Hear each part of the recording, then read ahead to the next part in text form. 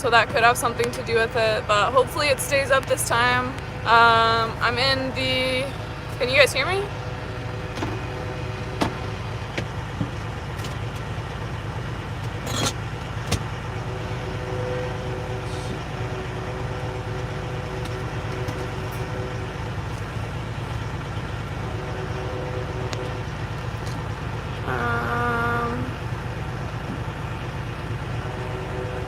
Yeah, thank you, Republic Town Square. Like, comment, subscribe. Let me know if this is working for you guys. Because it was going offline a bunch. Welcome back. Okay, great. And yeah, let me know if the video is off. I'm gonna try my best to fix it. But yeah, I'm here with Marty in the truck. Looks like Marty's getting out for a minute. Marty's out. But it looks like the trucks are starting to head out, I think. Yeah, I didn't miss my ride, guys. So I'm gonna try to see what's the best position to put this in. Could be there. Let's just see, guys, because they might get pretty hot if the phone's here. And then another option is just putting it in horizontally in the holder. So we will see. I don't know if you guys got to see on the last live stream before it got disconnected, but I did actually get to go into this truck right here, which I was talking about in other live streams, the Hobbit truck. And yeah, that was super cool. He built it all by hand. I think he said it took him around 2 years. But wow, super cool. And it's like a trailer on the, or it's like an RV on the inside, which is awesome. Definitely, yeah, super cool. Sorry, you're a rock star. Thank you, guys. So I turned off 5G. I turned on LTE, so that could be what was messing with it. Hope that it's working a little bit better now. But yeah, definitely today I'm gonna try to get a different plan because it seems like Verizon just isn't doing it. Someone mentioned, I forget the plan. I took a screenshot of it though, so I'm gonna try to get that one prepaid plan. Let me tell you guys, it wasn't easy though. I was sitting there in Verizon. I think I was there for 2.5 or 3 hours, just trying to get this SIM card to work. So it hasn't been easy. Michael Mitreski, hey, I saw you in the chat earlier. I'm in Florida.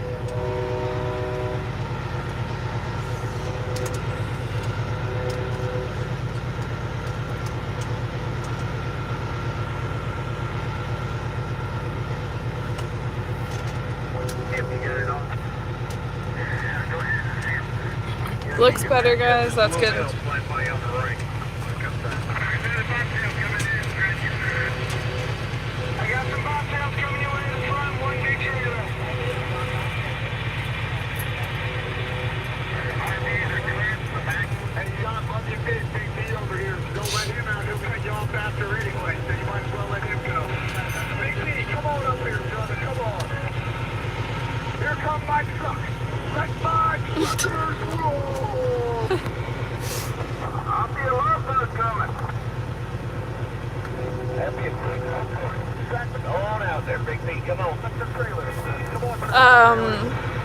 Yeah, as for the other stream, guys, unfortunately I can't close it. I can't really do anything when I'm in this stream, so I would have to end this one to end the other one.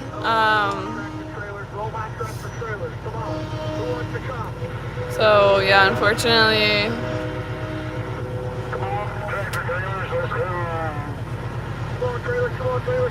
Come on, you got it.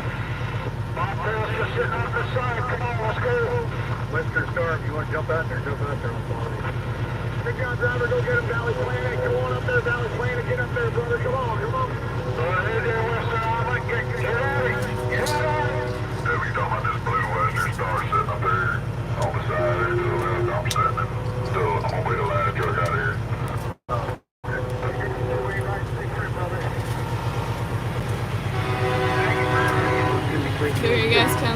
hear it better, but Good job, guys. We got very it. harmonious. Coming out of this building here. I'll keep down the street.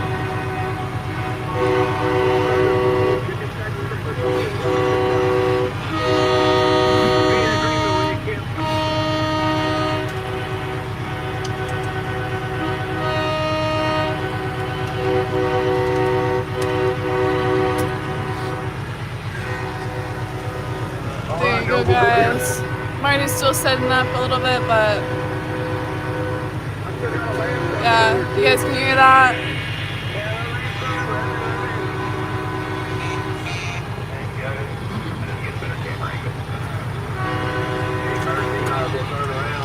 Beautiful day today, guys. No clouds.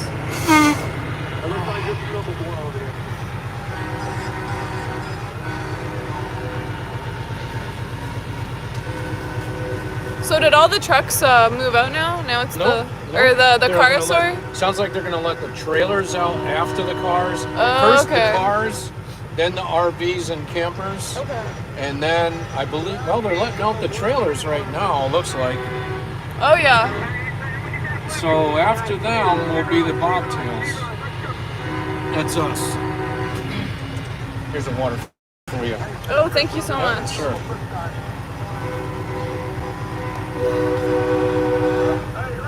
Okay, I'm gonna Over here. You ready to go? put this over here for a second, guys. That's me. Go on. Ryder. Oh, I'm out here today. Left ankle blue Volvo is on. You don't have to. Oh my God. Come on. You're after her. Thank you, son. Thank you, man. Weekend zombie star. Yeah, that guy's truck is so cool. I kept coming by trying to find him because I wanted to see it. That's one of the most interesting. It is the most interesting truck here. Yeah, it's super cool. I was saying it looks like the Hobbit house Yeah, from the Lord of the Rings. And that's concrete on the outside Oh, that he really? textured. Wow. He textured it, yeah, to look like wood. Wow, that's so cool. Wait, so did he just build it on a flatbed? Yeah. Or? Wow. Yeah. Then he has the storage underneath too. That's so cool. Yeah, a bunch of cool trucks. I talked to that guy too with the airbrush truck. The one he was just parked over there, the big red truck, and it has all like Bible verses and stuff on it. Yeah. That one's really cool. That's he said a that nice one truck. took. Yeah, it says old school trucking on it. Yeah.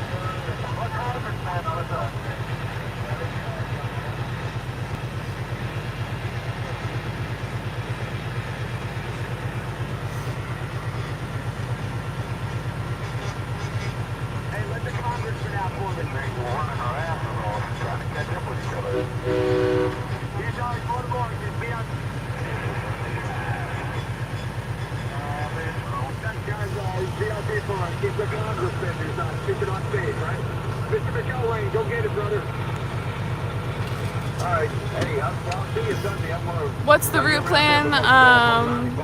Not exactly sure of the exact directions, but pretty sure we just get on the beltway and then a loop, and then I'm pretty sure the truckers are gonna get gas today as well. So yeah, they're gonna do that. I believe that's at the end there. Yep, we're just about to roll out now. Roll up the window, I'm going to clean it. Yeah, sure. So he's going out to clean the windows. Marty is very safety oriented, so.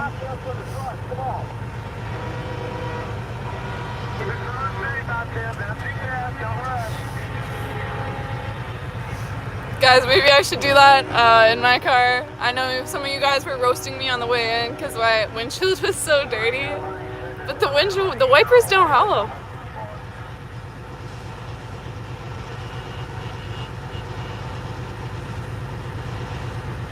Alright, moving near the van. Have a safe drive, my friend. Char's out in the big rig. Yes, guys.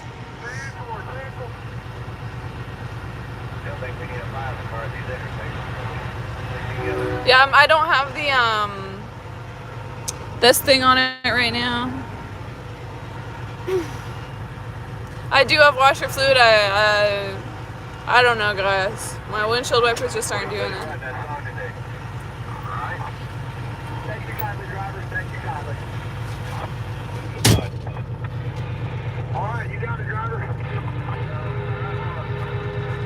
Someone's saying 1 lap now. Come on out, drivers. Come on out, drivers. I got this. Yeah, it looks like the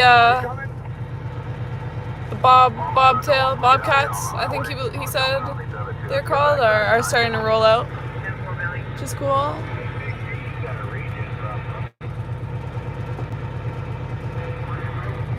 Big G. Yeah, I think you got a region, bro. Yeah, I got him over there.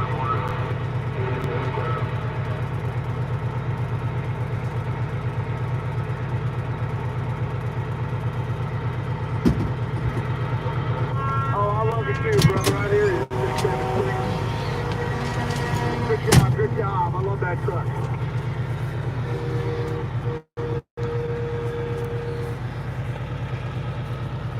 Yeah, bring that big, beautiful Kenworth on out here, won't you? Yeah, bobtail, sorry. I called this a bobcat. Now everybody. Bobtail. Yeah, bobtail. Yeah. Thank you. I'm going home. Just give him a sleep.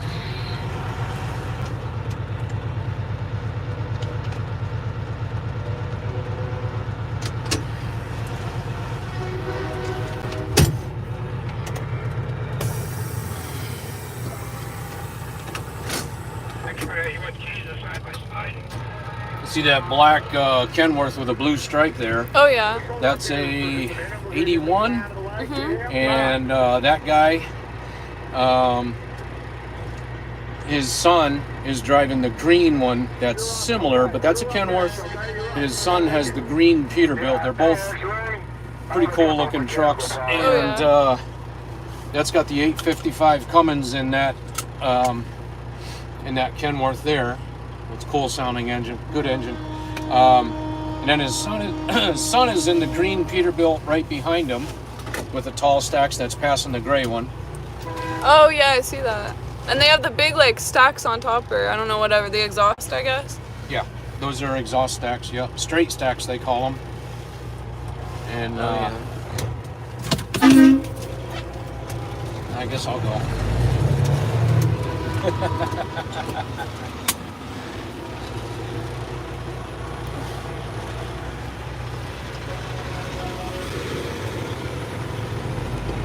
Turn this back up. You gotta get directions here.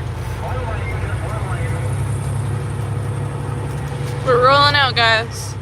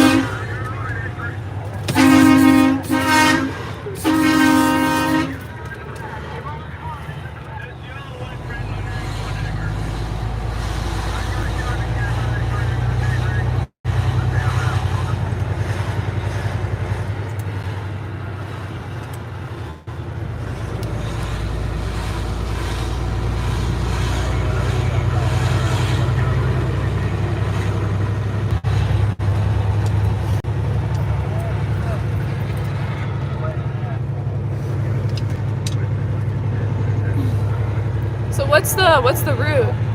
Well, what we're going to do is we're going to get onto I-70 over here, and then we're going to jump into I-270. Then we're going to go on the loop I-495, which is the loop around DC. Have you not been on it? No. It's a long ride. Yeah. And a lot of traffic. Oh, really? And it's not conducive to truck driving. It's a place that I would never. It's not a place that I would ever volunteer to go to, and I always try to avoid this whole area. Oh yeah. Yeah, it's most truckers will tell you don't want anything to do with DC traffic. Really? Yeah, anywhere from north of Richmond into DC, around DC, all the way up Baltimore, Wilmington, Delaware. Philly, that's rough traffic, rough roads, and not that the roads are that bad around DC, but going up 95, that's always been a rough road. Oh yeah. And awful traffic, awful, and tolls, not where we're going. That's good. Yeah, no, we don't want tolls. Yeah.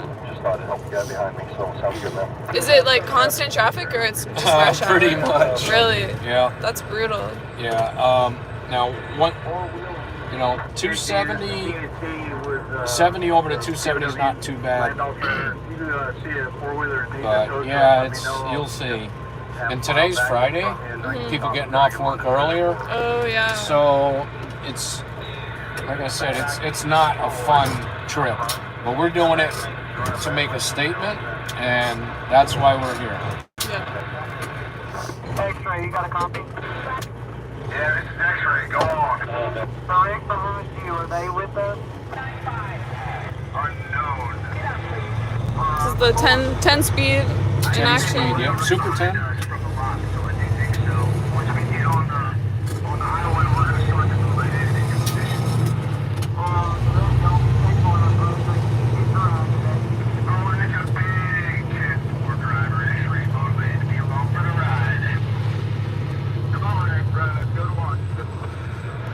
I'm back here in Marine 1. Be advised, you'll see the Marine Corps flag flying right by my window. American flag on the other side. American flags all the way back.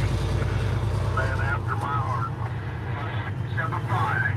Semper Fi. So see that green truck with the green lights yeah. behind it? Yeah. If your viewers can see it, it's kind of probably that far up one, there. yeah, But once very- eventually I'll probably get close to it, but it's a sharp truck. It's a very sharp truck. Oh, yeah? Even though it's it's not real. X-ray, this is Chris. I'm a few cars ahead of you. It's not like a polished, chromed out truck, but it doesn't have to be Yeah. to look nice. Yeah. Stand for it. I've got the maniac in front of Chris there. X-ray. So is it gonna open up to 2 lanes then when you get on the belt? Yeah, once we get on the interstate, yeah. So if we have any trouble on the convoy, we'll just pop that one up. How are you, the bird? So did you have a good breakfast this morning? Yeah, I did. Yeah, where'd you get it? The hotel. What'd you have? I had bacon, egg, and cheese. Oh yeah? Yeah. It was Do really you drink good. coffee? Yeah, I do. You do? Did you have any? Yes. Yeah. Yes, I made sure to every day. It's not a good habit. I have but- not had a coffee since I've been on this trip. Really?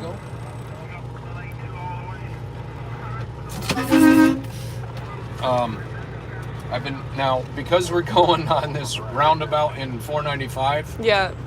I would love a coffee right now. I would love one. Oh But- man, I would have brought you No, one no, from no. the... But I am not gonna have the problem of having to take a leak every now and then, and then get yeah. way behind. So I just give up my coffee. Yeah. So all you viewers out there, yeah, I'm sacrificing my coffee every single day Big sacrifice too. to do this. So you drink coffee every day before this? Yeah, normally. Yeah. Yeah, me too. Yeah. It's tough. I enjoy my coffee in the morning. Yeah, it's like your 5 minutes of peace. And I extend it. Yeah. 15 minutes or so. Yeah.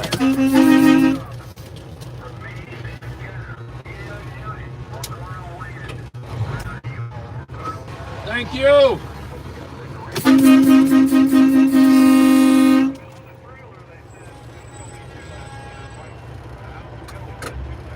Oh, look at the little Yeah, kid I with the see huge him. I see flag. him. Yeah. Pull the horn, pull the horn.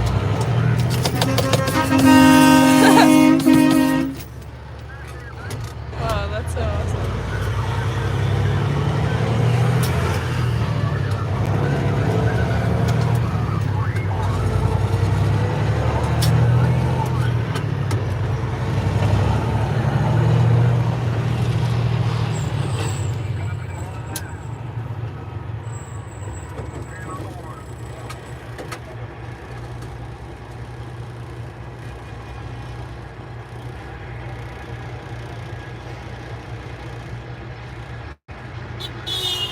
They did have a nice fruit salad there, and I was hoping in the kitchen last night, I was hoping to cut onions Oh yeah? and cutting up whatever they needed, you know, for food prep. I was just helping them out. And they were cutting up some pineapple and fresh strawberry, and the pineapple was so ripe. Oh, really? Man, I had a few pieces of that last night with some chopped up strawberries that were, oh man, was that good. Oh, I missed it. And then this morning they had fruit salad, or you can get the pineapples or the strawberries. They had all kinds of stuff out earlier. Wow. It was, oh, I love that kind of fresh fruit, and I love pineapple. Yeah. Love strawberries too, but pineapple I'm a little more preferential to. Yeah, nice pineapple, really good.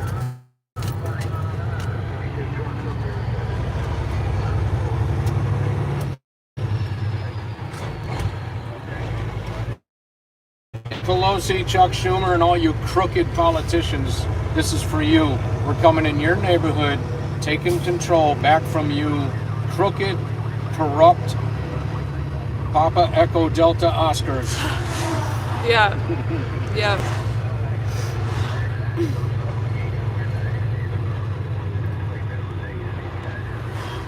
Gorgeous day for it. Yeah, it is. Really nice. Absolutely gorgeous. Really Day from beautiful. heaven. Guys, look, the horses. Yeah. When the first day we went on this, we were honking. The horses were standing and looking at us. I tried to get it on video. It was so cool. Really? Oh my gosh. Yeah. I guess they're used to it now. Yeah. I haven't actually seen Wow, that look many. at this. Oh boy, I didn't see him coming. Huh. Shouldn't do that. I guess they can. I just didn't know they had a lane there. Have you had people like trying to swerve in front of you before? Yeah. Oh yeah. Yep. And it's typical in DC to have that kind of driving. Yeah, there were some real bad ones. There was one guy with a black Mustang, and he would swerve right in between and then swerve out and then swerve into the other guy. Really? All the way up. He was swerving in and out. I thought I heard that the cops finally did catch him. That's And good. I tried to get my Garmin to save the video, and it wouldn't do anything, so kind of a loss there. I would have loved to have gotten that one. Yeah. That's crazy that people they risk their own safety too. Sure. Swerving in and out. Yep, because they're Bidenites. You know, their Bidenites have no common sense. Mhm. You know, the camel dung people. You know, they're just full of it, right? Thanks, Diana Cooper. What's that? Someone just super chatted, so I just Oh, nice. shout out Diana Cooper. Thanks for that super chat. Thank you.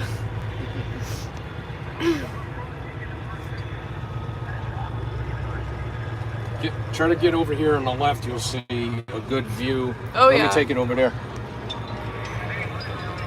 There you go. Oh yeah, you can see the whole. Yeah. Try to zoom in here. I saw someone the other day. He was carrying a door on his car. It was just a sedan. Yeah. And he was I carrying zoomed it in Oh, so you okay, can zoom perfect. out if you like. Yeah, there you go, guys. Yeah, this guy had his arm out the window, holding it on the roof, Oh my going gosh. down the highway. Oh. It was. He was like, he bought a ladder or. No, there was nothing. I don't know what was holding it on. Maybe he had a rope tied on another spot, but it was just the door in his hand, and that was it. So I kept my distance. Well, truck drivers have stories like this, but I'll tell you some right now. It's One time I was coming up out of Charleston, South Carolina. I was going up over the bridge, and I go up over this bridge, and I'm in the middle lane, and right in the middle lane, there's an upside-down wheelbarrow. Really? I go, oh man, I had to look at the traffic. Which way am I going to go around that? Oh my God. Thankfully, I let a car go by, and I swung out in the left lane. Yeah. Hold on. Your side box is open!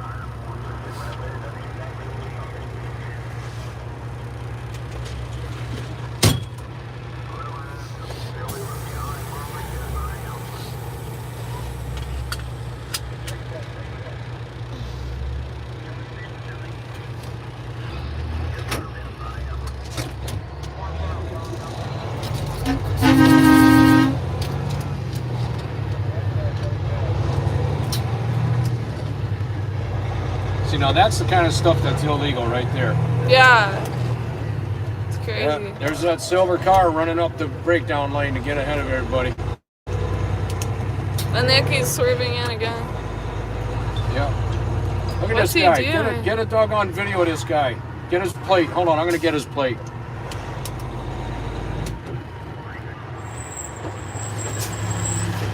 Give me that camera.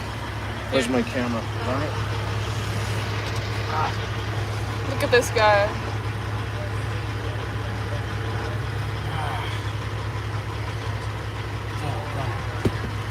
You get the plate of that silver car going in and out of the traffic.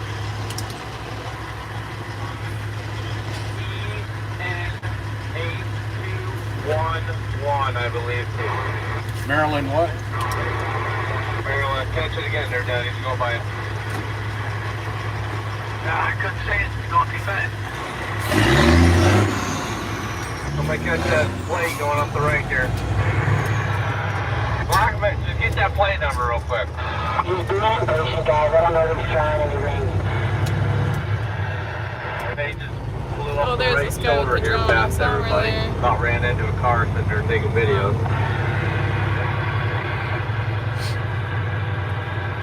Yeah, he was a little hot-headed when he left back here.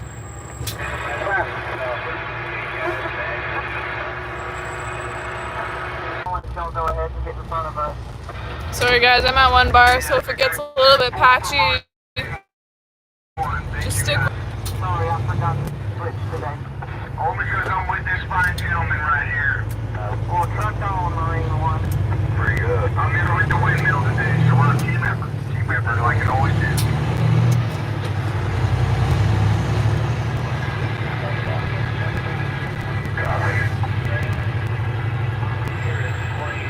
How many viewers you got right now? I got 800. 800? What do you think you're going to get up to today? I don't know. It depends if my service is good, then Yeah. probably maybe 1,500. I think that's what I was at yesterday. Yeah, that's what you're at the other day. Yeah. But yeah, I guess we'll see. Cause it's been, when I was just there, like right before we left, it was super patchy. But I guess we'll see.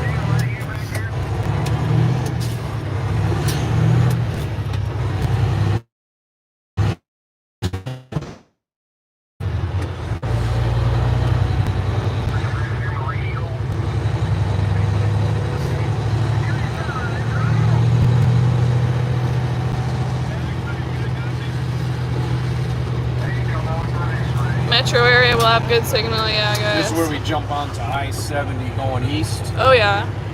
So this will be the interstate. It'll be a nice little drive during this part here, typically.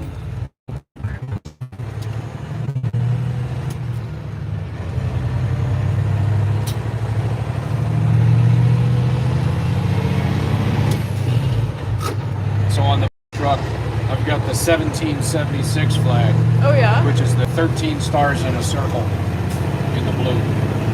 And what does that like represent? Well, basically, that's the American Revolution, Uh-huh. and since the deep state operatives like to call it far right, ultra, what the heck do they call Alt-right? it? Ultra right. Yeah. Yeah, you want to call us that? You got your freedoms because of those guys in 1776, Revolutionary War, fighting the tyrants of England, King George, who wanted to steal our freedoms. And so, yeah, I associate with the 1776 flag, which means freedom from tyranny. Yeah. And that's why on my truck it says, end the tyranny. Want Yeah. all tyranny ended.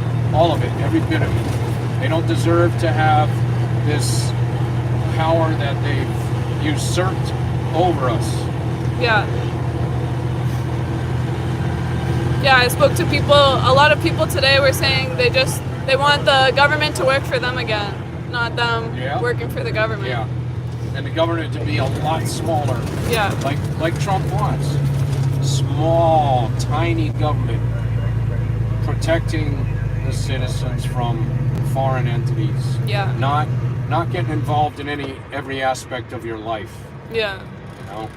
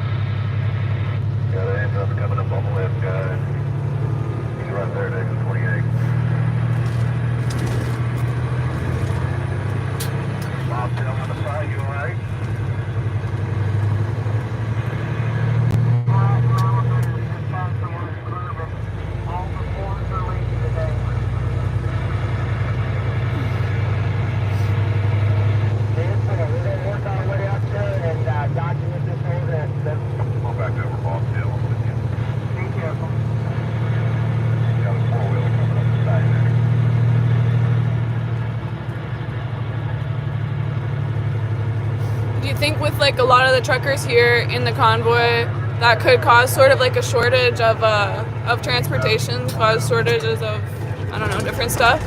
Yeah, you know, there is any trucks that are taken out, it's a little bit of a shortage, but I don't think it's going to be significant enough because it's spread over a wide variety of trucking concerns. In other words, you got look at that, guys.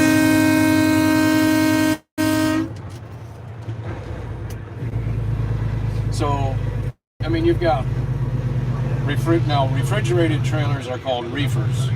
So you got reefer haulers, you got dry van, you got flatbed, step deck, RGN, dump trailer. I don't know. I don't know if that I've seen any tanker haulers here. There might be, but Tankers like the big cylindrical ones? Yeah. Okay. Yep. So I'll identify some trucks for you as we go on, and so there's nicknames for trucks now. A lot of guys don't have CBs like they used to,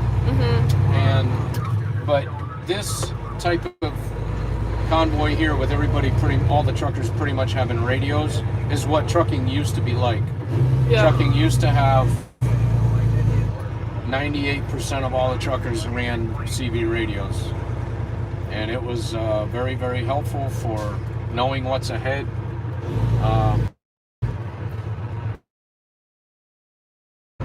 As to the types of trucks, I don't think look at this, there goes another one. Got another idiot coming up the right side. Watch him, he's getting off the exit, I guess.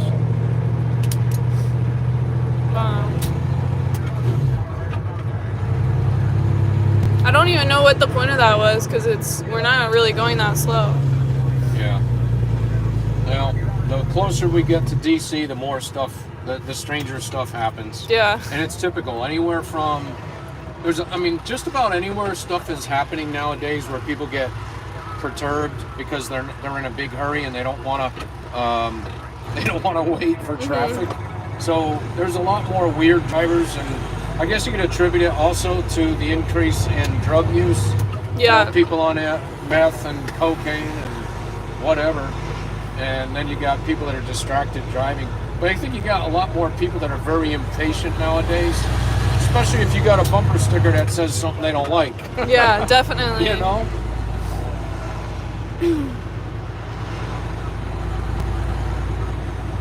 I hate those people. You get up to a red light and it turns green, and 0.1 milliseconds later they're there laying on the horn. It's like, what does that do? Right.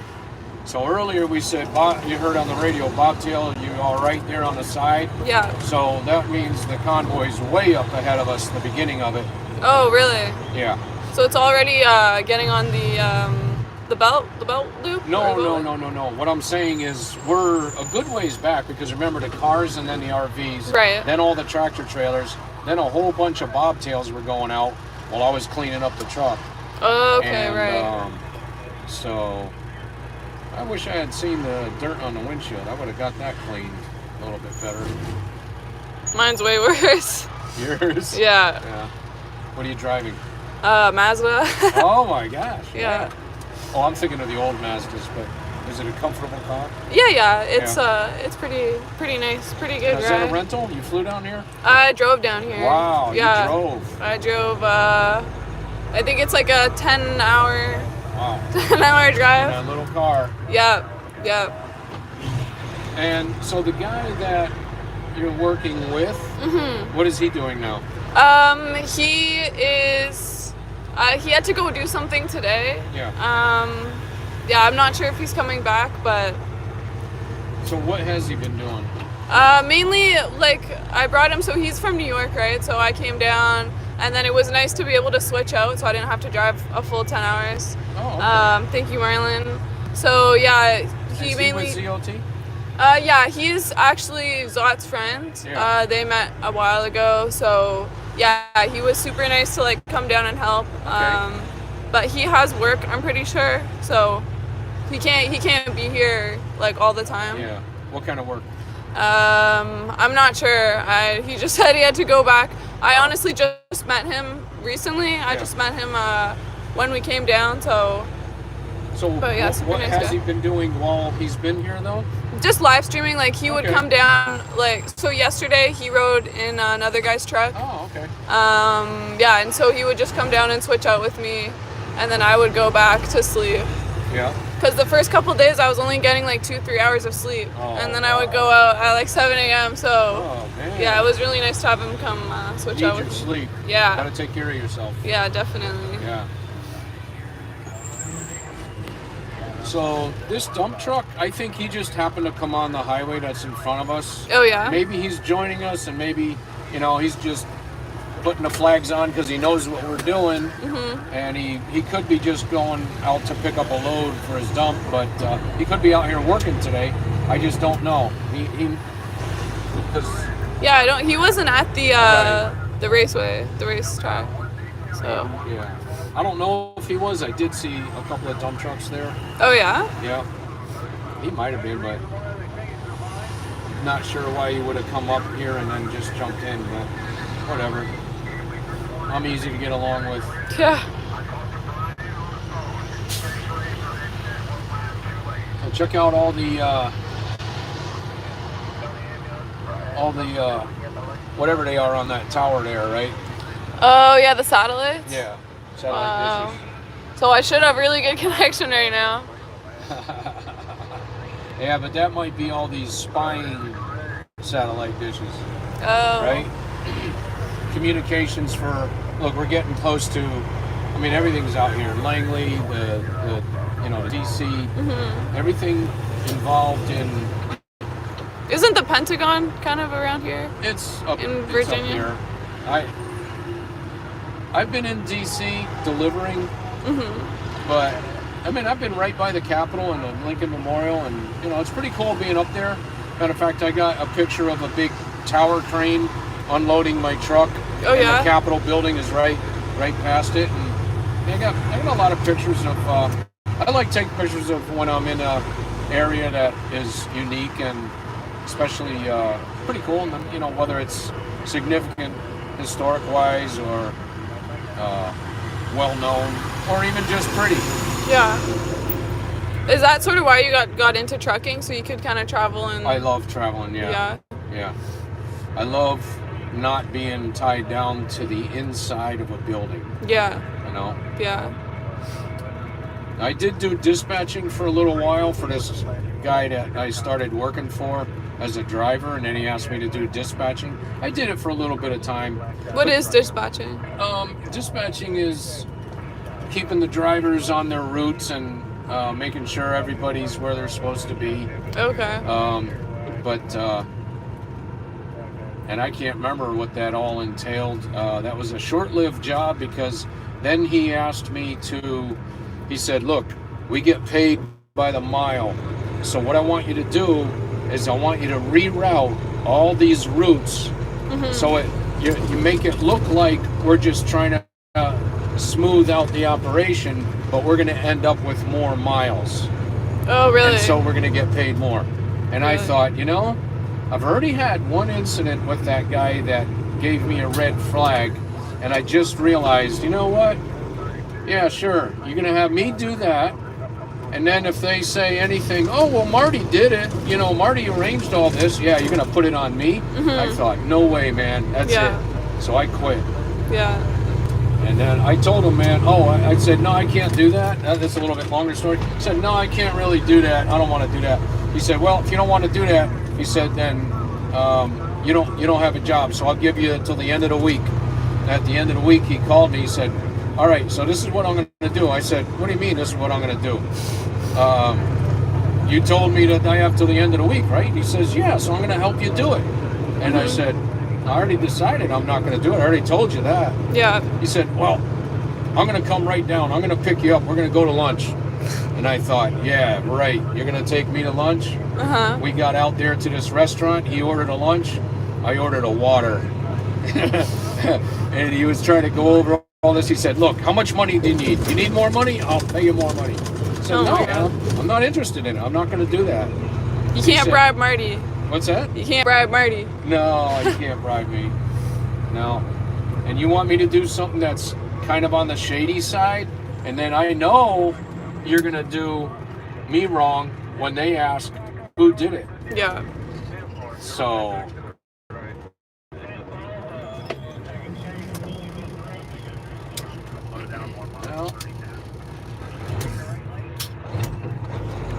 Well, I thought they were going in the left lane over here. What's up?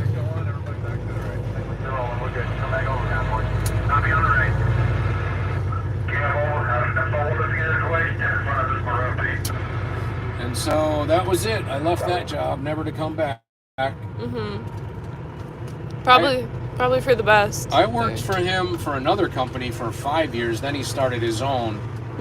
It was a driver leasing company. And back then, when they had nationwide speed limit of 55, with the excuse, and I call it an excuse because I know they didn't really believe that it was going to save lives. 55 saves lives is their motto, and it was during the 1973 fuel crisis, which is what we're coming up on now, similar, except back then it was like there is no fuel, and well, we got to do something. Let's put everybody down to 55 miles an hour, and we'll save fuel and it'll save lives. Oh yeah, 55 saves lives.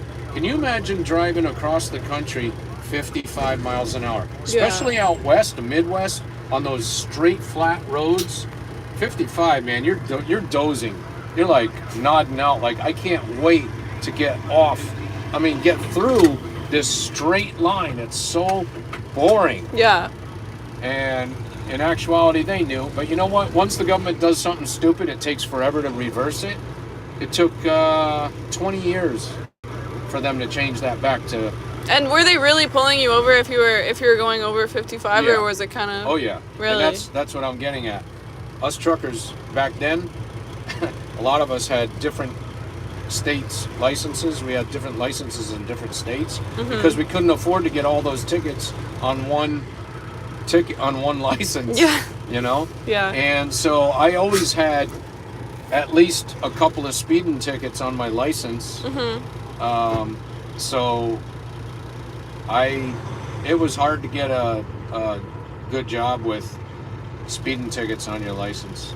Yeah. And so I drove. That's all right. I drove for a driver leasing company, and the fun thing was I got to drive for all different kinds of companies. Drove all kinds of equipment, all kinds of freight, So it was an interesting job. But eventually, you know, when they got things cleared up and we could drive regular speeds again, the thing is, Ohio held out the longest. They kept their truck speeds at 55. And Ohio has always had a reputation of being truck unfriendly. And I hated going to Ohio because of 55. So I pretty much avoided Ohio. I said, no, I'm not even going to go there. I can't stand driving 55. It drives me nuts. And what's the whole thing that it saves fuel? I don't understand how it, because you're still traveling the distance. Well, you're supposedly running at a lower RPM, but not all the trucks were geared so that some of the trucks were geared when you're running 55. You're at a higher RPM in a certain gear, and it didn't make a difference. Yeah. And actually, I've got old articles from back then where the DOT invited track to see if it would really, but almost to a person, they all. Someone said in UK all trucks are limited to 56. Wow, that's pathetic. Yeah. I'm sure that drives those truckers crazy too. Yeah. Yeah, the UK, New Zealand, Australia. I don't know about Great Britain or anything, but New Zealand and Australia are in tough shape.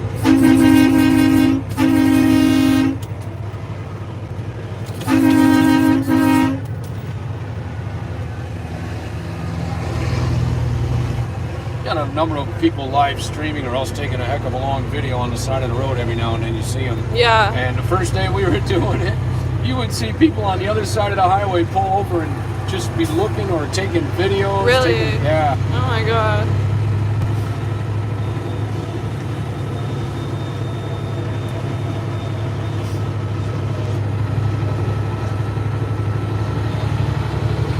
Let me turn the radio back up, see what's going on.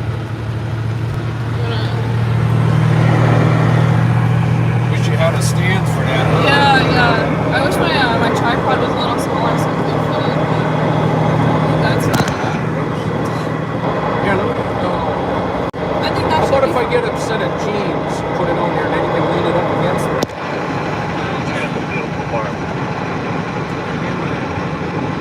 So at least see something while you get it. Okay, so up top on the right, there's all those pants up there. You can get some jeans. On the right side, your passenger side, up top. Up top, yeah.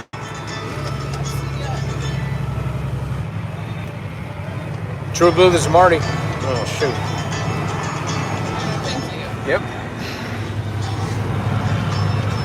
So I just got a little Hey, Chuck, how you doing? let's prop this up.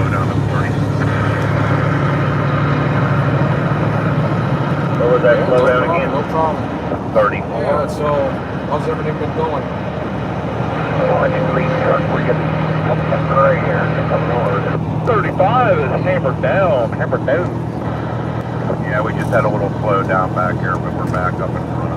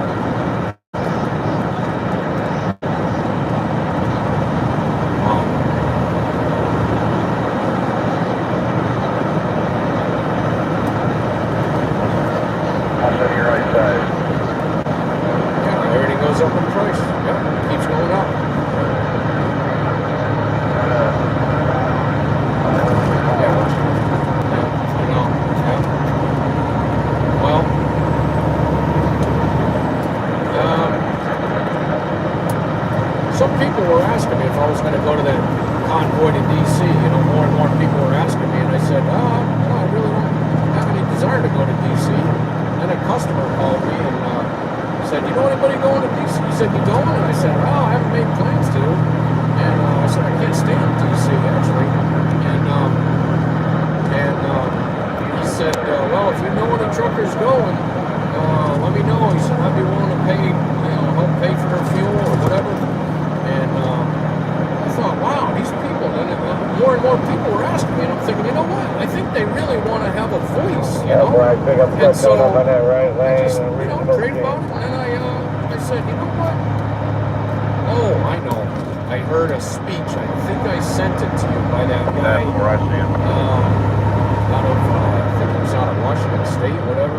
That guy with the cowboy hat and the red, old, needle-nosed red Pete behind him. All right, I sent it to you, but... Well, when I heard that speech, I said, man, I showed it to my wife, and long story short, she was like, yeah, you should go. And I said, yep, since you said it and all these other people, I'm going. So I left Thursday last week, got up here Friday. Well, I didn't know where they were because it's been kind of secretive in a way, even though there was a supposed route that they took. Long story short, I got up to Rutherford on Friday, still didn't know. My wife finally told me, hey, they're all up at Hagerstown Speedway, Hagerstown. So I spent time at the truck stop talking to people, and I decided to go ahead and head over to the Speedway. But I went up through 495 just in case they were traveling up there. And yeah, I did. I didn't want to bring my trailer. And Chuck, I'm going to tell you what. I know you're locked down in your work there, so I'm not trying to get you to go. But boy, I'll tell you, what an experience. I'm telling you, I'm meeting people emotional like crazy. Look at this truck here. Gotta get this picture. Get that one. Currently, we're on I-70 and heading over to 270. I've been doing this every day except for Wednesday was a rainy day. We didn't do it rainy day, which was good. I wouldn't have wanted to do it anyway. And I've been doing it. Today's a gorgeous day.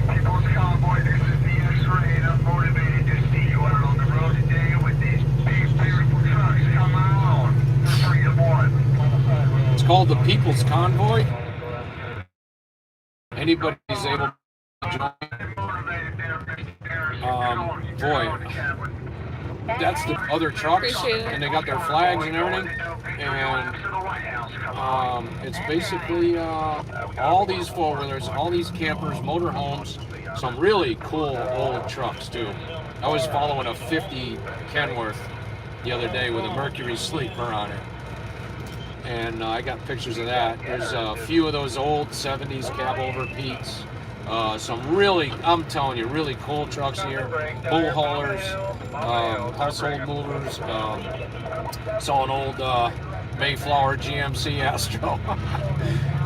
And this guy's got an 85 Pete, I think it was, tandem. It had been a tractor. He put a house on it, like a log cabin. And he's a builder. But I mean, he said it took about 2 years of on and off building. What a place. I got a bunch of pictures, I'll send them maybe. And I'll tell you what though, it's like there's always something to do. You can't walk anywhere without people wanting to talk to you, people giving you cards for kids, cards from people thanking us for what we're doing and praying for us. People.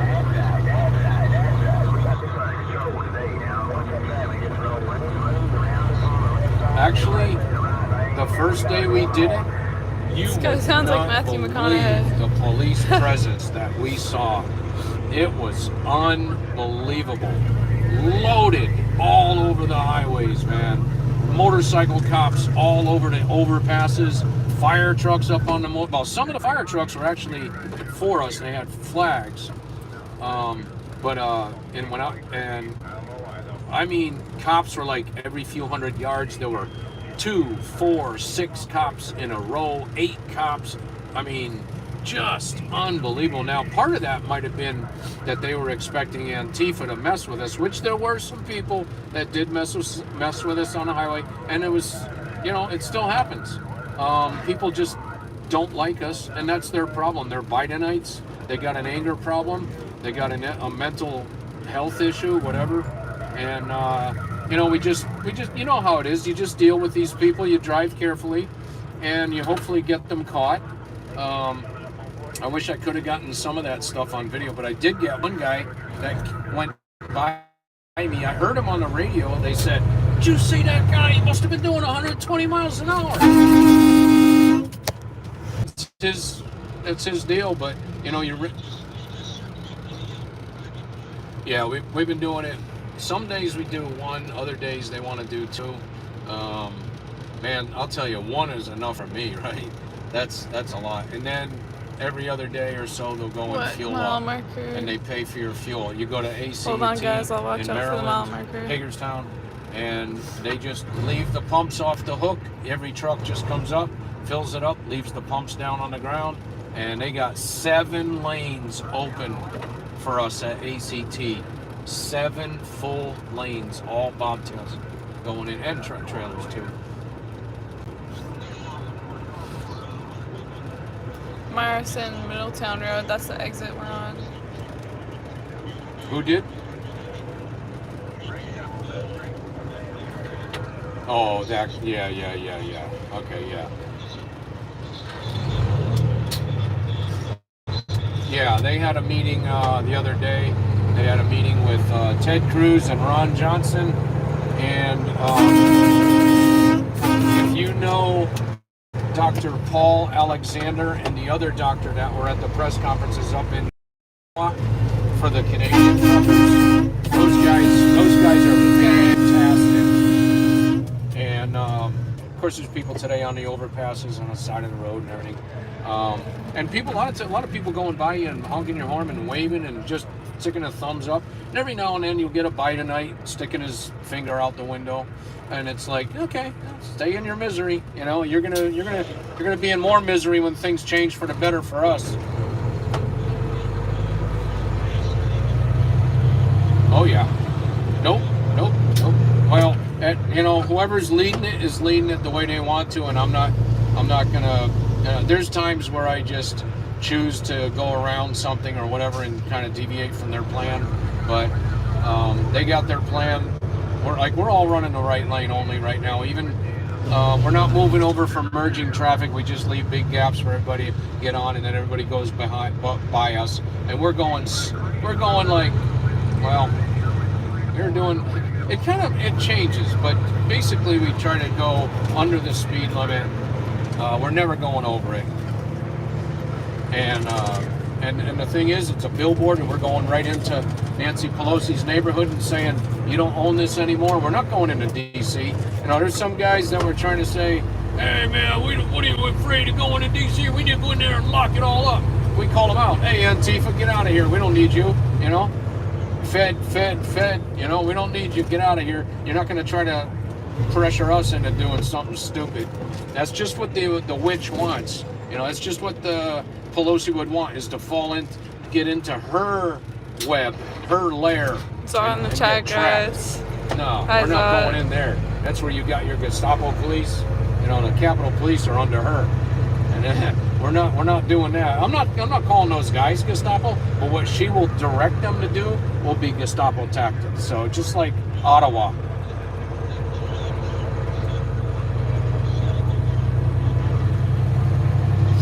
Michael, I see you too.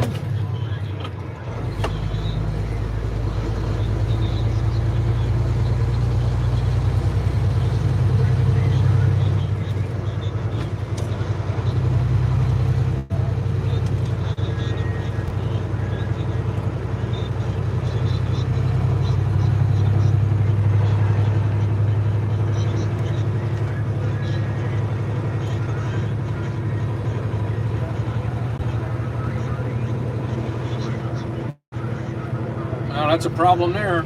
But they don't have any problem doing it on their side, do they? Yeah.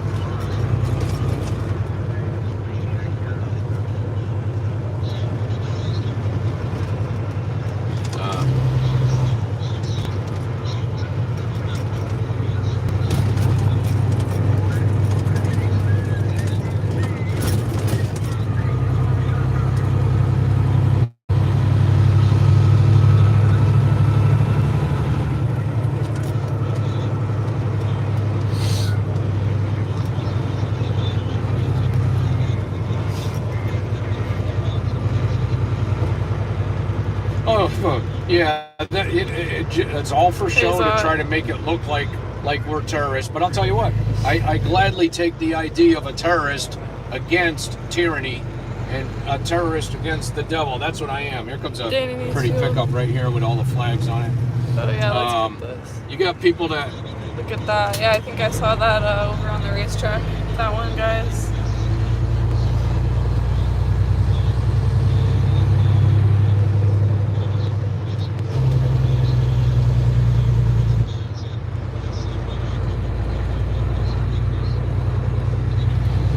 It's actually listed as no end, meaning we don't give out dates. And the fact is, we're doing it until we're done, basically, and we're not giving the enemy any information. So that's one good way to put it. Now, Ted Cruz and Ron Johnson met with them the other day with those doctors. It was a very good press conference. And besides that, they got a congressman a senator from Alaska, supposed to be, I didn't quite catch the details of it, but he's supposed to be officially supporting this. I don't know if he's coming down or not, I'm not sure. Now, the first night I got here, there were a number of speakers, including Dr. Malone. I have no clue, I never really found out, I never asked. Got some supporters of me. Look at that, guys. I didn't want to go as soon as I got there to listen to speakers. I wanted to check everything out, find out where the food was and everything else. So I didn't go into the stadium where they had the speakers speaking that night. We're at the Hagerstown Speedway, and they got a shower trailer. When you go to fuel up at the AC&T, I heard before that you can get a free shower. I called them up this morning. All along the highway, every couple minutes, I see some people stopped or and that's fine. There's showers where we are. They're typical campground showers. But it does. Hold on one second. Never mind. I don't want that call. And I'll tell you what, they got a whole area of tractor trailer loads of donations that are constantly coming in. I mean, you could go in there, it's like going to a grocery store, pick out whatever you want. It's like going to, like a BJ's or something. I mean, it's like, they got stuff in boxes and cases and pallets. I mean, everything. Literally. So we're well taken care of, and the best part is meeting and talking with people that are on the same page, learning their background, learning different stories. I mean, there's Cuban Americans here where their families escaped communism. There's, Russians, Romanians. There's,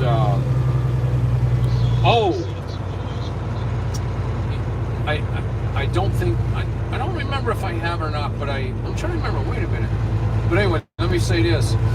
The first night I was here, there was like all these different people you would think they were vendors, but they weren't selling anything. And it was one that was Chinese Americans for freedom and for truckers. Chinese Americans for the truckers. They were giving out free Chinese dinners of all on the menu, and it was good food. Well, yesterday when we did the tour, I mean the runaround, I forget. I think it was. Yeah, guys, like we're almost at 800. There was Like a it up, big guys. group of them on an overpass. Said Chinese Americans bridge. for. Holy I didn't crap. get to read it, but they were all across this overpass. And somebody told me last night they were there giving out Chinese food again, but I had just eaten. And I believe they're going to be here today. It's a beautiful day, and I wouldn't doubt it if they're going to be there again today. I want to get their business card, support them. Yeah.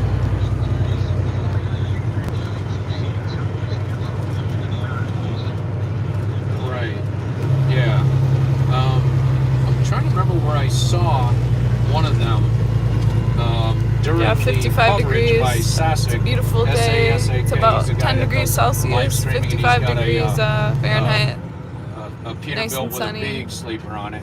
He's got a cross on the hood ornament, and it's a white Pete with blue stripes on it. Real nice truck. And I noticed the Winter MC returns number was tonight. for I hope household. not. So anyway, he's doing live streams all the time. And actually, I'm going to tell you another thing. A few nights ago, I was walking in the crowd at night, and I noticed this young mother and her 2 kids and a dog, and I said, "Hey, how you doing?" And I just could tell they looked like they were brand new there, and they were. They had just gotten there from Pittsburgh. They drove there, and I showed her what she, needed to know for supplies and food and meals and bathrooms and showers and everything, and said, "Where are you Am I in a staying?" cab And she over said, now? "Oh, we're all sleeping in the car," In which is a, very common for people here. Kenmore, They're all I sleeping believe in their it is. cars Kenworth. and pickups and everything. Just the standard. And in the morning, and so I said, "Well, here's my number if you need anything." And so she gave me hers, and then her son said, "Oh, give me yours. Take mine too." He's 11 years old. He got a cell phone. I said, "Okay." So that night, I sent him a whole bunch of pictures of the trucks and the video of Convoy that I took, and they loved it. So in the morning, I said to Dominique, the girl, I said, "Hey," I gave her a call and said, "If you want, I'm inviting you to ride in the truck with me." And they said, "Oh, that would be great." And so took them with their dog. It was a great, great time. They loved it. It was mutually a blessing. Then the next day, this guy heard me talking about it, and he asked me, "Well, could I ride with you?" And I said, "Okay." So he rode with me yesterday, and he had been a chiropractor, and he told me the horror story of how Blue Cross Blue Shield changed the rules where people were able to get 25 visits covered under Blue Cross Blue Shield, but then they went to 3 only.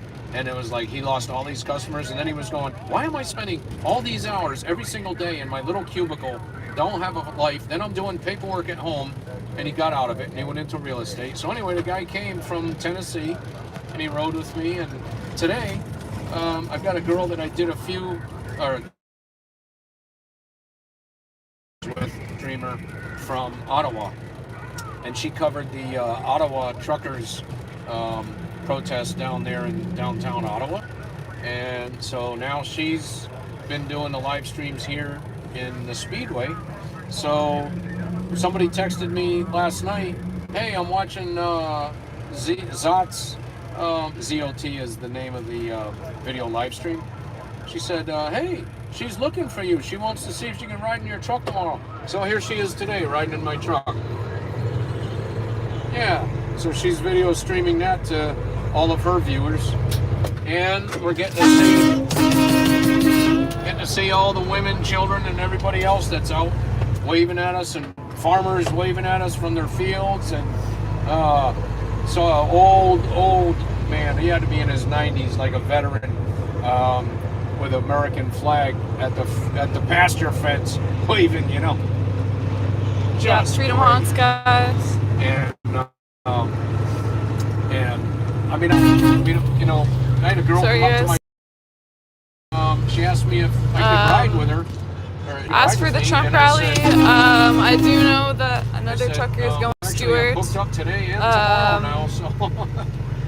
So I'm gonna ask her about that. I'm telling you, no, they had no connection whatsoever. They were just all for it. That's basically their their stories. Every now and then they let people, you know, they invite people to come up on stage that they've already learned about their story. And it could be, you know, people that had people die of COVID because of the tyranny that's going on, and you know, the whole mandate and garbage where you can't visit people, you can't go to the funerals, there's no funerals.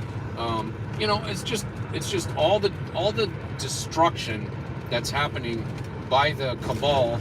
Oh yeah. I mean, what, you know, it's the kids that are forced to wear a mask. One of the girls that was at the press conference said, you know, I heard that speech therapy has gone up 300% for kids now because they can't look at the other kids' mouths, you know, and it's all total BS. Yeah, fear.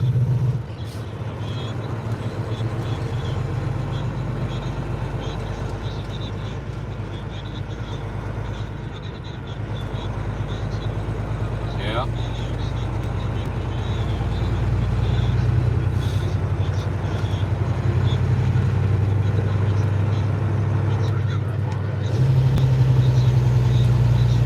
Distraction.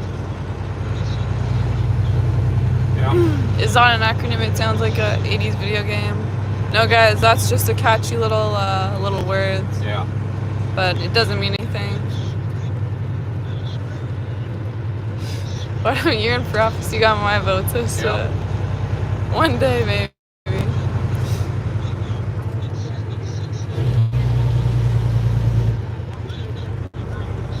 Nope.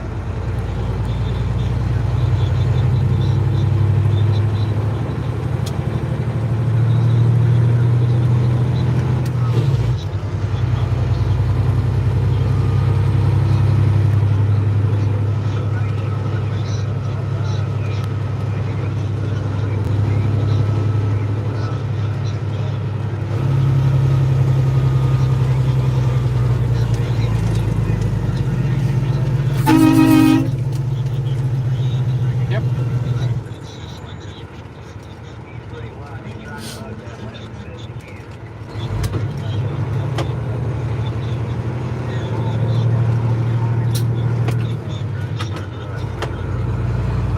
Give me the timing again.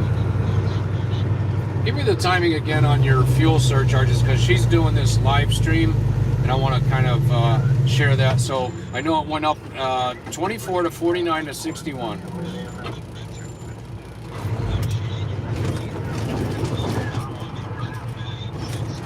January of 2021, the fuel surcharge for trucking was, for this guy that's running, 28 cents a mile for this company that he's pulling freight for.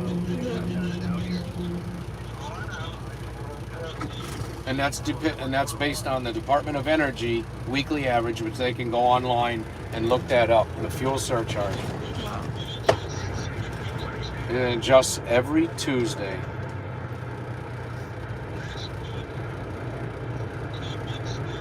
Last week, 13 months later, it had gone from 28 to 49 cents a mile. In 13 months, that's a 21 cents increase, you said? Yeah. 20. Yep. Yeah. Okay, so from Tuesday this week, it went from 49 to 61 cents a mile. Wow. 12 cent a mile increase just in the fuel surcharge in 1 week. And that's only for the fuel. Then you gotta, you know, the way I look at it, you gotta look at cost of everything. Once fuel goes up, my tires go up, my oil goes up, my cost of living goes up. So if you're just paying for fuel, to me, that's not enough.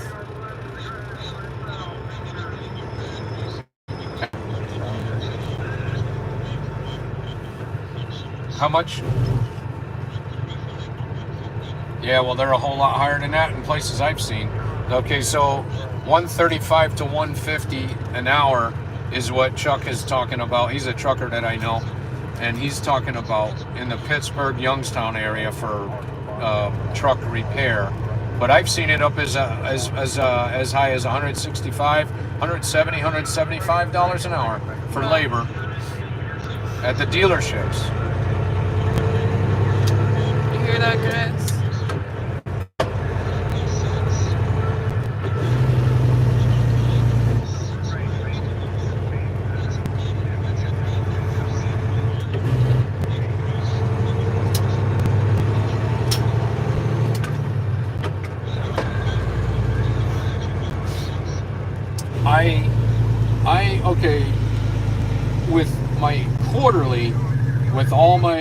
idle time for keeping the truck warmer, cool. I'm averaging like 6.5. If I don't run the truck as much, I'll easily do 7.23.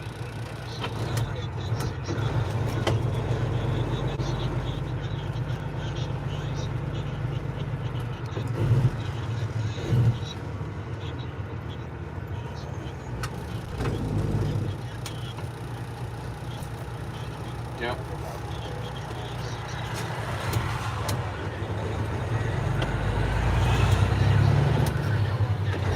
Someone said, where's the other people that were going to catch your ride?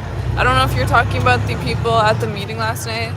I believe there was someone offered to take them for the ride today, but I can't confirm it. That's just what I saw at the meeting last night.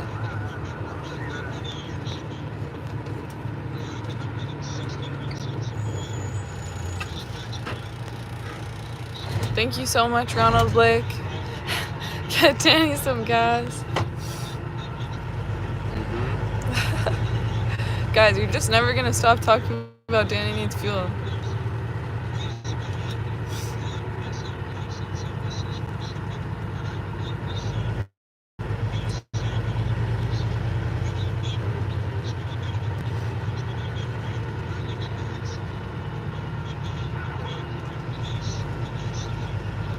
Yeah.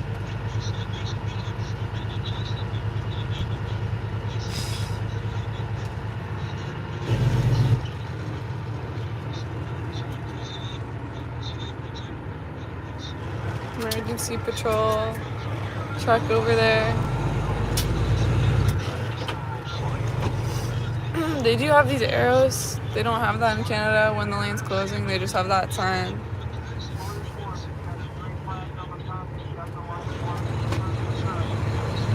Yeah.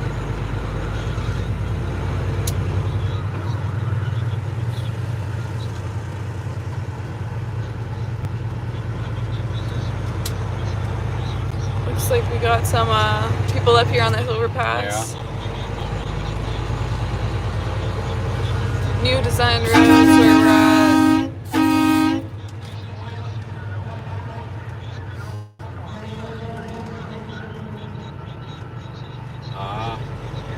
Yeah. Yeah. Yeah. Yeah. Yeah.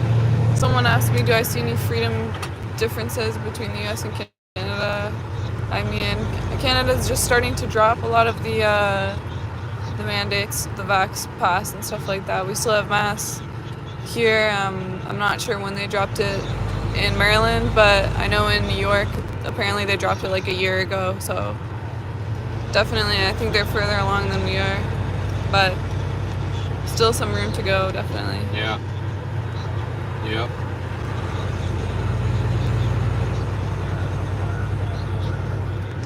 Gotcha. Oh, okay.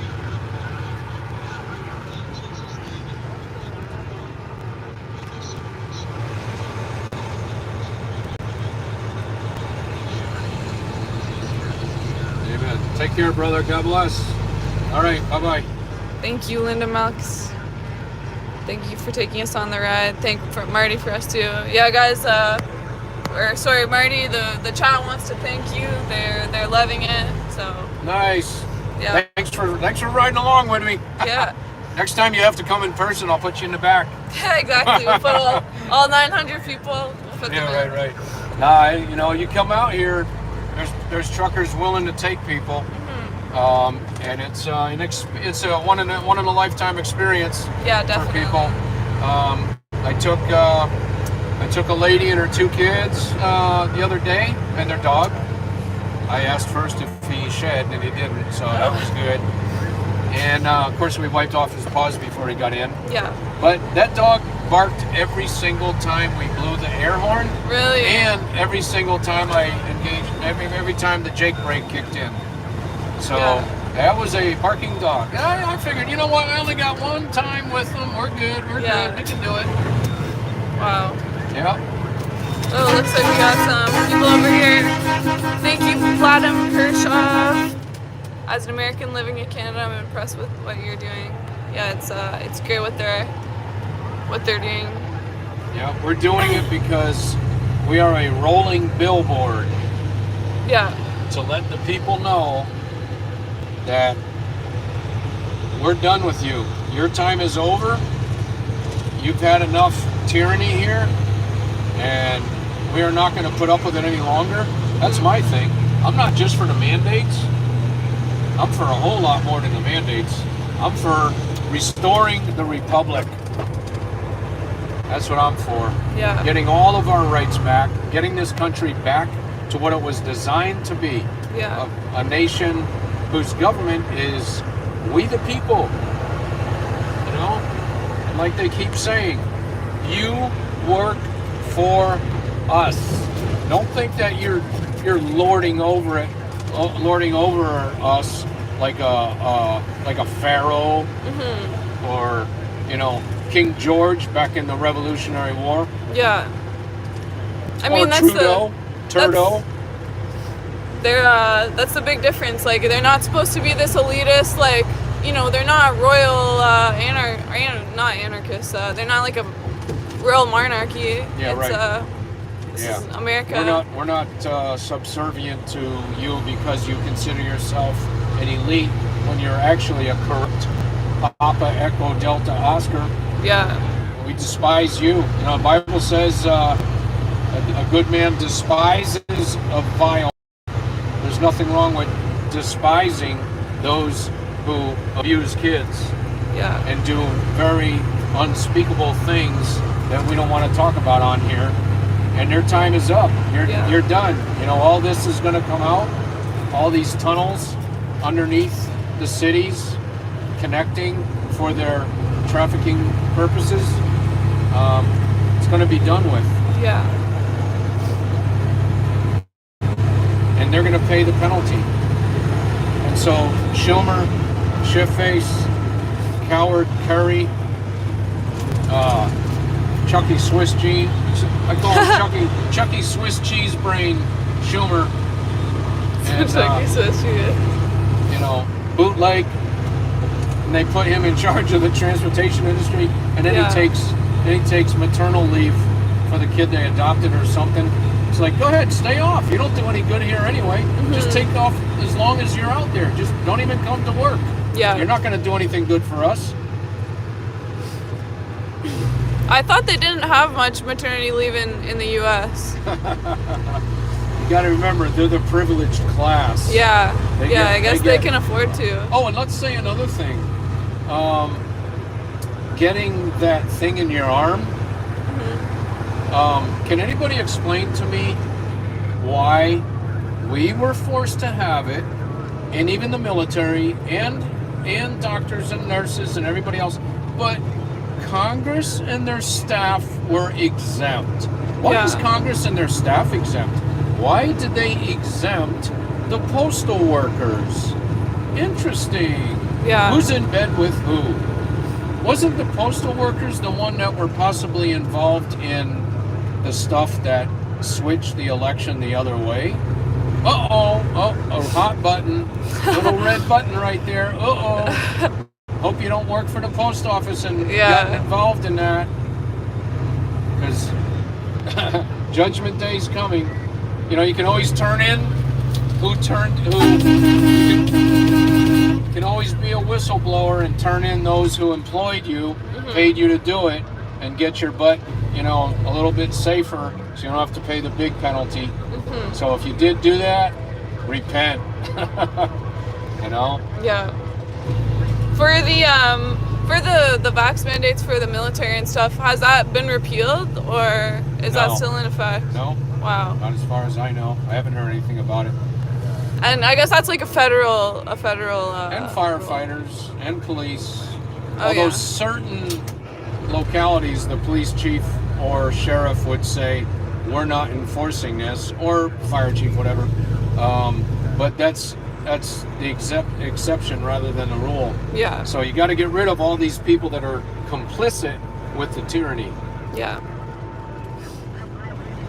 Oh, that guy that you took a look at his flag of Virginia. Were you there for that? The guy that had the log home on his truck?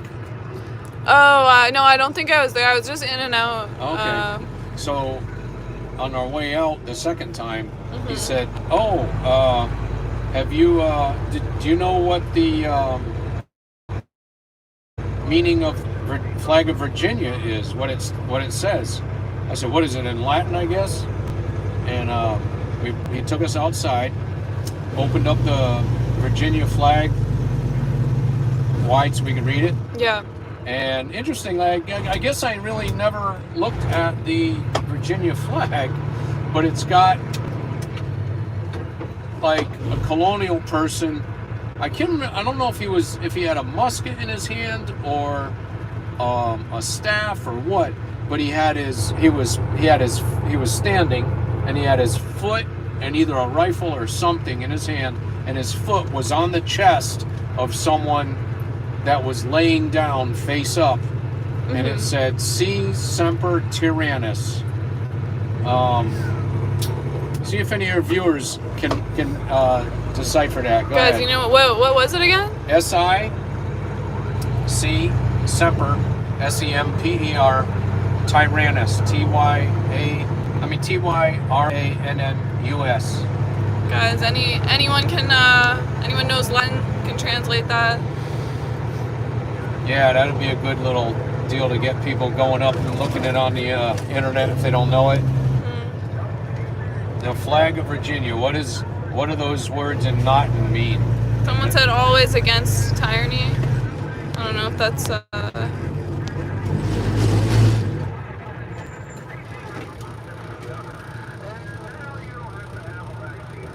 Yeah, it was something like to all tyrants or something so it is with tyrants or something? Yes. So it should be with all tyrants or something like that. And so it should be, our foot should be over on top of them and they should be defeated. So let's get back to that, Virginia.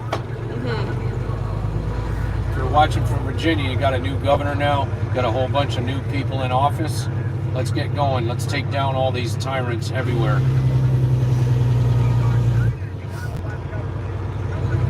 Now, I think I told you before, but the first day we went on this trip, cops were everywhere. Did I already say that? I'm not sure. Yeah, but someone else I think mentioned that to me that they were. Yeah, it was unbelievable. Oh yeah. It was like they were getting ready for a big problem. Yeah. Because I think they probably just saw what happened in Canada and they didn't know. Yeah. What was gonna go down. Yeah. So the guys that are running this, they say they don't want to be called leaders. So I don't know what you want to call. Oh wow, where the heck's the rest of the convoy? Yeah. Uh-oh. Oh, there it is up there. Shoot, this dump truck must not be in it. Yeah. I think we should probably try to get around them. I think there's that car too in front of the bobtail over there. Uh-huh. Good girl, you learning your Yeah, I know. I've learned so many more terms in the past 3 weeks. I've learned more trucker terminology than I have in my whole life.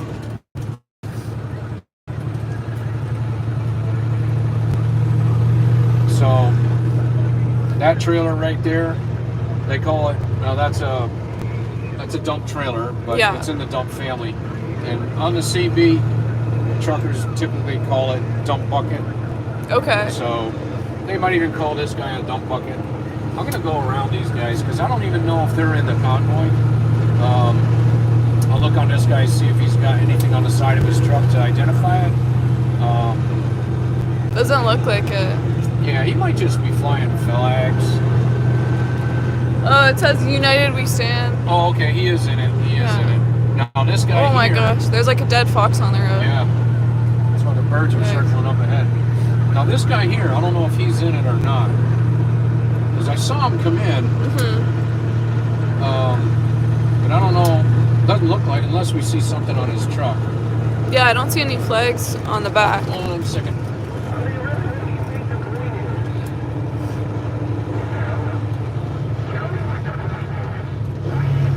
Hey Gail, what's the driver's name in your truck? I forgot.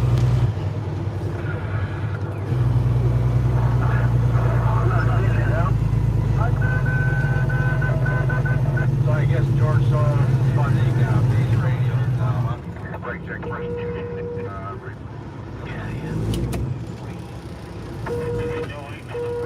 Come out there and see us in person? No. Yeah, I went around that dump bucket because I didn't think he was in the convoy. So that didn't go through. I got children that are Marines. It's a choice. It's a choice. I tell them it's a choice. Yeah, if they don't get a jab, they got discharged. What kind of choice is that? Man, that's what these fellas do. But just keeps running his mouth. He's not going to let go.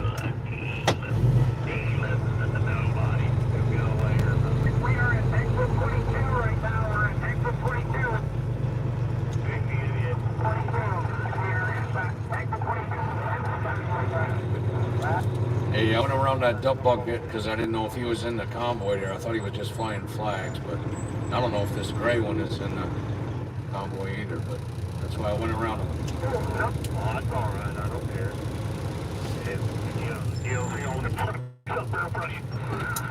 Yeah, and I was wondering where they were. That's why I went around you. But then when I saw your side, I said, oh, yeah, he was there. He was at the racetrack. I've been here since last Friday. I'm leaving today, though. Be back Tuesday, maybe, if they still keep it going. Yeah, I got a couple of 10-4. Yeah, I got here Friday, too.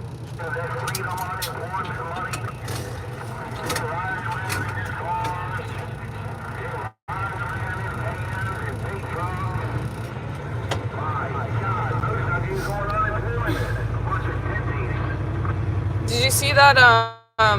I don't know what it was, but when I was driving in, it was like a sign, and it was obviously like had been like, you know, changed recently, and it was like President Joe Biden Expressway or something. President Joe Biden what? Expressway, and then I was asking the chat because I had it on when I was driving here, and they said that it was his hometown or something, so they changed the name to President Joe Biden Expressway. Well, they're gonna have to change that name pretty soon. Yeah. I didn't know that they did that though. I guess maybe they did it for every president. They changed the hometown, or maybe he requested that. I'm not sure. Yep, he's the reason a whole lot of corruption is happening in Delaware. So any of you viewers that are out of Delaware, you probably know about it, and if you don't, it's something to look up. Mhm. And it's all gonna come out. All the money that they've been making with China and Ukraine and who knows what else. This whole thing with China, Ukraine and Russia, I think there's going to be a whole lot more coming out that people don't see right now. Mhm. Yeah. So I haven't really looked into it. I haven't done all my research, but I did see people sending me stuff on Russia is actually taking out biolabs. That were being run by operatives from this country. Dolly Love. What's that?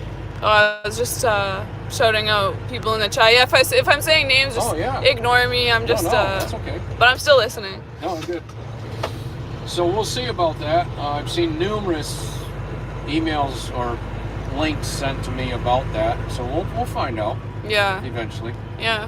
Things I'm always. not worried about it. I'm not worried about nuclear war or anything. Mm-hmm. It's like this is all a big show. I don't know why. I mean, I do trust in the Lord, and I'm not stupid. I'm street smart. You know, I'm wise. Mm-hmm. But I'm not bragging that I'm wise. I'm just saying that there is a level of maturity that I get after all the things I've been through. Right. And you know, it's. Why be in fear? Never fear. I don't care what's going on. Don't fear. If you have to use the restroom, we could use it right here. There's. It's okay. I went before. I made sure to go. Okay. Oh yeah, I remember yesterday you were saying you had some story about state trooper. I forget what it was, but like a state trooper, and then his higher up came. Yeah. They were. You want to hear that story? Yeah, sure. Go ahead. Oh, man. So, my first year of driving, I had to go through just because of the way the company was operated, I had to go through a series of lead drivers when I was co-driver. Yeah. And one of the guys was a really old, ornery guy. And let me see what this is. No, I don't want that one. So we were running, and it was winter time, and the old man was asleep, and I was running. I didn't realize it, but I mean, I was just driving, and I guess I had gone over my hours, which back then your hours were 10 hours driving. So I might have been on my 11th or maybe a little more, I don't know. But I was just trying to get to the spot we were going to deliver, which was up in Minnesota. And he was asleep, and it was just a crack of dawn. And so I had the CB radio turned down so that he could sleep. And so we crossed over into Minnesota, and I pretty much was on autopilot. And I'd see the trucks in my right lane flashing me their lights, and I just flick my little thank you light to, flash my lights. That's the way the truckers do it, or at least used to do it a lot more than they do now. But a truck lashes you his lights to let you move over. You thank them with flickering your tail lights. And so I'm like, okay, the guy's flashing me and flashing me. I go, yeah, I saw you, thank you. All of a sudden, I see this guy in an orange jumpsuit running down the hill, and he's waving his arms like, stop. And then I realize, I look up there, and I just missed the DOT scale. Oh, really? And you don't want to do that. And I said, oh man, I missed the scale. So I pulled over in the emergency lane, put my radio on, and turned up the volume. And at that time I was driving for Midwestern, and he said, Midwestern, you got a copy? I said, yes, sir. Now this was the cop that's up in the scale talking to me, not the guy that ran down the hill. Yeah. The guy that ran down the hill was in an orange jumpsuit. He was the DOT guy. Okay. And DOT, way back, the nickname, which, nobody really remembers these names much anymore except older truckers, was Death on Truckers. Because they're always looking for a reason to write you a ticket for something on your truck. Yeah. Unless you had a good guy. And so I hear on the CB, Midwestern, you got a copy? I say, yes, sir. And at this time, the old man's waking up, and he's jumping out into the jump seat there. Yeah. And I said, yes, sir. And he said, okay, you get off that next exit, you turn around, you go way on the other side, because on the other side, there's another scale house. And if you're legal, you come back here. I said, yes, sir. And so the old man said, what did you do? I said, I missed the scale. Oh, nah. He starts, fussing like crazy. What the hell did you do? And so I said, I didn't see it, and so we got off the exit, got around the other side. We were legal wait. So we get off the next exit, come back, go into the scale house. Of course, to bring all your paperwork, your bills of lading for your load, your logbook, your license, your registration, proof of insurance, all that paperwork, your permits, everything. So I go in there, and the old man's saying, thanks, man. He said, you realize how much money it is if you pass the scale in Minnesota? It's $450. And how fast are you going? And they're going to get you for that, too. And I'm thinking, oh, man. He said, if you know how to pray, you better pray now, because you're going to get a walloping of a ticket. So I'm going, oh, God, I don't need this. Can you give me some help here? And so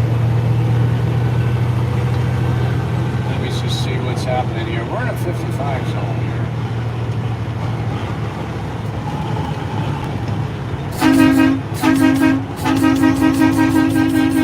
People up there. And so Thanks, Mega Dog. I go into the scale house office with all my paperwork, and the state trooper is behind the desk, standing there on the counter, actually, and my driver goes to my right. There's a line of drivers waiting in line to see the state trooper. Oh yeah. They were really busy that day. Really? And so state trooper goes, "You," points to me, "come on up here." I was like, oh man, all those drivers knew that Yeah. I was in big trouble. Yeah. And so I come up there and he says, "Let me see your logbook, bills of lading, registration, license." I put everything on the table. And while we were doing this, the other guy, a guy in the orange jumpsuit, let me get around this guy if I can. Let's see here. It might be safer to stay right here. Let's see. This guy's going really slow. That's all right. We'll stay here for now. So state trooper pulls me up there and had all that stuff laid out. So the guy in the orange jumpsuit is saying, "4 eyes, 4 eyes." He's yelling over to the state trooper, which means both guys were in seats in the front, meaning I'm supposed to have my logbook say that I was driving. He's supposed to have his logbook say that he was on duty, not driving. When you're in that seat, you're on duty. Yeah. And that's another bad thing that they got to change. So then my driver's saying, "You saw me jump out of that sleeper. You saw me jump in that seat." And he says, 4 eyes, 4 eyes to the state trooper, like, write him up for a ticket. Yeah. That his logbook probably says he was in the sleeper, but he was in the seat. And the old man said, "You saw me, you saw me." And then the DOT guy yells again, 4 eyes, 4 eyes. And then they're yelling, right? Yeah. And the state trooper says, "Shut up over there." And so the guy looks at my stuff. He looks at my logbook. I'm already illegal doing that. I'm over my hours. He said, "Been driving for a while, haven't you?" I said, "Yes, sir." He said, "How fast were you going when you came across the state line there by my scale?" I said, "Probably about 65, sir. And the speed limit nationwide was 55. And he said, "Why didn't you stop at the scale?" And this scale was huge, man. It was like you would have seen it. Yeah. No problem. And I said, "Didn't see it, sir." And he said, "What's the speed limit?" I said, 55. "And how fast were you going?" I said, 65. He says, pushes all my stuff back to me. He says, "You get in the sleeper, you take a nap. You let him drive." He said, "The next time you come across my state line, you do 55, and you make sure you stop at the scale." And I said, "Yes, sir." And I turned around, and all the truck drivers were like mouths open and big eyes, like, he just got away with all of that. And I walked around them, and it was like a movie, like it was so comical with guys looking at you like, huh? Yeah. And so I walk over to where my driver is, and he's still next to that guy with the orange jumpsuit. He had a red beard, and literally, I am not exaggerating one bit, he was clenching his fists, his shoulders were up, he was gritting his teeth, and literally his veins were like popping in his neck. He was beat red in the face. His teeth were showing. It was like, ah! He couldn't stand the fact that I just got away with all of that. Oh and I God. believe that state trooper did not like that DOT cop and had no respect for him. Yeah, because sure. that was the typical kind of DOT cop that always would be the epitome of evil. Yeah. That they love to get you. Big quotas. Oh, it's more than quotas. It's like, I love screwing with you. And that reminds me of another one. I was in North Carolina a few years ago. I'd say about, let's see, which truck did I have? So I had a buddy of mine in a truck. So it was about a good, maybe 12, 15 years ago. And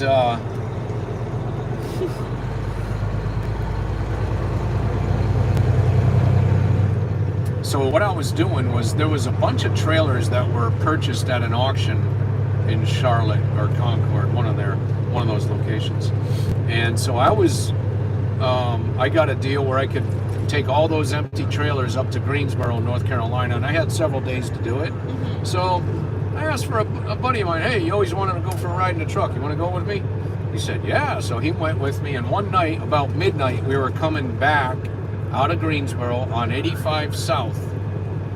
And I'm just cruising along under the speed limit. I mean, like, I don't remember if it was 70. I think it was 70. And I'm doing 65. He's riding with me. All of a sudden, the cop pulls out, and he pulls his blue lights on and coming up on the rest area. So I pull in the rest area. I pull up over into the truck parking area.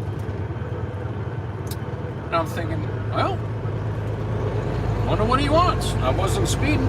Yeah. So the cop comes up to me and he goes, how you doing? I said, good, sir. How you doing? He said, got a logbook? I said, no, sir. He said, why not? I said, I haven't been over the road in a couple of weeks. He said, well, where are you coming from? I said, Greensboro. He said, well, where are you going? I said, I'm going back to Charlotte. And he said, you don't have a logbook? No, I don't. He said, all right, give me your license, registration, and everything else. Okay. I gave it to him. He said, come on back in my car. So I go back with him in the car, and he starts checking my license, checking my insurance, my registration. The whole time, this is in the middle of the night, guys are sleeping, right? People are sleeping in the rest area. Yeah. He's got his blue lights going. He's got his speaker, external speaker on, with all the radio transmissions going on full blast, bouncing off the trees in the rest area. Why? Obviously, I think he did not like truckers, and he was just trying to be what's the matter? I don't wake you up? Oh, did I wake you up? Yeah. Yeah, it's like he was vindictive. Yeah, must have. And that should be illegal. You should not be able... There was no emergency. This was not a terrorist thing where you needed to have your speaker on full blast in the rest area. You imagine how many drivers were waking up with that stupid thing on? Yeah. So North Carolina Highway Patrol, you ought to have a, regulation on your guys, a rule that you don't do that. Yeah. No, it's ridiculous. So he thought I figured out the reason I told my buddy, I didn't get a ticket or anything. He just went through everything was legal. Mm-hmm. And I said, you know what? I figured it out. He saw you in that jump seat. He thought he was going to get you as a team driver for on duty, not driving, and you would have had off duty or sleeper on your logbook. Yeah. So he thought he could get us, and he didn't get us, but that was all legal. He couldn't do anything to me. Yeah. Wow, that's crazy. Some cops, they're just too trigger happy. I don't know, trigger happy with the tickets. Oh, I'll tell you another good one. These are all these DOT cop stories. Oh yeah. And these are the ones why they got the name Death on Truckers.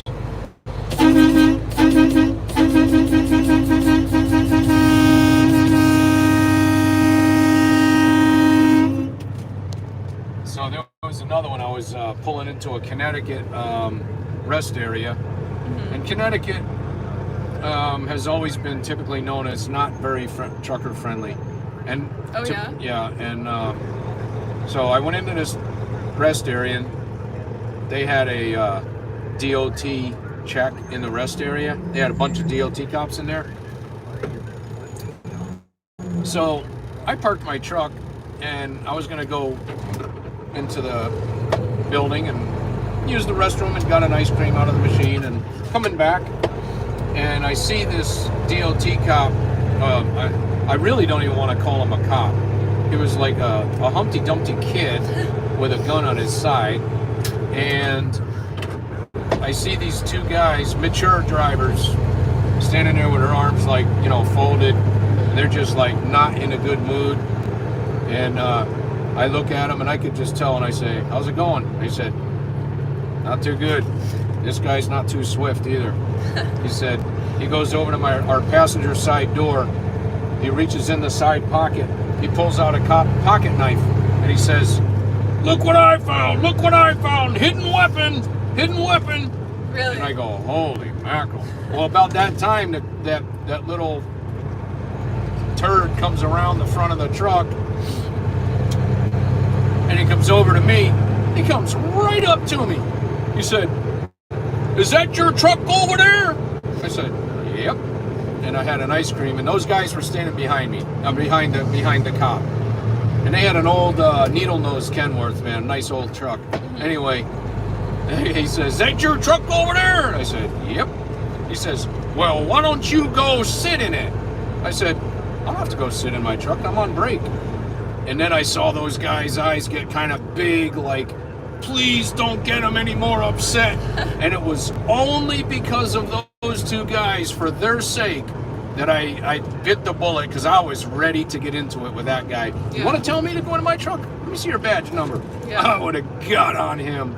Well, those guys, I said, okay, all right, I'll go in my truck. All right, you know, guess what? A few months later, I pull in the rest area because they waved us in for a DOT check. Who did I get? That guy. He comes up to me. He says, driver, I'm going to do a DOT check on you. I said, okay.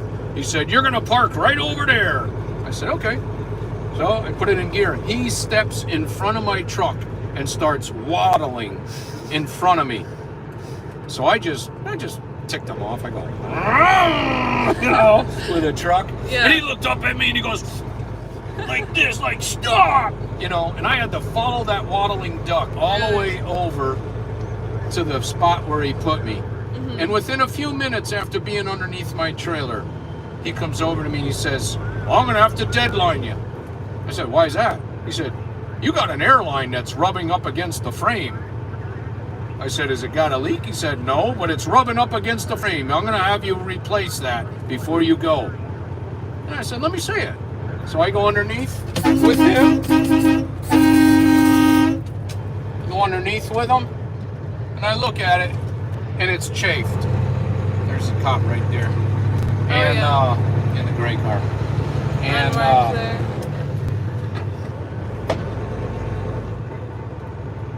it was not leaking. It was not a disaster. Mm-hmm. But it took me a while. I figured out later. Yeah, I had a guy come out and fix it. But I figured out later what he did. He got a pocket knife and he scraped it to make it look. Yeah, because that was a brand new trailer, and it was not rubbing up against the frame. So that was the shady stuff some of these guys do. Yeah. And that little waddling duck did not need to have a gun on his side. He needed to be in a mental institution. That guy. Yeah. Wow. So there are those guys that want the power. They don't belong in law enforcement. Yeah. They should be able to give some kind of test to see if somebody's legitimately all there mentally and has some maturity. What they should do is get retired mechanics to go ahead and become DOT cops. That's what they should do. Those guys know what's really serious, you know? Wait, so DOT, that's just those types of cops that check the trucks and stuff, or? Yeah, they're Department of Transportation. Okay. Now, in other states, you've also got, we call them DOT because it's like a Kleenex name, you know, for a tissue. Yeah. But DOT could be Georgia Commercial Vehicle Enforcement. So they're state troopers, but they're, you know, commercial vehicle enforcement. Okay. So we just call them DOT for nickname. And the wait stations, that's like when you see those big like trucker pull out, and then it's like it says open or closed. Yeah, okay. And I always wondered what those were. Yeah, so what you do when you pull in there, if you're empty and you have usually a flatbed or something, but empty trucks occasionally they have a lane. Once you get in, it says empty trucks, left lane. Yeah. But most of them don't have that. And so you follow the green light or the red light, and it shows you which lane they want you in. So sometimes you get the green light to go on the bypass, and then other times you get the green arrow that says you go in the way lane, where they go up to the scale. They put you on the scale, and if you're overweight, you're definitely going to be pulled around back and not only given a ticket for overweight, but you're going to get a ticket for being overweight, most likely, but they may also take that opportunity to start pulling up with their vehicle and pulling a creeper out of the trunk, and we're going to do a DOT inspection on you. It could be level 1, 2, or 3, and that means, you know, it could be just a walk around looking at your tires and lights and everything else, and everything looks cool, okay. But they could go all the way to an extreme, checking all kinds of stuff. That could take, I've seen guys take an hour, hour and a half. So that's Really? that's all on your time. But Wow. so then there's supposed to be the if they do the complete inspection and you pass, they're supposed to give you a sticker, which means when you go for the next, I guess, month, it's like you got that sticker, you just passed a full complete inspection.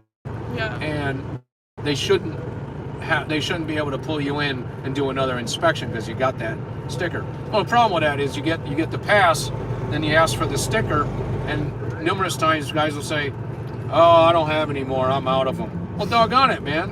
Why'd you do that big inspection if you're not going to give me a sticker that shows I just passed? Maybe they just don't feel like getting it. Yeah. And so these are the things we have to put up with. And then you've got, you know, they'll go through all your permits, license, and everything else. Make sure you're all up to date on everything. Get your DOT physical card.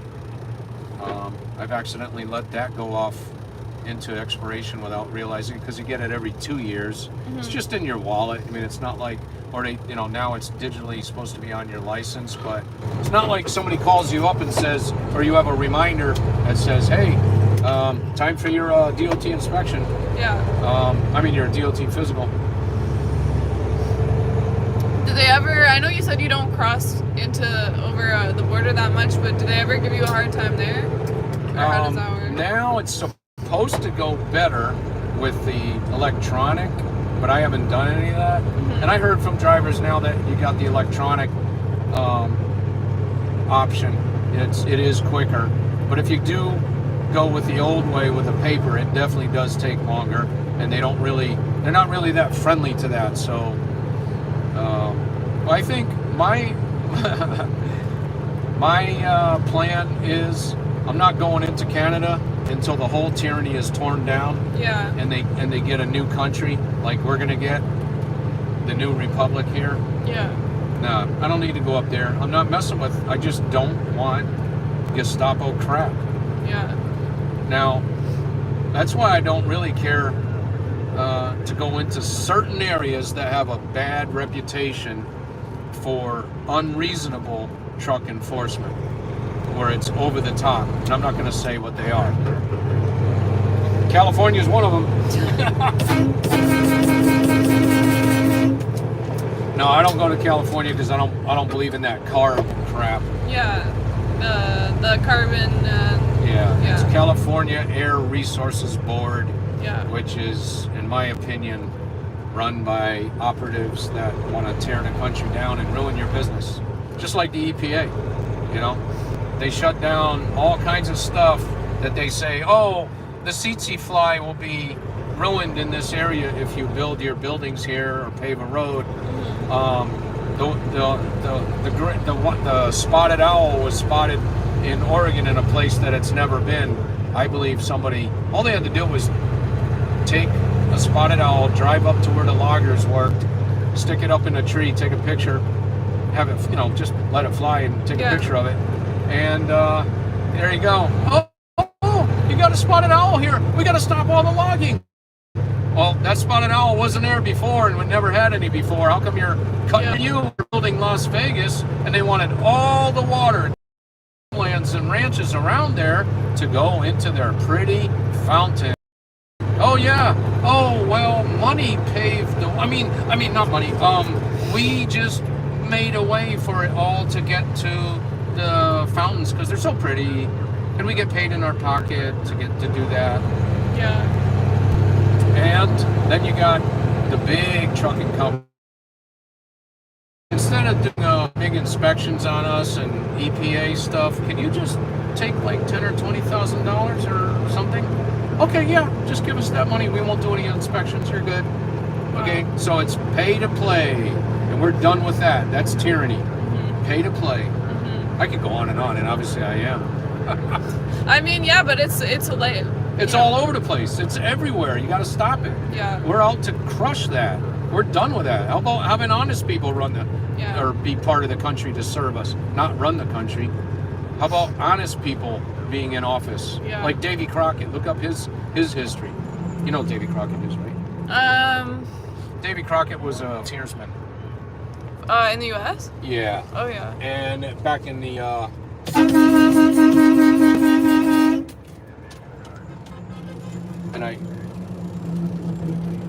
1700s, whatever the heck it was, early 1800s, and he did get into Congress, and he was a thorn in their side, just like Marjorie Greene is, just like Lauren Boebert is. Yeah. There must have been people up there. Did you see him? I didn't see him. Up on the overpass there when we just went under. Oh yeah, no, I saw some. Oh yeah, I didn't see him. You ever feel like pulling a horn yourself? Just do it. All right, I'll do it for the next. Okay. People. Yeah, some people were saying to pull it. Oh yeah, they were saying it for you to pull it. Yeah, follow more. Yeah, even in Canada, I don't know if you knew this, but they put a ban on. They had like a 10-day ban or something on the horn, like you would get a ticket if you pulled it. Yeah. And you saw the way they violently wrestled that old man to the ground. Yeah. What was that? Ottawa police that was Ottawa? It was actually a bunch of different police. They pretty much flew in like the whole police. Yeah, from all over the country with Vancouver. They had like York region, which is sort of near Toronto. Yeah. The whole, and then they have those green suited people. Oh yeah, they were in the UN. Yeah. And it was so like those cops that arrested the old guy, they were mixture, huh? Yeah, I'm not sure exactly. All right. Oh, they had OPP too, Yeah. which is like Ontario Provincial Police. Yep.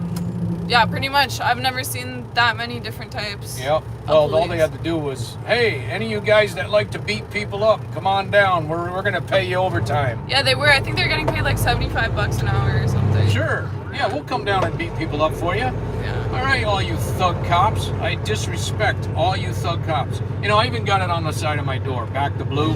Yeah. I'm gonna tell you, all these Canadian police forces that did all that crap, you lost my respect. Really, really bad. Yeah. I saw some good RCMP up there. Yeah, there were some nice people who would talk to you. And there were some good Ottawa police there. Yeah. But there were some jackass thugs too. Yeah. And I saw that in particular that female journalist that got shot with a canister in her the leg. Rebel News. Yeah. Now, just prior to that, did you see that cop, the older cop, with a nightstick pushing her back? He hit her like 3 times with Really? it. And that's on video. That cop right there, that old cop, you deserve a fist in your face several times and a kick in the nuts. That's what you deserve. And then stomp on you like you stomped on all these other people. I heard about that and I saw that too. Stomping on people on the ground. Yep. And your veterans. Yeah, you thug cops. Yeah, it was really, man, that's really disgusting, man. That is disgusting. Yeah, there was some screenshots of their group chat too that was going around, and they put them up in the nicest hotel, literally the most expensive hotel in Ottawa. That was like right overlooking the Ottawa River, and they were like, all this was going down, and they were sending pictures in the group chat, like eating cupcakes and stuff, and like their breakfast, and like a squad picture of all of them. Meanwhile, they have like horses horses out there like running into people. It was crazy. And what was the purpose for these pictures to be put up? Someone leaked their, like, it was Ottawa, or not Ottawa, I'm not sure which police it was, but it was their group chat. It was like a private group chat on WhatsApp, I think. And someone, I guess, who was in the group chat screenshotted it and leaked it on Twitter or something. So people got a hold of these screenshots, and it was just like crazy.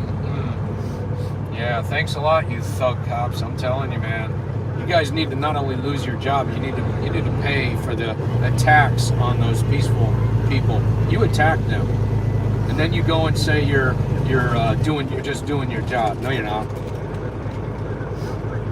Oh, I could say a whole lot more, but I'm gonna be quiet. But that's the kind of stuff that pisses me off.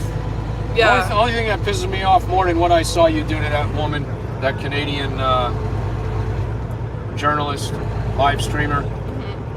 Only thing that pisses me off more than that, and this is direct to you thug cops, is when thugs do stuff to children. That's the only other thing that's worse than that. So, good thing I wasn't there. Oh, my anger would have taken hold of me there. Yeah, it was crazy how people still, even like I saw at the end there when they were like pushing everyone out. Someone, there were people like yelling at the police. No one was being violent. Like no one touched them or anything. Right. But there were people yelling, and then other people would say no, like don't yell because and there was CBC like crews there. Like if people get a hold of footage of you yelling, they're gonna label them as violent and crazy and whatever. Yep. So it was still at the end people being super peaceful. They were saying that self-control. Yeah, really. Yeah. So are we? I saw the Virginia. We just now entered onto I-495 South. Oh, okay. So South starts from the east side, and it goes south around BC. Oh yeah, your turn. Guys, I pulled it for you guys. Not used to having anybody riding the truck, and every time I know I need to blow the horn, it's like such a quick reaction. Yeah. But I was letting the kids blow the horn the other day. Yeah. They got a heck of a kick out of it. they love that little horn. Yeah. And then the mom at one point said, "You don't have to hold it so long." I said, "No, that's okay. That's good, man. We can let the people hear it like that, especially going underneath an overpass. They love it." Yeah. Do you see? You mentioned that the dog came with. I saw another person. He said he had his little Chihuahua with him. Yeah. His Chihuahua comes everywhere with him. Do a lot of truckers have like a little? There's a good amount that do have their dogs with them. Yeah. Here comes. I gotta take a picture of this. Let's see if I can get the video.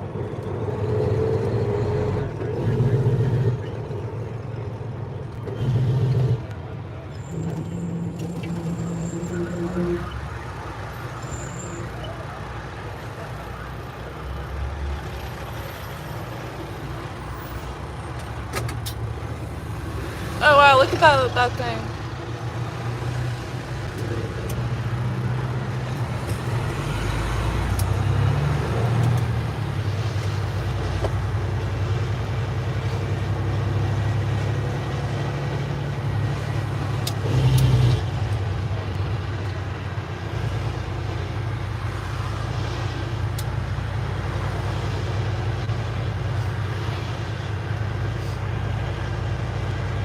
Someone said, are there any weigh-in stations on the Beltway?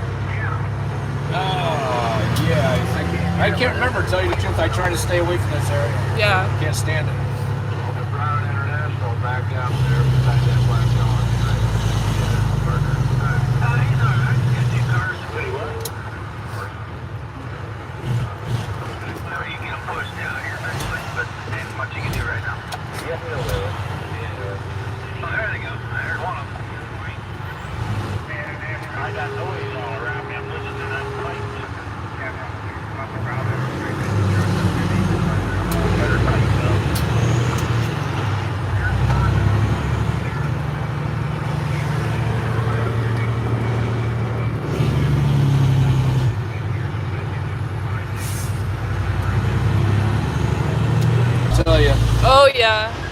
This Look is at all DC. these merging in.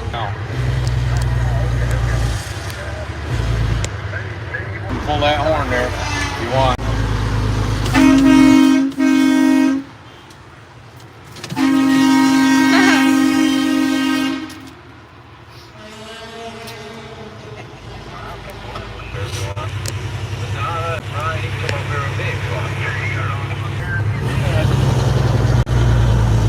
I'm tired of holding it, huh? Yeah, I have to set up the other charger. So you Gonna switch the charger? Take yeah, I it think easy this up there, one Cecil. always bring two with me. Oh Hey, Chris, why don't you come up on 3, lane 3.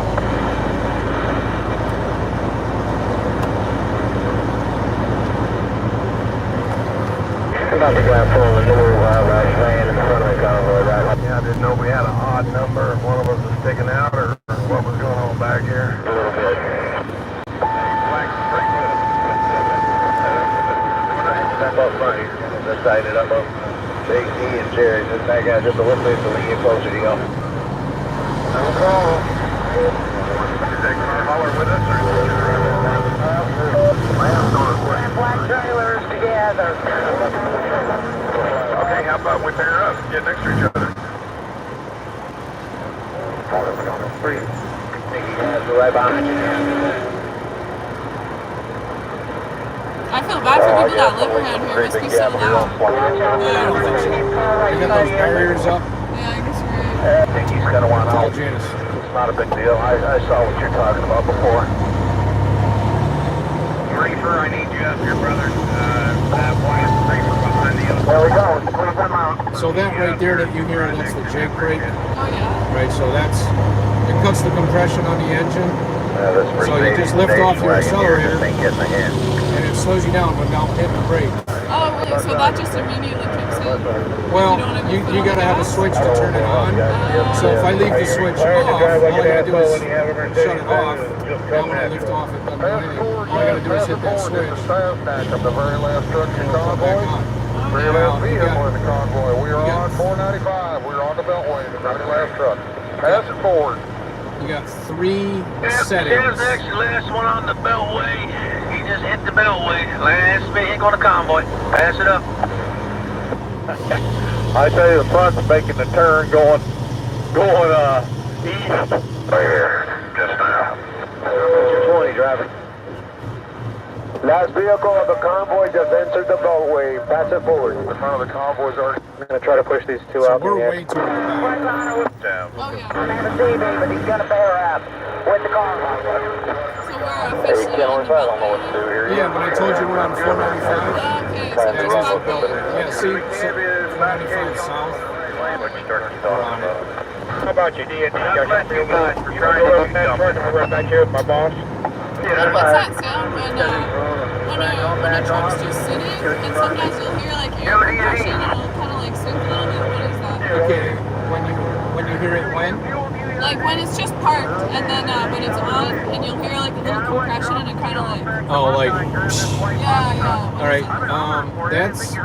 That's the air governor on the engine, and when like it builds up, your compressor builds up air, and then it gets to like 120 pounds, and then it exhausts. That's what you're hearing is an exhaust that blows out some air out of the oh gosh, why can't I think of that name? The AD9 is one of them. It's a I can't think. I'll call it an air spitter right now. That's not the name, but it just releases the pressure so you don't go like real high. Oh, okay. So you have a little screw on the air governor that you can tweak it to where you want it, but you definitely want as much air as you can get on there. You don't want to set it to 100 pounds, because what happens is when you're hitting your brakes, if you ever have an air leak and you're hitting your brakes, your air is going to start. You're going to start losing air. Yeah. And once you get too low, you don't have brakes.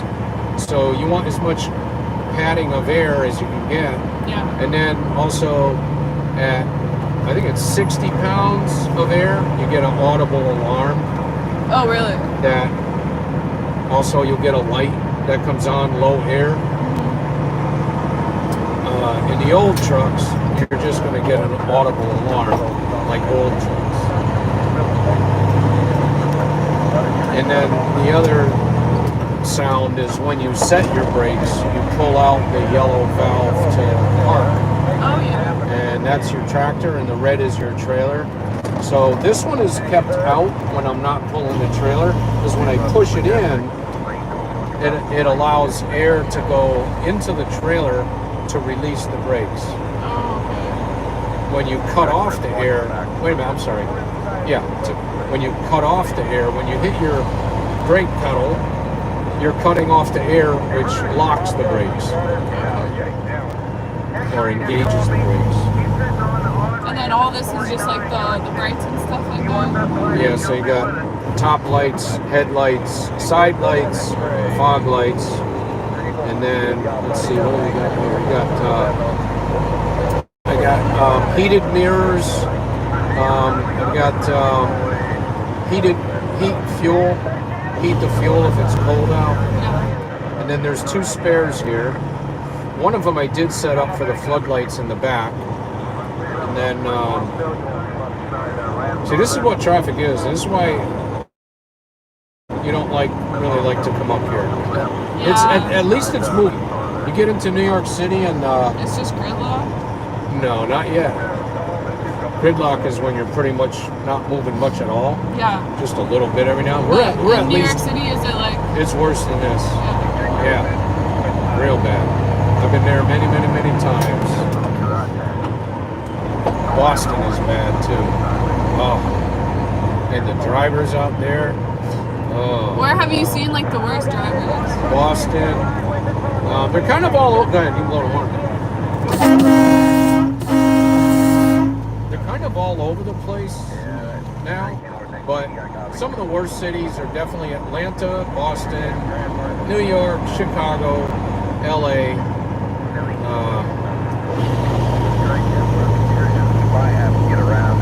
You know, those are the ones that stick out the most to me right now. Are they just like, because I've never actually driven in New York. Yeah. I wouldn't want to, honestly. Yeah. But everybody says they're just super aggressive. Oh yeah. Yep. I guess you kind of have to be. Yeah. Well, that's the way the New Yorkers are. Yeah. And actually, the people are not unfriendly like they say New Yorkers are. A lot of the New Yorkers are very friendly, Yeah. nice, kind people. You know.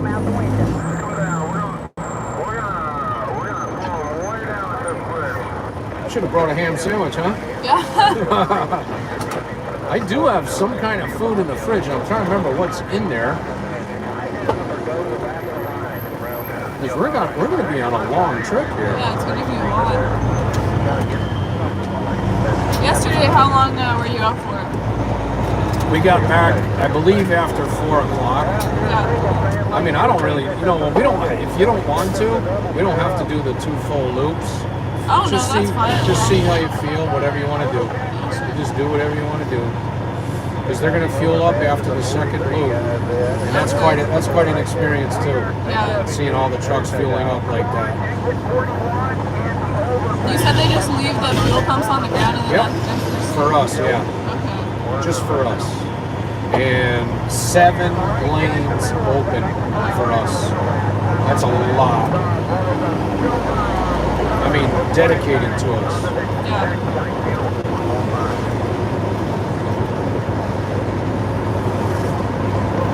Was it sort of hard to learn? I don't know if you said you did like produce and stuff, but were you back in the truck into those, it's like a warehouse and they have all those little Docks. compartments. Those are docks. Yeah. Backing into dock doors. Yeah. Some of the produce warehouses are notorious for really, really tight spots. Yeah. Here's the other thing. There's dry vans and there's reefers for the box trailers. And so the refrigerated trailers, now there's new technology that came into play several years back where they're not as thick, but reefer doors like this thick in the past. So when you open your doors, you didn't have just the trailer size to make sure, and the flat door against it. You had reefer doors that were like several inches thick. And when you were backing up, you had to be so careful that you did not hit anything with your reefer doors and other trailers. You'd be really close to the other trailer that had its reefer doors open. Yeah. And when the docks are real close together, that's very tight. And then a lot of times they'd have very little room in front of you to swing your tractor around. It just takes some work to get it in there without hitting anybody. Yeah. And that's why the turn, the slogan is get out and look. Don't keep backing up thinking, I think I'm okay, but I can't see. I'm just going to back up. Oh, crunch. Oh, I guess I wasn't there. Now, what'd you do? You hit somebody's truck? Didn't make their day. Yeah. That's why you get out and look. You keep getting, I don't care if it's 10 or 12 times. You get out and look. Okay, I'm still good. I'll back up a little more. And if somebody's awake, like another driver's awake and he sees you and he's a professional, he more than likely will come over there and have a flashlight or something to guide you back, or to come up in front of your truck and keep guiding you back, letting you know what you cannot see. And it gets you in there a whole lot quicker. Now, good, you're in there safe, you didn't hit anybody. That's good. Yeah. It's crazy that you need a whole license and everything, all this certification to drive the trucks like these, but then you can just rent a U-Haul, which it's not as big, but it's the same sort of idea. It's really boxy. It takes up a whole lane. Anyone can just get that with a standard license. Yeah, you can. And the thing is, if you're comfortable driving it, and I've heard women say, I've heard people say, men and women, well, mostly women, have said, oh, I was so scared, but I got it there, I did it. That's good. I'm glad you did. Yeah. But one thing you'll see a lot of, especially at truck body shop repairs, is the rental trucks that have hit overpasses, low overpasses. They do it all the time. And even if you get extra insurance when you're driving that truck, it doesn't cover the insurance you buy does not cover the overhead damage when you hit something. Because truckers have special GPS now to lead them, it won't take you through an overpass that doesn't have the clearance. Yeah, I wouldn't trust it. Oh, really? Yeah, it's our responsibility to make sure. I've seen overpasses where I don't care if it's marked or marked clear or not, I'm still going to, oops, sorry about that. Oh, Hit the wrong gear.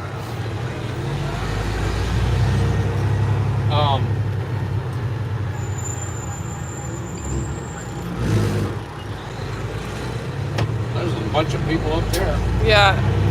Holy.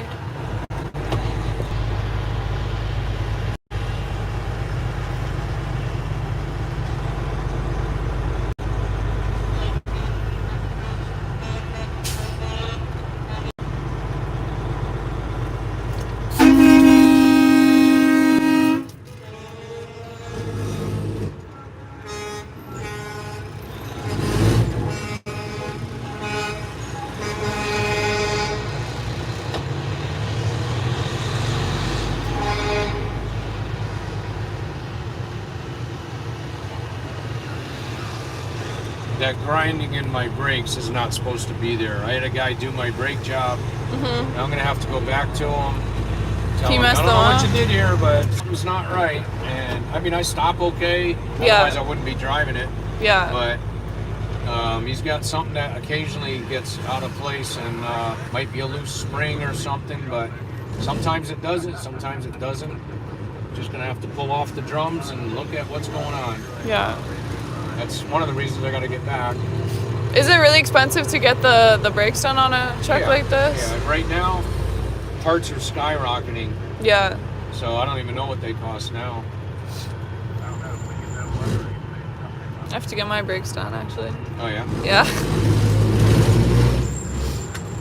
in the winter in Canada, it'll be like a blizzard, and if you don't have really good brakes, even with the winter tires, like, you know, you'll try to stop, you'll be like 100 meters in front of a stop sign, and you just hear like with the brakes. Yeah.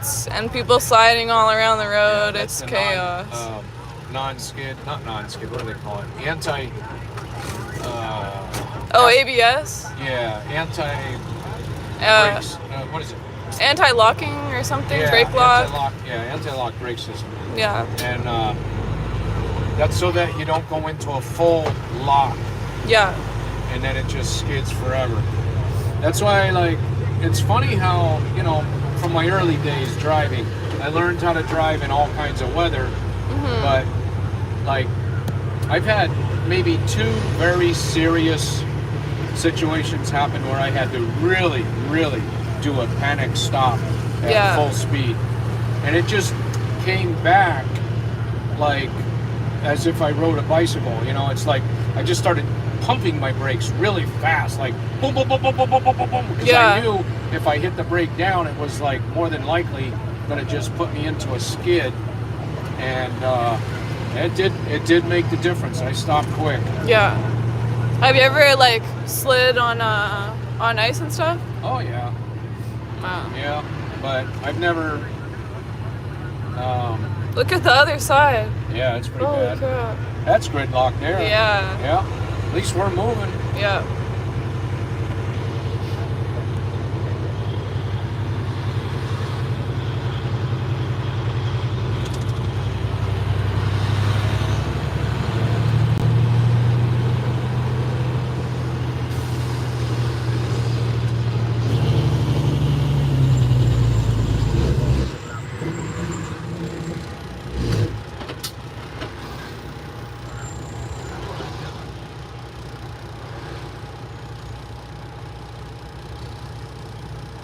So, as an experienced, mature driver, there's no sense in getting upset with this traffic. Just, you know, what I've learned to do is just, okay, just going to put my mind into patient mode. Yeah. Wait till I'm out of this. But there have been times, I'll give you an example, where I just can't take it anymore. And so, you know, you get into a traffic jam like this, and it's constant out of DC down going 95 south. You know, you get on the CB and you find out this backup here is 14 miles long, and then after that you get some space, and then you got 12 more mile backup. Really? And it's like I was coming out of somewhere north of DC. I had dropped a big generator for a chiller unit, I think it was, for a hospital. So I got it there, and I'm going out, and by the time I'm going home, man, I was like, I am done with this traffic. I am not going to be in a 14 mile backup and a 12 mile backup. I pulled way off on the side where there was not only an emergency lane, but dirt, grass. I pulled over in the grass, shut the truck off, went to bed, got up like 4 hours later. Oh, okay. And it was gone? We're good now. Wow. Yeah. That's the longest traffic jam you've ever been in.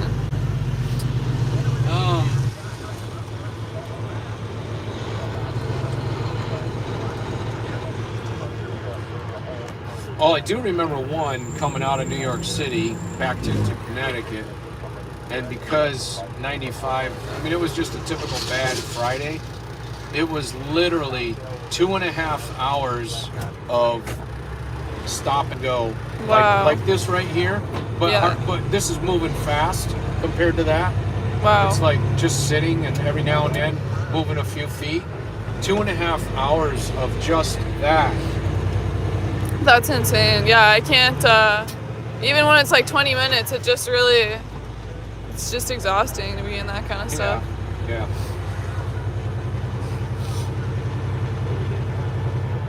Let's hear what's going on here. Where you're at, there's one that's not paired up here. You can slip into lane 3. I know it's alright. Did you drop me that, ma'am? Watch out, you're on 4 wheels.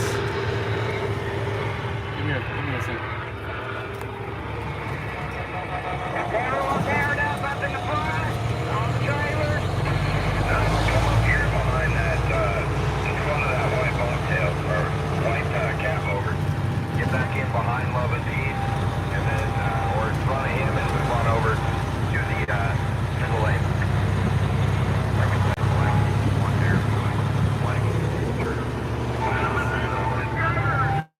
are we entering, like, this is like Washington, D.C., like, city now?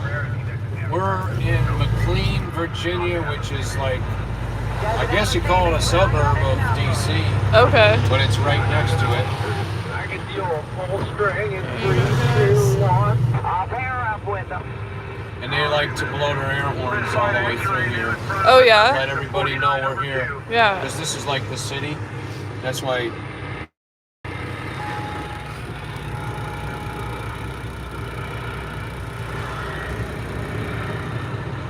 Trying to keep it tight in here.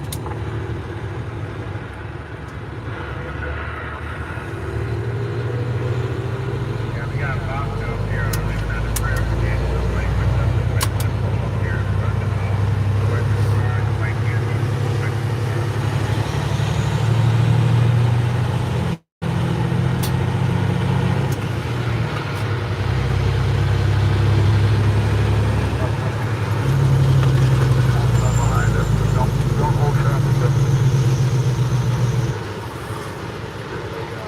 Get the ones in the front.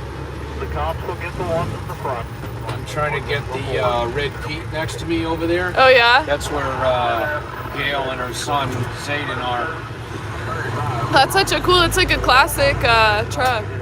Classic? Yeah. Yeah, it is. That red one on the left? Yeah. Yeah, that's a classic Pete.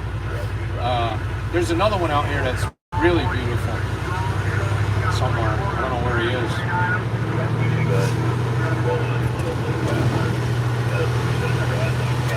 But would the parts on those be really expensive since they're, like, there's not too many of them?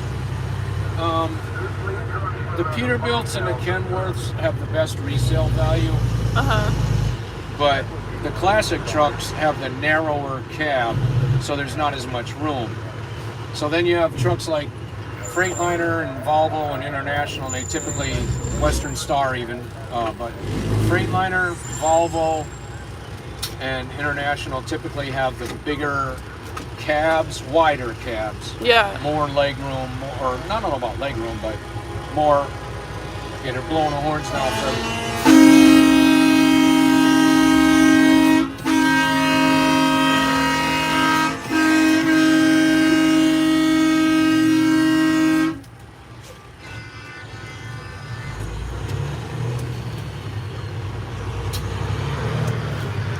There you go, guys.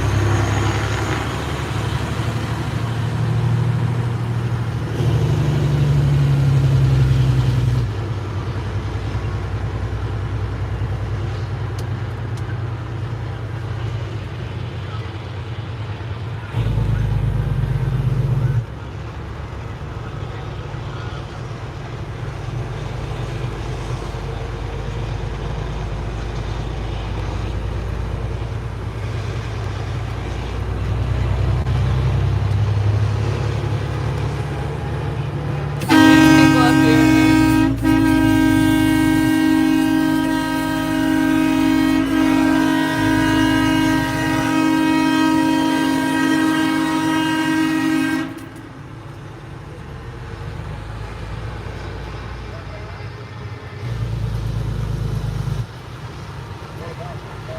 I haven't seen too many cops though. Maybe No, just not, like not three. as many as all. Yeah. At all, compared to what we've seen. Yeah.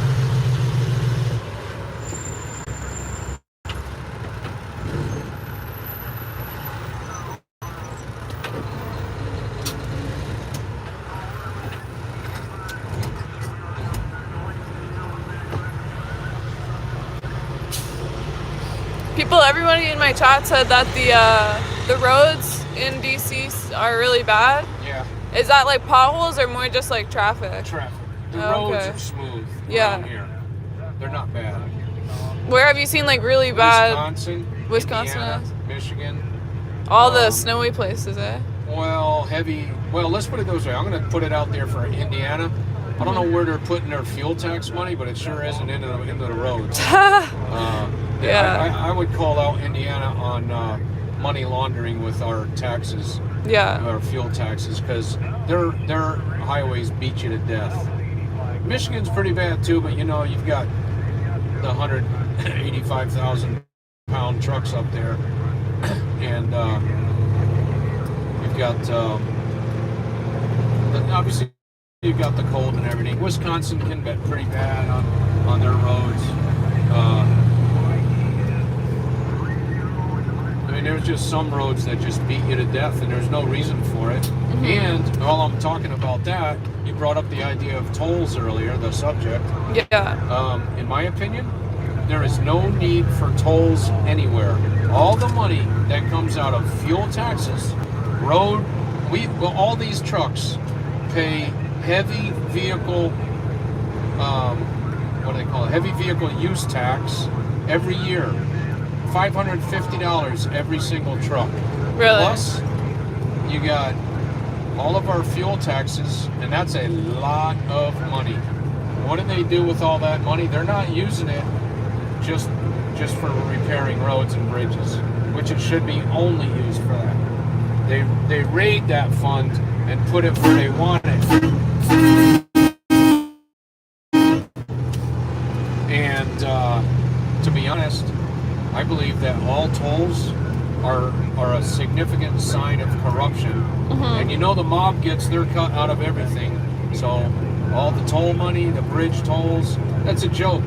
It's a joke. I feel like they have a lot more tolls here too, because they have the Easy Pass or whatever. Yeah. And we don't have that. In the Northeast. New York, New Jersey. Because there's different types of tolls, right? That's what I was told. There's the Easy Pass tolls. Well, they're the same tolls. It's just different ways to pay them. Okay. We just have the ones that it takes a picture of your license and it bills you.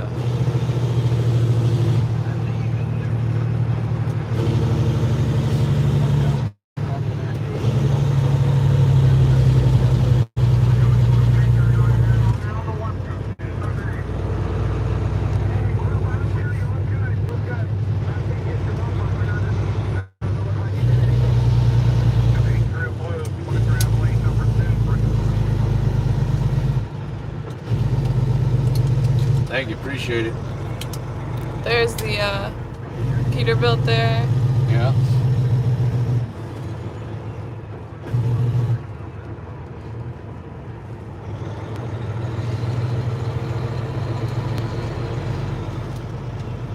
Got you on live stream. The girl from Ottawa. Shout out to this guy. ZOT, Zot.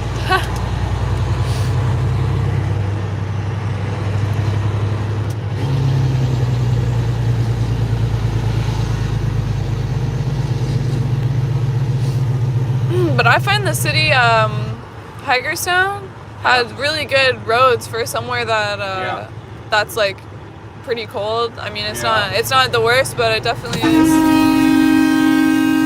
Chinese Americans for Freedom. Yeah, I think that's the place that was. They were handing out the food last night. Yeah. I hope they're there today, man. That stuff was really good. The cashew chicken. That was amazing.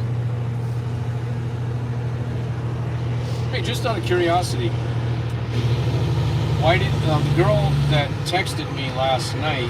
Yeah. That had seen your live stream with me the first time you did the interview. Yeah. She was the one that texted me last night that she's looking for you. She wants to ride in your truck tomorrow. Yeah. Right? Yeah. And had I offered that to you? I don't even remember. I think you did. I think. Okay, I probably did. Yeah. Yeah. But I was kind of looking, because I had asked Saznak too, but he said he replaced his seat with the table, so I was looking around trying to find. Okay. Because I know my viewers really wanted to see it. They're loving it, so yeah. Yeah. Well, when I was watching you doing your live stream with that guy with a pink truck. Oh yeah. I was thinking, he's probably gonna. She'll probably ask him, and then that'll be all over.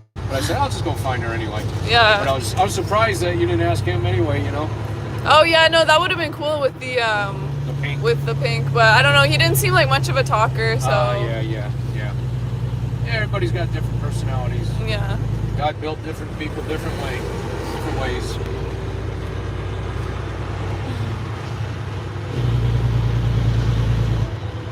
So you did get into the guy's log cabin home, right? Yeah, I did. I did. Yeah. Someone came to me because I had come by his Yeah. truck the other night, Right. and I was looking for him Yeah. because I wanted to put it on the live stream. Yeah. And I asked some guy who was nearby if he was there, and he said no, but he'll let me know if he's there. So he came and got me and said to do a tour. But Okay. yeah, that place is really cool. It was really nice. He's a master builder. Now, interestingly, I asked him, "Are you a?" He was a contractor, but he's retired. But his sons run it now. Let's see what's going on. Please push forward, sir. Push forward to what there, X-ray? Ain't nothing out there. I'm constantly. The left lane is, but we're not supposed to be in that lane. Push that forward, just, you know. We want to run and keep right through here. We don't want to be right on top of you, right? I'm saying steady. I'm saying fine.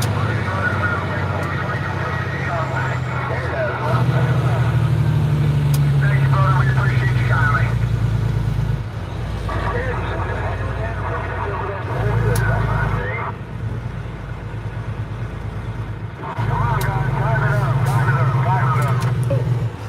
So that it's kind of like an RV for him then? That thing? It's listed as an RV, registered as such. Okay. Yeah.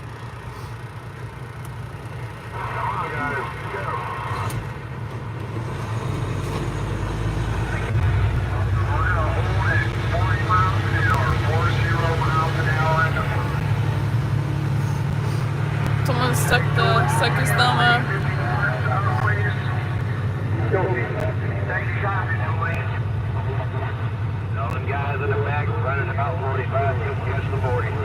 That guy looks like Hulk Hogan in that truck.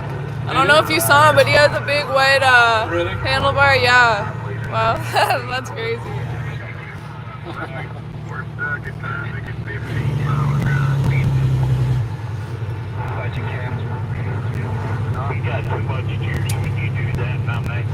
Yeah, let's get around this slow truck here. I don't like how he's going.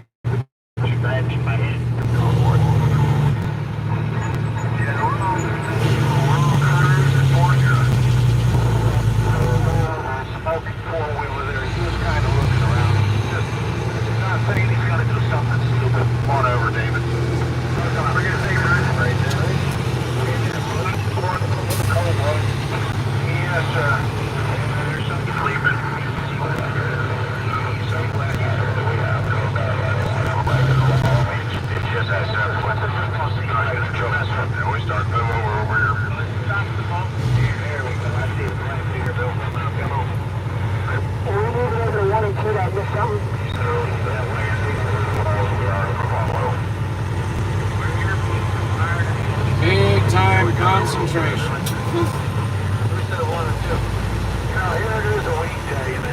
So this guy in the root beer colored car Yeah. puts his turn signal on, then he just kind of hangs in the lane, doesn't want to do anything. This guy right in front? Yeah, it's second car in front of us. Oh yeah, the just like he's- Hyundai. He had his right turn signal on.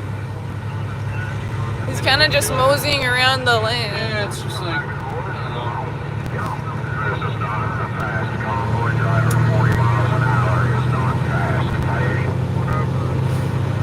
I knew he was going to do this. Yeah. I knew it.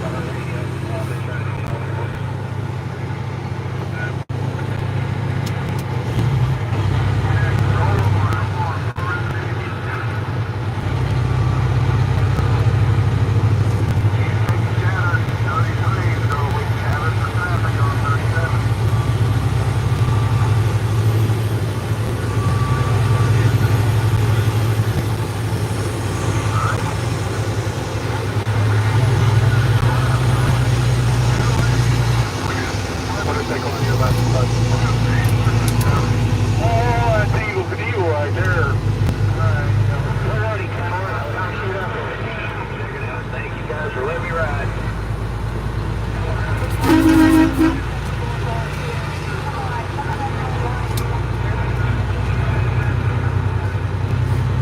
Whoa.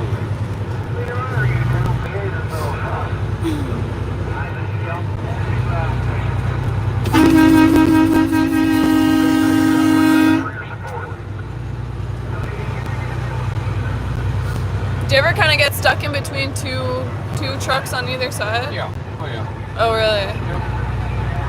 Even in a car, it's like nerve-wracking. Yeah. It doesn't usually last for too long. Yeah.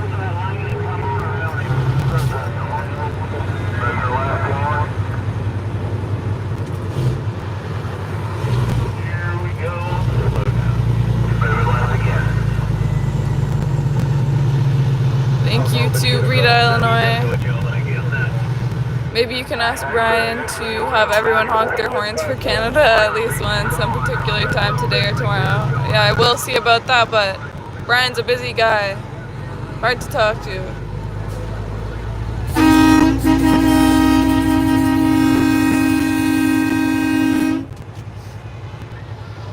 Talking about Brian, that's lead guy. Yeah, someone was saying to go find him and ask people to honk for Canada, but he's kind of hard to talk to, like, he's always on the go, like, Yeah. yeah.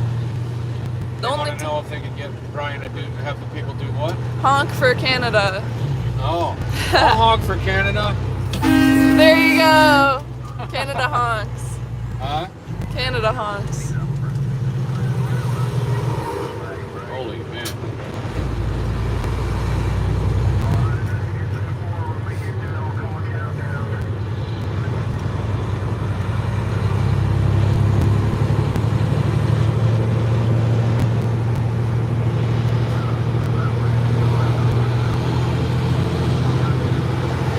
There you go. You can kind of see on the turn trucks.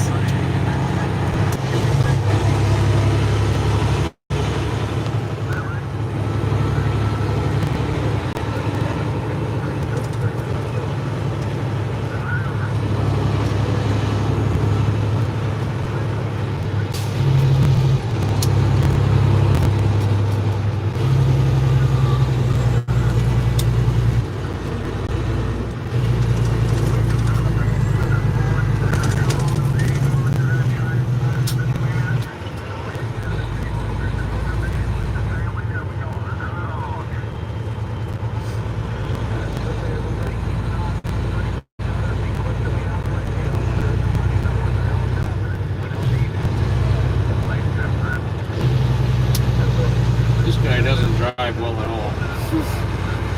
Talking about that truck.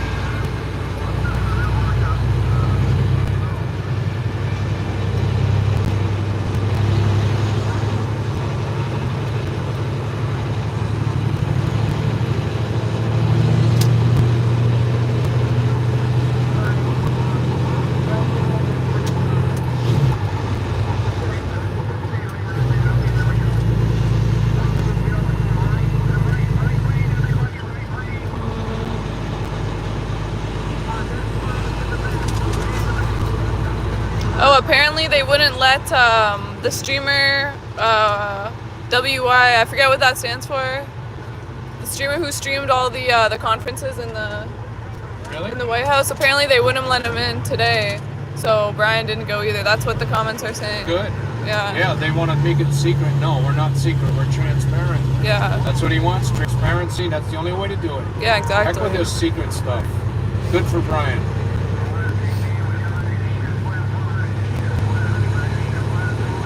They probably had some bonus money.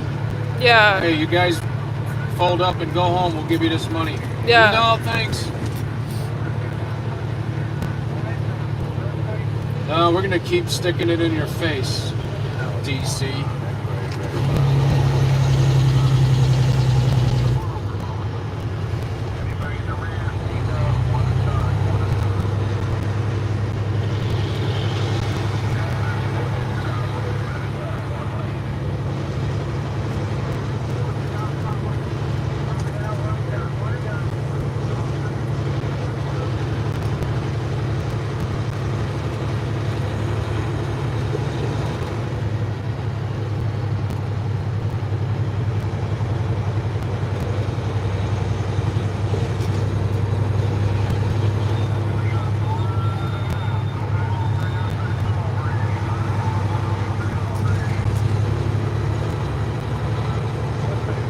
Wow, apparently, I don't know if you saw this, but Donald Trump did a podcast with these big YouTubers. They're called Nelk. They're from Canada. I'm sure they don't really do live streams. They're like, I don't know. They're just Nelk boys. They go around and they like travel. They do pranks and stuff.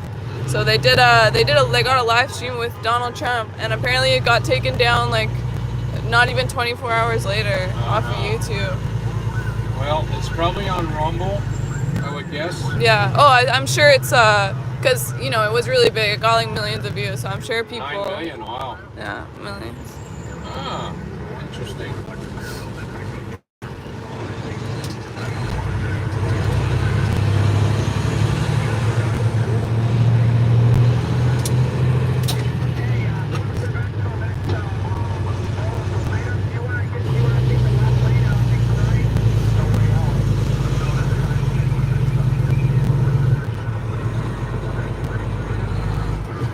There you go, guys.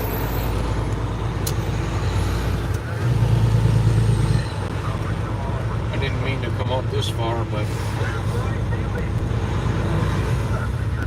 get you a little view of what's going on here. Yeah.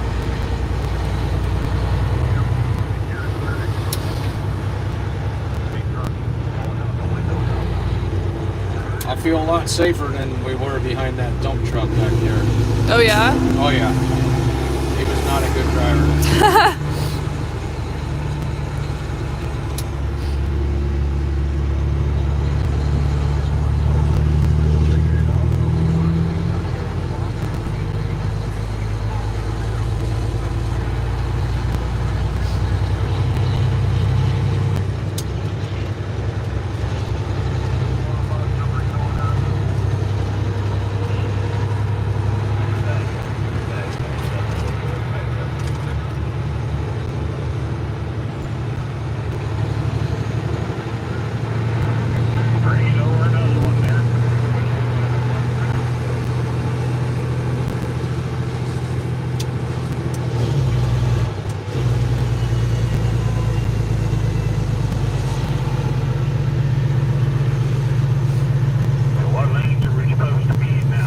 Do you know about the Trump rally? I think it's in South Carolina, South Carolina. Charleston? Yeah, yeah. Yeah, today or Saturday?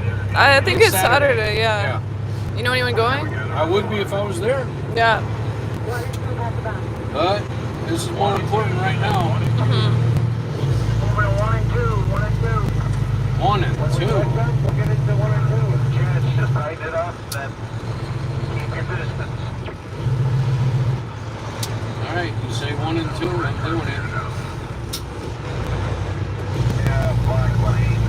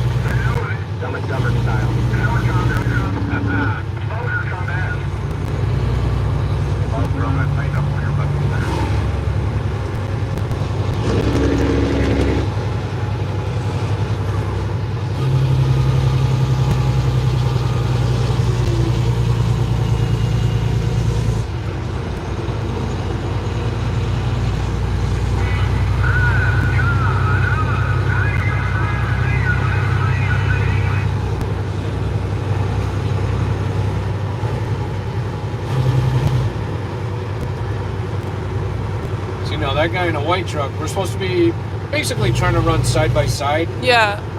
I'm not getting any closer to that truck at this speed. Yeah. Yeah, he's too close. I mean, he should have come along and just stuck by me. But I'm not going up there. That's too close. Yeah. I like to stay back so I got room to stop. Yeah, there's no point in, tailgating the other trucks. Yeah.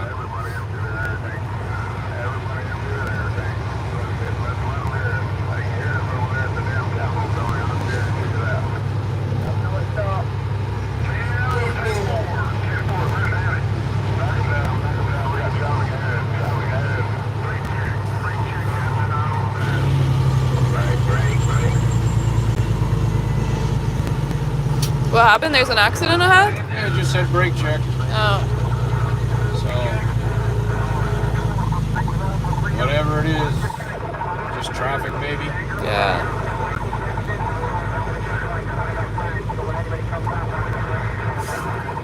Call Janice.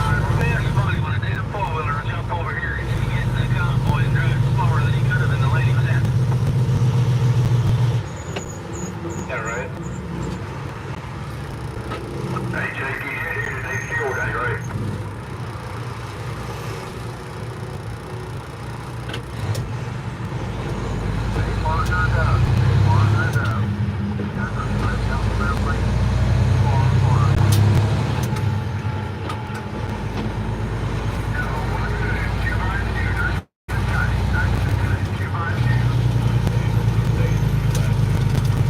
Careful one. Sure, what is it? I don't know. It's a cookie? They're on the table now. Oh, it's falling apart.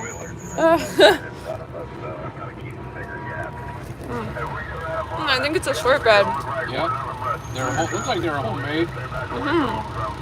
Yeah, we're leaving the pink can. We're gonna leave at least 100 yards.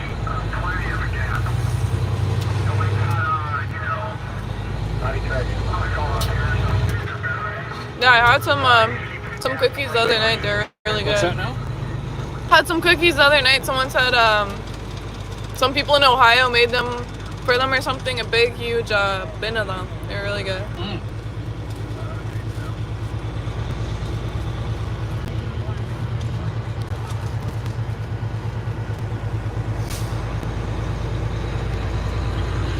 Want some more? Oh, thank you. Mm-hmm.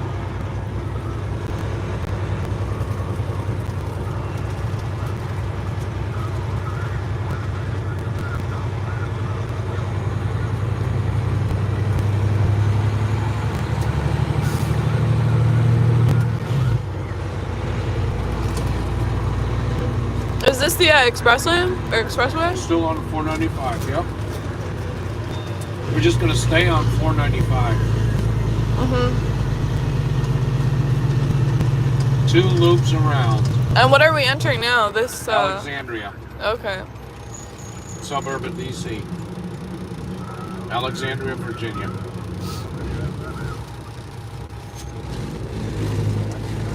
Thank you. Yeah, I'm gonna put this in here.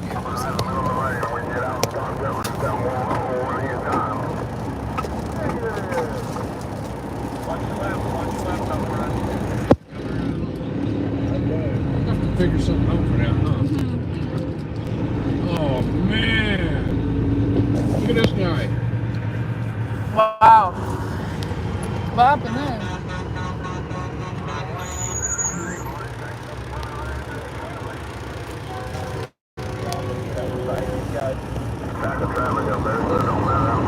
That cookie was good. Mm-hmm.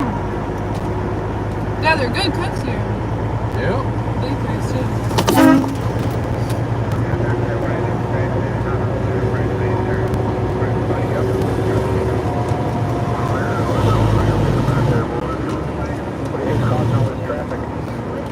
Something else too. If you I'm want. okay for now, but Okay. thank you though. Yep.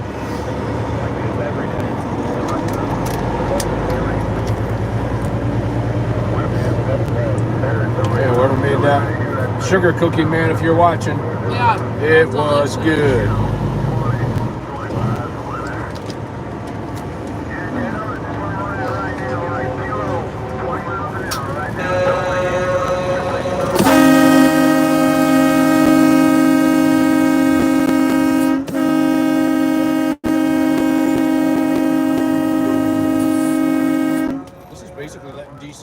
over here. Yeah. All these people. Where'd you get that? I had them designed in Butte, Montana. Okay, I thought maybe it's something you bought back here to the tractor. So yeah, guys, we're on the in the suburbs of BC right now. Good job, Larry. Gotta honk the horn, let them know.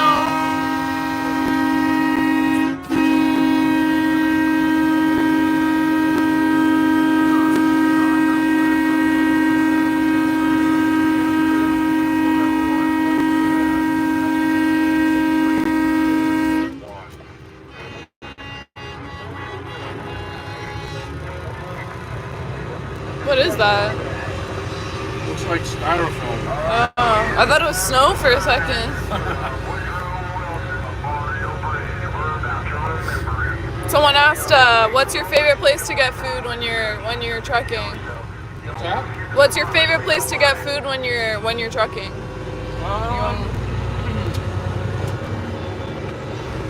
Well, I try to keep a list of different restaurants that I've been to that are really good.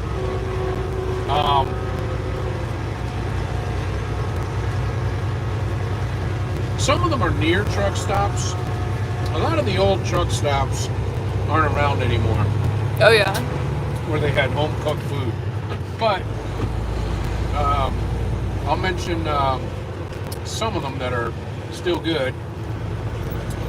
Bill's Truck Stop, which is not that far from where I live, so I don't eat there that often because I eat at home, but Yeah. I have eaten there before and I really enjoy their food. It's an old style truck stop in Lexington, North Carolina, and I think it's exit 86 on 85, and it's on the southbound side. It's got the statue of the big lumberjack waving, Oh yeah.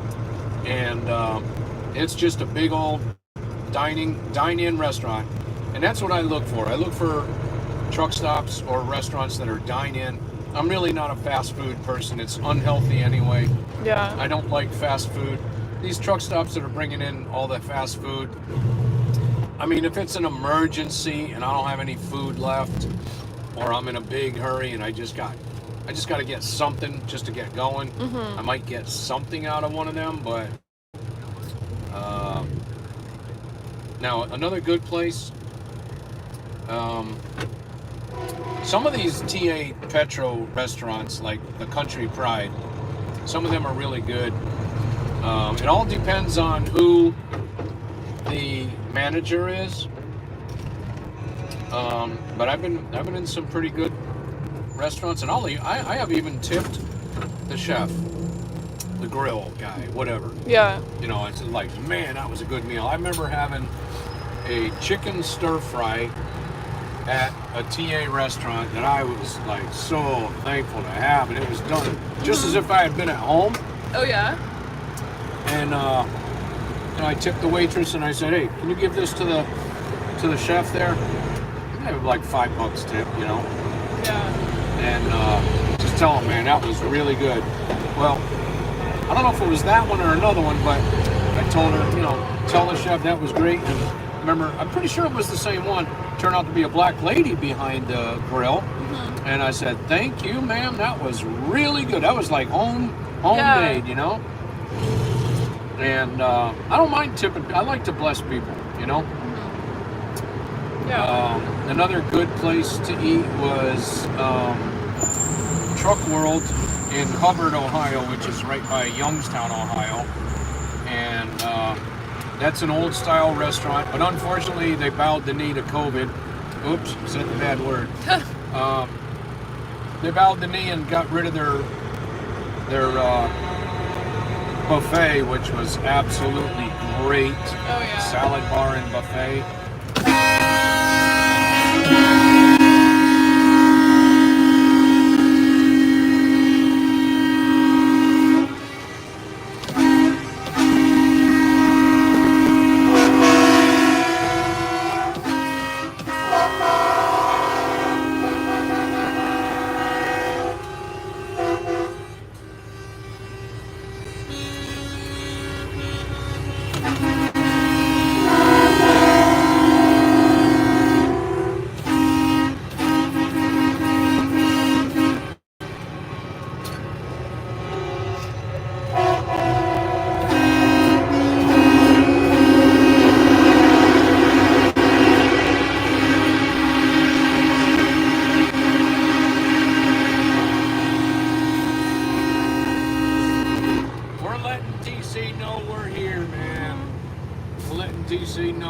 we are here, and we hope you have many nightmares of air horns blowing in your ears. Yeah. And even the cars too on the other side, they're honking. There you go, guys. Oh, look at that.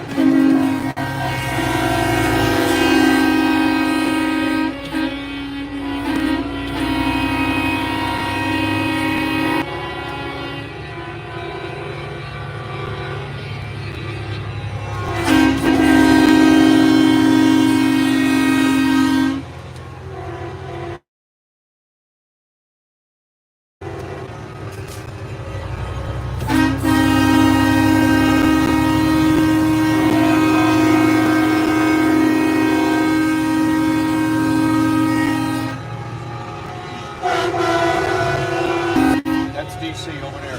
Oh yeah. Look at that.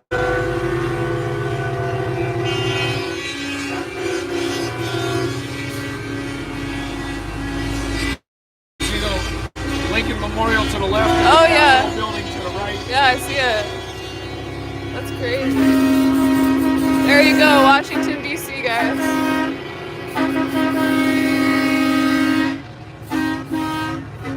And what's that way? Is that also D.C.? Like with the Ferris wheel and everything? I don't know why that's always there. I guess it's, I don't know. I don't know what it is. I've never been there.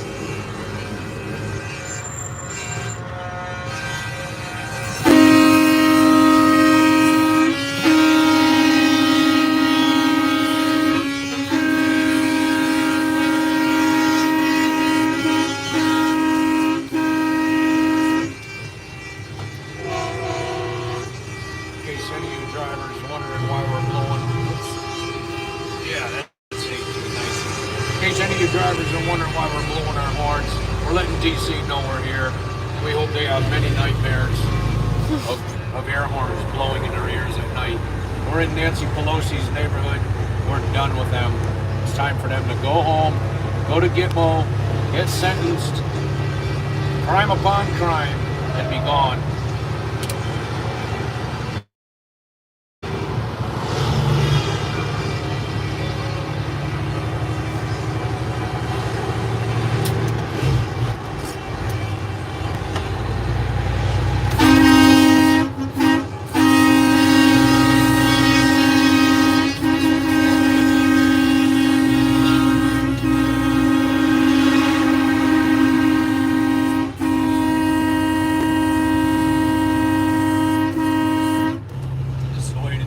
Yeah. Wow. So on the back of that tractor there, all that aluminum tread plate and the Yeah. chains and binders hanging there, that's called a headache rack. You can store your chains and binders on it. Mm-hmm. And then the open door in the middle, you get your shelves to put stuff in, like your straps and everything else. Okay.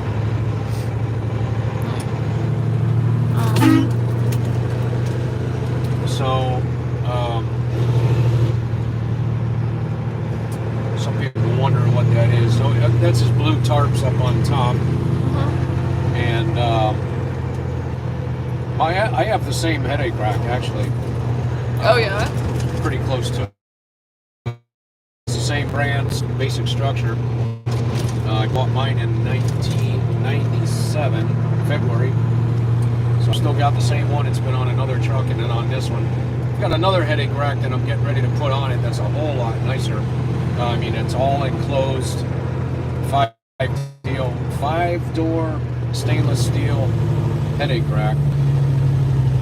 And it's gonna take a bunch of my stuff out of the cab underneath a sleeper Yeah. bed that I can put up in there, and then I can put my other boots and everything underneath the bed Oh, where they nice. belong. And then it's easier to get it too. Yeah, Yeah. yeah.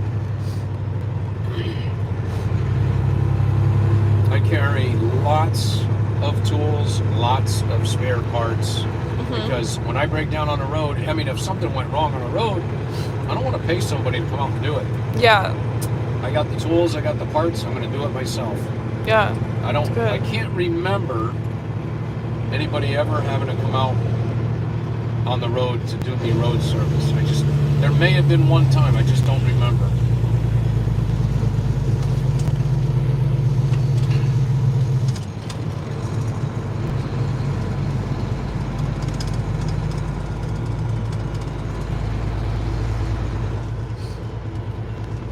Paul Janis.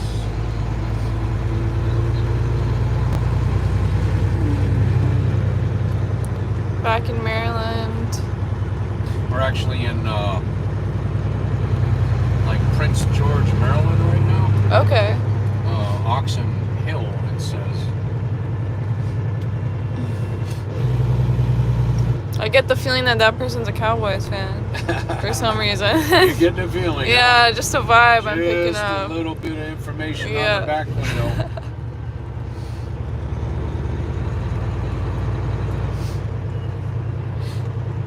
Do you watch any sports? Not anymore. All done with it. Oh yeah. Yep. What did you used to watch anything? Yeah, I used to love watching football and a little bit of baseball, but football was my favorite. And the way the NFL went woke, and I mean way worse than woke. They're doggone satanic now.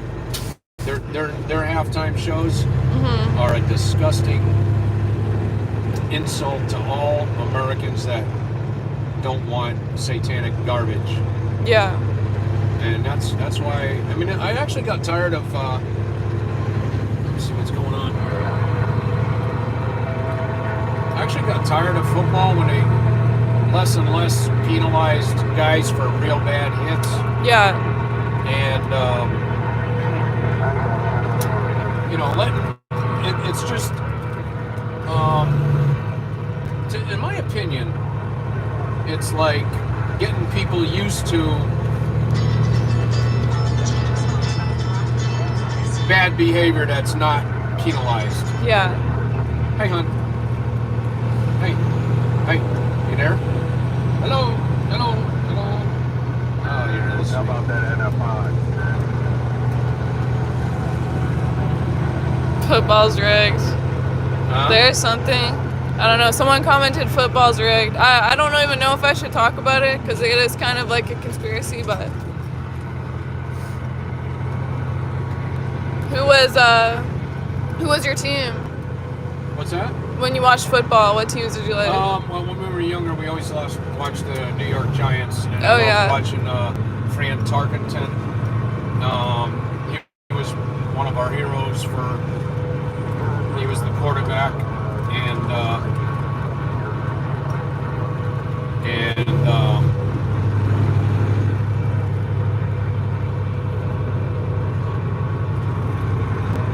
Johnny Unitas, the Baltimore Colts, was a good guy to watch. And that's going way back, of course. But when I moved down to North Carolina, you know, I started enjoying the Panthers. But the more corrupt the NFL has gotten, I don't want anything to do with it. None of my brothers watch it anymore. Yeah. I don't even think my sisters watch it anymore. Yeah. It's like we were all big time NFL fans, so got no purpose for it. It's just a member of the corrupt cancel culture. You know, they got no room for us. They got no reason to put on a good halftime show. They wouldn't let the drivers. They wouldn't let the players wear a black badge, a black strap over their arms for honoring the police that were killed. But they let all the players that wanted to put BLM crap on their jerseys. Yeah. So same with NASCAR. I used to get into NASCAR some since I live right there. And man, I didn't even have that stupid thing on. Doggone it. So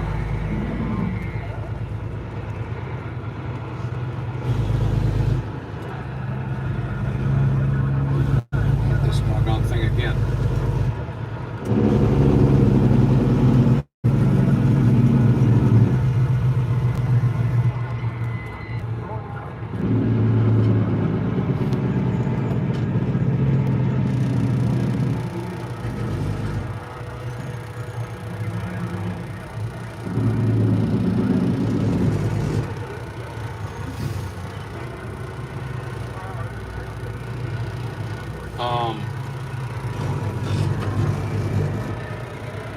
Yeah, NASCAR. They told people don't bring the rebel flag anymore, the Confederate flag. And just to say that's racist is stupid. I've even seen black guys wearing the rebel flag. Yeah. It's for South. It's for like your heritage is in the South. It's not. Doesn't stand for racism. I don't care what anybody says. That's my opinion, and an opinion of many guys. Matter of fact, there was a great video of an old black guy in a Confederate uniform, and his ancestors fought in the Civil War on the Confederate side, and he had history like you wouldn't believe, and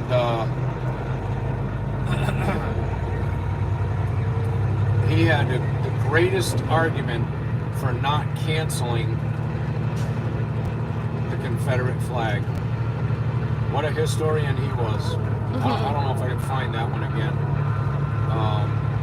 But, you know, the thing is,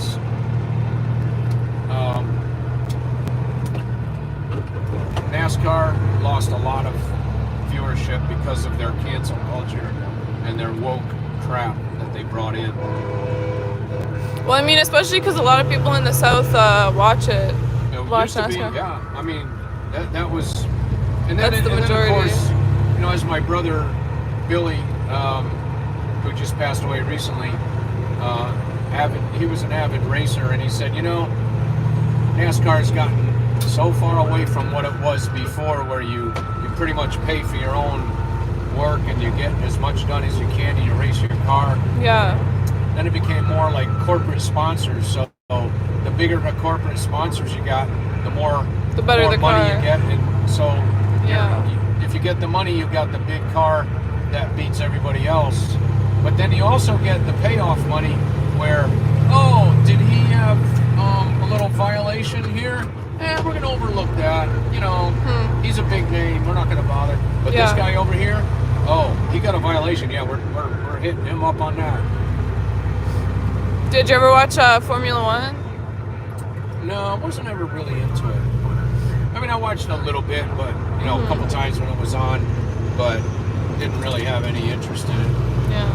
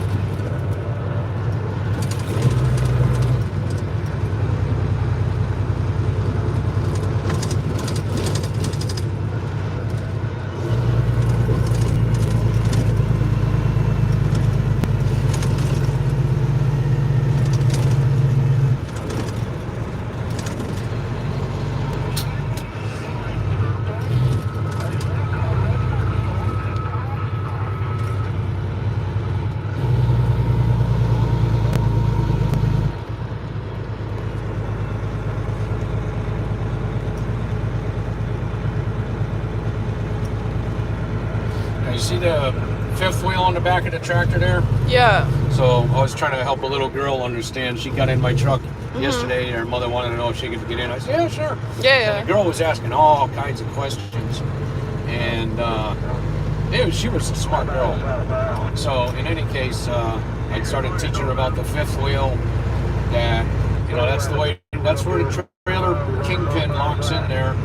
And I see that his fifth wheel is kind of dry right now. Uh-huh. And I remember reading a article about a guy that called his wife, said he'd be home by morning, never got home, found his truck, didn't make a turn and went right into the woods. He got killed. Really? And the reason was that fifth wheel was dry and it didn't have the grease on it. You got to grease the fifth wheel. Yeah. On the plate. The fifth wheel plate has to have grease on it, called fifth wheel grease. And if you don't, you could have what happened to him, where you went into the turn, but the trailer was locked onto the fifth wheel basically because it was dry and sandy, whatever. and so the trailer did not allow the tractor to turn into the turn. It just pushed the tractor straight ahead. It was like locked in a straight position. Yeah. So that's something I always try to tell guys. You know, hey man, you might want to put some fifth wheel grease on there. Of course, these guys, they're not pulling trailers right now, so they're just bobtailing. And the rain's gonna, you know, kind of maybe with the rain and dirt and all that we got down there in the racetrack, it's just gonna it'll dry out. Yeah. But, you know, when you go to pull a trailer, you want to put some grease on there. Yeah.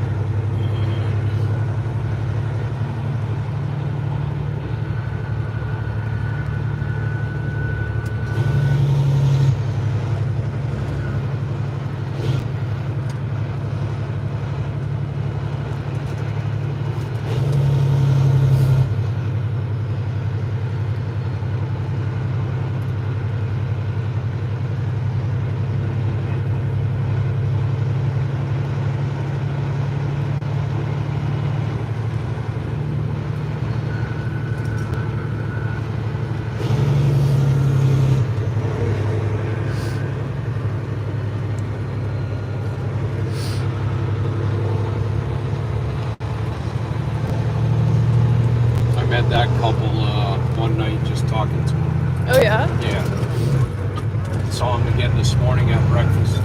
Are they by your truck there, or where you were parked? No, but I just happened to see them. I think it was right after one of the speeches in the morning. We were talking. Yeah. And is it like a husband and wife? Do they? Yeah. They drive the truck together? Yeah. Yep. Okay, and they cool. pull a step deck like I do. Now, see what that girl's got for the windshield? That's what you need right there. Yeah, See that's that? it. That's what I was saying on the way I was driving here, and I have a little like thing up here. I don't know for the music and stuff, and I was putting it on here. Every 5 minutes, it was flopping over. It was so annoying. Yeah. You need a real good one. Yeah. Right. I'm sure it's giving your arm a little sore, huh? It's okay. I'm resting it on the armrest, Okay, so good. it's not too bad. These adjust, Yeah. and also these adjust. I think I showed you that before. Yeah. So you can go whatever level you want. Why do trucks have these? The air pressured seats. Well, when you're going over bumpy roads, it's nice to have more cushion on your bounce. Yeah. You know, instead of taking the shock in your body. Oh, okay. And I guess it's more like exaggerated, the bumps and stuff, if you're in the truck? Oh, yeah. Yeah.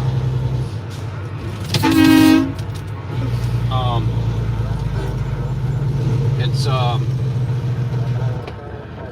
yeah, and I don't know if I told you before, but see underneath those airbags, like, see the lights on the tail lights there? Yeah. Underneath them, you see those airbags flexing up and down? Mm-hmm. That's the air ride suspension. It's spring. Now the old way was spring ride. They had metal leaf spring. Now here we go, right here. Oh yeah. Yeah, it actually does really make a difference. Yeah, in a truck it is. And believe me, when we used to drive spring ride trucks, they didn't have air ride. Oh my gosh, you felt every little crack in the road. Really? Something you wouldn't even feel in a car, like that. Yeah. Boom. Wow. Boom, boom, boom, boom, boom, boom, boom. That's what it was like driving them.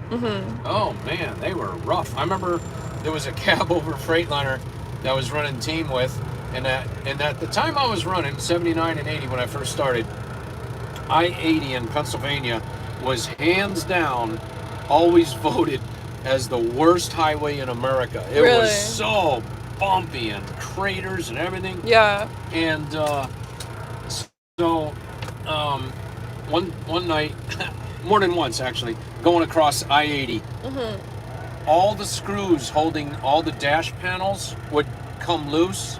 Really? But they were made in such a way that they didn't come out. They were like a thick hand-turned screw that had serrated surfaces where you could just turn it. Well, all of them would come loose, and all the panels as you're driving would get loose, and they'd just be flopping up and down. Oh my god. All your panels.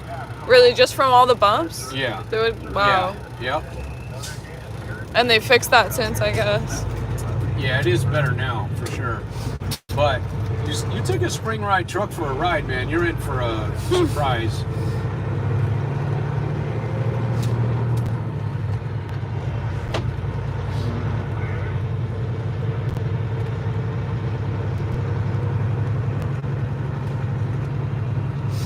I guess you don't have to drive on like the little roads as much, like roads in cities. They're mainly on the highway. So Well, it depends on where you're going, and you know, typically the places that I go, like let's say I'm going up towards Chicago, I try to avoid Chicago like the plague. yeah. Because the traffic up there is horrendous.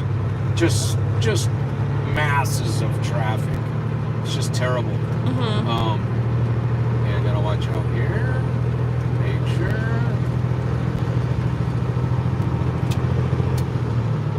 But you know, there's truck routes that trucks take, and there are, you know, a lot of, you know, fair amount of back roads, skinny roads, whatever. You just get to know the routes to these areas that you travel. Yeah. And I love taking detours, like all through, especially Amish country, farm country, through Ohio, even Illinois, Indiana. I don't like Indiana a lot because I don't like the roads there, but Yeah. and also Indiana's real particular about trucks following the lower speed limit from the cars. Oh yeah. And a lot of us don't think that's a good rule of safety to have trucks at a lower speed, because it's constantly people having to slow down, get around you, and then they either cut you off or whatever. All the traffic moving at the same speed is the best way, in my opinion.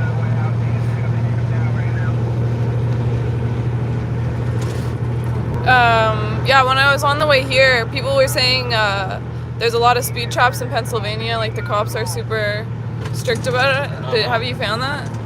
Well, I typically stay real close to the speed limit. Yeah. I haven't gotten a speeding ticket in I don't know how long. Many years. So it's almost like I don't notice it as much. I just there's certain areas, I'm not going to name them, where there might be a 55-mile-an-hour speed limit, Yeah. but everybody's doing 80, 85, 90. Oh yeah. So I'll be doing 65 or, you know, 68. And I'm still getting passed by everybody. I forgot what that was an answer to. Oh, I was just asking about the like the speed traps in Oh, Pennsylvania, and they have the mobile speed cameras. They don't have those in Canada, and I don't even think in New York they really had them. Maybe like towards the cities, but where I was driving, they really only have them in like Maryland and Pennsylvania. Now, when you say mobile, you mean? Like that's just what, because my car says if there's a red light camera or if there's a speed camera apparently, and I've never heard it say that before, only when I got to the US, so I guess they don't really have them in Canada. But yeah, I think they're just cameras that like capture your speed, and then if you're speeding, they can tell if it's like a certain amount over, and then they'll take a picture of your license and send you a ticket, from what I understand. But yeah, which is nuts. Because it doesn't really incentivize you. Like if you have a cop on the side of the road, people will slow down, and you know it incentivizes people to follow the speed limit. But if you just have a camera sitting there, you're just trying to catch people and give them tickets. You're not trying to make them slow down because they don't know it's there.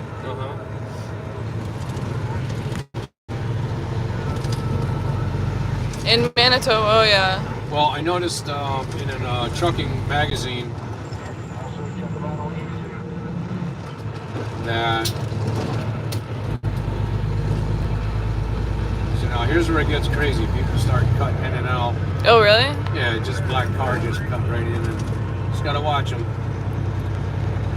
I noticed I think it was Pennsylvania, but I'm not positive, that they have cars now that are parked in the construction zones, but they're not. You don't identify them as a cop car, but it's got a speed camera on it. Really? Making sure you're doing the speed limit in a construction zone, and it will send you a ticket in the mail. Wow. Inside the car. Yeah. Wow. And it might look like a construction pickup too, pickup truck. Yeah. I remember when I was much younger in Connecticut, they were notorious. And I remember again, this is when the speed limit was 55. Yeah. And that was one of the reasons the CBs got real popular. Is trucks are always letting other trucks know where the cops were. Mm-hmm. And Smokey and the Bandit is one of the movies about that, or that has that in there. Kind of an over-the-top movie, but a lot of people like it. But Connecticut was real dirty. They've always been anti-truck in Connecticut. Mm-hmm. And I can tell you another story besides that one. But anyway, they used to have like you saw that black Kenworth that was going by us with a blue stripe. Yeah. They had a black Kenworth like that, a 1970s black Kenworth. And this was during the 70s. It was like an owner-operator truck. They would have it on the side of the road, and truckers would think, oh, it's just a trucker on the side of the road. You'd often hear them saying, hey, Bobtail, KW, you all right? Well, that was a state trooper, and he had a camera on that truck to take pictures. Wow. Picture taker is what they call them. And then they also had an RV camper. Would be on the side of the road. You'd think it's just a camper. It's got a picture taker in it. Really? Yeah. Wow. It's crazy. I never heard of anything like that. So sneaky.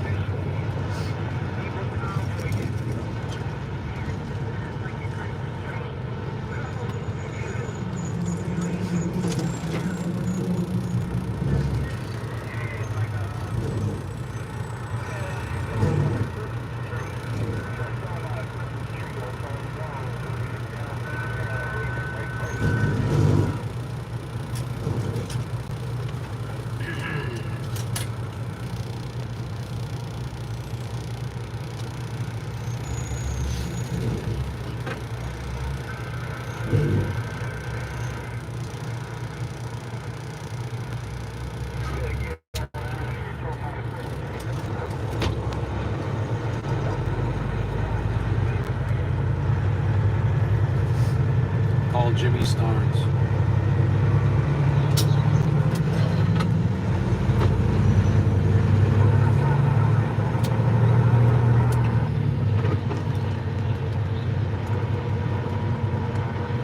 Call Starnes Detailing.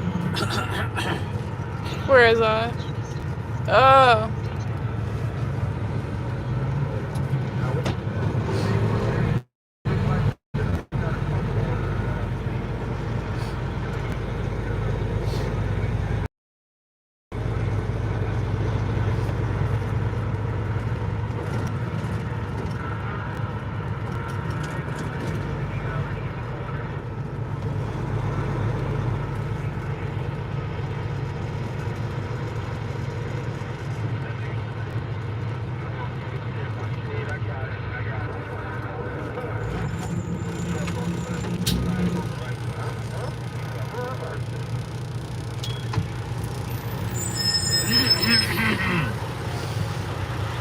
So the term four-wheelers, is that like... Hold on one second. Hey Jimmy, this is Marty with True Blue. Just want to confirm that Monday is good for us to get the tractor wheels polished, and I'll be coming back Sunday to get it in there. I do have a problem with my brakes, so I'm gonna have to get that done afterwards, but hate to do it afterwards. But anyway, just give me a call when you get a chance, 704-609-1406. Okay? Thanks a lot. Take care. Bye. What are you going to ask them now? I was just gonna say, The term like four-wheelers for cars, Yeah. is that something that truckers have always said? Yeah. Oh, okay. Yeah. I've never heard Yeah. that before. Yeah. Oh, you never heard it before? No. Oh, okay. Yeah. And then there's also there's some other nicknames if I can think of them. Mm-hmm. Like when you got a when you got one of these motorcycles that's The driving crotch like an idiot. rocket? They call them crotch rockets. Yeah, yeah. And kamikaze crotch rockets or kamikaze pilot. Yeah. You probably heard those terms before then? Yeah, yeah. Yeah. Heard of the crotch rocket. Yeah. And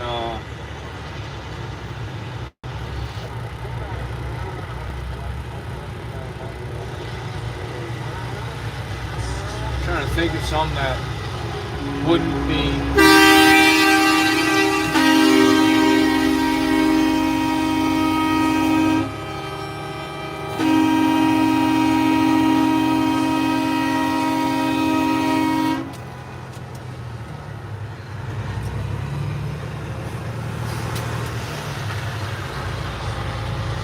They must have called a number 321 to do that. Everybody did it at once. Mm-hmm.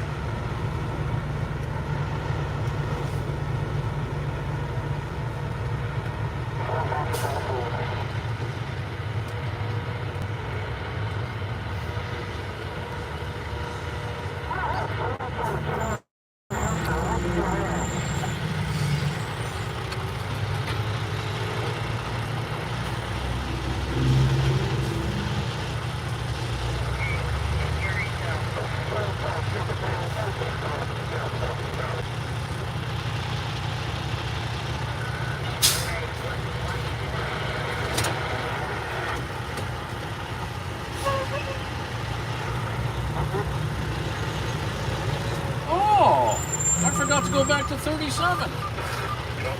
Ah, What was the other frequency? 19. What was that 19 for? is the typical truckers channel. Oh, okay.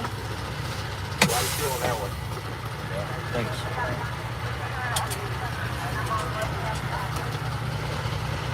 Seems like we're stopped here. That's the right one. How'd you like my ham? Oh, you know we love it. Every time I hear that horn off, I think let's go. Yeah, put that there. Thanks. No worries.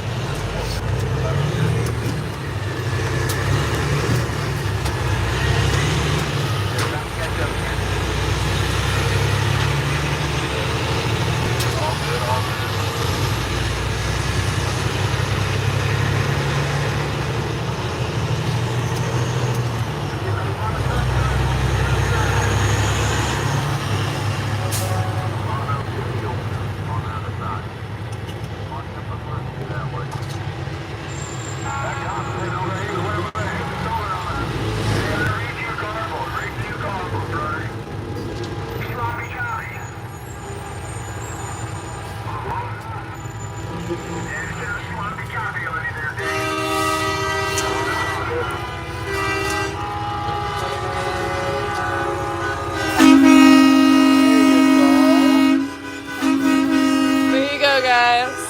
I did the horn. Do it. Keep doing it. Yeah.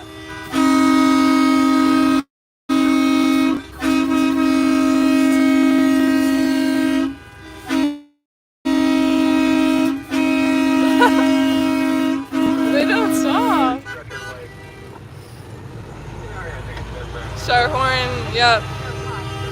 It's your horn. Go ahead.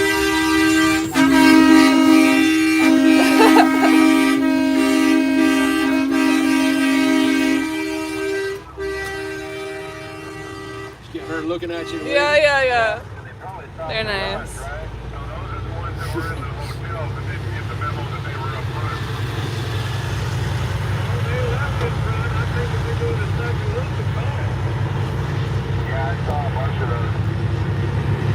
Oh, so yeah, are we going back around or is it one loop? Okay.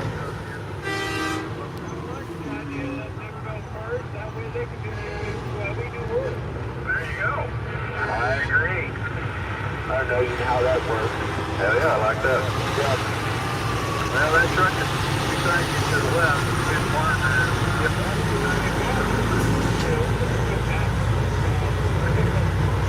So that truck right there is an International Lone Star. It's made to look like an old, like 50s truck, Oh yeah. 1950s. So it's like a retro truck. Oh cool. Oh yeah, it has all the chrome on the front. That's awesome. And the narrowed. Yeah. Yeah. Wow, that's cool. I don't think you like my horn.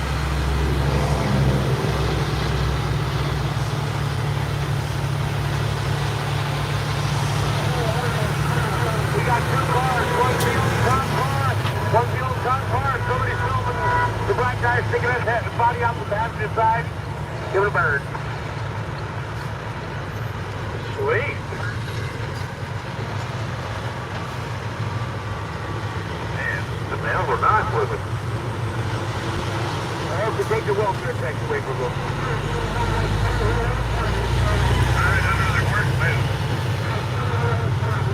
How many viewers you got there? 1,400 now. Nice. Yeah. Nice. Hello, viewers. Hey guys, for the new viewers, this is Marty. Thought he's awesome. He's a trucker, and yeah, we're doing the Freedom Loop. Yeah. We're just letting Nancy Pelosi and all the corrupt politicians in D.C. know that they are on notice. We're taking this country back, and they hate us being in their neighborhood. They were hoping that we would be stupid enough to go into D.C. where they would be creating some kind of incident so that we could be locked up and made to look like troublemakers Yeah. or domestic terrorists. But I guess, really we are domestic terrorists to the cabal. We're not big fans of the cabal because it's going down. I saw, see that guy? Yeah, you saw it Flipping a bird? too. It's always the Dodge. Dude, they just don't like us. The other one was, believe it or not, I saw a pickup the other night doing it, and then another car. Oh, But you know really? what? Then all it says, I laugh at them. It's just like, Yeah. even in the Bible, it says, the wicked gnash their teeth and make plans against the righteous, but the Lord laughs at them, for he knows their time is coming. I know their time is coming. We've already won this. We're just declaring it. Yeah.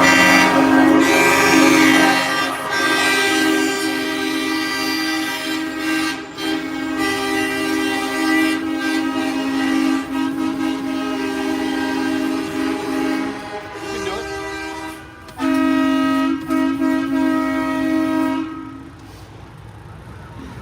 Charlotte here is getting to become a half of a trucker. Oh here. yeah. Yeah, I'm gonna teach her how to drive before the day's done. I'll be in the driver's seat. Yeah. Yep.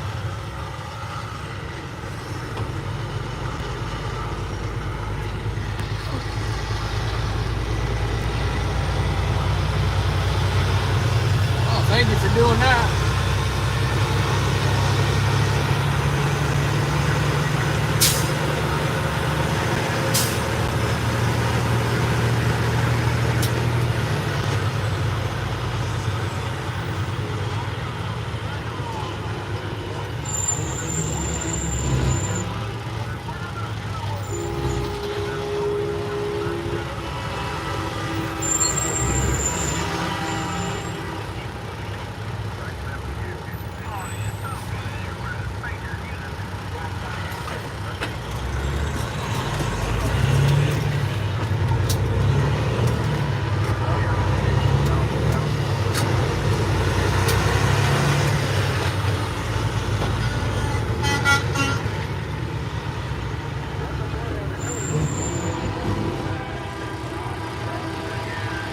Here, just.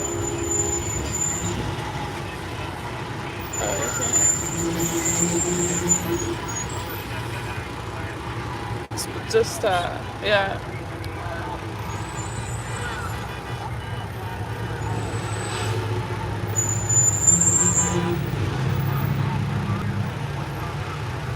Here, that's what I was trying to let you read. Yeah, I think it's just, I know what that is.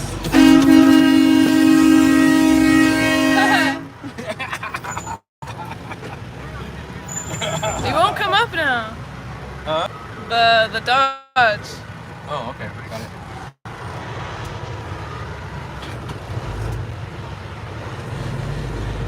I couldn't get my mic quick enough without having a little car crash up here. I got some good video of that charger. I would see the mile marker on that. And I see 28 feet, 1 mile from there. Hey, Boomer, that blue Charger on your right hand side, you got it to mile 6. Tell you we're about the, where we have the 18 or something, maybe?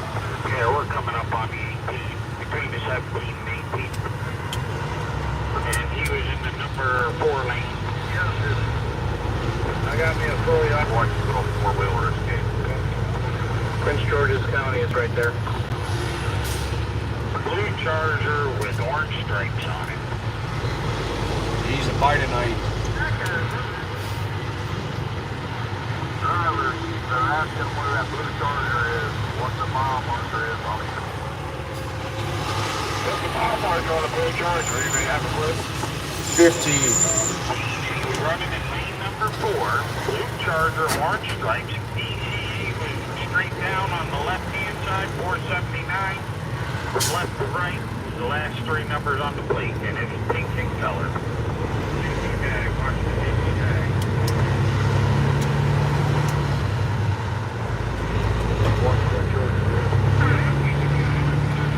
Made there with his fingers and shot at me.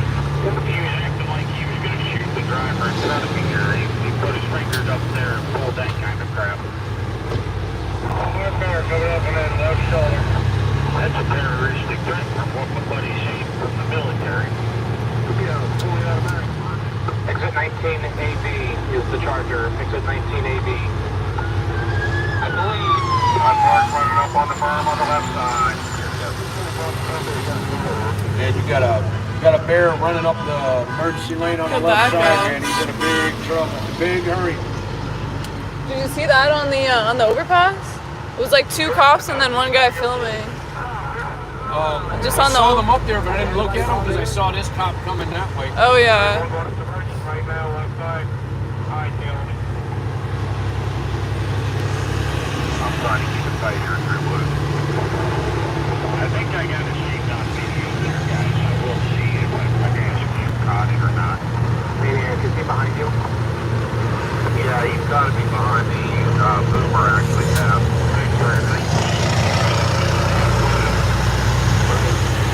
There you go. Some supporters on that little overpass.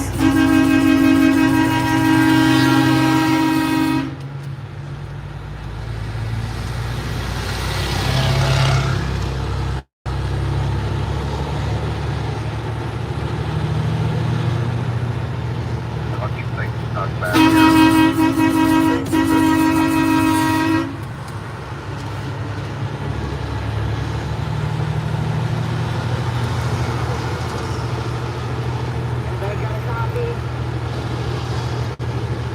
Looks like you're ready for him. It's gonna be funny if they pulled that blue Charger over there and they did got in here and locked him up. I got it.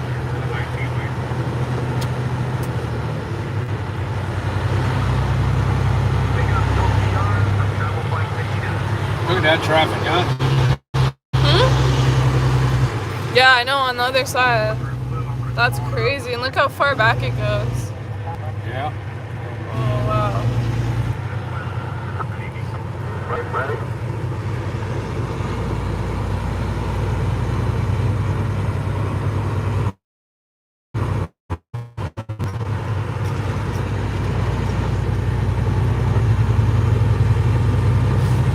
Look at that guy's trailer. What happened to it? Which one? This one? Yeah, it looks like there was a landslide on it or something. It's a trash trailer. Oh, okay, makes sense. So they take them to the dumps, and they back onto a ramp, and the whole ramp goes up like this, and it dumps all the trash out, lets you back down. Oh. But where do they take the trash from the dump? Isn't that where it's It's, well, incinerator. Oh, okay.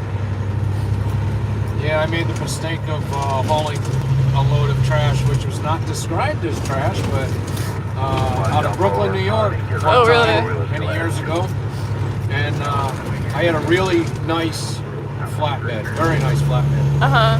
And the guy told me it was baled cardboard. And I was not familiar with this, so I said, baled cardboard or trash? No, it's baled cardboard. It might have some plastic mixed in, but it's just baled cardboard. Uh-huh. So I went there, and it was the nastiest crap you ever did smell before. Really? And I complained to the girl at the desk. I said, and she said, yep, drivers come in here every single day, and the brokers lie to them every single day. She said, I hate it.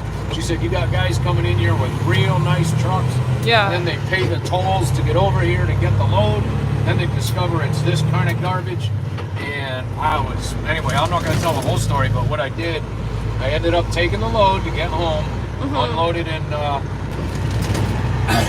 oh gosh, somewhere in Virginia. I'm trying to think of the name of the town. I don't think it was no, it wasn't Emporia.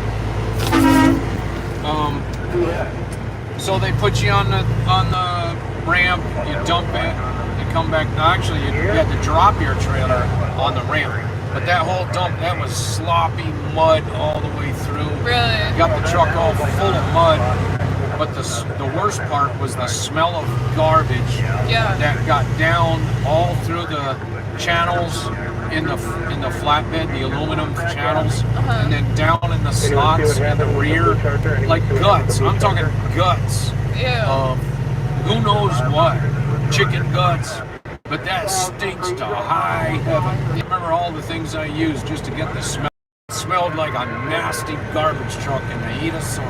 Really? Oh, man. They gotta stop lying to these people. Huh? They have to stop lying about the, Oh, a lot of the brokers, that's why I got the dirty name. Broker is a dirty name in the trucking industry. There's only a few good ones. Some of them might be a little more honest. Yeah. But, the thing is, they either take too much out of the load or they don't pay you enough for what you're doing. And I'm actually a broker that has lived all the loads, so I know what it takes. Yeah. I want my reputation to be as a good you broker. guys, I seen one about 20 minutes ago. County bounty on the Hagerstown. It was all around. So I pay guys according to the job. And when it's a real specialized load, I make sure the guy not only knows what the load's going to be about, but he's getting paid a good rate to do it.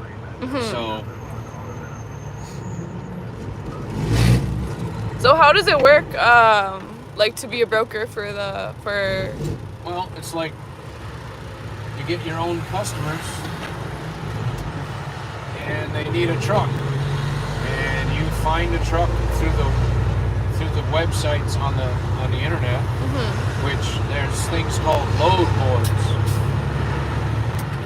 and I can show you what those are like later on. I think when we stop at the truck stop, I can take out the laptop and show you a couple of the two main load boards. And there's many of them, but there's only two that are really at the top. DAT Transcore and Truck Stop mainly are the big two. DAT is very old.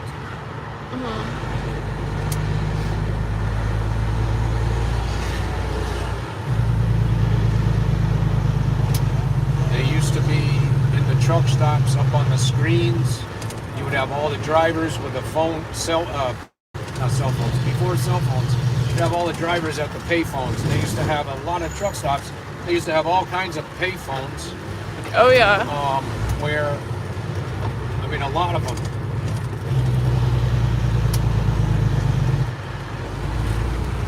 Guy's got a trash bag stuck in his wheel.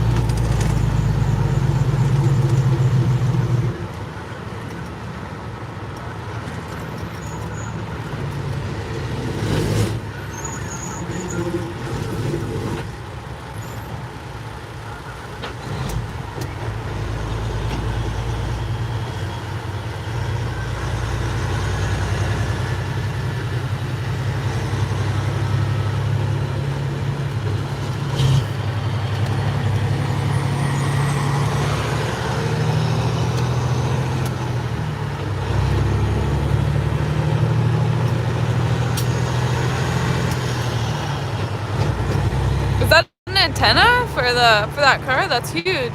What's that now? That antenna coming out of the. Oh yeah. The antenna, but it looks more like a private radio antenna. I don't know. Huh. Maybe if we see them, we can ask them.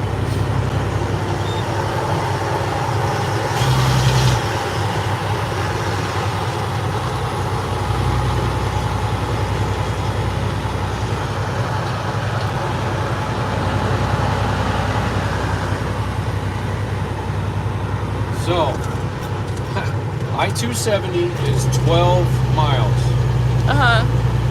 That will be the one completion of the loop. Okay. So what time is it? 2:45? I don't remember. We probably left at around 11 maybe? Yeah, good question. And then I don't remember when we first got on. Yeah. But it should take around 2 hours, no? That's like the approximate. Yeah. Yeah. I wish I had looked at my clock when we hit 495. Yeah. Guys, if you know when we went on, say it in the chat.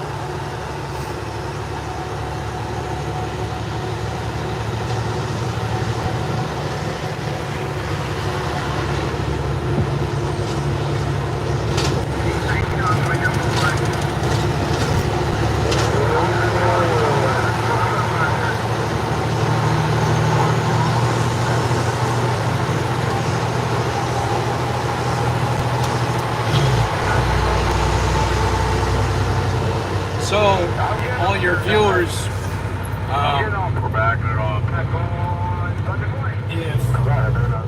if any of you got kids that want to send cards to the truckers, that's one of our favorite things. Oh, yeah.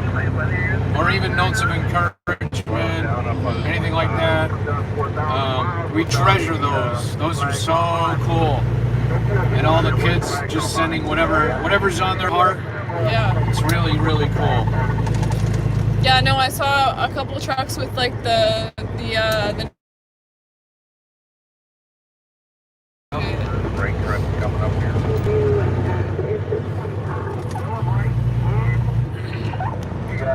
gotta find out how they're delivered, but I guess. Yeah, I'm not sure. They're delivered to the Speedway right now, I would guess.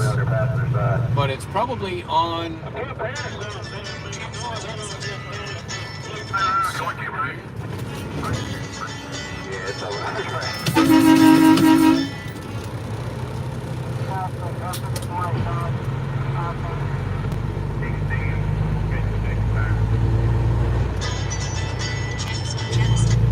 Hey, honey.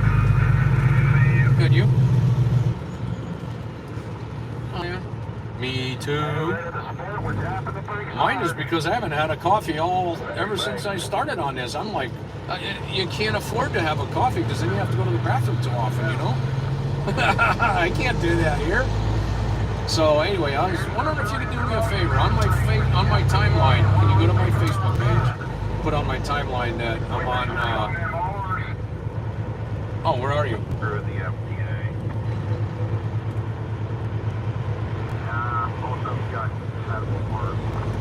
Driving back to Walmart, where?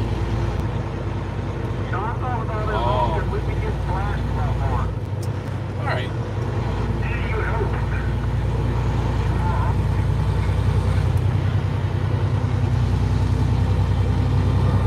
Okay, no problem, honey. You know what? I just realized I can do it. I don't have to bring up my laptop. I can do it on my my cell phone. I didn't even think about that next time I get something. Yeah.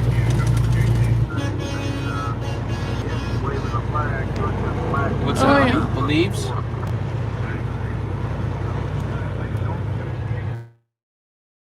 Yeah.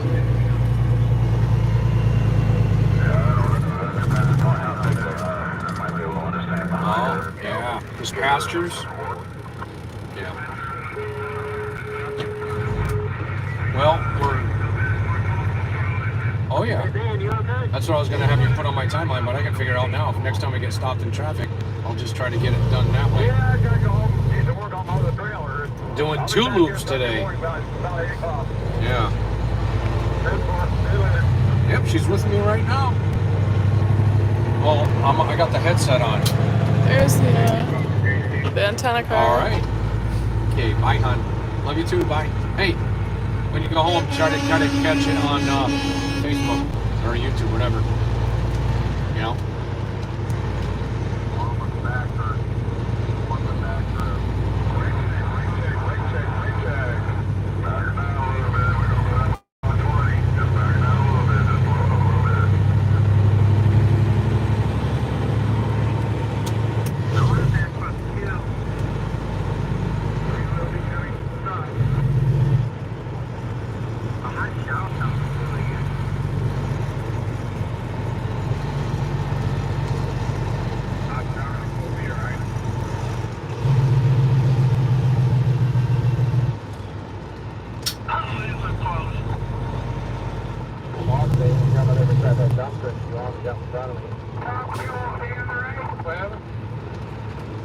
Some people are saying they changed it to 1. Did they say 2 laps on the radio?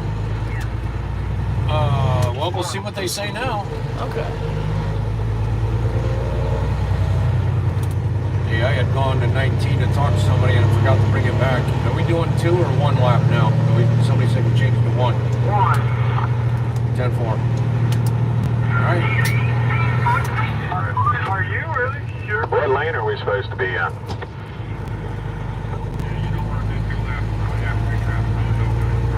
The whole time here? 2 or 3, though. 2 or 3.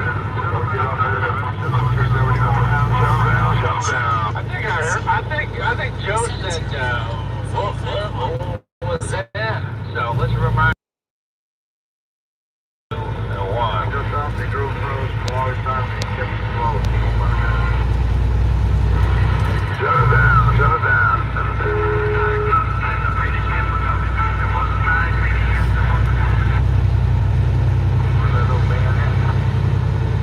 To the right of the white Freightliner in front of me, up here behind the shiny truck.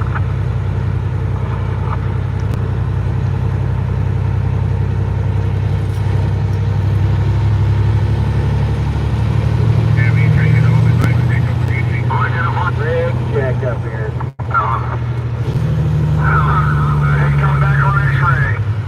I said I'm gonna get up on you on trailer and I'm back and forth with my mask on. I think I know what happened. Think what now?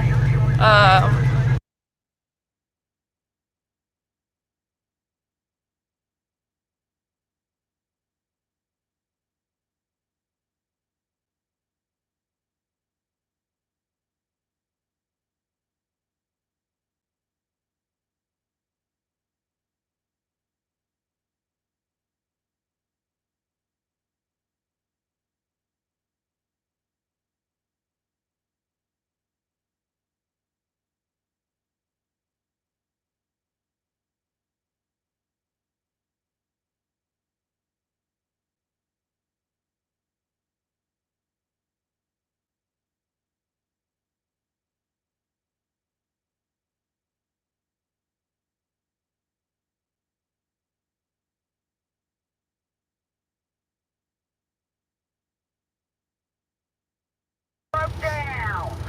Where at is the car rolling broke down? I don't know what that was. Guys, the sound's back. In the center lane. Somebody get a hold of X-ray. Oh boy, got a truck broken down in center lane. Oh, really? Up there? Right up here. Yeah, I see it. Seems like cars are starting to move on the sides, though. Wow. You'll have to drop over. You're gonna have to let me over there. The car hauler broke down in my lane.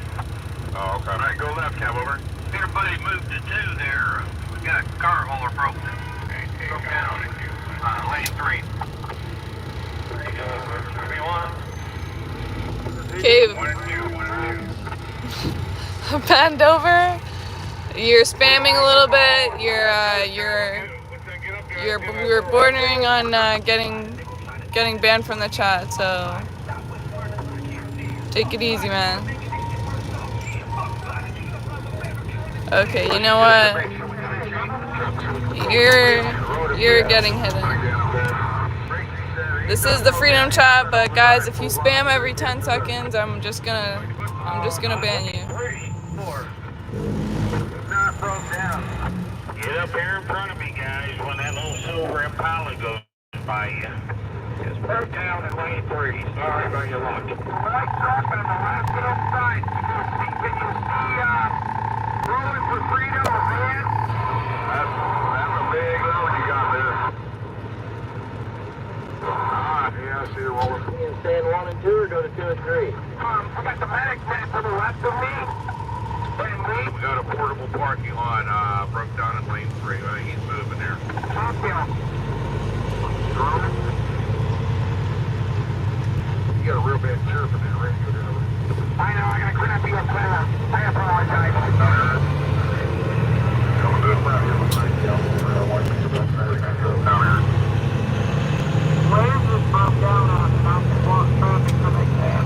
Well, I guess the parking lot got moving. I don't see it up here now. Yeah. I'll move over on the KJC. That red dump truck there and move over there in front of you. So you know that's one of the other nicknames I was telling you about? The dump truck? A car hauler is a parking lot. Oh, what do you mean?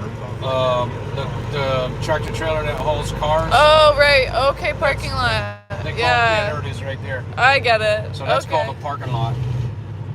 Or portable parking lot. Parking lot. Okay, cool. What's going on in my lane up there? I always wondered how they were able to secure the cars in so well, because they'll have like 5 of those cars on there and they'll be like hanging off the back, but they never. Yeah, that's right. Yeah. Did you ever drive one of those? Nope. Don't have any desire to. I got a good friend that does that. Yeah. Do they have to, like, the driver, do they have to secure all the cars Yeah, on, or? yep. Wow. See, every truck driver is responsible to secure his load. Yeah. And when the shipper says, "Oh, don't worry, you don't need that," excuse me, but I'm the driver. I'm responsible. I need that. In other words, I think I told you the other night, like you might be. I told you about trying to help another driver, and he was young, and he thought he. Yeah. He was too proud to accept any advice. Yeah. But for your listeners that didn't hear this story the other night, I came into a job site to pick up a load on my flatbed, and there was a Western Express truck flatbed over there, and there is a lot of chatter on the radio that there is a lot of chatter on the radio about Western Express truck drivers not really being trained properly to secure their freight. So now this trailer right up here, that's a step deck. It's a flatbed, but it drops down lower after it goes over the cab.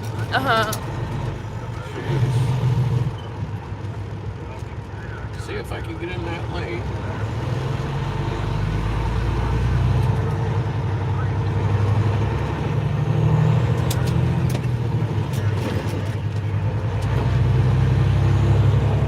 And this guy did not know what he was doing. I walked over to him, said, "Hey man, you need some help?"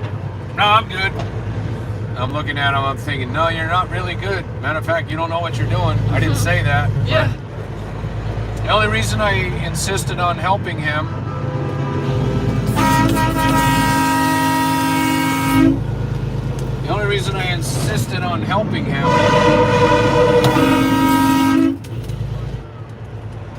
was because I always think about, what if there's a lady and her kids in a car and this stuff falls off and crushes those kids and causes a bad accident. Yeah. Or a young girl, or, I always think about women and children, And it's like, I can't stand the thought that I could have prevented an accident by helping a guy that doesn't want help, but he's ignorant. So I said, I'm going to tell you something. You're not really doing that right there, okay? How about if I'm gonna give you a hand here, okay? He didn't really answer me, but I jumped up on a flatbed, started showing him stuff he needed to do, and then he had a pallet that they had dropped off on there that was all kinds of loose stuff, and he was just throwing a strap over it, and I'm like, that stuff's gonna work its way loose. It's gonna be all over the highway. And so I taught him how to make a cage. I said, you know how to make a cage with pallets? No.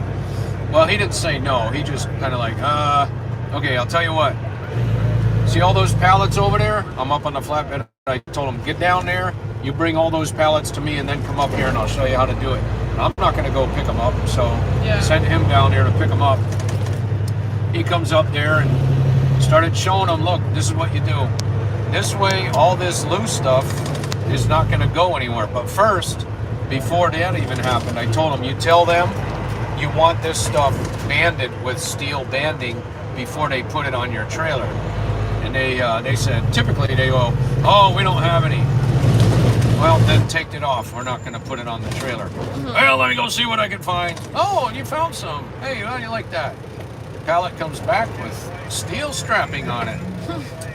And so I taught him how to, you don't trust even that. I mean, you gotta know your freight, know how it can work its way loose.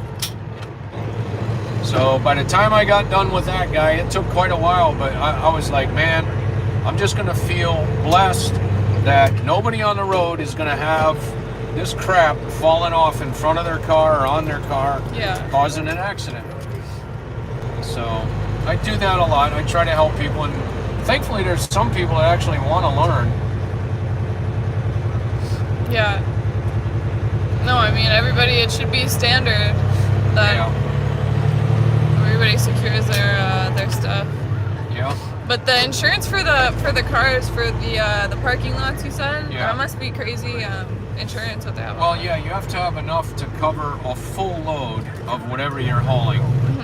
So figure what your load is worth if you're hauling BMWs or Lexus, Mercedes. Yeah. Each one, how much is that? So typically, your average trucking company that's pulling a van trailer or even a flatbed is going to have $100,000 in cargo insurance. That's just to cover the cargo. Well, some guys might go 150, 200, 250. That's the highest usually the smaller operators go. But, it's rare to see more than 250. It's even rare to see 250 compared to the rest. So, because I haul some expensive machinery, prior to COVID actually, COVID pretty much shut it down, where this particular one customer was. But the price of stainless steel went high enough where they just said, we're not ordering anymore until the price of stainless steel goes down. So right now they're not even making any, and those poor guys are just sweeping the floor waiting for something to do. Wow. And what is that building? I know, I can only imagine that is a Mormon temple. Oh yeah, that makes sense. That looks like it. Look at this, guys. Yeah, it's weird looking. I was like, I thought a church at first, but I've never really seen a church with like those blocks. Yeah.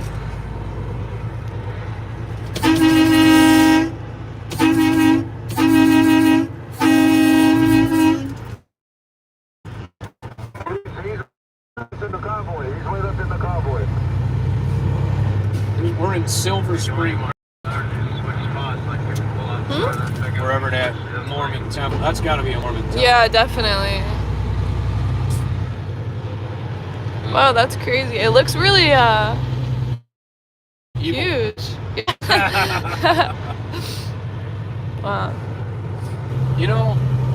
I thought they read the same Bible that we do. I think it's different. I think it was they have a... It's called the Book of Mormon. Yeah. I actually got a copy of it.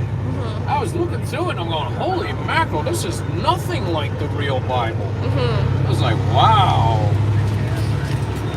I think it was written by someone else. Yeah, well, the real Bible, you can actually do your homework, like, you can actually look at the homework other people did that actually tried to prove Christianity wrong in a fake and a farce. I can think of a number of guys, but they were smart guys, and they set out to prove Christianity a hoax. And then they ended up realizing, wow, you cannot deny that that Jesus Christ is the Son of God, and that this word is God's word. Why? Because everything fits together like a glove all the way through centuries of writers, and they all prophesied about, and I'm looking at traffic too. They all prophesied about a coming Messiah, and all the prophecies about that Messiah turned out to be 100% accurate, and the chances of one person fulfilling even 7 of the over 400 prophecies, even 7 of them, the fact that he was born of a virgin, born in Bethlehem, raised in Egypt, he came out of Egypt, I forget what all 7 are, but just the 7 that they mentioned, born in Bethlehem, yeah, so the chances of that happening was, I forget the number, but the guy that described it says it's like taking a silver coin, stirring it in a stack 2 feet high of silver coins the size of Texas, and stirring it all up, and you get one chance to pick out that one silver dollar out of all those 2 feet deep in the state of Texas. Wow. That's just the 7 of those. Then you go into the 440 plus prophecies about the upcoming Messiah. He would be born in Bethlehem. He would live in Egypt. He would be called out of Egypt. I used to know all these, man. I'm pretty dry on it right now. But anyway, some of the books that were written, one of them is Evidence That Demands a Verdict. Evidence That Demands a Verdict by, what's his name? I got a copy of it recently. And then they got That's a Verdict too. That's like collegiate university level. This guy is really smart. But anyway, I'll think of his name in a minute. Josh McDowell. Josh, McDowell. And that guy did a great job. Then there's other people that did the same thing. They went to prove it wrong and found out it's actually true. Yeah. And one of the things that they realized, if we can prove that Jesus never got raised from the dead, then we can prove that Christianity is a hoax. But the more evidence there is on it, the more they realize, wow, this really did happen, you know. Yeah, all right, so Confucius, Muhammad, all of them, they're all in their tombs, but Jesus's tomb is empty. And if the Pharisees were able to prove that he really didn't die and rise again, they would have surely put out his body. But when Jesus died, they plead with Pontius Pilate. They said, put a guard over this and a seal on the tomb, because this imposter, as they called him, just like the cabal calls us terrorists, this imposter said that he would rise again after 3 days. So lest he pull a hoax, we need to be sure that he's in that tomb and dead. All right. So they got a Roman guard. Now, Roman squads of guards had this in their military. If you let a prisoner go free, you and your whole squad would be executed. Right. So when they put a guard over the tomb and the angels appeared at night and the angel moved rolled the stone away, that it would have taken several men to roll away, because it's like a millstone. And when they appeared, it says that the Roman guards became like dead men. They were so full of fear. They fell to the ground. They were like dead men. And so wait, are we exiting the beltway right now? Yeah. Okay. Yeah. We're only doing one today, which is good. Yeah, That's I mean, a lot of work, man, doing one of these. And so yeah, wouldn't you? I guess it's a circle, so you wouldn't have been on the other side's traffic if you had done a second we would have continued off to the left. Okay. Yep. But still, I mean, if we'd done a second one, this would be like 6 hours. Oh yeah. 6 hour I didn't long. want to do two, really. Yeah. That'd be too late. We would have been stuck in late rush hour traffic. Yeah. We started too late if they wanted to do two rounds, but I don't care what time of day it is. 2 rounds is a lot of torture. Yeah. You know? Yeah, it is. Yeah, it is.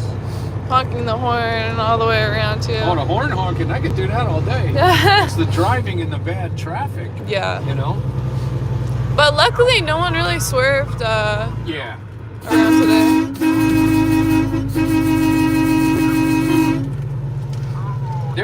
I could see some people that were doing some vindictive stuff, but you know, people do that all the time with trucking. Yeah. I mean, a lot of people get upset with truckers just because they're there. Well, I don't want to be behind a slow truck. Yeah. Well, that's what life is about. Yeah, no, but I talked to someone the other day. He said, people were swerving in front of him, like flipping him off. There was only really one guy that I saw who did that. The Mustang? Yeah, the Mustang. No one else. Maybe there were some other people, but I didn't see it. Were you watching someone else's video? I talked to someone Okay. yesterday. Yeah. I forget who it was. He did it right. I saw him do it right in front of me. Oh, who, the Dodge? The black Mustang. Oh, yeah. And supposedly I heard that they caught him. Yeah, that's what I heard too. And then there was the motorcycle that I think I told you I heard on the CB. Wow, did you see how fast that guy went? He must have been over 100 miles an hour. Mm-hmm. And I was looking in my rear mirror just wanting to move over in the right lane. There was nobody within a half a mile in the right lane. Yeah. Put my right turn signal on. I started moving over, still checking, nothing there. Moving over, and I was videotaping the front. And right about the time I turned my head to the front, wow! Really? That guy went right around me, just barely missed me. Wow. And he went all the way over to the left side of the highway from the far right lane, doing literally 120, I would say it was more like 130 miles an hour. Wow, what is that? That's like 200 kilometers? Yeah, I wish I could tell you, but... Yeah, I think it says on there. It doesn't even go up to one. No. Wow. My speedometer doesn't even register how fast I can go. Really? Yeah. It just caps off? Let's see. Yeah, kilometers. Okay, It only goes up to like 130. So 60 is just under 100. So it'd be about 200 kilometers Wow. per hour. Yeah. That's insane, especially on a motorcycle in this much traffic. Like, that's so dangerous. Yeah. I'll run a stagger with you, that way I can back off when you're keeping over. Right where we get started, come out, come on.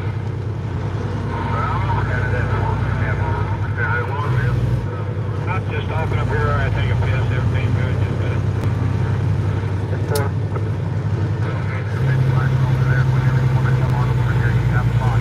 You guys are gonna use the local lane, or you're gonna move over here to this lane where you need to be? Go over, Chris. Okay, we're stopping. Now we'll hit. Yeah, get your videotaping of that convoy there. Oh, yeah. Yeah, if you guys can see there. There's the big sleeper I was telling you about. Was it you I Oh, was talking about? Talking about that? this one? This one back here. I'm not sure. Oh wow, this goes really high. This cab. Uh-huh. I didn't realize.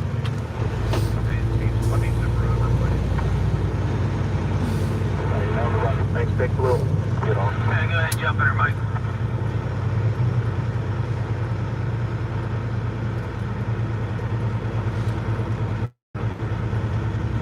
Thanks, Big Blue. You betcha. Big Blue. Who are you? He might turn signal on and he hammers on it. You're backing out again. You always let wind now, guys.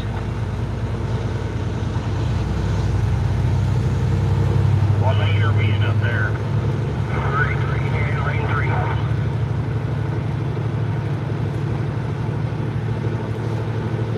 Copy the lane 3.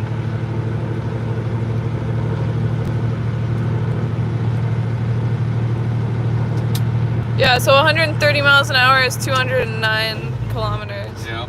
Wow.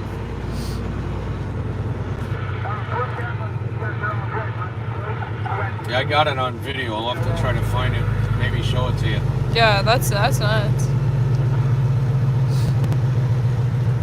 Is it legal in, because I know it's illegal in Canada to swerve in between, like, traffic for Yeah, motorcycles? that's called, I heard it's legal in some states, though. I don't know. well, not swerving like that. I mean, that's called unsafe lane change, or they got aggressive driving. What do they call it? Reckless?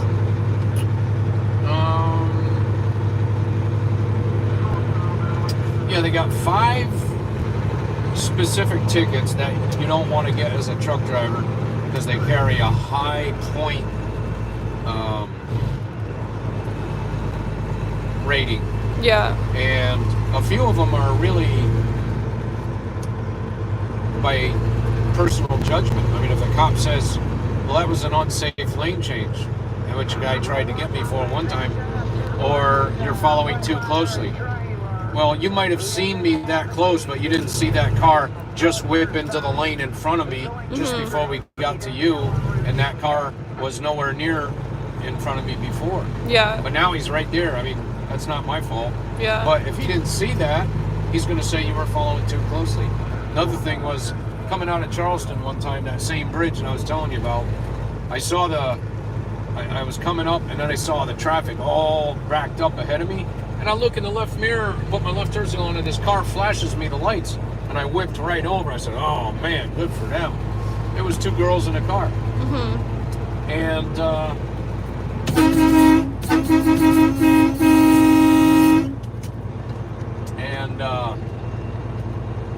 next thing I know, I see a cop getting on from the on-ramp just about the time it happened. I can't remember when I saw him, but maybe it was just before it happened. As soon as I got into that left lane, man, here comes that cop flying up on me, and he pulled me over and he said, I saw you do that. And I said, sir, they flashed me their lights to move in front of them. No way they did that, no way. I said, sir, they did. They flashed their lights, so I moved over. I said, I wouldn't cut somebody off like that. I said, they flashed me, they were letting me in. No, I'm writing you a ticket. Okay, well, I was fortunate enough to get in touch with a female attorney friend of mine. And I asked her, what do you think I should do? And she said, let me try something. She called down to that, I think it was Charleston or North Charleston. I think it was North Charleston. And she called down there. She said, I know somebody down there. So, turned out, I'm trying to think how this worked out, but basically, the person that she finally got in touch with was able to give me a call back, and he said, I'll tell you what, he said, if this cop that gave you that ticket is the one I think it is, who hates truckers, he said, I'm going to just rip it up and throw it away. Oh, really? Yeah. And he called, I said, okay, well, thanks. And he called me back, and he said, you don't have to worry about that ticket. There's that cop. Your ticket's in the trash. Yeah. I said, oh, thank you. Oh, man. Wow, that's awesome. Yep. So, you know. always another option. You gotta fight. You gotta fight for your rights. Don't just pay a ticket. Always fight it. Always fight it. I had another accident. Well, I shouldn't say accident. I had another situation where I was making a left turn, and this car comes flying around me and hits me right in the fuel tank. And all 3 Africans that were in the car claimed that they were all hurt. Of course, they all went to the hospital. The cop was there yelling at me and blah, blah, blah, blah. And I said, sir, I don't want to hear it. I said, sir, I was trying to take a left. You don't cut off those cars like that. You were supposed to be in the left lane for a turn. I said, sir, there's only 1 lane here. He goes, there's 2 lanes there. I said, sir, where's the markings? He said, don't argue with me. I'm writing you up. You just be quiet. Yeah. I was like, holy mackerel, man. I walked away. 2 ambulance drivers were still there. And they said, man, these Bridgeport, Connecticut cops, they hate truckers, and they always give the trucker the ticket. Really? And I said, really? Okay, well, we have to go into plan B. So, before my court date, I think I told you this, but I'll tell all your other viewers that hadn't heard it. I went to I called up the city of Bridgeport. I said, hey, have you got blueprints of each intersection? Oh, yeah, we do. I said, okay, well, how do I get hold of that? And they said, hold on a minute. They transferred me to somebody else, and he was in the engineering department. And he said, well, I could probably get it to you in a couple weeks or so. I said, sir, I actually need it pretty quick. I got to go to court. And he said, can you come down here to my office? I said, yeah, I can. I drove down to his office. He showed me the blueprint. I said, can I get a copy of that? He said, sure. I said, is that 1 lane or 2 lanes? He said, that's 1 lane. I said, can you put that down there in writing and initial it or sign it? Yeah. And he said, sure. He put it down there. And so when I went to court, I brought that blueprint of the intersection, and I brought it up to the DA before the court opened up. And he looked at me and he said, where'd you get this? I said, I went to the city of Bridgeport and got it. And he said, nobody does this. He said, how did you do that? I said, sir, when I want to find something, I always find it, you know. And he said, well, you sure did your homework. And he pushed it back to me, and he said, here's your ticket. I'm ripping it up, throwing it in the trash. He said, don't worry about it. You can go home. Don't even have to go to court. I said, thank you, sir. That's what you got to do. Yeah, you gotta fight your own battles. Yeah. Nobody's gonna do it for you. You gotta take the extra effort, right? Yeah. Wow. I'll tell you what started this, though. Always take pictures before you move your vehicles, if you can, without being unsafe. So I was coming through a New York toll one time, and as I exited the toll booth, a white van was coming up here, and the guy was reaching down in between his seats, picking up paperwork or putting it down or something. He veered right into me and hit my left front fender. And so we stopped there, and the state trooper came, and he said, all right, you guys I told him what happened. I said, you see I'm in my lane, right? And he came over to me, and he said, yeah, just pull over there. Cop has us pull over. And he says, all right, I'm going to have another cop come. I'm going home, and he's going to take over on next shift. Waited for him. Well, I didn't see anything. I'm writing you the ticket. I said, sir, I was in my lane. He came over to me. He was reaching down. Yeah. And he said, well, and that taught me a lesson real quick. That was 1985 or 86. I was like, okay, I'm not moving my vehicle ever again until I get all the pictures I need. That came in real handy one day. I had another accident. I was in Hartford, Connecticut. And I can't remember the name of the road right now, but it was where the Seal Test Dairy is. Hold on, get a drink. Is that stuff making you choke? What? AC? Not really. So I was pulling for a company used to be in business called Sweet Life Foods. They had real unique trucks. They're all yellow with blue fenders and blue writing on the trailers.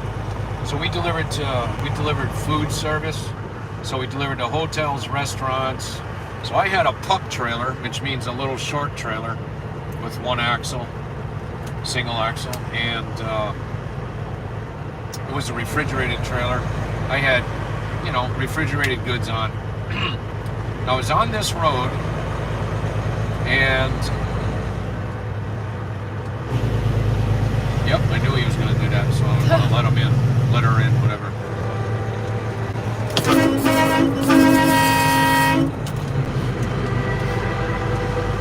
So I'm coming around this bend to the right, and I see two cars pull out from a dead stop parking spot right in front of me. I'm like, whoa, I just hit my brakes, and I'm concentrating on them. When I'm concentrating on them, I see a white flash go by me. All of a sudden, I feel my trailer go knock me back and forth. Yeah. And I look behind me, and this car is spinning after it hit my trailer wheels. Spinning with parts falling all over it, all over the road. And I go, whoa, set my brakes, got out of the truck, looked back. I saw the guy laying in the road, young black guy laying in the road. Car smashed in the opposite lane. The two other cars were there. I said, stay right there, okay? Went in there. I saw this. This is before cell phones. I saw the security guard at the gate. I said, hey, can you call 911? He said, I don't know if there was even 911 back then. I think it was. He said, yeah, I've already called him. I said, okay, great. And then I called. I said, can I use your phone? And I called up the company, and the safety manager answered the phone. He said, I'm coming right down there. He said, hang tight. He drove down. It was only about 45 minutes from where I left out of. And before he got there, a cop came. He said, is that your truck right there? I said, yes, sir. He said, move it. I said, well, yeah, as soon as I take my pictures. He said, I said, move it. I said, as soon as I take my pictures. He said, move it now. I just walked away from him. I said, heck with you, pal. You're not looking out for me. Mm-hmm. And I went out there, took pictures, walking all over the place.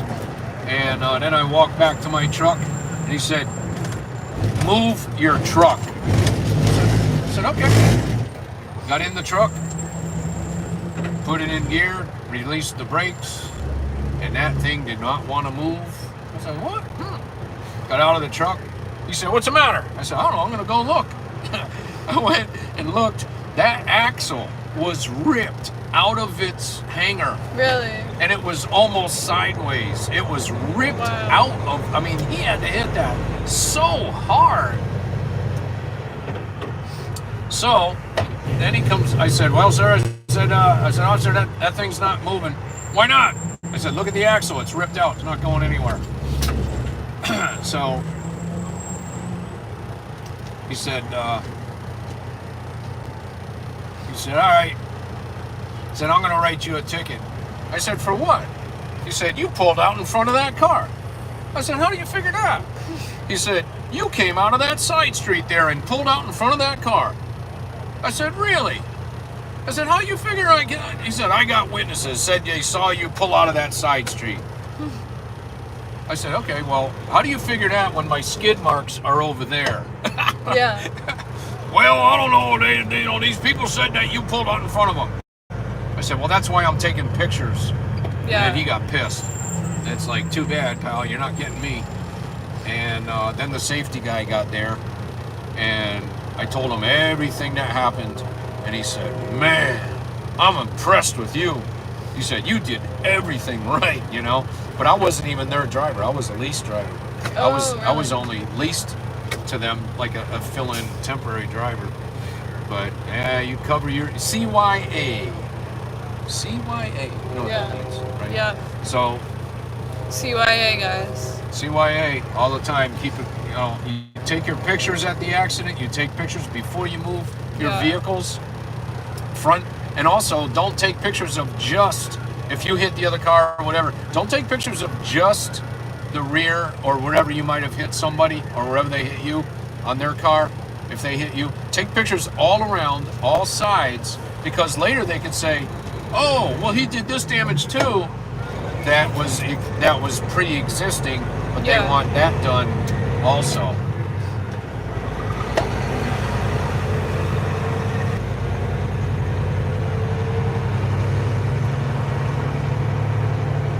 Oh gosh, I got another story. Yeah. This is crazy. New York City.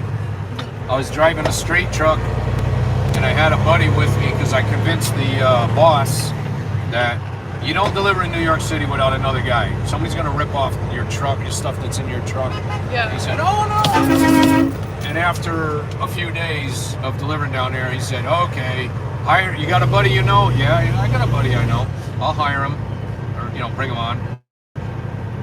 So we were delivering down there in Manhattan, and so I'm in the truck in the far right lane, and I take a left turn, and as I'm taking a left turn, this guy's trying to come over on me, and he's got a nice Ford LTD, nice car, 4-door, maroon car, real nice shape. He's coming over on me more and more, and I'm like blowing my horn, like, what are you doing? And I'm getting over closer to the curb. I'm almost up on the curb, and the guy comes over, and I finally stop. Okay, you want to hit me? Hit me. I stopped. He comes over and he hits my truck.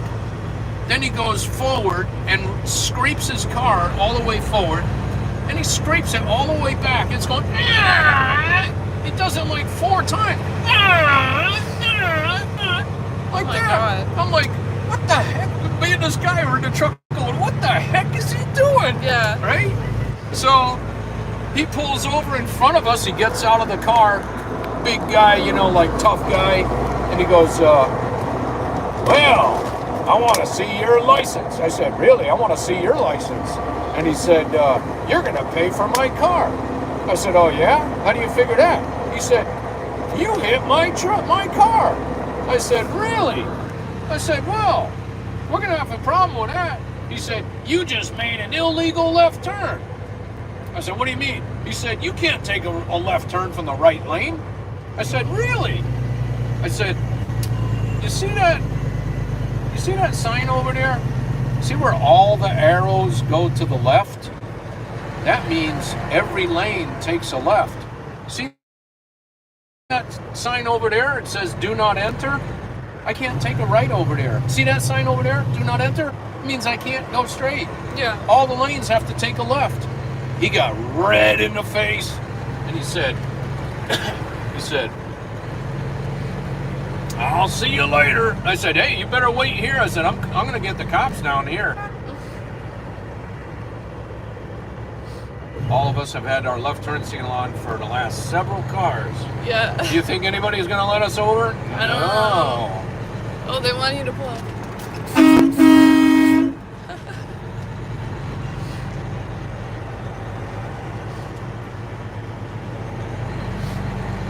So, I had to call my boss and tell him that one, and he was like, I can't believe this.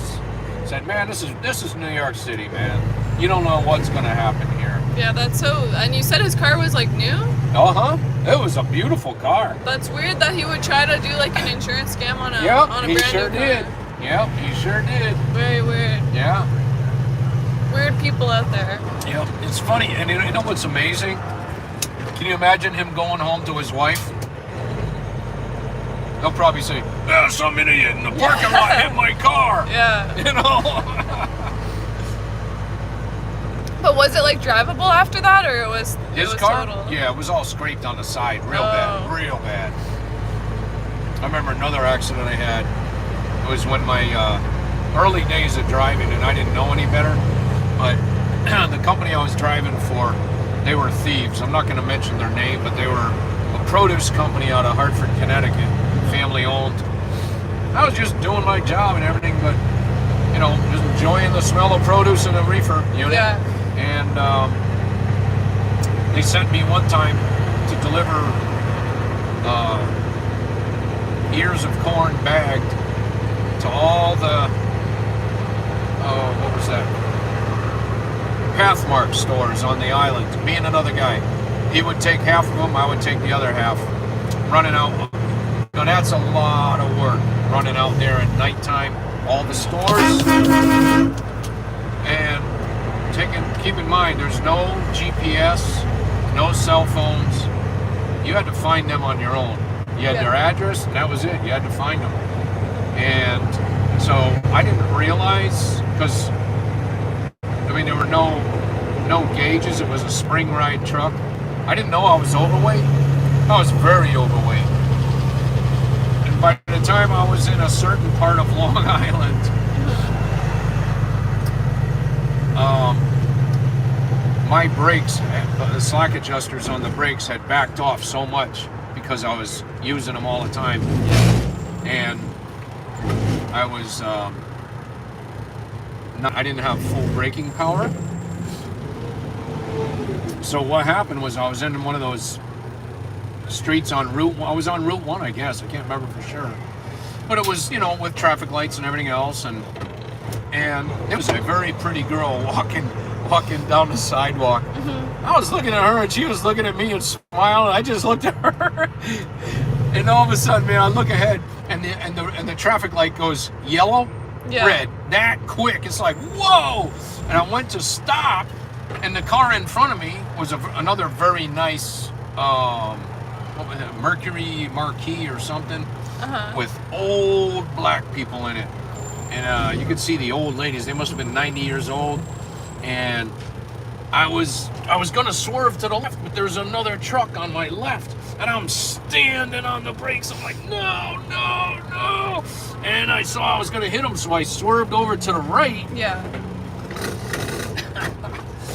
I hit the car in front of me, knocked it out into the intersection, but because I was swerving away from it, I also hit a big Buick on the side of the road that was parked. Oh yeah. And my spokes with the lug nuts, they tore that car up. Not only did I hit it, I knocked it up on the sidewalk. Really? Yeah. Oh my god. The front end, knocked it right up on the sidewalk. And I got out of the truck and I see this old black guy with a straw hat, suspenders. He must have been 92 years old. He walks to the back of his car and he says, "Oh well, no damage. Have a good day." I thought, holy mackerel, really? So was that the Buick or the car in front of you? That was the car in front and of then me. nothing happened? Yeah. If he didn't say so, I'm not gonna argue with him. Yeah, exactly. I mean, I guess there was. I don't know. Maybe, but I knocked him in front. I mean, and then the Buick. It was. Next thing I know, these people come out of the corner store, speaking another language. Oh, my car, in their language. I think they were Portuguese. Yeah. And I said, man, I'm sorry. And of course, had to report it. Cops come and everything. So I had to tell them when I got back what happened. And they said, why did you stick around? I said, I tore up the car, man. He said, it's New York City. You just leave. And I'm thinking, no, I don't do that kind of stuff, Yeah. I mean, yeah, if it was their fault, I might do that, because I know in New York City, a lot of times, if a trucker, I remember, this has happened more than once, cars are parked where they're not supposed to be parked. Yeah. Tractor trailer cannot make the turn. And but even a buddy of mine told me about this. He was in a spot where the cop said, what's the matter? He said, I can't go anywhere. These cars are parked on the curb. He said, run them over. I said, really? He said, yeah. I'll look the other way. Just get going. He ran him over. He crushed the car and ran. And the cop didn't say anything? The cop told him to go. Just go ahead. The car's not supposed to be there. Just crush it. Wow. Yeah. I mean, it's a crazy world. Yeah, in trucking. sure There's is. all kinds of stuff. I gotta tell you another one. I mean, unless you got questions, because I mean, I'm just gonna go on and tell you stuff. One thing is you mentioned the lug nuts, the ones that stick out. Yeah. Why is that? Because some of them, like, I don't know. I can't see any cars and trucks in front of me, but some of them are flat, and then some of them stick out. Yeah. And I'll be driving, and it's like sticking out, and I have to like swerve because I don't want it to hit me. Why do some of them are So- that way? The ones that have the long, sharp ones, the chrome, that's generally just plastic. That's just going to break off. But the ones that I'm talking about are the spoke wheels. We had spoke wheels, so the spokes had lug nuts that stuck out pretty far, and they would tear up a car. But the plastic one is just for Plastic show? is just for show. Oh, okay. Yeah. Yeah, because it looks out like something out of Mad Max. Yeah. You're driving around. Oh, okay. Yeah. But you were gonna say something. I forget what you were. Well, let's see. I had a little story. Oh yeah. Here's some trivia question for those who. Well, it's an answer, and then you say, "What was the question?" So, when you're team driving, which used to be a lot more common than it is today, there's a rule that team drivers should know, and that is if you wake up in the sleeper and you have to take a leak and your other driver's gone, then you take your pillow and you put it on the driver's seat, and then you go out. That way, when they get in the truck, they won't think, "Oh, he's in the sleeper." Yeah.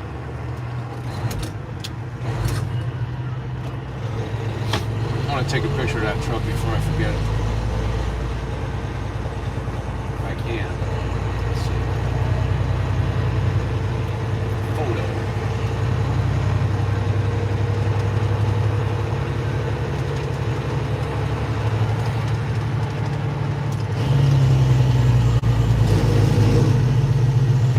Let's see, that should be a good enough close picture.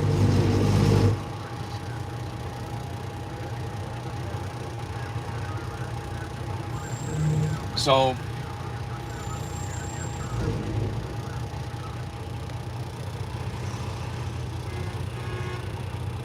all right, so one time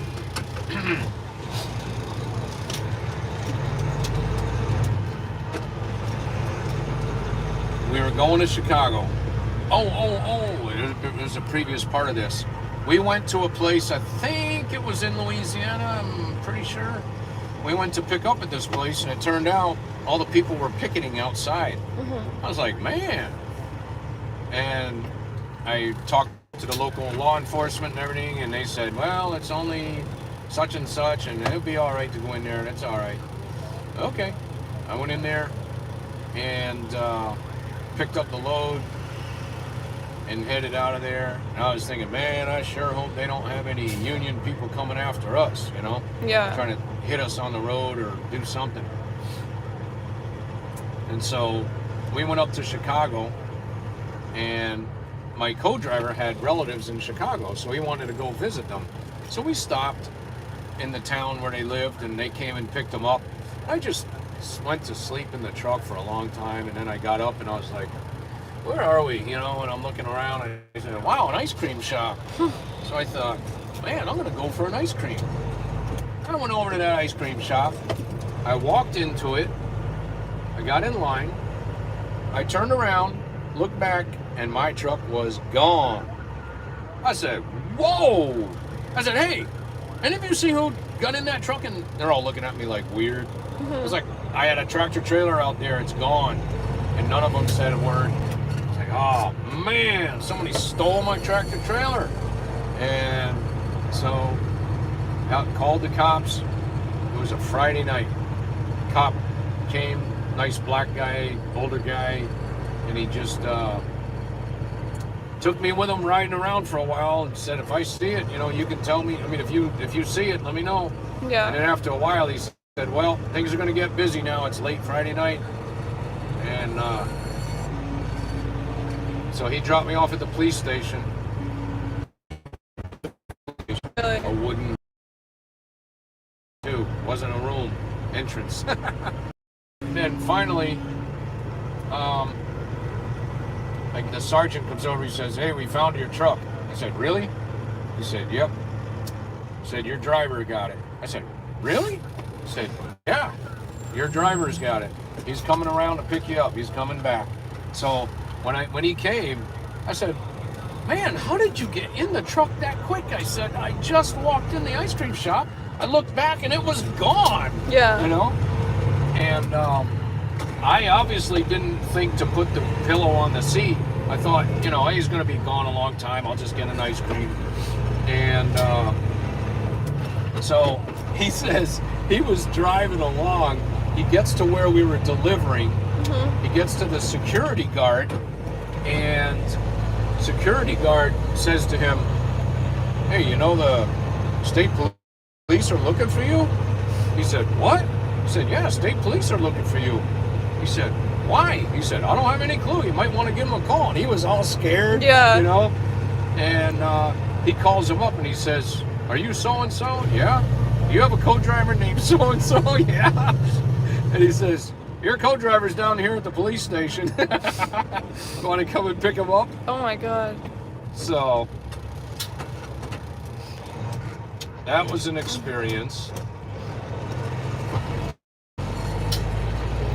And there was another time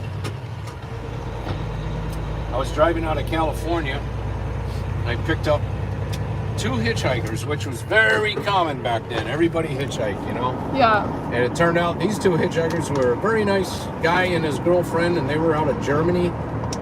And they were just touring the United States by hitchhiking, which was, I mean, literally, there were hitchhikers all over the place. You know, you'd always have hitchhikers out there. And even at the truck stops, you'd hear, hey, I got somebody here looking for a ride to Illinois or whatever. Yeah. You know, people always looking for rides. Like, I'd have somebody in my truck and start calling, hey, anybody got a ride to, anybody going up to Connecticut? I'm only stopping, you know, wherever. Would people stand by the road and like put their thumbs up? Yeah. Like that? Oh, yeah. Really? Oh, yeah. Wow. Yeah.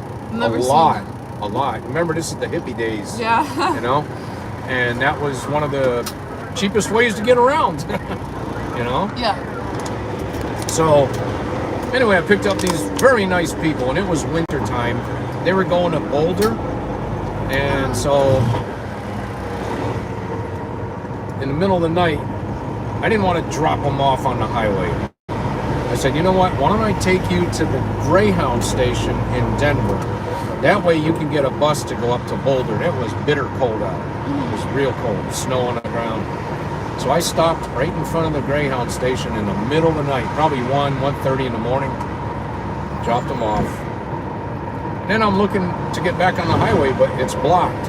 So I go to the, you know, like what I would think would be the next way to go, and that's all blocked. And everywhere I went, it was like roads closed, roads under construction. I'm like, holy mackerel. And you don't have a cell phone. Yeah. I'm looking for a cop, a taxi driver, anybody, you know? And so nobody was around. And I'm just driving real slow. And I look down a street and I see all these cars parked on both sides of the street. And I see a factory all lit up on the left, and there's like 4 guys standing down there by a pickup truck. So I thought, oh, they must be on break. I'll just go over there and ask them how to get on the highway.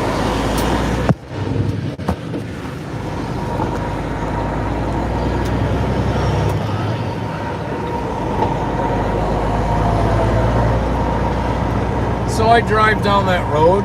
The guys are standing at the pickup. I had a cab over, which is the flat front type of truck. I got it.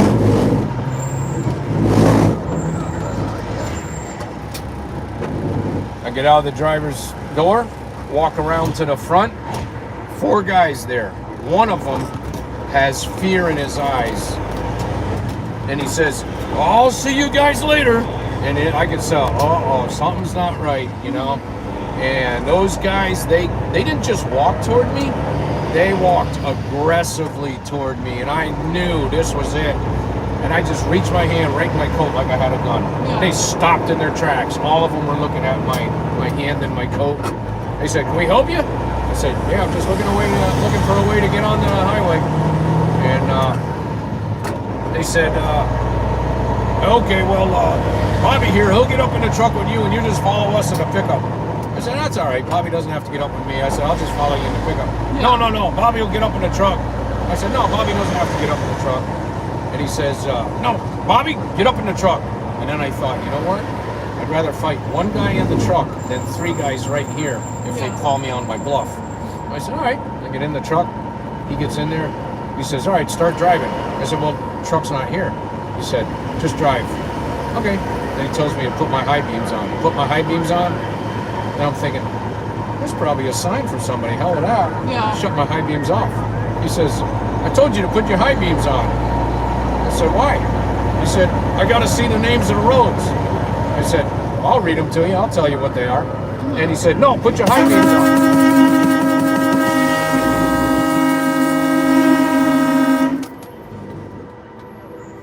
I said, I'll read them for you. And he leaped over at me. But the only time I ever had 2 suitcases on the engine cover was that night. They were always in the side box. Yeah. And that night they were there, but you couldn't see them in the dark of the truck. He came over on me, but he stumbled. And he swung at me, and he just about hit me. And then we got into a fight. And we're going down the road. I'm still driving. Yeah. And I'm pounding him, and he's trying to swing at me. But I'm getting the best of him, man. I'm boom, boom, boom, you know? And then I see, back then, all of us knew what the police unmarked cars were. Yeah. They were Plymouth Furies, and you knew by the placement of the headlights and the marker lights in the front, that was a police car, all right? Narc. So it was an unmarked police car is what I was thinking. So he starts going by me, and I'm flicking. I saw him, and I started hitting my high beams. Oh, not in here, down here on the floor, hitting my high beams, on and off, like, you know, high frequency. And he goes right by me, and I go, oh man! And I was like, oh, he went right by me. And the guy was looking too, like, oh, he saw that too, right? And he's like stopped. And then I see brake lights. Oh, good. Then I see reverse lights. Oh, good. He comes backing up to me, and I jump out. And he said, can I help you? I said, yeah. I said, trying to get to the highway. And, I said, yeah. I said, these guys are trying to hijack my truck. And he looked at me like I was weird, and he said, what guys? I said, you see that guy hoofing it down the road right there? I said, he was just up in my truck. There's 2 other ones. And he said, okay. And I said, yeah, we're duking it out in the truck. And he said, all right, well, first of all, you're going the wrong way on a one-way street. And he said, but here's how you get there. And he told me, but that was the end of that. You know, but that so was. you never figured out anything about the. They were gonna hijack the truck. Okay. Oh yeah, definitely. Yep. And who was the guy? You said there was a guy that was with them originally. Yeah, he was walking away like they probably said, hey, let's get this guy. And then the other guy goes, I'll see you later. I don't want to be a part of that. Yeah. You know? Oh, wow. And another time I was in New York City, and this is before cell phones and GPS and everything, and I was lost, man. I couldn't find my way around, just probably trying to get to the highway. But wherever I was trying to get to, I stopped the truck because there were like a whole gang of Puerto Ricans right there, and Hispanics, Puerto Ricans, whatever.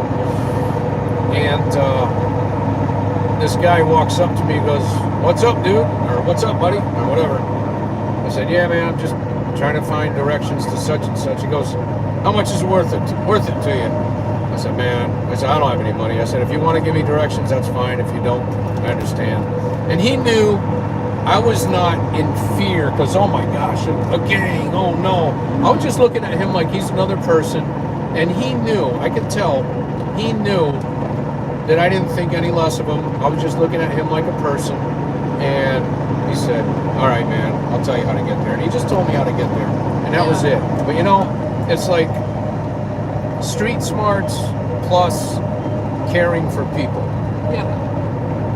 You know, it's not like, man, I don't like you. You're a gang member. I don't like you. You know, that's not me, you know? Yeah, it is. You really you have to look at every individual as their own. Yeah, somebody of value. Yeah. even Pelosi and Schumer and Shitface, I mean, they're valuable firewood, you know. Yeah. Or cooking dung, something Yeah. like that, you know. Over in the Middle East, they use camel dung for cooking. Oh, really? Yeah. What, as like, Yeah, they heat it up and they cook as over like a it. charcoal? Yeah, Wow. yeah. So camel dung Harris has got a future.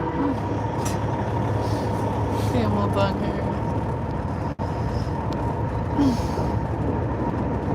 How long, someone said, how long do you plan on driving before retirement? If I'm enjoying it, I'm going to keep doing it. I'm 66. I've been doing it since 79. Got out of the Navy in 78, and all I thought about was driving truck. Really? Pretty much. And why did you get into the Navy? Because I couldn't drive truck at 18 years old in Connecticut. You could if you could find a job that would keep you within the state.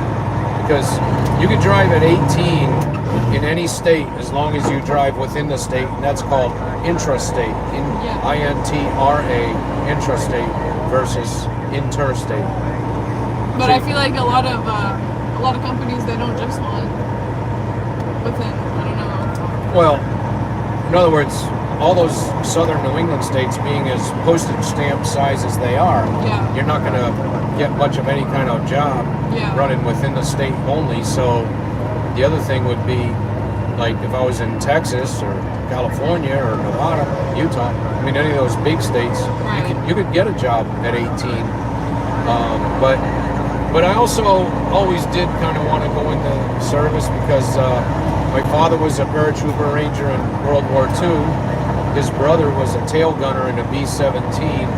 All my mother's brothers and sisters were in the Navy, Air Force, Army, whatever. And so I've always had a respect for the military. And knowing our history better than the public school system would teach it, knowing about Hitler and Stalin and Hirohito and the Japanese, and you know, a big history buff on World War II, and knowing that they're always out to try to take us over. I don't care who it is, there's always going to be some kind of wannabe dictator wanting to get control, some kind of wannabe monarch, wannabe tyrant. There's always people hungry for power, power-hungry people, control freaks. You see them all around. They don't have to be in politics. They could be in law enforcement. They could be judges. They could be teachers. They could be bosses at your job. They could be peons at your job wanting to be over you. There's always going to be evil people that want to take control over you. So I did want to serve. I respected it. So I was the first one in my family of 7. I was the oldest of 7. I was the first one to join. I joined the Navy. It was towards the end of Vietnam, and then my sister behind me joined the Air Force. My brother Michael behind me joined the Marines.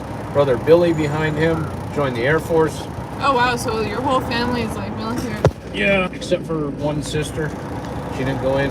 And Stephen went in the Air Force. Jimmy went in the Army Reserve. How many siblings do you have? 6. I'm the oldest of 7. Oh wow. Yep. How was that growing up with like Wild. being the oldest with so many Wild. siblings? My parents really didn't know much about discipline, let me tell you. I mean, they knew how to beat you. Oh, my father did. My father knew how to spank you and strap you with a belt and all that, but his reasoning for discipline was way off, and it was not a pleasant experience. He was a miserable guy. I think, looking back on it, he wished he had stayed in the military. He would have had a promising career as an officer, because he was recommended highly to go to officer training school.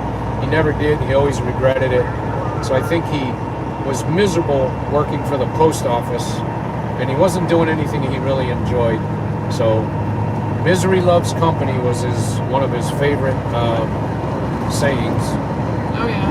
Yeah. And he would kind of, have a few beers and just say, "Sweet misery of life." I mean, he was living in misery. Yeah. So he made it miserable for other people too. He didn't like to see people happy, or at least not us. He had some good friends in the post office. I liked them. They were good guys. Just 2 guys that I know of. That's it. One of them was Ray Clark. He was a real nice guy. He was a Cherokee Indian and real nice guy. I think he was Cherokee. I know he was Native American. He had the high cheekbones. Real good-looking guy. They had both been in World War II.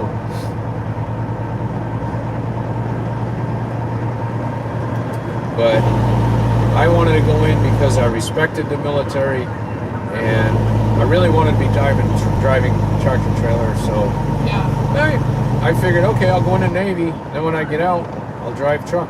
And how long were you? 4 years. Okay. 74 to 78. Went in right after high school. Well, I tried to have a summer. Went in August.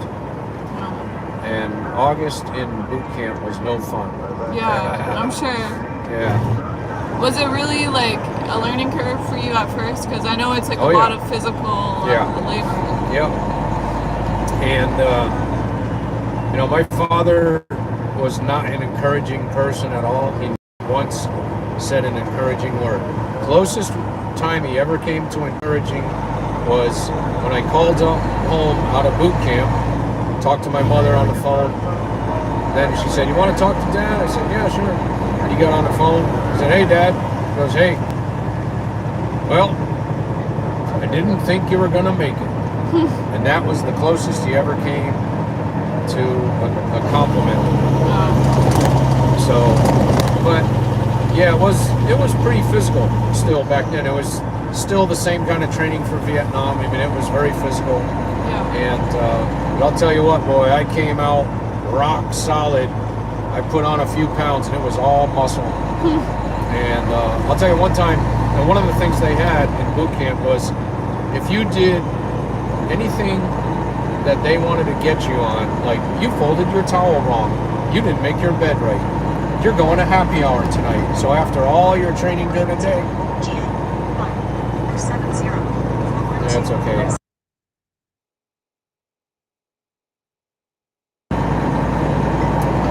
So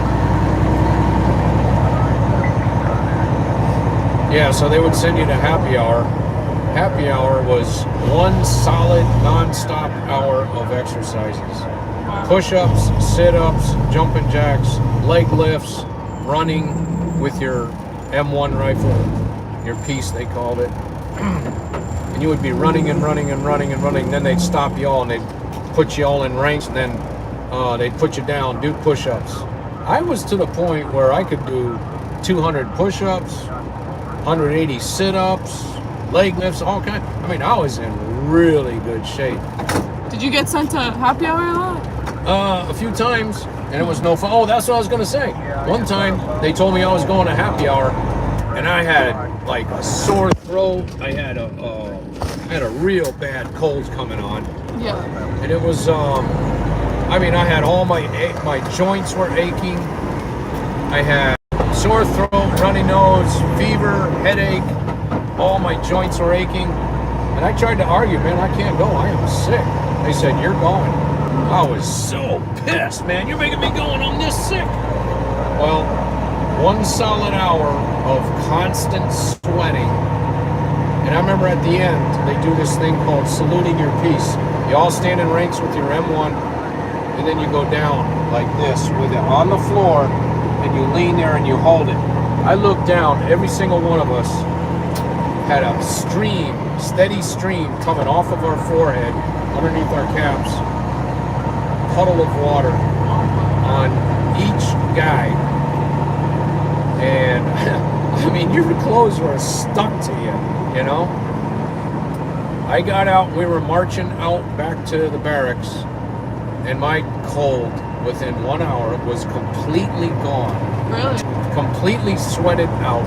Well, there you go. That's the natural remedy. Yeah. Yep. All you sick people, go to happy hour. Yeah. Go to happy hour tonight and sweat like crazy. Mm-hmm. It'll be gone. Now, don't go to the other happy hour. Yeah. Exercise, full straight hour. Don't do anything dumb.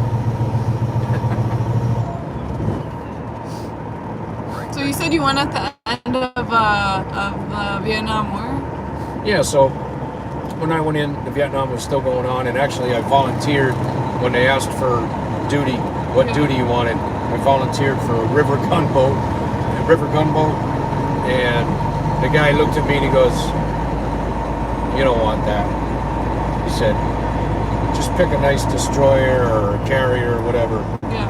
And he said, "We're not doing that anymore anyway." And river gunboat's pretty much that's pretty much suicide anyway. Wow. So, but anyway. Do you know anyone who ended up getting deployed? Deployed? Yeah, into. Well, let's put it this way. When I went out to the fleet, see, I had to go through boot camp. Then I had to go through A training, they call it, and A school.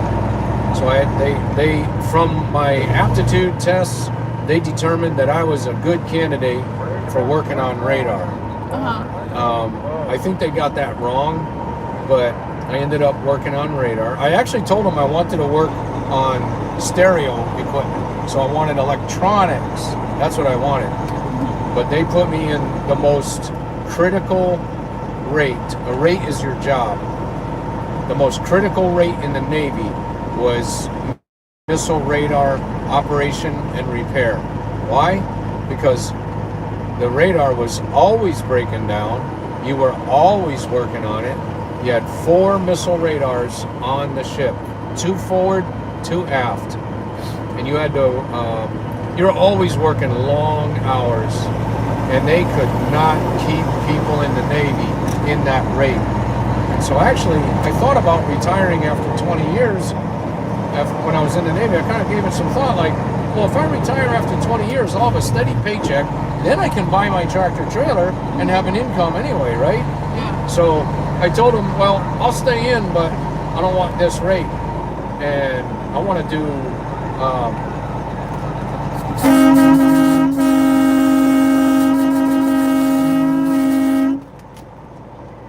I said, I'd like to do CBs, Construction Battalion, and I wanted to work heavy equipment. I thought that would be nice. And they said, nope, we can't let you transfer out. We need people in that rate. I said, well, I'm not going to stay in that rate. I'm not doing it. Well, then you just have to get out of the Navy. I said, okay. I got out of the Navy.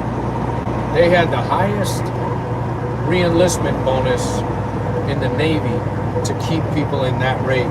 At that time, 1978, if I remember correctly, I think it was $26,000 re-enlistment bonus. And that was pretty good.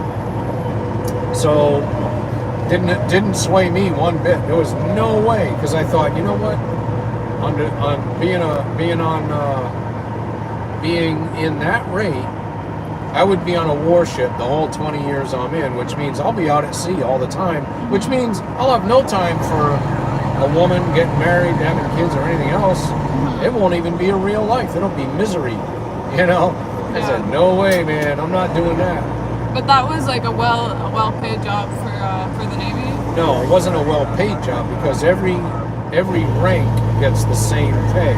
So it's the re-enlistment bonus only. That was your incentive to sign up for that extra 4 years. So I said, nah, I'm not going to do it. And then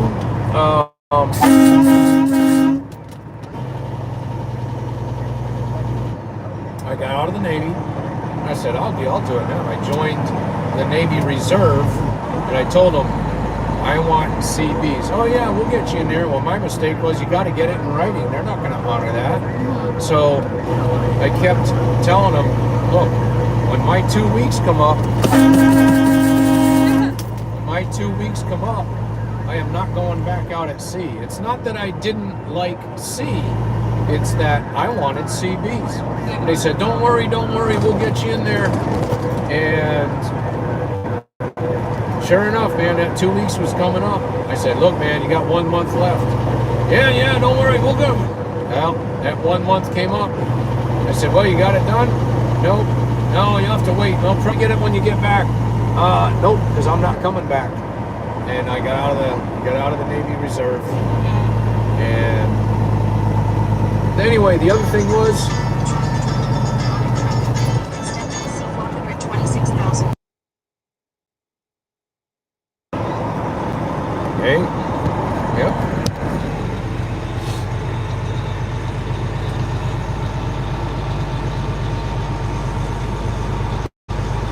to sell one? Nope, sure don't. Not at all. What's that? Yeah, man, it's like you find somebody selling that kind of trailer right now, you found a deal already.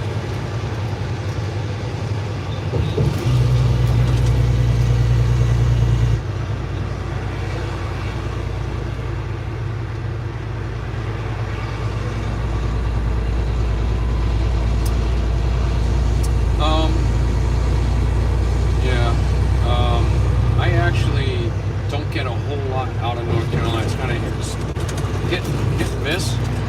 My freight generally comes out of once in a while out of my area, but I know ahead of time, like usually, well, supposedly a few days or a week ahead of time. But my main freight that I usually get is out of Pennsylvania, Lancaster County. That's where my untarped, no tarp farm equipment comes out of. All over. All over. Yeah, you can. Yep.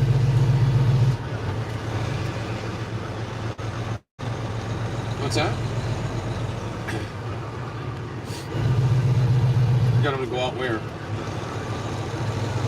No, I was saying Pennsylvania is where I get most of my freight. Yeah. It's, I don't know. Someone asked if they're back, we're on our way back right now. Easy to get what? Freight? Mount Charlotte? Yeah.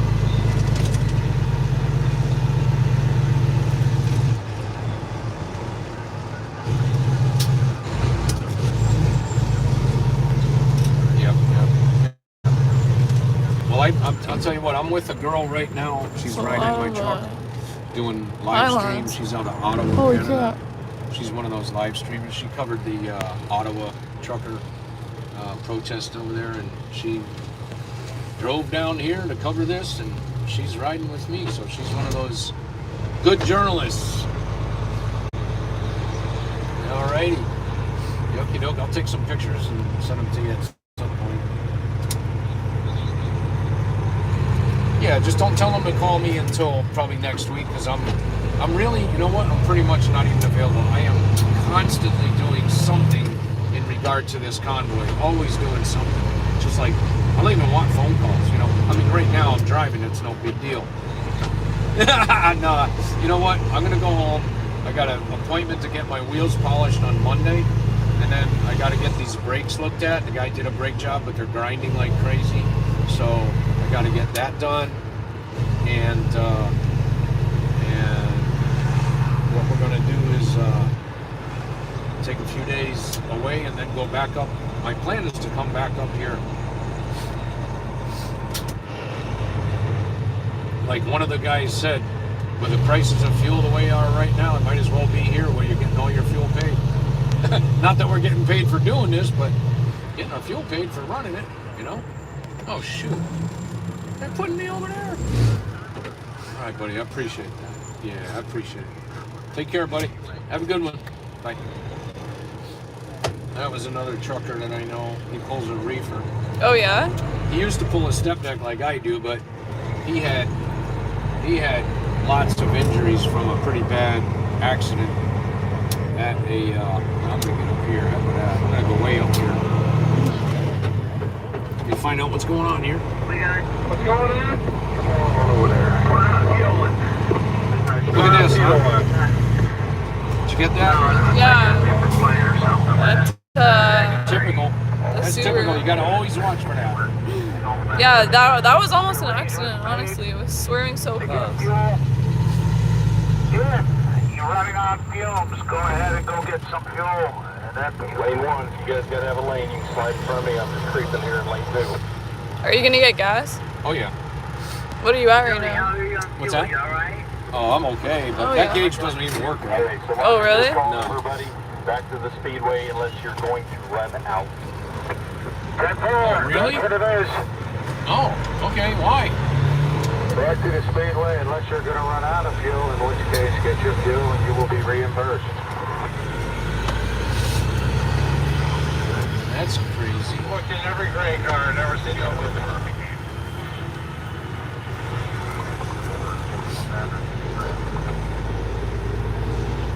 So what do your like other trucker friends think of the convoy? What do my trucker friends think of it? Yeah. Most of them are very supportive and have said thank you for what you're doing. I wish I could be a part of it. Some of them are really wanting to be a part of it. One guy called me, I don't know if it was today or yesterday. He said he was going to come back and try to get in it, but he had a problem in Washington State, and it's going to take a week for him to get parts for his truck. Wow. So he can't even get out of Washington State right now, but he has a friend that lives close by, so he's okay with, look, at least I got a friend here I can stay with. So. Yeah. And then another guy runs step deck like me. He was just saying thank you for what you're doing, and yeah, he said I'd like to join it too. I said, Mike, when you get back, you can do it. That's good. So everybody, Yeah. all your like family and friends are supportive of this? All your family and friends, what now? Are all your family and friends like supportive of this? Oh yeah. That's good.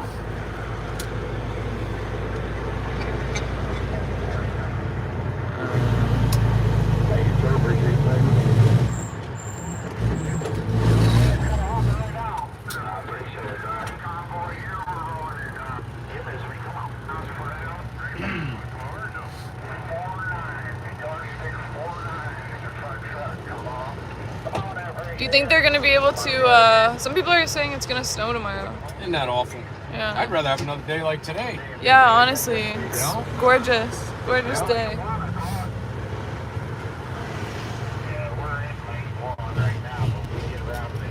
Yeah, if it's gonna snow tomorrow, we're not gonna be Yeah, probably not gonna be able running to around go. this loop.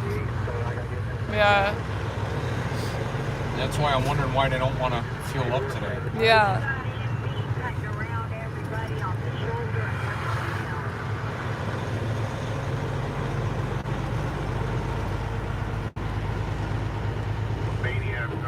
There you go. What do you call that? What do you call that car hauler?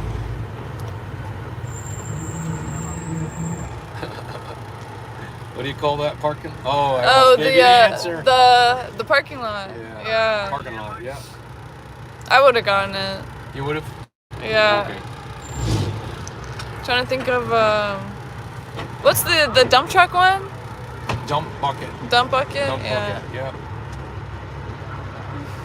Now flatbeds, straight flats. Yeah. The nickname for that is a skateboard. Oh yeah. Yeah, you heard that? I haven't heard that, but it makes sense because it's just Yeah. a board on wheels. Skateboard. Yep. So like a truck like that with the Target, the Target Yeah. trailer, Logo. would that be like the truck would be rented, or would be the owner and he's just doing a contract or whatever? So, Target does contracts with those big companies, like I don't know, CR England, Swift, whatever.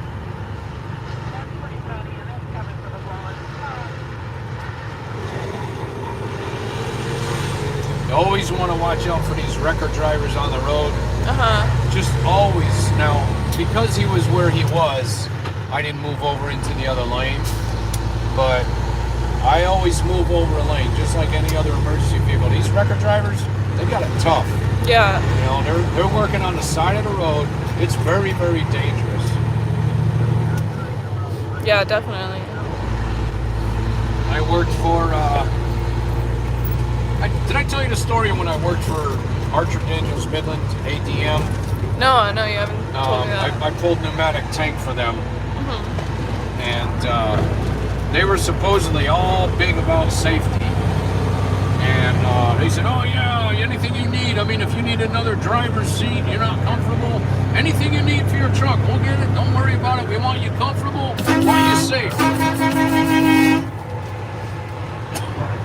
So, first day at work when I'm getting ready to go on a run, I'm wanted to check out my truck and trailer, so I took out my, I carry a few tools. I took out my air gauge and I started checking the air pressure in the tires. That way I got peace of mind. I know what's what. Guy goes, hey, no, you can't do that. That's the boss, right? He's like, what do you mean? He said, you might get hurt. I said, checking the air pressure in the tires? Yeah, you might get hurt. You can't do that. Okay.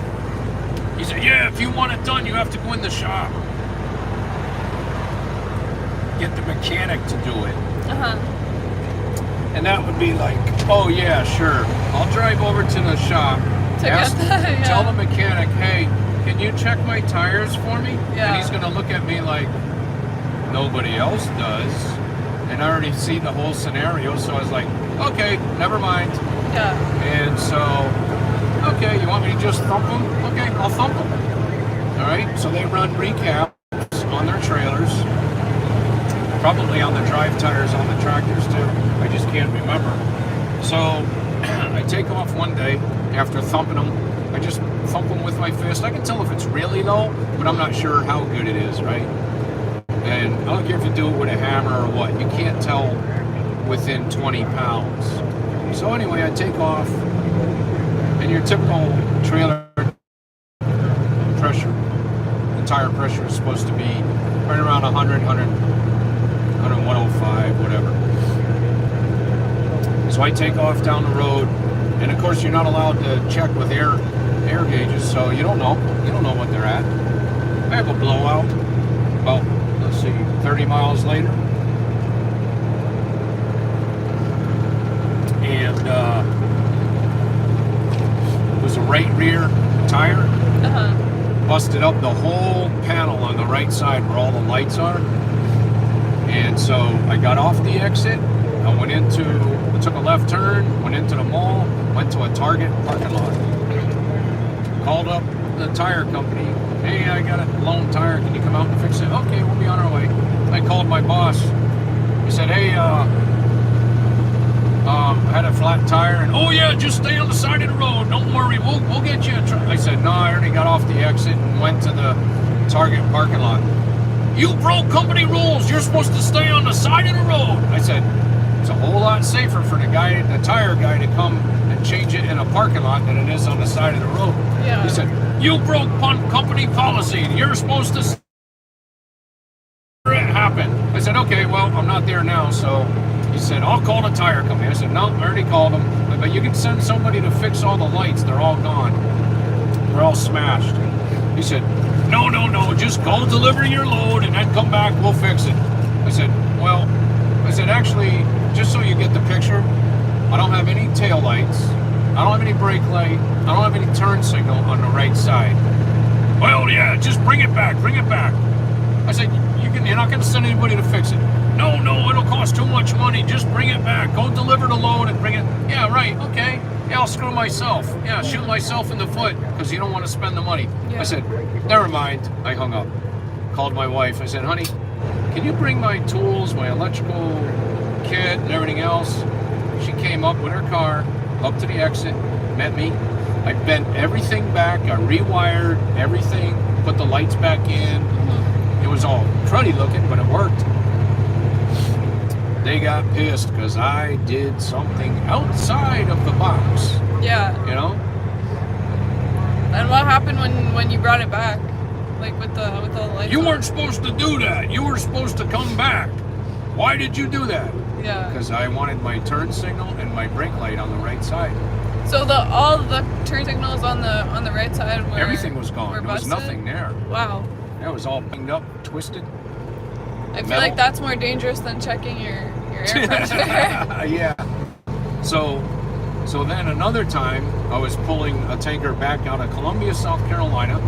I was going up 77 north, and lightning struck my truck, my trailer. Yeah. All the lights went out. I had nothing. No flashers, nothing. It was dark, too. It was raining. It was in the middle of the day. I mean, like towards evening, but it was really dark. Big storm. I pulled off into the truck stop. Called them up. Well, can you drive it back? I said, I just told you, I got no lights, no turn signals, nothing. Yeah. Well, is it still raining? What the heck is wrong with this guy? I just told you I don't have lights, none. Yeah. Well, wait till it stops raining and maybe you can bring it back. I said, you know what? I said, why don't you have somebody come out here and fix the truck so I can have lights? I'm not driving it without lights. Mm-hmm. And then he says, well, you know, that's going to cost us money and it's going to take a long time. I said, well, there's a shop right here. You want me to go check it out over there and see what he can do? All right, well, let me know how much it's going to cost. So I went over there. Long story short, I finally got the lights fixed and then I drove back. Uh-huh. Uh-oh, strike 2 against me during my probationary period. Yeah. There were probably others. I'm thinking of some, but... And you said you drove for a company that... That was Archer Daniels Midland. Okay. The big worldwide food provider that's in there with Bill Gates and all that. Like a Monsanto. So then I was underneath the trailer trying to pump the flour out, and it got jammed up in there, so I was working the valves underneath in the pipe. And when I got out of there, I banged my head on the light flange, well, not the light flange, the flange, metal flange for the gauges, which is normally midway up on the trailer, but on this trailer it was all the way down by the wheels, front axle. So it was like, that's not normally there, and I banged my head on it backing out. So when I got back, they said they called me up the next day into the office, and they had a witness there, which is a sign that something's going to happen. And so they called me up in there, and they said, well, here's the accident report for banging your head. I had to go get a tetanus shot. And they said, there's no disciplinary action on this, just acknowledging that you did it. I said, okay, I signed it. Had the witness there, which is unusual. And then he said, and for that, you're getting fired. I said, you're firing me for that? Yep, you proved to us that you are dangerous. Really? You are unsafe. I said, Wow. for banging my head, I'm unsafe. Yep, you're unsafe. Okay. So, went home. My wife had no problem with it, and then as long as she was good with it, I was fine. Because we were just about to get benefits, Yeah. and I was really like, oh, my poor wife, man. I guess I let her down on the benefits, you know. Yeah. But my son was still living there, the youngest son at that time. He used to say every once in a while, well, Dad, how was work? The only thing I could say was, son, I'm thankful I have a job and a paycheck. And that's all I can tell you. Yeah. That's how bad that job was. That's how screwed up that whole atmosphere was up there. So would you say you prefer driving your own truck over? Yeah. Yeah. Yeah. You don't have problems like that. Yeah. Another time I was driving for a company, LTL Freight. It was one of the, well-known LTL Freight companies out here. I remember one time I called up dispatch, said, hey man, lost my right turn signal. Yeah, well, just, we'll get it done when you get it back. I said, no, I don't have a right turn signal on the front. No, don't worry, I said, can't we get it fixed? Can I just go and buy one and put it on, get it fixed? No, just bring it back. I said, can I talk to your boss? Well, he's busy right now. He's in a meeting. Turned out everybody I wanted to talk to above him was in a meeting. And I even called the home office. And I couldn't get anybody, so... That's what they always say. Yeah. When they don't want to talk to you, they're in a meeting. Yeah. I don't remember what happened in that one. I used to know the ending of that story. I don't remember it anymore. Would you say you prefer working for the big companies or No. the small companies? No. I prefer working for the small companies way better than Yeah. the big companies. I'm all done with big companies. If I ever had to get a job again, it's like, no way. Nope, you're treated like a number. You're insignificant. I'd rather be a valued person, even if I made less, which is highly unlikely, because most of the big companies do not pay real well. Somebody's brakes are burning up, or else they hit the brakes really dark. Good. Get back to the speedway. We'll have a beautiful day. Yeah, I know. To have food. It's amazing. Which I'm really into right now. No, the food's been so good. Yeah, it really has.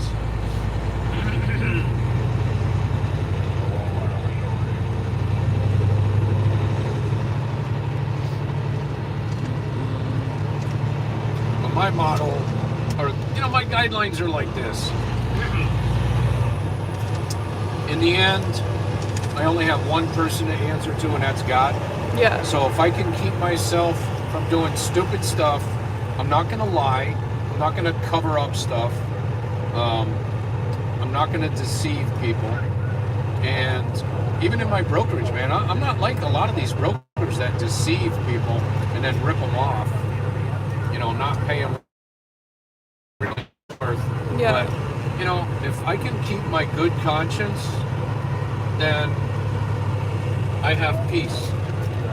Yeah. I can't see how people that lie, deceive, tell stories that aren't true, I can't see how they would have peace. They don't. Yeah. They're they have unrest in their souls. Yeah. You seem like a really high quality, integrity person. Thank you, man. You're welcome. You too. Thanks. And yeah, the chat, they all like your stories. I think you're a really good storyteller. Yeah? Yeah. People keep telling me I gotta write a book. I started it, Yeah. but I lost my biggest journal. I just have to do everything from memory.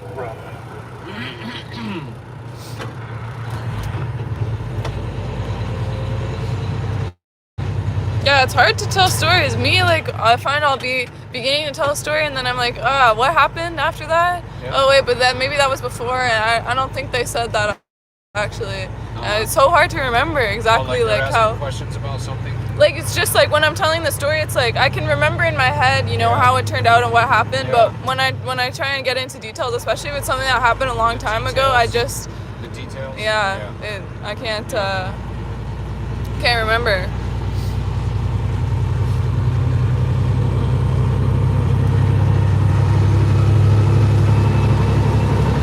Well, I want to tell all your viewers one thing. I really appreciate you doing what you're doing.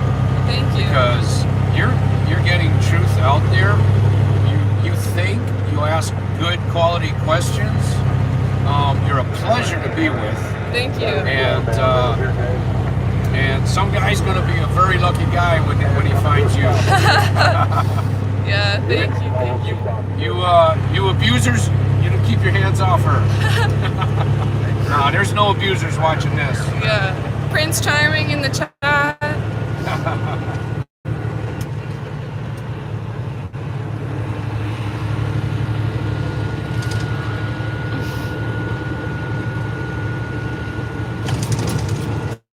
Was the best part of viewing the convoy doing the loop?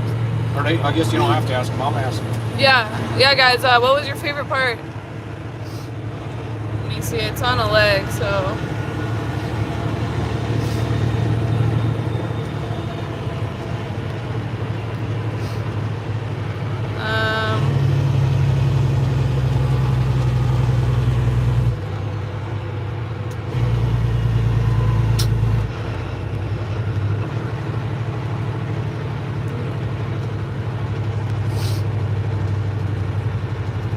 All his stories. Charlotte's reporting. The whole ride along was awesome. Can they hear the engine? I'm just curious how your sound system is. I think it's fine because maybe when it's down there, it might be a little harder to hear. Yeah. But yeah, up here it seems like everyone can hear. So by the way, experience. we're all on channel 37 for the convoy. So we don't clog up 19 with which is the typical trucker's channel. Everybody knows that. Yeah. What a gorgeous day, man. Yeah, This is great that we're not doing a second round. We would have been getting back well after dark, and we would have been whooped. yeah, it's good we can just enjoy the rest of the day. Yeah.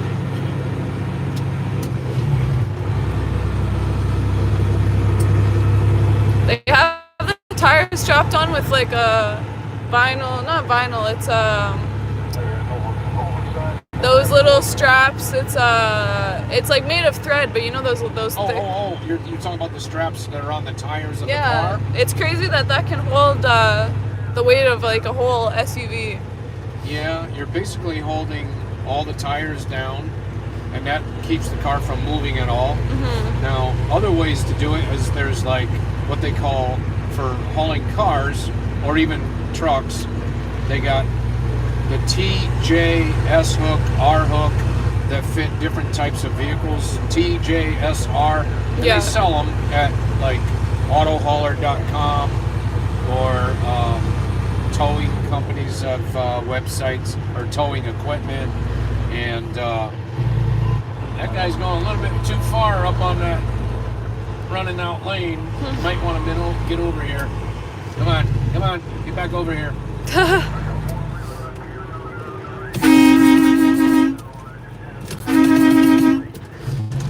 Yeah, he's losing that lane. I don't know why he's still there, but Yeah, you could have just merged like a minute ago.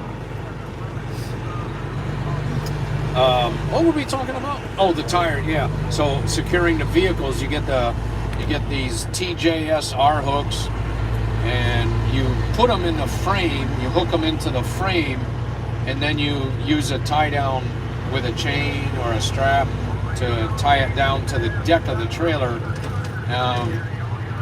That was the old way to do it until they came up with these tire straps. Mm-hmm. So when I'm hauling something like a generator on wheels up on my step deck, so let's say it's got a tandem axle, 2 axles. I don't just tie down the front and the rear. I get my wheel straps out, which are different than what you saw. Yeah. These are like a strap that goes around the back of the tire. Mm-hmm. Then it comes into a V, or it's actually a straight strap with a loop, a ring, so that you wrap it around the tire. Then you make a V, and you tie the end. You slide the bottom end that's free, that comes through the loop. You slide that into a ratchet that hooks to the side of the trailer. Then you ratchet that tight, get it nice and tight.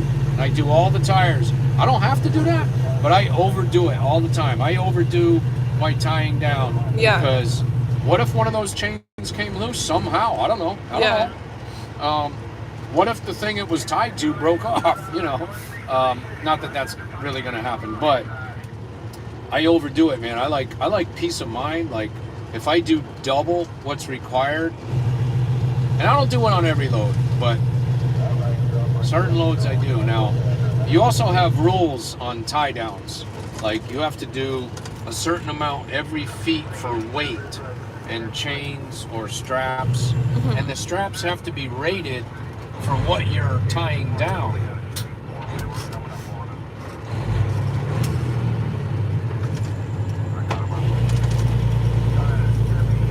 And you have to have a certain number every so feet, number of feet. Mm-hmm. And I really haven't looked at that chart in so long. I mean, I just know that I'm going to overdo it anyway, so I know. I mean, I've been doing it a really long time, and I just tie it down the way it should and overdo it, and everything's going to be good. But you never know. I mean, you always got to pull, a flatbed, step deck, open deck trailer, you got to always pull over. You're supposed to legally pull over the first 50 miles and check your trailer, make sure everything's tight and it's not getting loose.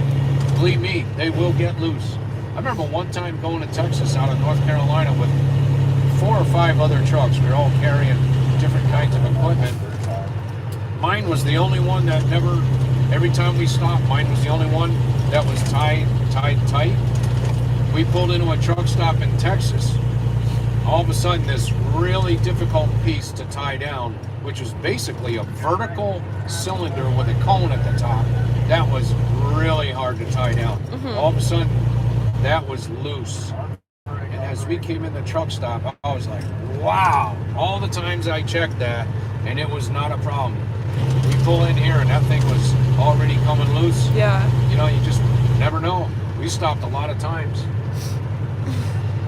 Someone asked, do you like driving in Arizona? Arizona? I haven't been there in so many years. I wouldn't mind driving down there, but there are rules. Let's see. Listen, there's another guy out there on YouTube that he's a criminal defense lawyer in Arizona. I like him a lot. He did a lot of the covering of the Ottawa situation and the Canadian convoy. Yeah. And some good smelling brakes right there. Cowgirls for truckers. Yeah, got it. Somebody's Yeah. got some smoking brakes. I think it's this truck right in front of us. Really? Yeah. So get his brakes checked. Yep. Oh yeah, wow, that's pungent. Oh yeah, it is. Along with the fertilizer that was out there that smelled like pig. Yeah. Oh, there's some cows. Oh yeah. Looks like an Amish farm right there. Oh wow, lots of cows. Yeah. There you Pretty go, guys. too. Yeah. Have you ever driven around with when there was the Amish Oh, yeah. little Oh, buggies yeah. around the Oh, yeah. road? Yep, definitely. I got some pretty good videos of one time there was a guy standing up on a buckboard, him and his brother with their straw hats, blue work clothes and suspenders, and they were handling that 4 team. There was 4 horses side by side running, and then they turned right into the farm in front of us. It was pretty cool. I wonder if the buggies ever get in accidents. Yes, they do. Really? Yeah. With cars or with each other? Yeah. Huh. Well, I don't know about with each other. I don't think so. But I mean, I suppose anything's possible. But unfortunately, cars run into them. It's usually not very good for the people that are in the buggy. Yeah. But I've also seen buggies do things that are not very safe, like pull right out in front of you or take a turn right in front of you. It's like, whoa, Yeah. that was a little bit too close for me. I didn't know, so they have them in North Carolina? I mainly see them in like No. upstate New York, they have a lot. Pennsylvania, Ohio. Yeah, there's Amish kind of in a lot of different. No, there may be some in North Carolina. I think there are, but I can't remember where they are. But you know, Lancaster County is like the most famous of Pennsylvania. Yeah. They got all those towns out there that are very famous. I love going out there. I love the food. If you've never had Amish food, it's really good. Oh man. They have like near where I'm from, they have like Mennonites, which are kind of the same thing, they but are. same idea. And yeah, they have like food fairs, and it's really So good. you Mennonites out there watching this, Yeah. you want to come by Speedway tonight? I don't think they would be watching. Yeah, right. Yeah, Mennonites might be. I actually got a customer. I'm not going to say who it is, but it's a customer that's Amish. And he makes farm equipment. And whoops! And I saw that trailer there just about rear-ended that bus. That's why I moved over. I was going to Yeah, wow.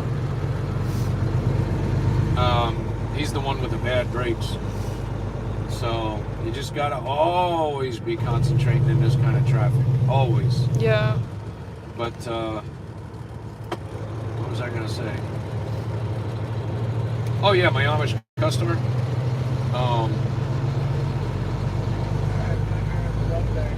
He actually has vehicles.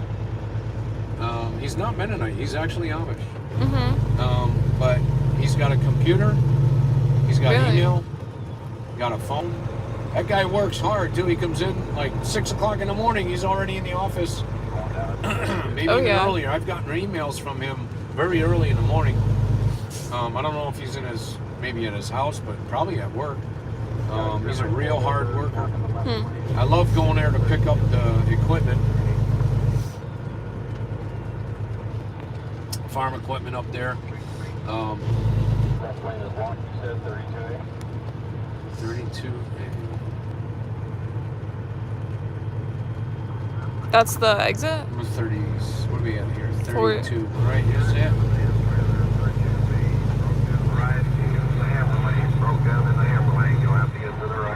Okay, you gotta go to the right. Where are you coming off at? Down in the left lane there. Yeah, broke down in the northbound Hammer Lane. Northbound Hammer Lane, Westbound driver. Westbound 70. East and west is even. Odd numbers is north and south. I mean, 33 mile post. Left lane. I'm at tab already. Alrighty, thanks, sir. We got one. Oh, actually, more like the 33 and a half. Someone said, what's your daily car? My daily car? Yeah. Well, I did buy a Cadillac for my wife. It's an 06. And I bought it because I kind of always wanted a Cadillac because they're so good for protection if you get into an accident. Oh, yeah? I remember years ago, I saw my uncle with a nice Cadillac,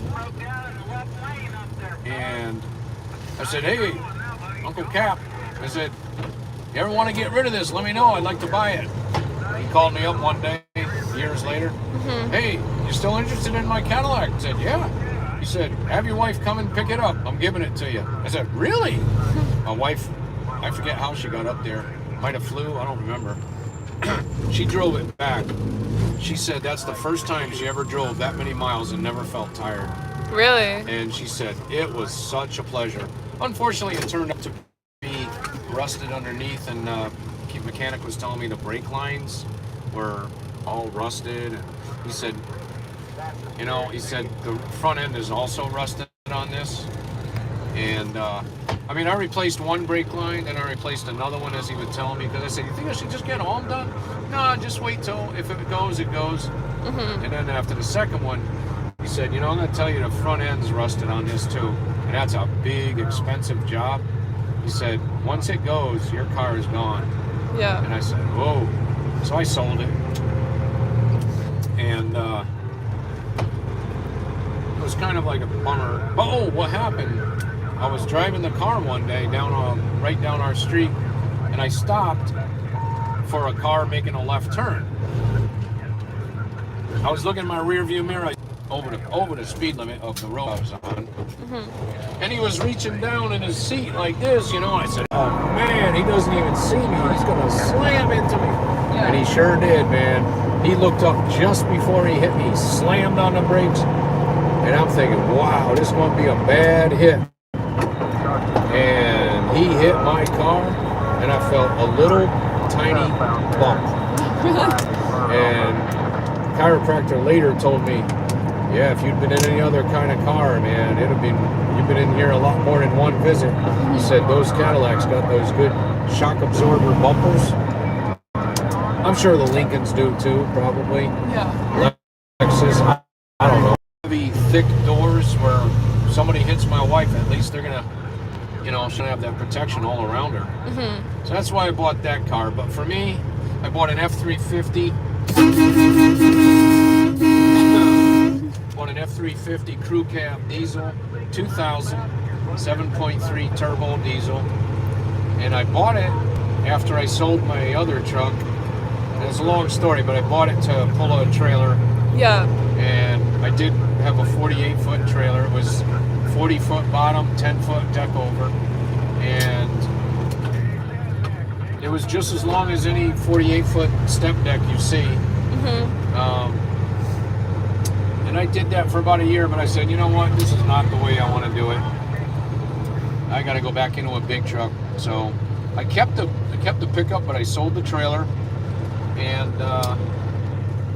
I bought this Kenworth used for $7,900, I think it was. I think that was the price. I'm not positive. But it needed a lot more work than I thought it needed, so I ended up putting a lot of money into it.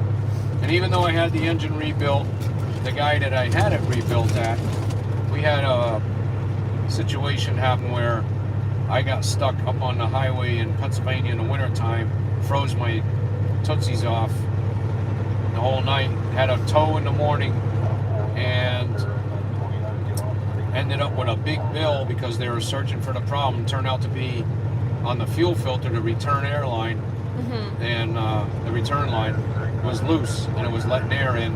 It shut the truck off as if there had been an electrical problem. And when I told him about it, you know, there was nothing like, I'm sorry, you know, we didn't, you know, we should have, whatever. It was like he didn't make it right. He said, oh, you know, these things happen. I said, no, man, I've never had anything like that happen all my years of driving. I said, you're the only guys that work on this truck. And I said, your son didn't put it on right, and that's why we got a problem. Well, he didn't want to offer any recompense or any breaks on my next service or anything. So I just said, okay, I'm not going to go back. That's it. Yeah. He's a good mechanic, but his son screwed it up, probably. I assume because his son is not so good. I've seen him do stuff, and I've talked to other drivers, and I told him why I don't see him anymore. And he said, yeah, I'm the same way. I told him, you can do my work, but your son can't touch my truck. Yeah. You know? So, but since he didn't make it right with me, I didn't ever go back. So then I had a problem with, I forget what the thing was. I'm trying to remember what it was now. I had this guy do a top end on my truck. So now I got, my rings didn't set right. So now I'm losing oil all the time. Burning oil. Don't have any leaks anywhere, but it's burning everywhere. So I spent my money on that guy, and then he disappeared after I told him we got a problem. And there was another guy that had a problem. And I told him we need to get this fixed. Long story short, he packed up and moved out. And if I run into him, I'll just stare him in the face and just stare at him. And I'll probably say something. Yeah. But, you know, these people, you know, people do stuff like that. So now I got an issue I got to take care of. But I'm just going to keep buying oil for now. Just keep refilling it.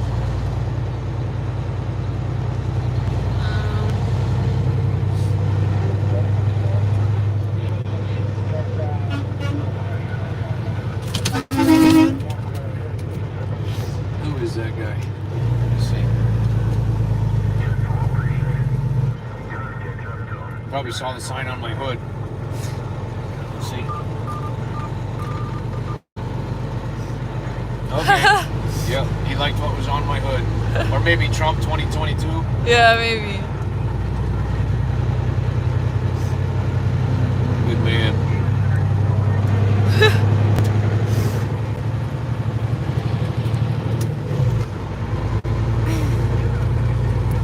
So what's your favorite brand for like trucks? Not pickup trucks like these Yeah. big trucks. I like the Kenworth. I like the way the Peterbilt looks. I mean, you can do a lot with a Peterbilt. Yeah. But I did get in. Okay, so the W900L, which is L is for long nose. Yeah. W900L had been my favorite one with a studio sleeper or bigger, which studio is the max that they make in stock. But they came out with this W990. The W990 is the first Kenworth in decades that has a wider cab, but an owner-operator style like a W900. Yeah. I like that a lot. I still like the W900 for looks better than the W990. But that W990 is wider and has a higher roof where you can actually walk into your cab, which is what a lot of them do have. A lot of the other trucks. Peterbilt, Kenworth, the flat tops, the... What do you mean walk into your cab? Like from... Well, like you can stand up and walk into the cab in okay. between the seats. Yeah.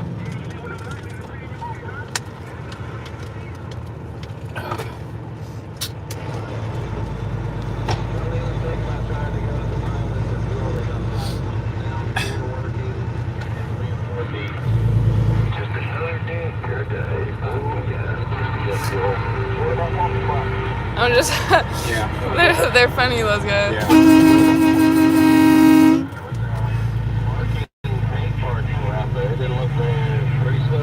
There was some guy earlier who talked exactly like Matthew McConaughey over the radio. I don't know if Talks you heard. exactly like what? Like Matthew McConaughey, you know? Yeah, it's just smooth, whatever, It's exactly what he sounded like. It was so funny. Yeah. You're talking about the guy that said, just another day in paradise. You're talking about him? Like the one who does the Lincoln commercials? No. I'm saying when you heard something on the radio, what was it you were... This was like hours ago. I just heard someone and I don't know, it just made me laugh. He sounded just like Matthew McConaughey.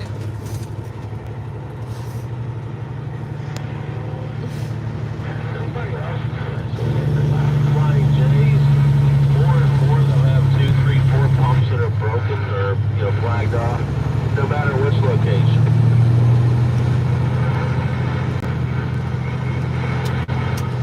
How close are we? I think we're pretty close. Yeah. Yeah. I can't remember what exit is that. That's the truck stop there. 5B driver, 5B. It's the 5B.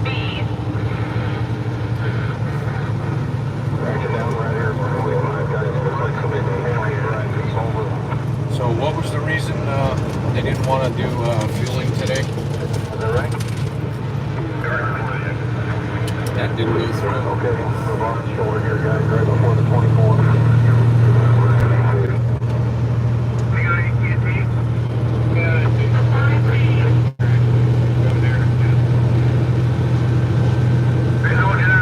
There's our exit right there, 24.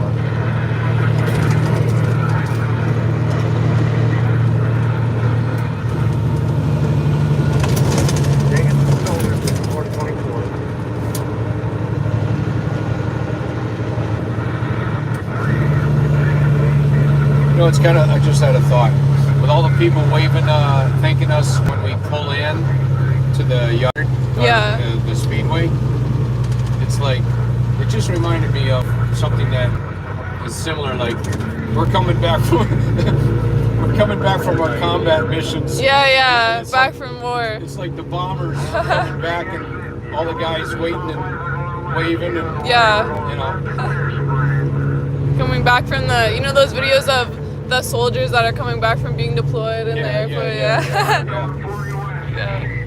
From our mission.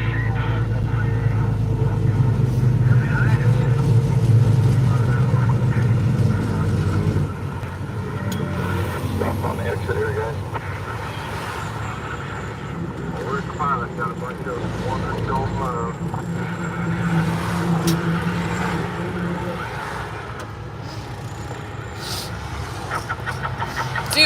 Do automatic trucks get a lot more like transmission issues and stuff? Oh, they're actually better, and that's why they went to them. Oh, really? Yeah, because new drivers always tearing up transmission. Yeah. They finally perfected the automatics to the point where they're very reliable and they shift properly and they don't have many problems. That's what I understand. That's I what thought I've heard. the main thing behind having a manual truck is like if you're going down the hill, then it's something with the gears, like they don't. Okay, yeah. Well, as you're going down a mountain, I guess the newer ones probably have, with all the sensors they got, you probably can sense as you're stopping and going downhill. They probably, they for sure downshift. They probably do it better than somebody with a standard shift could do, except maybe real experience, guys. But yeah, if the thing's going to do it automatically perfectly, that's great. Yeah. You know, I have a friend that I was talking to earlier. His name was Chuck. He was talking to me on the phone, and he's been driving, even longer than I have. And he swore he would never get an automatic, and he finally saw a good deal on an automatic Western Star. Mm-hmm. He got it. He said, Marty, it took some real time to get used to that truck by not, I kept putting my foot down for the clutch. Yeah. And he said, but Where is the clutch here, by the way? I only see 2. Oh. right there. And but I don't use it when I'm driving. I just use it when I'm stopping and going, Yeah. from a dead stop. Yeah. So it's called floating the gears. If you know now, see, these are not synchronized gears. That's why, like in a car, you could put it in any gear and all of a sudden either rev like crazy or whatever. But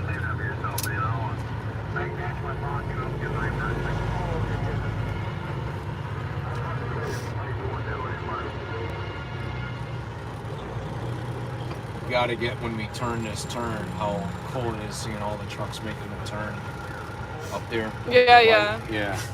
You can't really see them from here. No, but... it'll be when we get up the road here a ways. Yeah.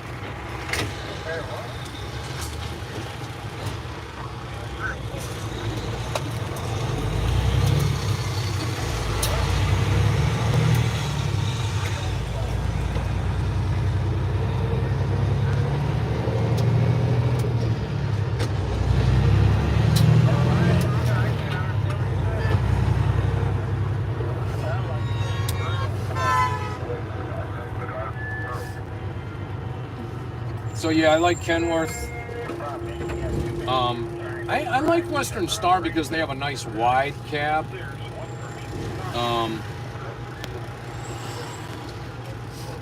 People keep saying, I don't know, they've been saying it for like 5 minutes. What's your favorite gas station? Love's, Pilot, or Flying J? Probably my least is Pilots. Loves are okay. At least they don't have reserved parking, meaning you have to pay for it. Yeah. That's one good thing about the Loves. But as far as the showers go, the TA Petro have the best showers, and they give you two full size bath towels, a floor towel, washcloth, and a face cloth. Most other places they give you a towel, maybe a face cloth, and maybe a floor mat towel, you know. Yeah. But the showers in a TA Petro typically are far better. I would say the next best would be most of the Flying J's, and they got bought out by Pilot. So don't ask me why that's not falling into the category of monopoly, but it sure seems like there's an awful lot of Pilots and Flying J's around now. Yeah. Sometimes there's a Pilot J there, there's a Pilot J there, there's a Flying J over there. Did you find the quality got worse after Flying J got bought out? Do I find the quality of what? Like just the overall quality.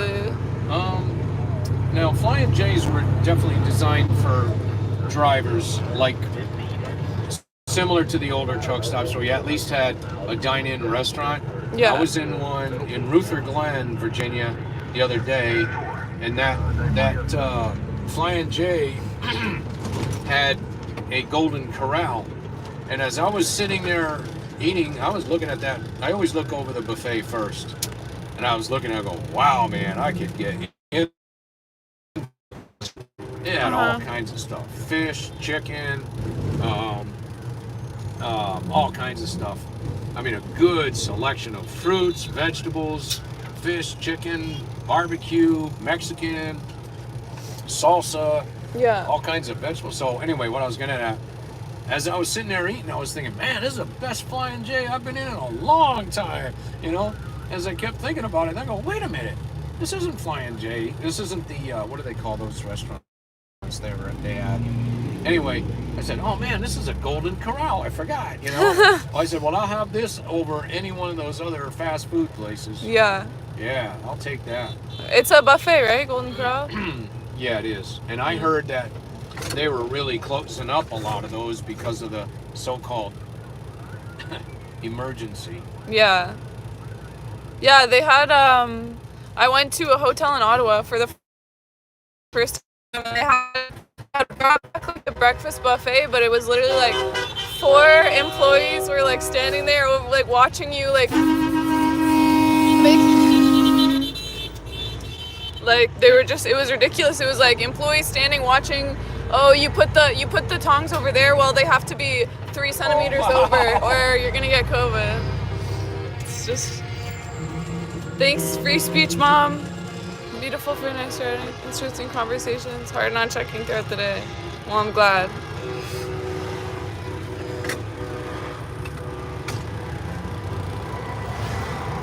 You see behind all the trucks.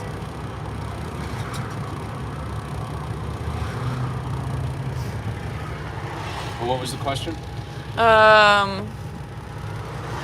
Oh, that I asked before? Well, in any case, getting back to your other people before, yeah, I love sit-down restaurants. I don't like fast food. And then, you know, like, even in the Flying J's, the breakfast sandwiches, even in, I mean, those things you take out of the freezer or that they have the wrapped biscuits and all that, they just don't do it for me. Yeah. If I'm in a big emergency hurry and I got to go and I don't have time to stop anywhere for a breakfast, I'll grab one and okay, I got something in my stomach, you know, I got my orange juice. I keep my orange juice in my truck. And I think I heard that McDonald's, the quarter pounder is the only thing that they make fresh. Everything else is frozen, but apparently the quarter pounders are I heard fresh. Somebody told me the other day that the McDonald's meat has, they said like human flesh in it. Really? Like, I don't remember if they said flesh, but they said like, yeah, human meat or something. Now, I know that there is because I was doing a lot of research online with the adrenochrome stuff, right? Yeah. And there actually is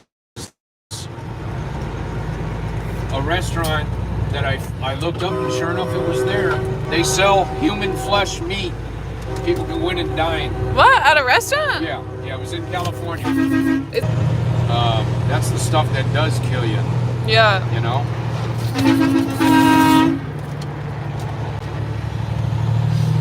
It's a pretty road, huh? Yeah, it is. It's really nice.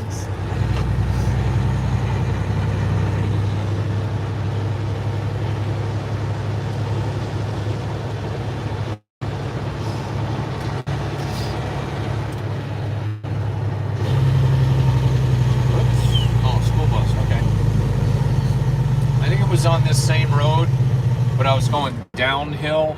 Might have been this road, I'm not sure, but it was recently when I was up here, and I was just kind of, you know, following a truck in front of me, and it was a good little bit ways ahead of me, and all of a sudden I noticed that the school bus facing me has got its red lights on. Yeah. And I just did a nosedive stop, not skidding, but I just came to a hard stop. Like, I respect that, I'm not going through that. Yeah. And the lady let out her kids, she closed the door, and she went like this.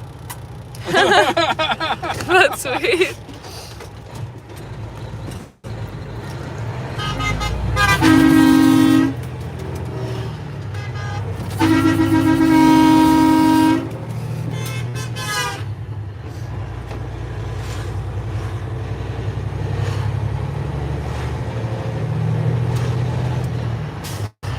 So if you haven't been on this circuit, this is your first time on a circuit, right? Yeah, it is. What were you doing the whole time the trucks were gone?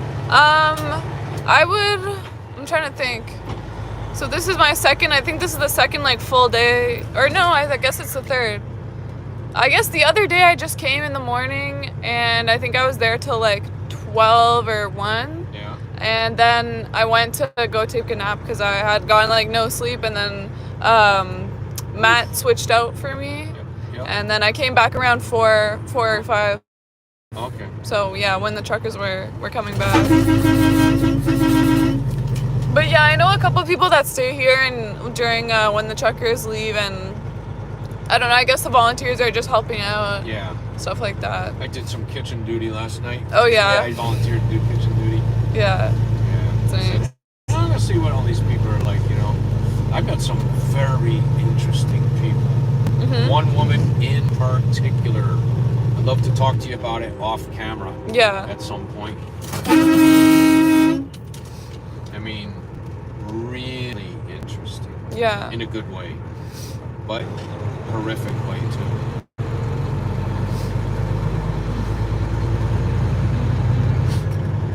I want A person working in the kitchen? Yeah. Okay. Yep.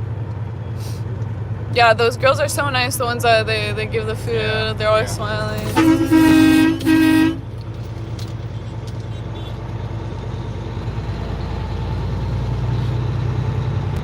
Well, if I don't say it later, I've thoroughly enjoyed having you. You're a great person to have along for a ride. Yeah, I loved being coming along. It was really educational. Sure. I mean, you have a lot of great stories, Yeah, definitely. thanks. And that's just a little smidgen. I've got so many stories. Someone in the chat, when you were telling a story, they were like, "Wow, I just realized I haven't lived my life fully yet."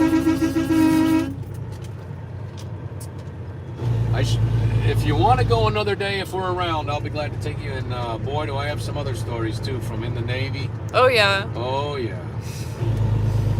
Serious adventure. I'm sure. Yep. Yep. Freedom dog over there. And at the time when you're going through it, you don't really give it a thought. Yeah. And then many years later, you're looking back and go, wow, I really did all that. you Yeah. know? It's like, I look back on it as a privilege. Like, I got to serve. And the stuff that I did is like, you could never get that kind of experience again.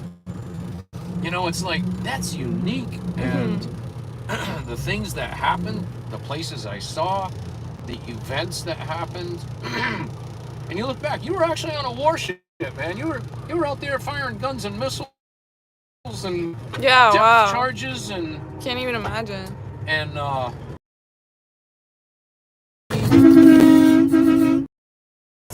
It's Uncle Sam.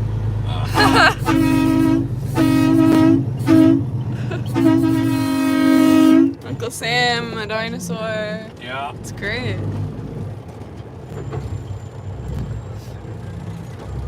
It is so cool Yeah. having all these people here. Wow, that's awesome.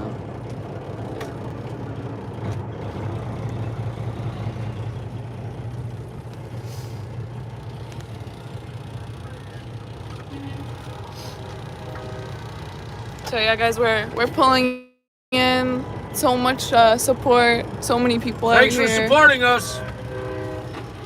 Thank you for supporting us. Where are you from? Where are you from? Alaska. Shout out Alaska.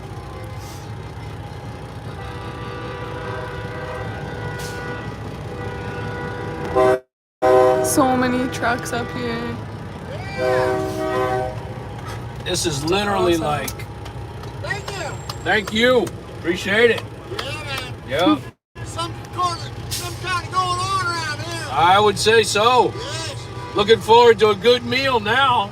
I don't know what's for dinner. I don't know, but it's gonna go down good. Right? Yeah. Yeah. Yeah. It's crazy. Tomorrow's supposed to snow. Yeah. How much? Until like noon. Yeah. Till really? Rain and then snow. Yeah. Wow. It's not gonna be pretty. No. Hunker down and stay warm. Yeah. See ya.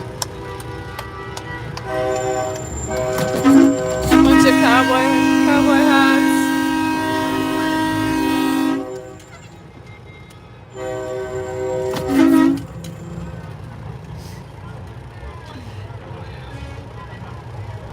What does it say on her shirt with red? Small fringe. Oh yeah, cause that's Oh yeah. That's what Trudeau Yeah, said. that's what Trudeau said. Small fringe minority. This is like coming into a racetrack anyway, right? I mean, look at all the flags out there. And then, Wow. thank you.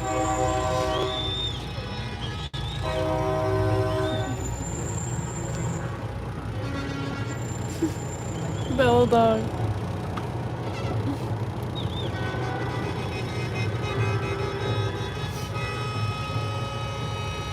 Right where it says Freedom Convoy 22, Yeah. they need to just put Trump's name on top of that. Yeah. Dog for freedom.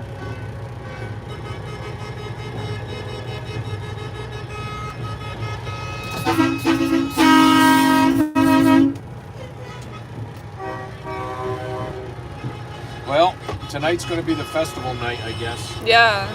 I guess Friday night everybody's coming down Yeah. for the weekend. Right?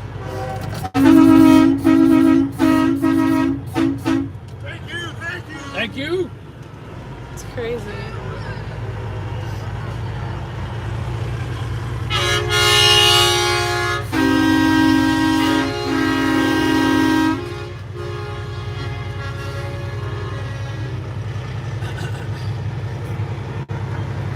Thank you.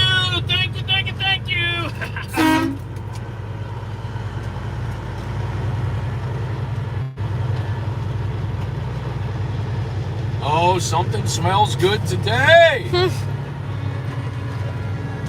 This isn't where I wanted to park. I don't really want to park here, but oh, I see. We're doing that. Okay.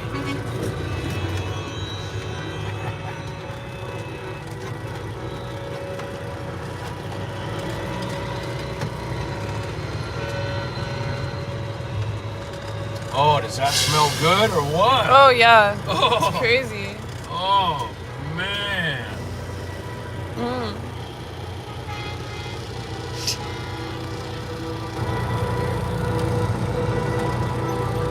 Well, one thing I do like, this is like the old truck driver camaraderie that's been missing for many years. Mm-hmm. It's like you still find it among old school truckers, you know? Yeah. And this is the kind of camaraderie that needs to be livened up again. And you know what's amazing about Canada? Mm-hmm. Is that Canada typically, I mean, previously, historically, the people from Quebec were not united with the people from the rest of Canada. I loved seeing the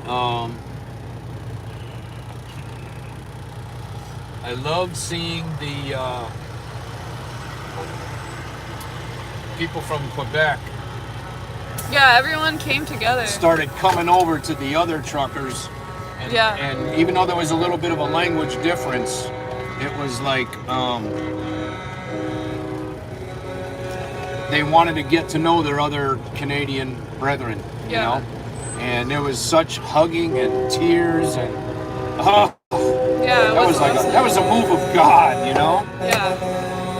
No, it was yeah, any separatism, you couldn't feel that. It was definitely No. everybody coming together. No. It was great.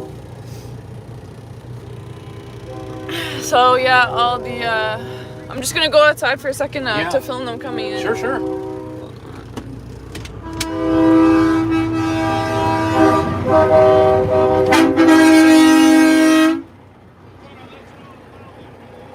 Sorry, yeah, super loud. Wait, I'll be back. Look at this, guys.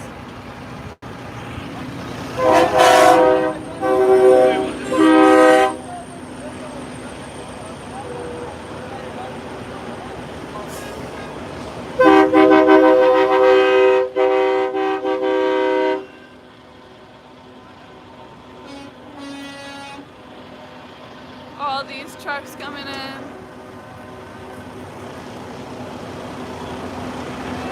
It's Hulk Hogan over there.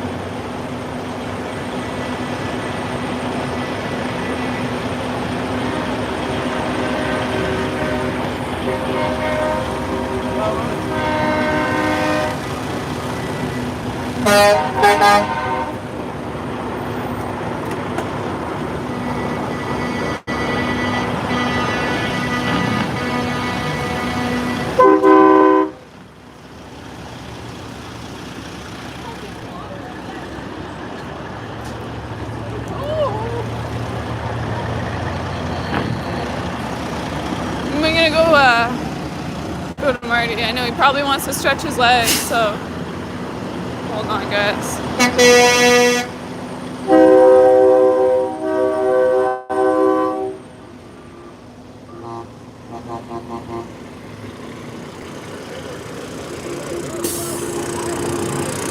Oh, I don't think he's in there right now. Holy, it's dust storm. Ah.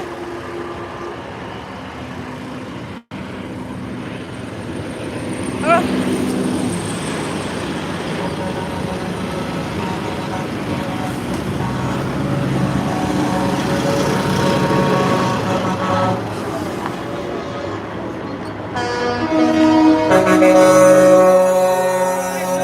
Hey, how's it going?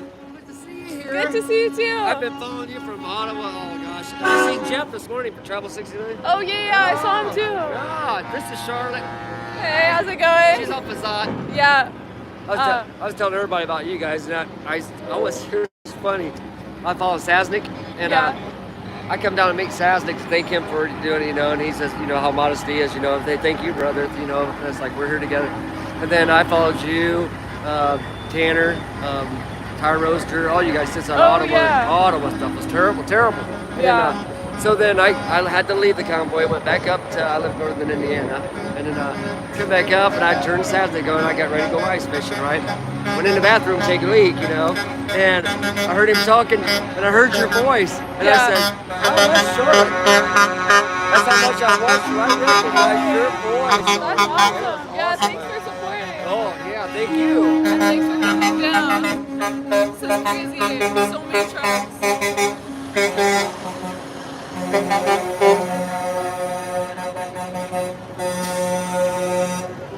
My phone is loaded. I gotta get my little camcorder out. Oh yeah.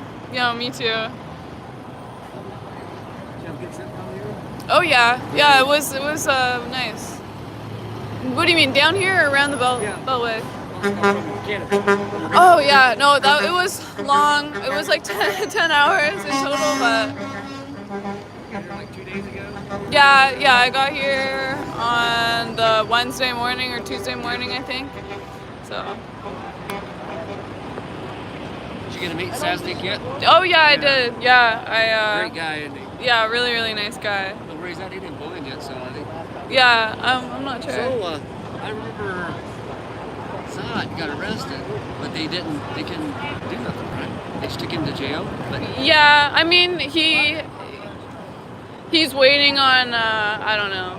He's waiting to figure out the court process is it's such a long process. Right. So for now he can't come to the U.S. So no kidding. it's just me. Yeah.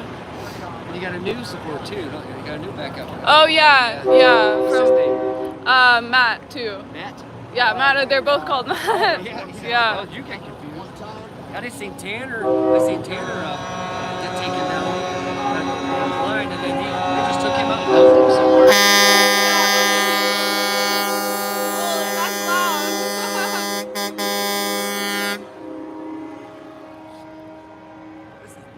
Yeah, it's amazing. Such a nice day too. I'm freezing, dear. Really? I've been standing in the sun, and now all the trucks come through. Oh yeah.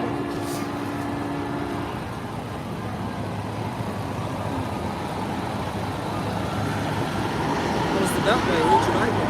I went with Marty. His truck's just down there. Okay. And yeah, really, it was really nice. There wasn't any. Most people are just supportive. They're like honking at you, waving flags and stuff. So yeah, very few like people swerving in and out of traffic and stuff, which was good. Have you met Oreo and first responders? Yeah, I did. First responder I saw last night. I'm not sure if I've met Oreo, but yeah, first responder I saw.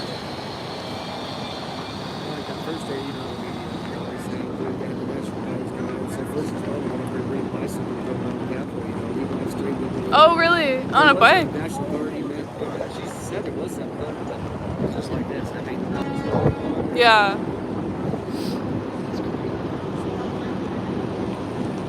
I heard they lifted the mandates in Ottawa. Yeah, they lifted the vax mandates, and I'm not sure for hospital workers. I'm not sure if they did. And then they're going to lift the mask, I think. in Ontario. On this So, head gasket, Cliff. yeah. They get it in writing too. That guy there's from Canada. That guy in the shorts. Yeah. Oh yeah. So you guys are used to that cold weather. Yeah, exactly. This is warm.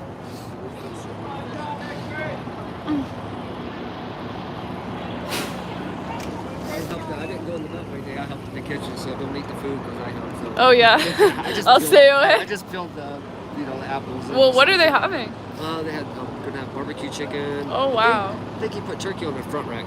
Really? And having like a they call it I cut up all the carrots and what do you call that salad? Fruit salad. Oh yeah. Oh yeah. I heard that they're making that. Wow, that sounds really. It smells good too. It smells amazing.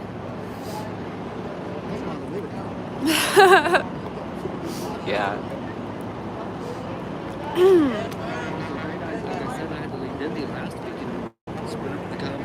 Yeah. I come back, you know, just want to get my heart back down there.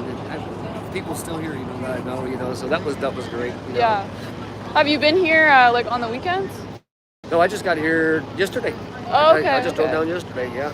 Because I people have been saying it's a bigger turnout on the weekends. Yeah. So yeah, I guess the party's getting started. Yeah. Oh, if you would have loved it when it was in Indy because the weather was like 72 degrees down there. Oh really? It was Oh my gosh. so nice, yeah.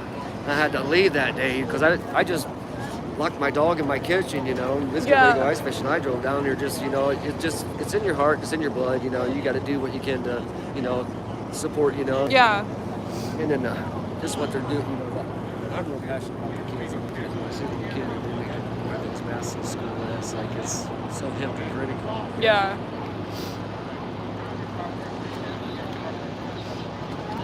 Were they that bad up in Canada as far as making the kids wear masks and everything?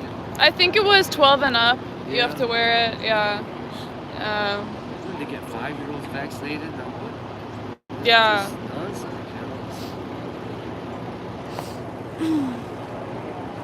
I'm just gonna do a loop. I'm gonna walk up there a bit. But it was it was good to meet you. I'll talk to you later. Yeah. See ya.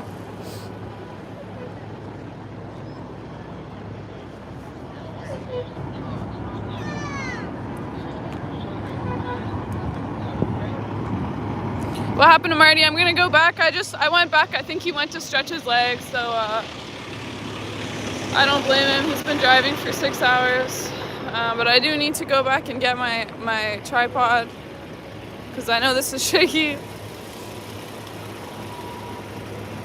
Still some trucks coming in.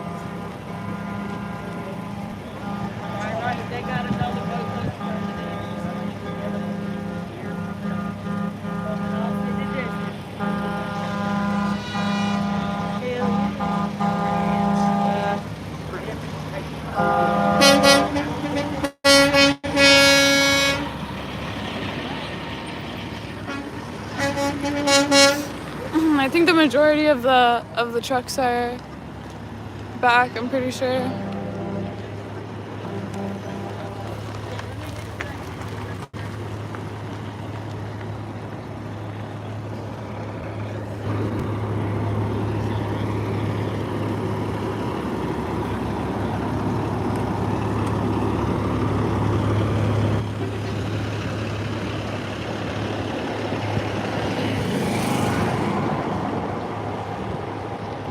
Guys, I know this is shaky.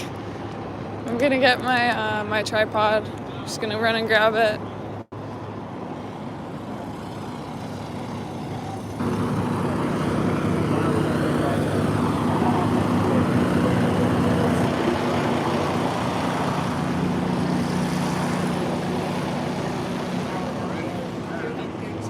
Yeah.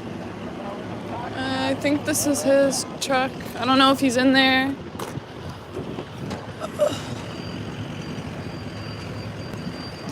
I'm just gonna grab. I'm trying to grab my tripod. Oh, okay. Oh yeah, sorry. I went back and I was like, oh, he's not there. Okay, I'll just go for a little walk.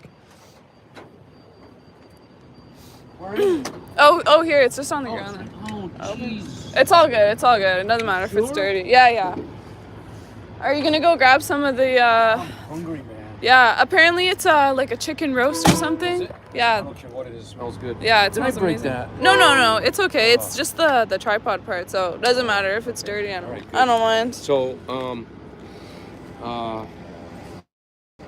if you are you gonna spend more time over here then? Now? Yeah. Probably I'll just be walking around. I don't know. I might grab some food. Okay. So I'm gonna leave it unlocked. If you wanna leave your code in there or whatever you wanna do. Okay, sure. I mean, I have never even locked my truck here. Oh, I really? don't care. Yeah. It's like nobody's gonna go in my truck. Yeah. No. So anyway, I will see you around. You got my cell phone number. Yeah, I have it. Okay. Yeah, I'll just be walking around. But yeah, go get some food. Thank you. Thanks for being on too, Yeah, sure. and letting me come in the truck. It was really great experience. I enjoyed it. Yeah, It was great. yeah, it was fun. I was gonna say, are you able to get any of those, like that whole video or parts of it, to download so I could look at it? Yeah. I can probably just download it onto Rumble or something after I live stream. Okay, and then yeah, I don't know the whole Rumble thing. It's not set up yet. Matt, the other guy, Zot, was gonna set it up. So if I can't do that, I can find some way to just download it and yeah, and I'll send that to you. You're gonna probably want your coat. Yeah. I feel like it might get a little cold when the sun goes down. Yeah. And, but feel free to, if you want to put your stuff here, take a break, whatever. Just feel free, because I mean it's. I'm For not gonna sure. use it. Thank Yeah. you. Thank Yeah, you so sure. much. Yeah. And I'm gonna give you a business card. Yeah, I'll give you a business card anyway. It's got my email on it. okay. I'll grab my coat.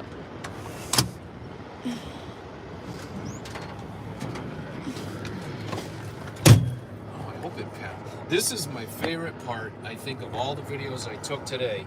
And I just looked at it.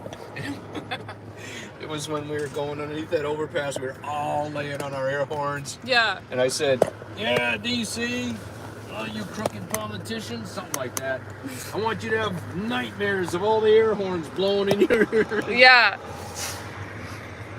I'm wearing a big coat. I don't care. Sorry guys for the shaky camera. It's gonna be up in 1 second. I'm just grabbing my coat. Oh my gosh. Business card.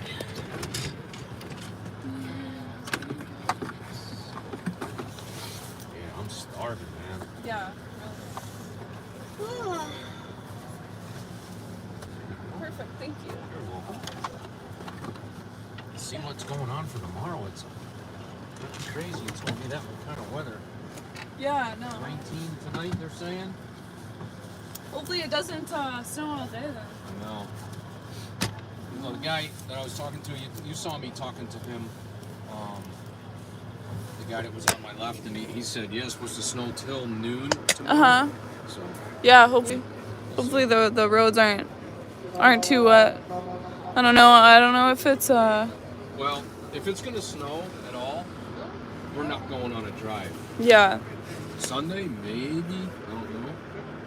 But the way I look at it, I gotta be back for Monday morning to get my wheels polished Oh yeah. and then get the brake job done. So I'm gonna be having to leave no later than Sunday somehow. I mean, I could leave like noon or something, but if they go on a run, I won't be able to do that. Yeah.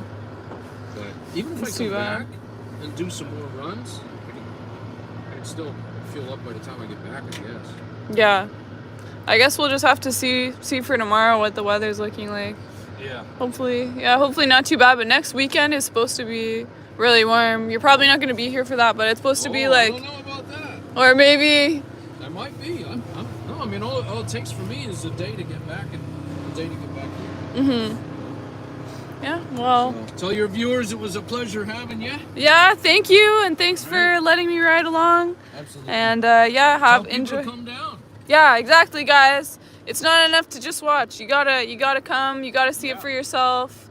And yeah, it's definitely something that you have to see in person. Yep, absolutely. And listen, to your viewers, this is really a once-in-a-lifetime event.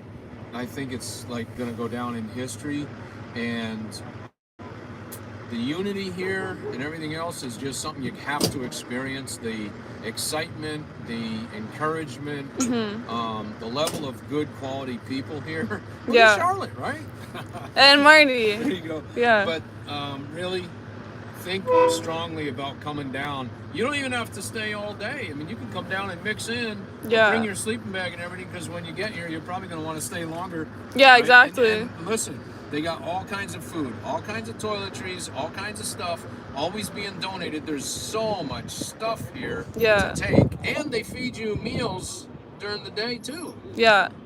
And it's homemade stuff. It's good. It's good really food, good. yeah. There's a chef there called Travis. He's amazing. Yeah. Yeah. I'm gonna have to go check that out. I don't know when. Do you know when dinner gets, like, when it opens? Not sure. The woman there told me it's like grilled chicken or something right now. Yeah, chicken. Some kind of chicken. That's what I heard. It smells good. Yeah, it should be really good. Yeah. But I'm just gonna take a couple laps and stretch out my legs. But yeah, it was great. Having you. Yeah, thank you Stay very in much. touch. You got Yeah, the for card. sure. We'll stay in touch. Yeah, I'll be here tonight, so I'll probably bump into you again. Yeah, but yeah. Sure enough. Take care. Yeah, you too.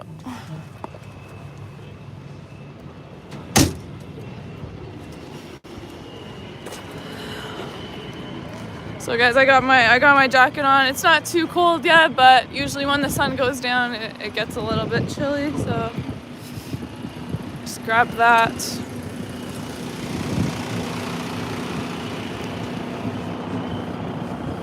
Still some trucks coming in.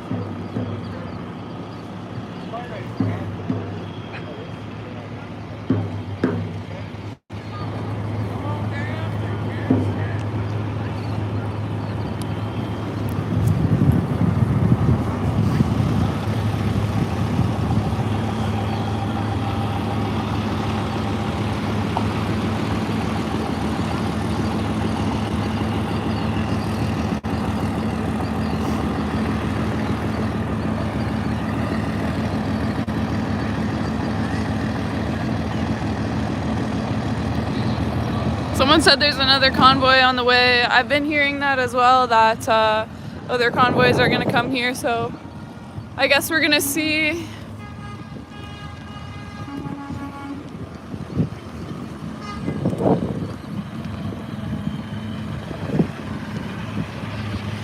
Pretty blue truck. Big blue over here.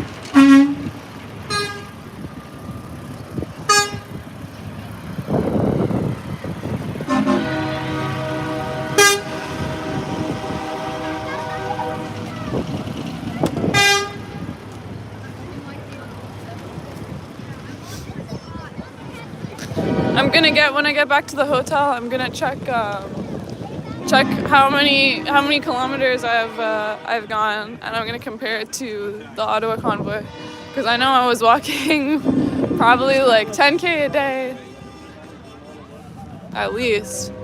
It was crazy, just up and down all day.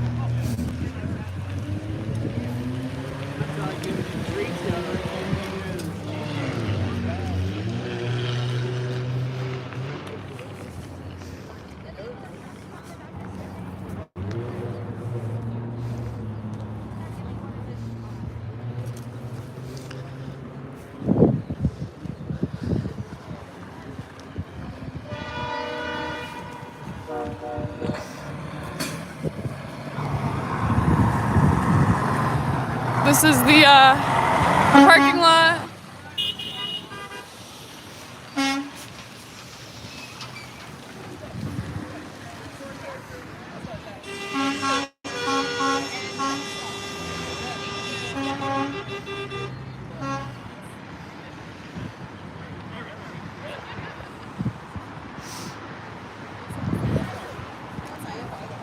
Hey, how's it going? Found out about you. Oh, yeah? Frank. Good to meet you. I'm Charlotte. Yes. Yeah. I started watching you. It was like all the other live feeds had stopped, Yeah. and you had just gotten here. Yeah, It yeah. was like, I think you said you got here at like 5 a.m. or something. Yeah, yeah, it was something crazy. Yeah, because last weekend I went up to Breezewood, Pennsylvania, Oh, yeah. and I went up and met the convoy there, drove back down to Hagerstown, spent Friday night and Saturday night with them. Then I went out and met them on the Beltway Oh, yeah. on Sunday, whenever they did their first loop. I was out there filming them. So I didn't ride with them, but I was filming them. I went out in front of them, so. When did you get here today? Just now. Oh, yeah. 15, 20 minutes ago, yeah. Oh, as a matter of fact, I happened to get on the freeway with the convoy. Really? Yeah. Wow, so that's I was great. able to finish up over here off of 81, or Yeah. 70 rather. How have you been finding it here? Cool. Fun. Yeah, yeah, definitely. it's been fun. A lot of people, you know, a lot of people think the way that I think, and that's the way I feel about it, you know. Yeah. I lost my job, so I refused the vax, and sorry, I didn't mean to say that online. You They- can they say hate- vax, but it's like when people start talking about it, that's when they just Yeah, so I lost my job over that, and I was just like, you know, I'm done, you know. Yeah. And I'll do what I got to do, and you know, still trying to find a job. I've been off for 9 months now, so Wow. yeah, it's hard. People just, that's one of the requisites right now, and Yeah. I'm not inclined to do it, so Yeah. I'm going to remain pure blood, as everybody's saying. And this is just so beautiful to see all these people come together, you know, and unite. Yeah. We've been needing this for a long time. Yeah, for You know, sure. and I watched Canada, I watched the Ottawa events as they were transpiring, and I was just like, man, they're going to get in trouble. They're going to get in trouble. Yeah. I just had that feeling because they were parking downtown, even though we own everything that, as taxpayers, Yeah. Hey, how's it going? as taxpayers, even though we own everything, they still have laws, Yeah, and exactly. bylaws that they're going to throw at you and take you down the best way that they can. Yeah. When I found out they were doing Hagerstown, they were planning on making this a base camp. I was like, well, that's probably the wisest thing Yeah, to it's do really at this smart. point. Because the police can't come here and, start And telling mess people with it, out. yeah. I mean, they can come here, but all they're going to do is come here and direct traffic because they can't do anything else. Yeah, exactly. It's private property. Exactly. You know, and as long as we're not creating a ruckus or creating havoc out here, they can't do much about it. Yeah. And it was pretty cool that they're asking the truckers, to remain horn-free after 8 p.m. Yeah, Even though there's a couple of exactly. horns. A couple of horns is nothing, but everybody... Yeah. But Like- I hear it's like a pretty minute quiet ago. here after. It has Especially the meetings. You weren't here last weekend. No, I wasn't. Apparently That- the weekends are really big. Is that true? Yes. Last Saturday we had the unfurling of the large flag, 96 by 54, I believe it is. Oh, yeah. And everybody was able to walk underneath it, and they wanted everybody to shine a light up into it and stuff That's like that. awesome. They had a large overhead video of it. I've seen it on somebody else's stream. And that was pretty cool to see that. Yeah. And because I've been sharing this on Save Chat and anywhere I can share it, and letting people know, trying to wake them up, trying to open their eyes. Yeah. This is what it's taking. People don't realize how bad we're going if we don't change the way that we're going right now. Yeah. Because it's horrible. I mean, I just paid $4.29 a gallon for gas. Oh, it's the highest. crazy. That's the highest I've ever seen it in Virginia. Yeah. Because I come out of Northern Virginia right now, and that's the highest I've ever seen it in Virginia. Yeah. Well, where I'm at, in town, yes, it's definitely been up in the 450s and stuff like that. But out on the northwest side of Virginia, it's always been below $4 until now. And everything too, not just gas. Well, Like just food just and last everything. weekend, 7 days ago, it was $3.79, and I was complaining. Yeah. Yeah. Exactly. It's Yeah, just. It seems like And it it's just never stops. $4.29 now. I mean, that's 50 cents in 7 days. Yeah. Give me a break. Yeah, I know. Something's wrong with that. It's I crazy. just read something online that said, who in their right mind would think that it's better to purchase oil from Saudi Arabia, Iran, or any of these other countries when we can get it right here in Texas Yeah. or even Alaska? Same thing with Canada. It's they have Alberta. Oh yeah, and, y'all. Canada's known for the oil. And the gas is $2 a liter. It's like I think the conversion So is it's like- it's like $5.50 $5, something yeah. US. Yeah, because there's like 2.5 liters to a gallon. Or something Yeah. Like that. Yeah. Yeah. It's And that's nuts. insane. Yeah. I mean, that price for gas is just insane. Yeah. And it's only going to get worse, or it's only getting worse. Like I said, it's changed 50 cents in 7 days. And I've seen that with my own eyes. Yeah. Yeah. I know. Well, I remember when I was thinking it was 319, and I was like, my goodness, gas is just going up. Yeah. And you know, here we are talking about 429 now. That's even crazier. Soon it's gonna be $5.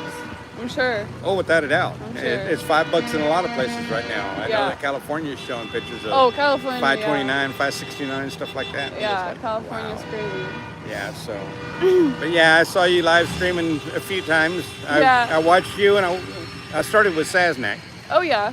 like everybody, pretty much. And I spread his word around a lot too, and I have been yours.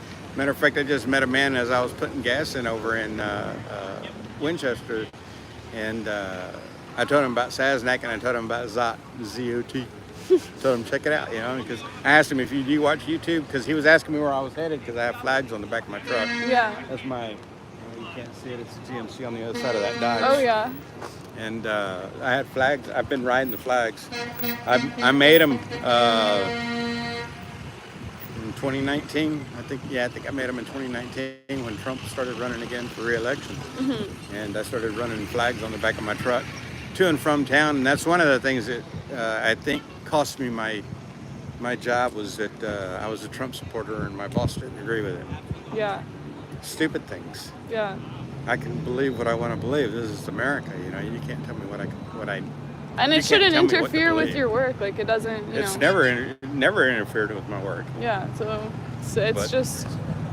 You know, we deal with what we deal with, and it's kind of insane right now. This whole world is turned upside down right now, and we need to get it back upright, Yeah.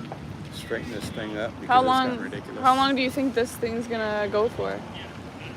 I'm gonna give them till summertime. Yeah. I think so. Yeah. That's my best guess. 2 to 3 months to try to make things happen up on the hill, which I doubt things will happen on the hill. But hopefully they'll start removing all these stupid legislation that they keep promoting. Yeah. You know, like they just stole $1.5 trillion from us in the middle of the night. They did a vote. They put out a memo that they were going to do a vote after 12 o'clock Yeah. at midnight. At 12:30, they were to report. They were supposed to be done voting by 1:30, or maybe it was 2:30. They were supposed to be there by 1:30. Came out at midnight. They were supposed to be there by 1:30. They were supposed to have the vote done by 2:30, and they approved it. And it's now sitting on Biden's desk, and it's $1.5 trillion. And they're sending $13 billion of that to Ukraine, Yeah. supposedly. They're not sending that money anywhere. They're pocketing that money. Yeah. At least that's my opinion on it. Everything that I read, I have a lot of time on my hands, so I watch a lot of what's going on in politics right now. I've never been a political person, but I've definitely had to come out Yeah. and be more political. Yeah. Because, Well. I mean, the last 5 years have been insane. I'm 56 years old, and I've never seen the last 5 years or anything compared to the last 5 years after Trump took office, and everything that's gone on since then. And then this past year with old Dumbo in office, I can't stand that gentleman. 47 years in politics, and 47 years in politics, and he's still done nothing but ruin this country. Yeah. It's just insane. Man, nice.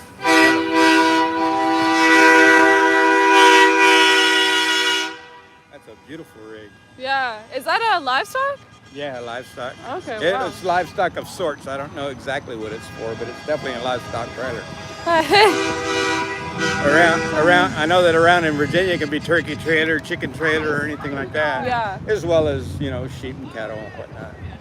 Yeah. But, Especially here more than Ottawa, I've seen like all these different like wraps and these airbrushed trucks and everything, like these vibrant colors. You were showing that airbrush truck last night Yeah, of because it's crazy. Reverend James. Yeah, it's a Of crazy, James. it's a crazy truck. I've never seen anything so detailed like Well, that. what's so crazy is I've only seen it. I've got pictures of it, and I've only seen it from the other side. I've never seen the side that she showed where all the pictures of Christ Yeah, where those were painted on. I've never seen those, so I'm going to go by and see his truck this evening. yeah. Definitely go check it out. It's really cool. He'll probably show you around too if you ask him, but it's super. If you look closely, it's like insane detail. Insane detail. Yeah, I've never Yeah. seen anything like it. That's pretty cool, though. Yeah. Yeah, I watched you when you were walking around with him yesterday. Mhm. That was pretty cool. So, yeah, Yeah. because like I said, I live about an hour away.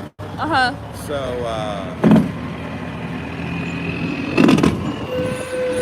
This is a new truck, I think. I haven't seen one of these I have. in here yet. I did. You saw this I one? thought I saw. Yeah, I thought I loud saw him one. roll out this morning because you were talking about a tanker truck. They said that there's no tankers here. Yeah. Oh, you saw him this And I morning. remembered seeing a shiny truck, thinking that maybe it was a tanker, and I thought that may be him. Yeah. Maybe it was. Yeah, all different.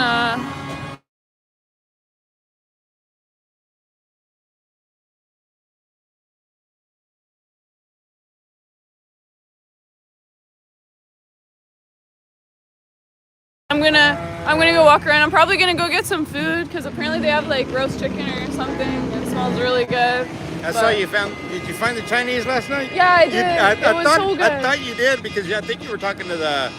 I think they're called the Chinese of America. Yeah, Chinese for Trump or something like right. that. Well, the first night that I got here, traffic was packed.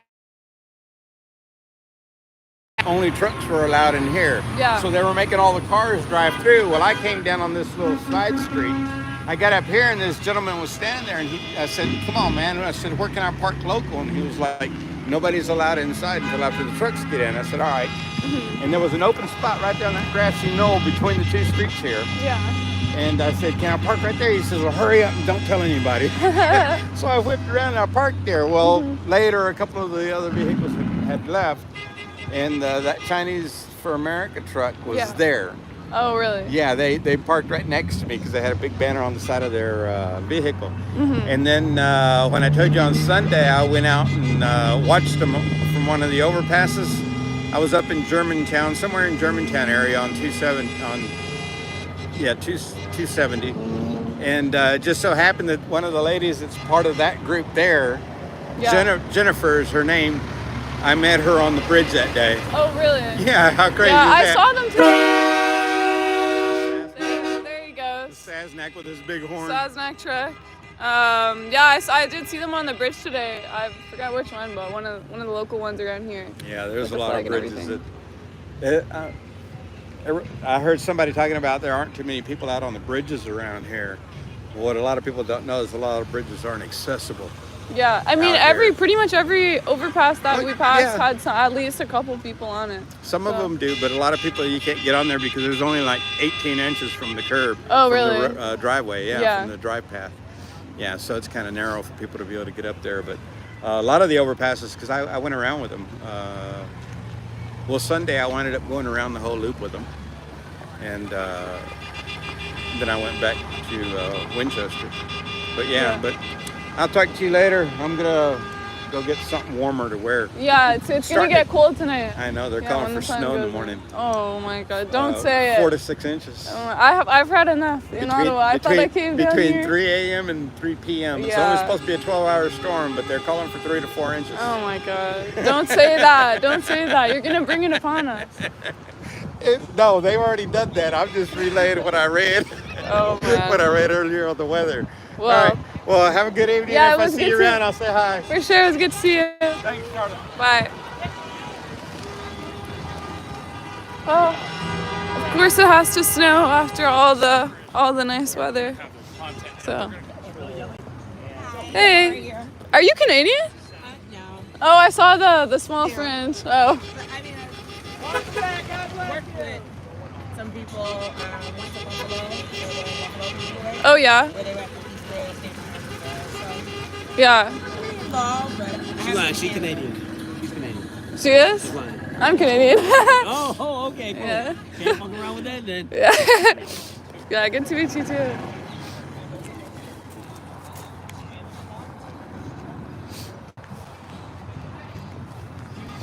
Trying to find the fellow Canadians, trying to scope them out.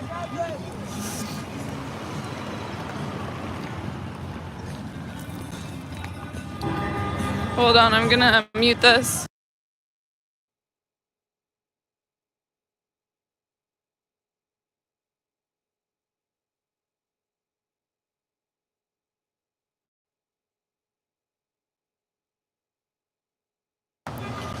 So I had to mute it because the music was loud. I have a feeling there's going to be a lot of music tonight. We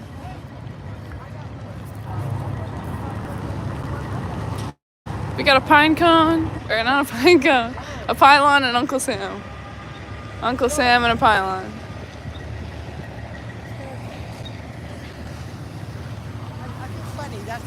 Yeah, I'm gonna go to the food now.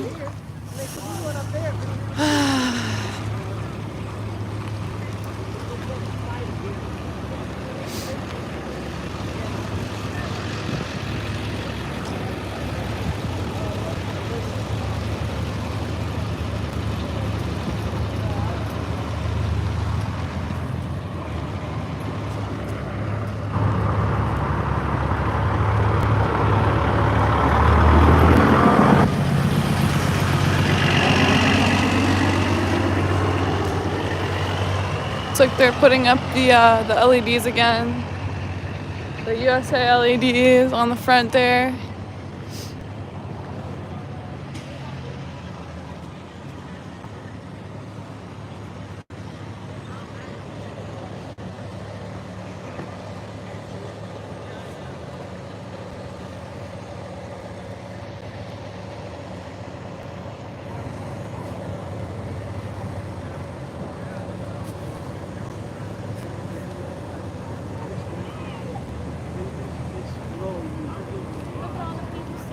What the hell is that?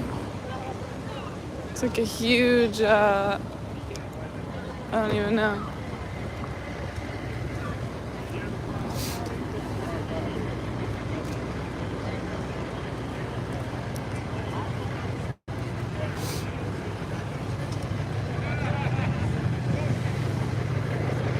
And then we got the dog with the bow in it. Beautiful, beautiful day out here. Oh my god, it smells so good. And then we got the blacked out. That's awesome. It's all blacked out with the eagle on the front. Super cool.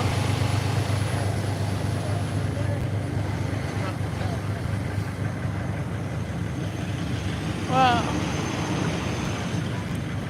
Hey.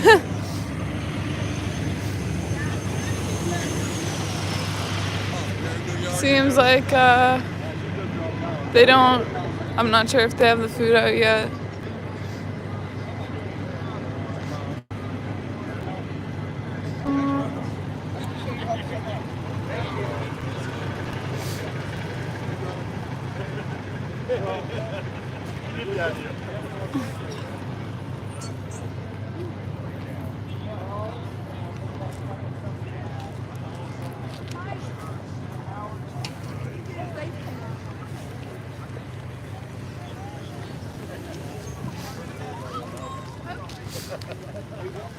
There's Big Blue over there.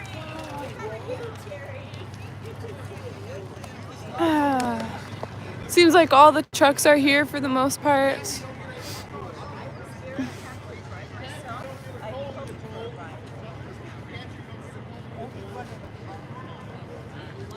Our super chat's down. I don't know, guys. You should be able to send them. If you just click the little like plus thing on beside the chats. If it's not working, and you would like to send money, then the email is zot6000@gmail.com. That's the email. Or you can send it to sharzot123@gmail.com. Anything you send right now to zot6000 is going to me.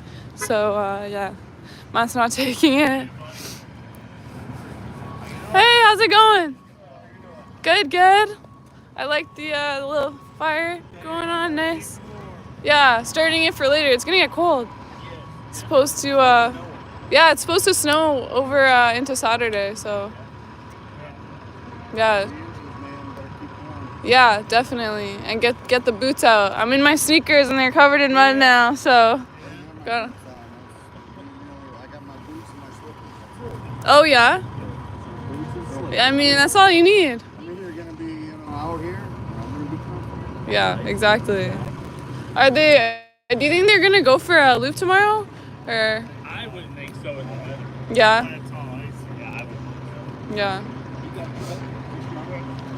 Anyway, it's good to see you. Good to meet you guys. Yeah, you guys too. Take care. Lots more people today. I think over the weekend it's gonna be a party for sure.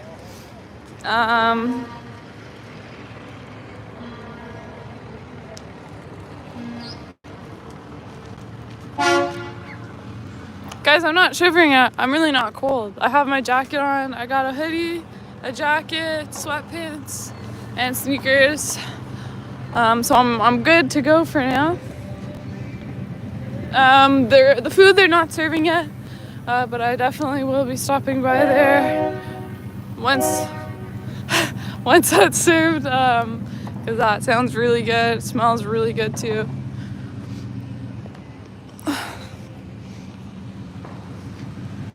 So this is what Marty was talking about. See how they have the fifth tire or whatever in the middle. Thank you, Kenny, Helger, you go girl. Thank you very much. So they have that in the middle, and they you have to grease it up. So that's what he was talking about. Wow, that's sick with all the lights in there. That's awesome.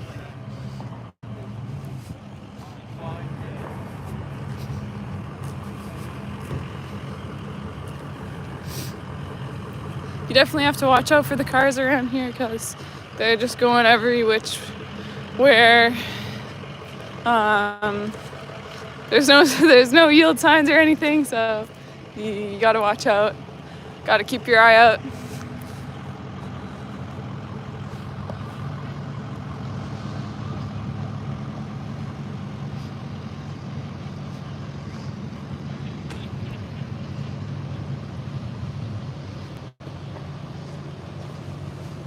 So a lot of you saying this isn't Canada, whatever. It's not as safe.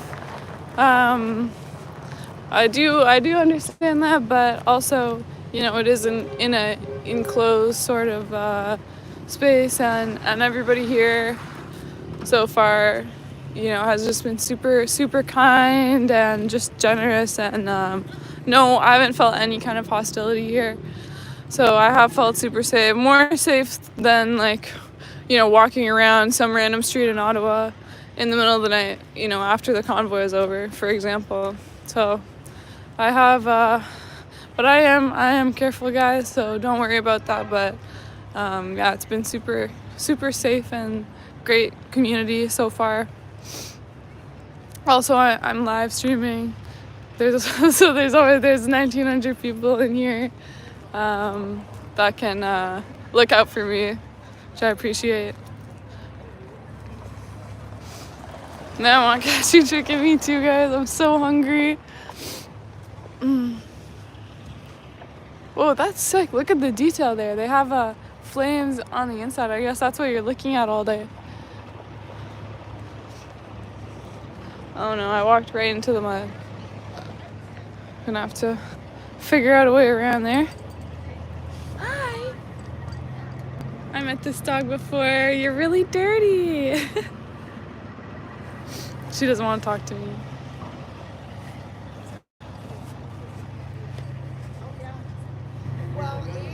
Guys, gotta be careful here.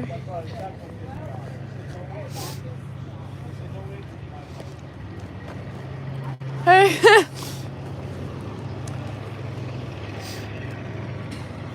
I don't know if I walked around back here yet, but I will show you this. Yeah, so hopefully this weekend it's gonna be a party. You know, I've heard stuff about other convoys coming down, stuff like that. Bit of a freedom dog over there. So yeah, that should be really exciting. And I will be here tomorrow to show you guys that.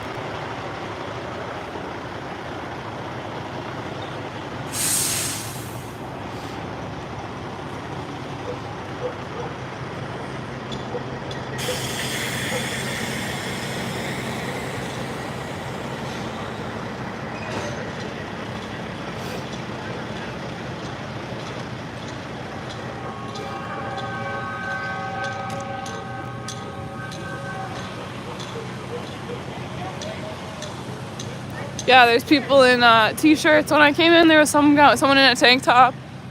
It's not quite that warm for me to be able to wear that, but I'm definitely warm in my jacket. And earlier today, I was actually hot wearing it. I had to take off my jacket. And yeah, I think it's snowing in Ottawa, so.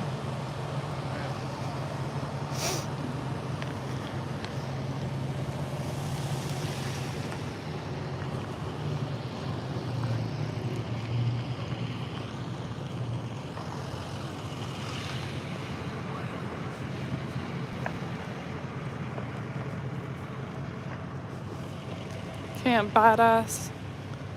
Charlotte can't escape the snow. I know, guys. I've been trying to run from the cold. I can't escape it.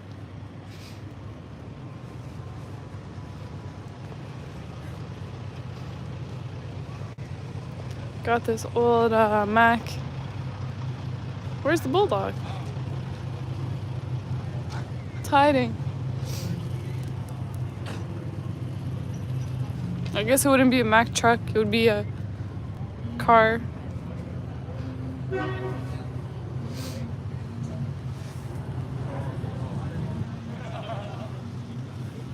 Where are you, Hagerstown? Yep, I'm in Hagerstown.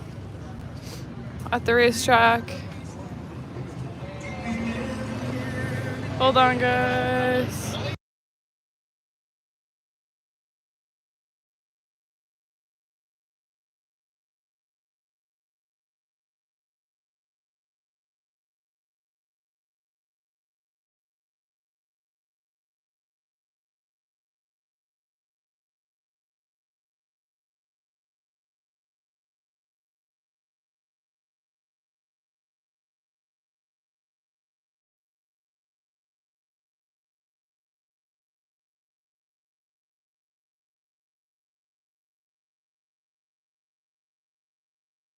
We left the convoy Oh, yeah? at the very end because we needed gas, and then here we went, and then we had a burger, and then we got back on, come the back way, and didn't we, at the intersection, run into the truckers. Oh, really? So we got like the tail end to come in with them, so that was pretty cool. Yeah, no, that's So was awesome. it nice, your ride? Yeah, it was really good. I rode with Marty. He's a Yeah. really nice Yeah. guy. So yeah, he basically just told stories the whole time. I was like, Yeah. you Was know, that the it was first time, I great. guess, in a big rig, like the big trucks like that? Yeah. Well, other My than first sitting. time riding. In, Yeah. I've never actually been in it. Yeah, you've driving been sitting around. in So, them. yeah. Even up in Canada. Yeah, no, it's like a boat going down the road. It's crazy. It's so But this hot. is so much more comfortable, huh? Down Yeah. here in the United States with the. with the warm weather. Oh yeah, I thought when I first came down here, I said, you know what? I thought I was a little bit hardcore. You know, I could take some coldness, right? And then I said I watched all the live streams. We were like glued to our TV sets. Yeah. And I seen the snow coming down, right? And the Canadians intense. Yeah, I know. And I was like, I don't know how they I did bowed it. down. I said, I don't know how they did it. I Sleeping said, in their cars and stuff. so this is really warm for you. This is, yeah, this You should today have like a was super bikini warm. on, right? Exactly. This is like bikini weather for you. Like the Caribbean. Yeah. Yeah. Yeah, you're like, before you were like popsicles.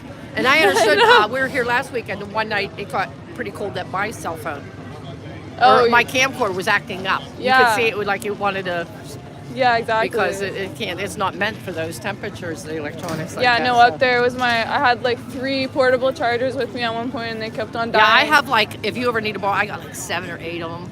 Yeah, I have so many on solar the- ones too, which are nice. Oh, yeah? The solar ones, and so when Oh, you're that's using them, they're awesome. kind of trickle charging from Yeah. the sun too, so it's kind of nice. Yeah, But no. yeah. That's, Yeah, I have all kind of electronics. I have like 3 big bags of electronics on there, but my husband says, why do you need them all? I said, I need them all. Because Yeah, they're you for different do. things, for plugging in, and I got cigarette lighters with the regulators, Yeah. with an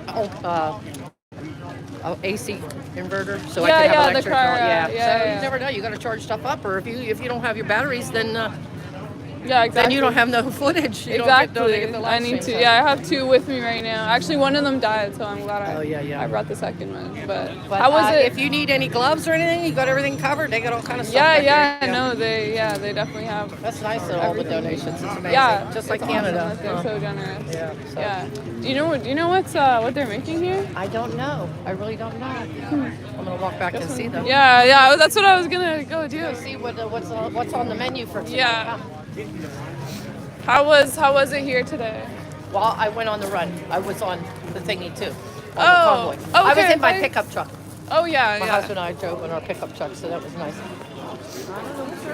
They got, looks like they got some veggies. Oh, I think this is like the appetizer, maybe. I'm not sure. I guess they're not open I yet. guess, I don't know what yeah, they're they doing. haven't served it. So, Smells good though. I gotta come back and get some baby wipes because they don't have anything back in the camp. So Oh yeah. I'll chat with you later. Yeah. And we'll go back in the corner again. Yeah, take care. So, yeah, bye. So it looks like they got some salad out here, but the food isn't served yet. We got this dog, I was seeing him or her over here.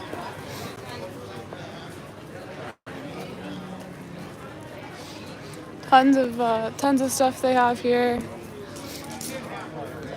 Hey, what's up? Good, good. How was your day? Did you go out with the convoy? Pace cars, and I don't know, like the convoy kind of got a little broken up, you know what I mean? Yeah. Like the actual four wheels are way out in front. They call them the regular cars. The cars, yeah. It took me a while to figure that out. I'm like, four wheels. Yeah. Like the ATV. Yeah, like, exactly. They call it a car. They call it a car. Yeah. But they went way too far, and the convoy's in the back, so we were gonna try to make the 1 o'clock meeting with the senator from Alaska. Oh yeah, I heard they didn't let the live streamer in. We didn't even know. We didn't know about it. WYSIWYG, Chris, he got invited. Mhm. Ryan. I was like, of course, we didn't all know about it. It's what it is. So my guy Joe that I was riding with, first responder out of Bakersfield, California. I'm going back to the hotel. Yeah. Oh, you were with the first responder? Yeah. Oh, doesn't he live streams too? Yeah. What he does mostly is they do like he does like live action media coverage. So he'll follow the police scanners. Oh yeah, yeah. So I've gone down and like rode with some of their guys, some of the other guys that do what they do, and done some ride-alongs with them. It's interesting. Yeah, no. We went on a high-speed police chase one time. Really? Yeah, we're like behind the police going like 90 miles per hour down these like residential roads while the police are chasing them. They like blew out the tires. But can't you get pulled over? I mean, I guess they're thinking. focused on the guy in front. For real. The guy ended up like getting his tires blown out, then like crashed into the garage of a car or of a house. Really? Like, how are we allowed to be doing this? Yeah, right now? This is terrifying. That's nuts. Yeah, we almost got ran over by a bus. So I was like, you guys, a lot of adrenaline in what they do. So Yeah, I'm sure. That's cool, but it wasn't my jam. I'm good with all the adrenaline aspect. Usually I'm wearing a gas mask and I'm in a. What up, y'all? Yeah, people are saying they can't hear, so I was like, okay. Oh, flip it around for the mic. My bad. I apologize. You have to get the megaphone that Brian uses. I'm not speaking Canadian is the problem. You guys can hear me. yeah. I'm just not You're not speaking their language. speaking your native tongue. I apologize. So you just went out for the first part, or what happened? Yeah, so we made it like an hour in, then we came back. And Okay. I just got back here. Figured I'd fly around this drone, take some aerials.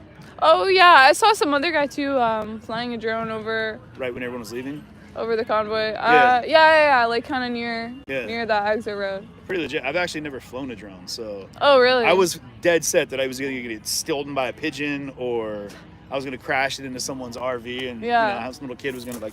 Did you fly it around just now? Yeah, I did like a 7-minute video of the whole place. Oh yeah. It's pretty legit. Is it hard to Not at all. navigate? Not. I thought it was gonna be. Yeah. I was like, oh man, I couldn't figure out how to turn the thing on. I was like, if that's any indication as how it's gonna fly, Yeah. I'm in trouble, you know. But I feel like somehow- they've adapted them though, more recently because they're so mass produced, so it's probably.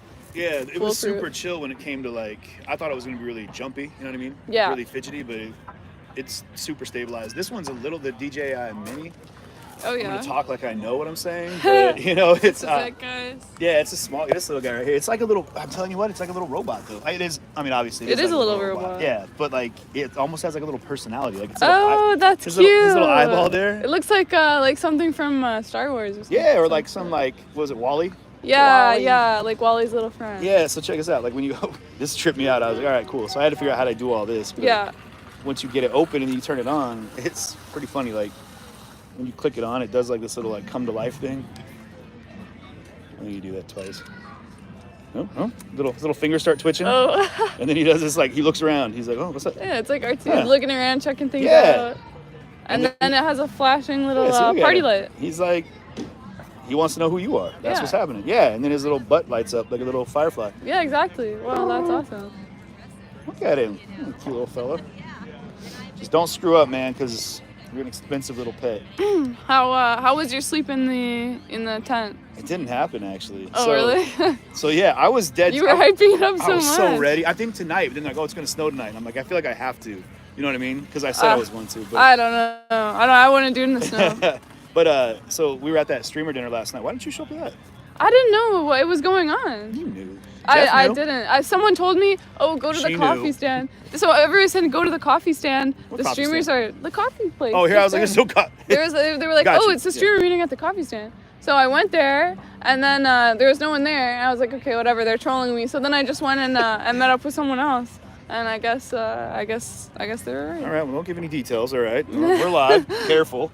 Jeez, they were telling me to look out for you. They're like, man, I don't think she's ready for the cold. Blah, blah. They were saying something about a tent. I'm not ready for the cold. Well, I don't know what they were saying. They were like, you know, you got to check out for Chelsea, like, you know, something about this and that. And I was like, I think she's okay. I think she's made it this far, but I think everyone was kind of like, oh yeah, you know, make sure she's okay. And I'm like, yeah, people keep saying in the chat, like, stay safe, but it's like, I'm literally walking a 5-minute loop around an enclosed little, like... I don't think there's anywhere safer that you could be right now. Exactly. No one's going to steal your stuff. No one's going to steal you. Yeah, exactly, guys. I mean, it's safe. You guys, she's all right. She's in good company right now, I think. Like, yeah. The worst you got to worry about is little kids doing butthole punching. Exactly. Exactly. Threw some socks at him early and did this one. What's up? It's like, he's going to come back with a vengeance. He's legit, like, plotting. He's plotting. Exactly. I can tell he's plotting. So what happened? Why didn't you end up sleeping in the tent? So Joe actually was like, hey man, I got an extra bed at my hotel. Don't sleep in the cold. I was like, man, it's rude to turn down hospitality. So I was like, all right, man. But I was really not gonna do it. But then when I came back, someone had snatched my the fire pit. We talked about it. Oh. It was right then. I was like, well, he didn't take it. He took it. Then he's like, I'm just trying to keep my family warm. And I was like, I take the fire pit. Then I was like, now I gotta figure out how to stay warm. Yeah. And then I realized that like where I was gonna sleep was up there, actually, in the grandstands. Like, in that little like area right there. Yeah. And, in the box or on the no, wood like thing? outside on the little porch. Okay, right there, yeah. where it says family seating. And then I was like, I don't have a family with me, so I'd be no. Yeah. But I had no mats or anything, so I was like, this is gonna. You just didn't come prepared, did you? I had no preparation made. Yeah, saying I was unprepared is really an understatement. Yeah. But I ended up getting more gear, so I think tonight I might actually brave the cold. I mean, just to say I've done it. I don't know. I'm not sure how cold it's gonna get, but I know it's gonna snow and then it's gonna rain later on. So I think we were having lunch and I was checking the weather reports, and I think they said that like 11 o'clock it'll snow, but it could get down to like 17 degrees tonight, and it might rain at like 8 a.m. So as long as I'm up before that.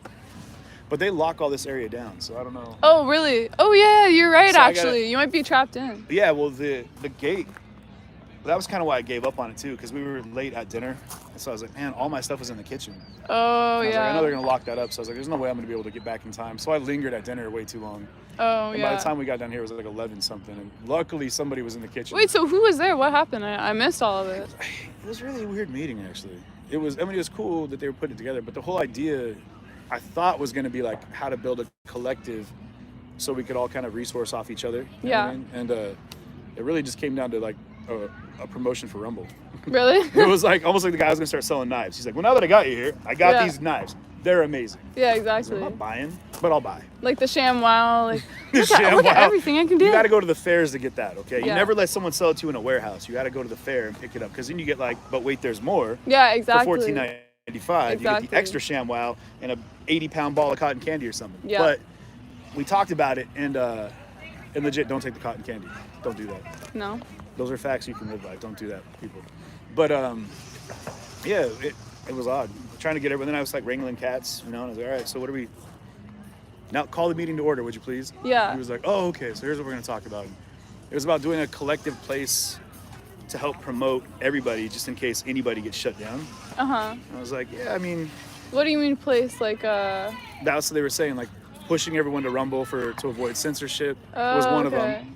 Like when they're talking about anything medical, whatever. So you guys all know, obviously, like anytime Macarona talk comes up, you got to be careful. So they were talking about that and how to like, we could all just jump over to Rumble and then it would jump their algorithms. And I was like, I really don't own stock in Rumble. I don't care. Yeah, Plus, exactly. I mean, it's not like not that this is all we think about, but it's not one that I'm making money on. I'm not I mean, you can monetize, I guess. I'm not sure how it works. I need think more answers from mainly, you than questions. yeah, a lot of people just go on it just to back their stuff up. Sure. Which is kind of what I was thinking, like just back my stuff up in case it gets Right. deleted or music or whatever. There's so many things that can get it taken down, so Yeah. might as well. But yeah, it's not really like. So do they do copyright? I don't know if they do copyright strikes for music. Because On I had my Rumble? entire video yesterday taken down off YouTube. Yeah. I got that ripped because there was so much music before There's the music, meeting. like even now. I don't know if this is quiet enough that it's gonna. Well, like, if they couldn't hear me from right here, you're probably okay with yeah, that. yeah. But I hope so. That's why, legit, like, when I first started streaming, I had my microphone and I'd interview everybody. So I'm walking around, like, which was hilarious because I'd have a gas mask on and we'd be standing in a cloud of, like, tear gas and we'd be talking to folks, like, having a little chit-chat while, like, people are throwing flashbang grenades at each other. And it's hilarious. But it was also nice when music was playing. I just, tuck it into my armpit. And, like, yeah, exactly. let it chill. When they're playing Rage Against the Machine or whatever, people are like their rally war songs. Yeah. And then pull it back out, which is fine. But, I had a guy that was playing his own song one day, and I got a copyright strike for his song. Which was a cover? Yeah, it was. It wasn't his song. It was an acoustic cover of someone else's song. Yeah, but I'm sure that I think that you could actually appeal because there's an Probably. option where you can say that it's a cover. But or what a whatever. process, though. You know what I mean? Yeah, it takes like hours just. And if to they even... take you down, and then I don't know. I'm on some weird list right now. We were talking about that, some weird shadow ban. It was a trip. Oh, really? I did like a 4-minute video and got, I don't know, like a couple thousand, maybe 2,000 views, right? And then I did a 4.5-hour video and I had like 2,500 views. And I'm like, I should have no less than 50,000. Like, there should be plenty of views. Like, I've never, like I said, I'll walk my dog and have 500-600 people at minimum. It's like, hey guys, just hanging out with my dog. Yeah. So it's odd. Like, it'll ratchet down. I've gotten down to like 35 people between all 4 platforms. Really? I'm like, that after 2 years, there's no, even my mods aren't getting notifications. So no, we can't like or subscribe on your page. There's always weird things happening. So. Really? And I'm no conspiracy theorist, but I was like, all right, finally hit me with a shadow ban. Yeah, I mean, I don't think it's a conspiracy. They can legit. shadow ban you and not tell you. And yeah. One of the things I did reason. was I didn't put in the title. I did one that was like, this morning actually, I did one and I picked up more viewers right away. Then they dropped off before they figured out what I was doing. And it was just like, good morning, everybody. I didn't say People's Convoy. I didn't say anything. Just, no, I just said, that was the other day. I did a test. That one worked out really well. I just did 2 emojis of a truck and like the date. And I was like, all right. And so I was hoping they wouldn't pick up on that. But maybe they're emoji smart. You know what I mean? You never know. They're These robot algorithms. people, and Yeah, they are exactly. smart. Robots are smarter than us, guys. Just in case you're curious. Well, we robots. created them, so. But did we? I don't know what that means, but it X-Files- sounded really deep, X-Files right? theme Are song we plays. catching up with our creators now? I don't know. Yeah. I don't know. Very, very How we doing strange. here? How are your people doing? Is there a meeting? Is there a meeting? I think they're talking What about time the is 8 the p.m. The 8 p.m. meeting, which is every night. Yeah, I think so. So yeah, honestly, I'm just waiting for the food. I'm so hungry, and I'm here smelling it. It's like torture. What's I your don't know. jam? Like, what's your comfort food? What's your go-to? Honestly, anything. I like all kinds. You gotta have something. I like. Chicken pad thai. Yeah. Stroganoff. Yeah. Lasagna. Yeah. All that. Yeah. Okay. Yeah, everything. It's I like noodles. This Italian. one. Tell you what. Anything goes. Jeez. Yeah, I'm not picky. Ask anything. Ask me no questions and I'll tell you no lies. Oh, well, you can do that route too. But it's ask me no questions, I'll tell you no lies. That's how it's supposed to be. I don't know what's that from. No.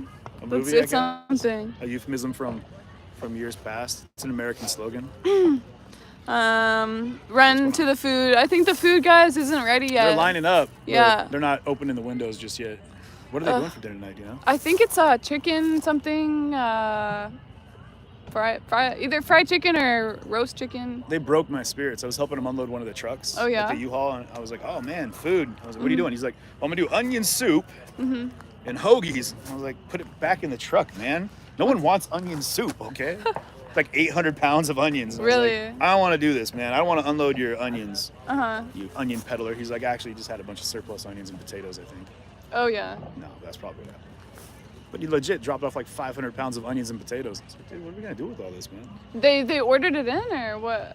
All this is donations. So like Really? one was a restaurant. One guy I think owns a restaurant, and so he kind of the donations are crazy. Like I mean, you've already walked through here and showed everybody. Yeah, but no. They keep coming in. Like every time I come back, like I came back before the convoy came back. They were Mhm. unloading another flatbed, and then there's like another flatbed over there full of donations. Really? And they were actually parked at the hotel where Joe was staying. It's like, man, these are just everywhere. Yeah, no, it's they're too generous. They're just But they don't know what to really do with crazy. it all. That's the thing. People are like, well, what can we bring? And I was like, I don't know, extra hands? Yeah. Like volunteer? I don't know. Yeah, exactly. Firewood and shovels, I guess. Oh, I thought there was fireworks. I was like, what's that popping? I think they're getting ready for a race, no? Isn't there supposed to be a race? I think starting next week, the racetrack opens. That's another thing yeah. that people have to consider is that, like, Yeah, if the racetrack's open, then they have to move here, which yeah. means all of this stuff has to go somewhere. Yeah. And so when they were talking about taking more aggressive measures, I think I don't want to say I hope. I do hope. I hope that they take it like a more of an Ottawa approach and say, hey, we came here to make an impact and do something. We might have to take some risks. Yeah. Some people might get arrested. They might impound some vehicles, but they're going to have to do something a little bit more, I don't know, direct, you know? Yeah. Than circling the Beltway. And you hear the murmurs too, like walking through the crowds. People are kind of like, what the hell are we doing, man? Like, why Yeah. are we here? I didn't drive cross country to have a flag wave and drive around in circles, you know? So, and you can hear it in the meetings too. People are starting to get more vocal. Yeah. They're starting to shout out a little more. They're Yeah. getting a little bit worked up. Mhm. So I don't know what leadership's going to do. I know Brian and Mike got their work cut out for them, but I think that, Definitely. you know, this is a big undertaking. I mean, you guys, I'm sure all of you guys watching have seen. I don't know if it was like this up in Ottawa where there was like central leadership or if it was just like everyone figured it out and made it work. It wasn't quite like there were some, organizers and stuff, but it wasn't like they call a meeting every night and Yeah. this is the plan, blah blah blah blah. Like it was really just it was like, yeah, they had a stage set up and they had Sure. speakers come up, but it wasn't, it didn't feel like they're organizing people to like do something. It just Right. felt like a bunch of people were there and they all kind of had a collective Yeah, that might be an issue. yeah, I think I might have to move actually, but it was good to see you. I'll probably bump into you again. I'm Yeah. gonna be back here for the We'll cut in food. front of you in line. So Yeah. you're going to be knifing somebody to get in there. Yeah. I'll catch you later. Yeah, take care.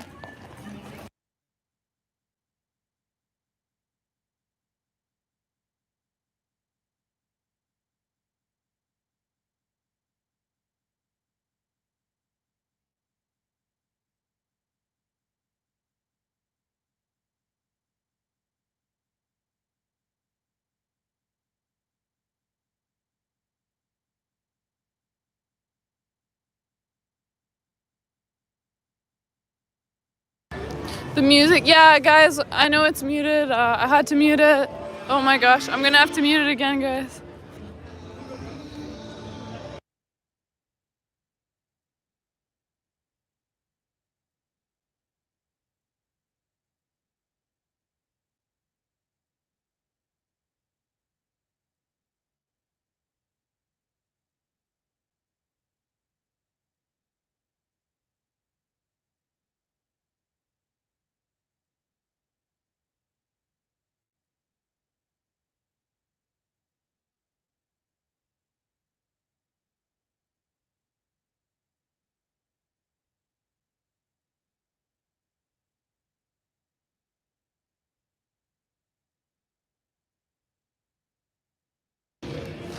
Sorry guys, I just had to mute that super quick. Oh look, they have funnel cakes.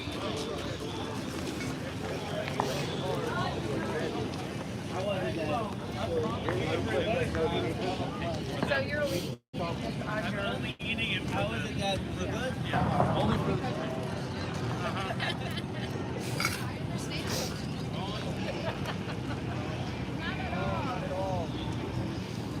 I might head back here. Sorry, I got distracted by the funnel cakes, guys.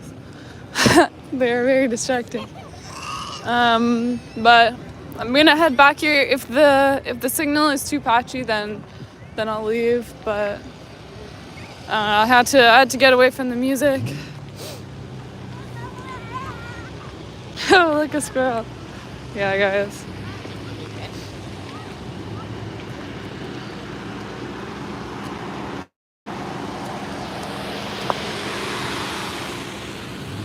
Get some chicken. I will get some chicken. The line was insane.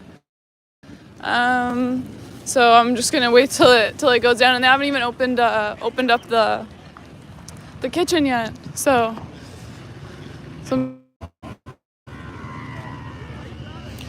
yeah, I think that's really the line. I can't cross that line, or else my signal cuts out. Yeah, I know it's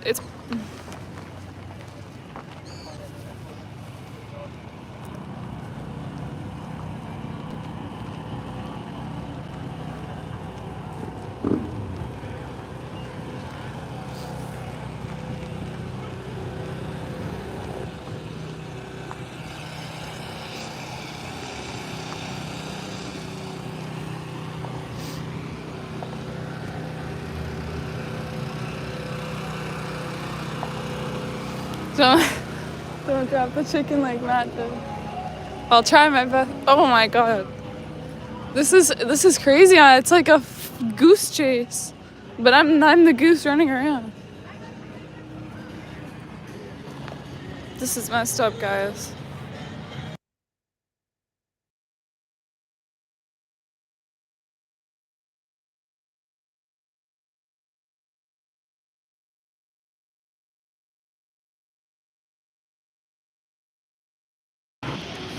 Okay, yeah, I'm unmuted, I believe.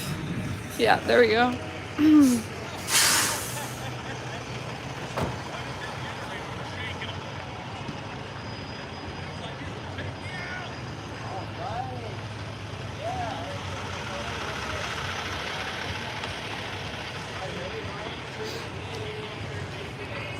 Send Charizard to Ukraine. It smells like barbecue over here.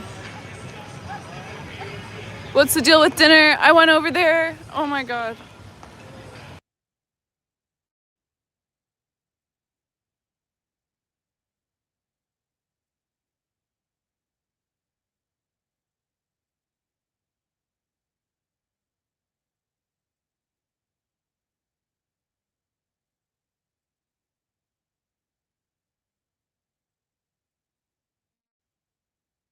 I think the issue is that car is like traveling at the same speed as me, and that's the one that's playing music.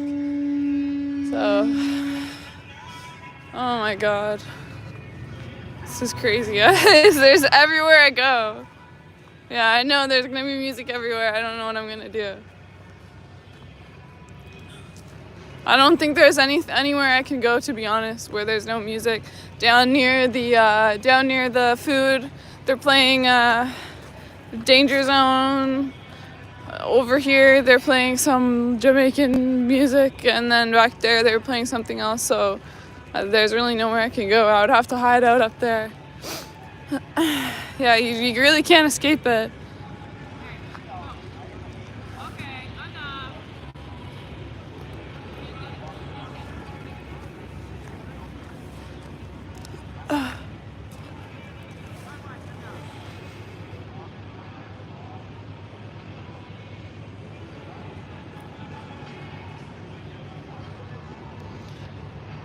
Take the stage and rip a solo really quick. Yeah, I might have to.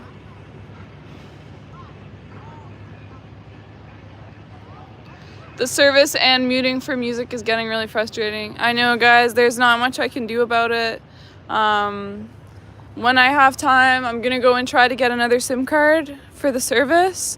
But really, when there's not that many people there, I don't have to worry. Today it wasn't cutting out too much. It was only this morning that it was really bad, I think, because a lot of people were live streaming. And with the music, I don't know, guys, there's not much I can do. Any little thing in the background is gonna get me copyright ding. So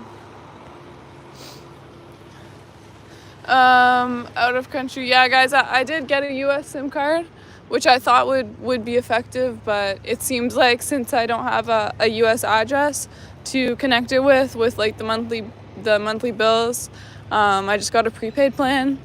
Somehow I still get the second rate service because I don't have the US address.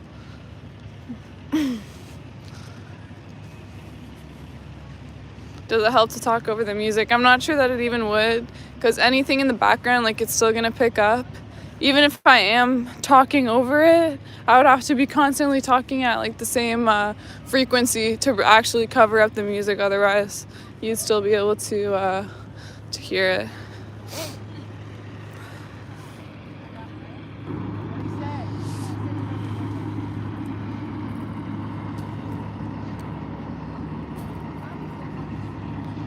Straight Talk from Walmart. I will look into it. There was another Walmart brand that someone else mentioned. I'll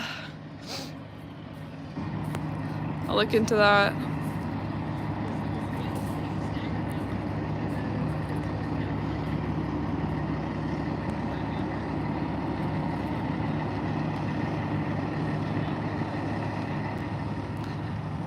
Get on Rumble. I'm trying, guys.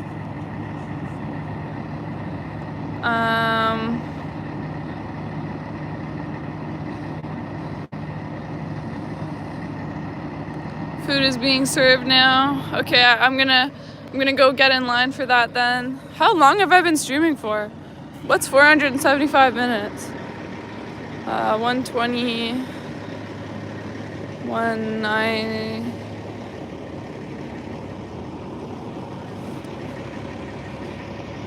Guys, how long have I been streaming for? 5 hours. Wow.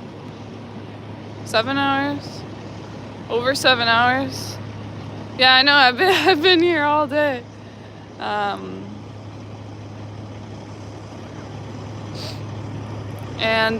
even before this, I know I had like an hour-long live stream, but that I had to end because the service was messing it up. I couldn't see the comments or anything.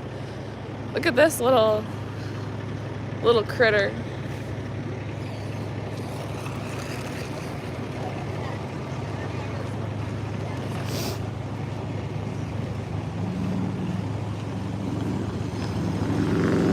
Yeah, marathon stream.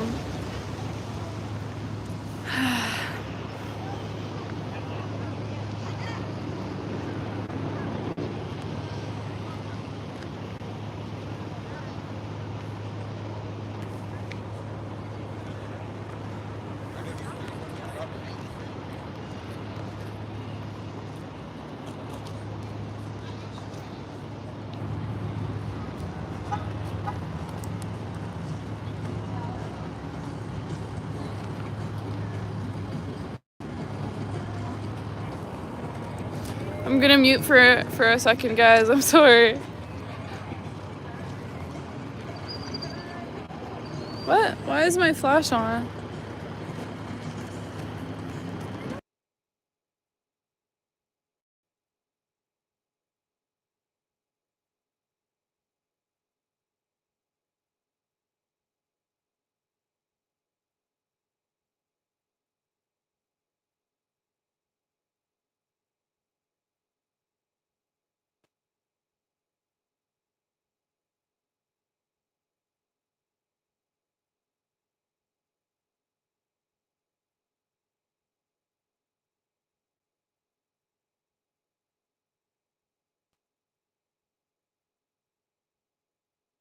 What's up, guys? Welcome to America. Where's Matt? He's in Canada. He couldn't come down. They banned him. Yeah. Okay. Yeah. Can you say hi to my wife, Ashley? Yeah, sure. Here. Ashley, I'm with Sharzat. Hey, Ashley. How's it going? Where are you guys from? We're from down the road here. Japan. He was born in Japan, but he says he's Japanese. Oh, yeah? Where were you born? I was born in Ottawa. Ottawa. Are you Canadian? Yeah. Okay, well, I was born in Japan. Cool. So I'm Japanese. So Fair enough. how was the truck drive today? It was good. It was good. It was What's his name, Marty? Yeah, I was with Marty. Marty. Marty, we saw him earlier. Yeah. He needs like a Massachusetts accent with that name. Yeah. Marty. How do you like the warm weather? Is this nice? It is nice. It's been really nice today. You know, like a couple days ago, everyone in your chat was screaming at you. Go underneath the bleachers. Go underneath the bleachers. They're giving out free gloves. Yeah, I know. I ended up getting some gloves because someone told me, he's like, oh, I'm going to go grab you some. So I waited for him and he got me some, which was really nice. Compared to Ottawa, were there, because I watch it every night, is there as many trucks here? Does it look like there's more here, or is it look? How is this? Is this spread out more? It's hard to tell. This one's actually like easier to count them because they're all in one spot. And like I'm standing here, I can see whatever trucks here to there. But with Ottawa, it was like they were down streets, like they were all the way down the street that Yeah. Parliament was on. So it was kind of hard to gauge how many.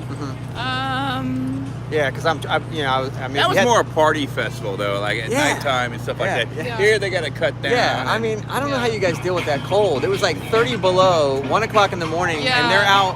I'm like pumped up watching the Canadians dance at 1 in the they're morning. just- they go crazy. Yeah. They just don't care about the cold. Yeah, and you know what? I feel guilty because I felt like I felt the mainstream media. I thought all Canada was becoming liberal. Yeah. And I was like really getting fed up with the Canadians until I watched these folks up there, and I was like, holy moly, Yeah. the Canadians are actually like us, silent majority. You know, silent majority. So Yeah. Fringe minority. fringe minority, yeah. But I don't think we have to worry about the police forces coming here and Yeah. pushing us back. Like Yeah, that, I think so. here is definitely different because it's a private property, right? Yeah. So. Yeah.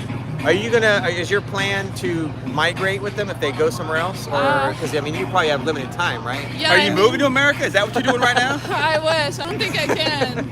If anyone's in the visa department here, you can hook me up.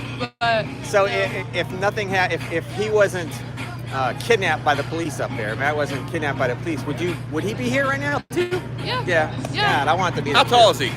he's like 6'3". I wanted to meet him. Yeah.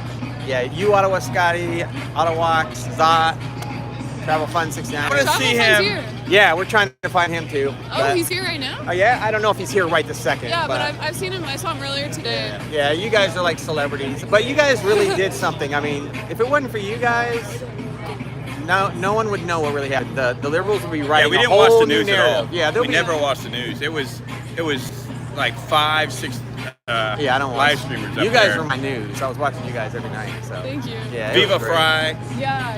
And He's I my don't- friend. He needs to come down here. Yeah, I don't He's know. got how to you- get a haircut. They won't let him out of the country until he gets a haircut.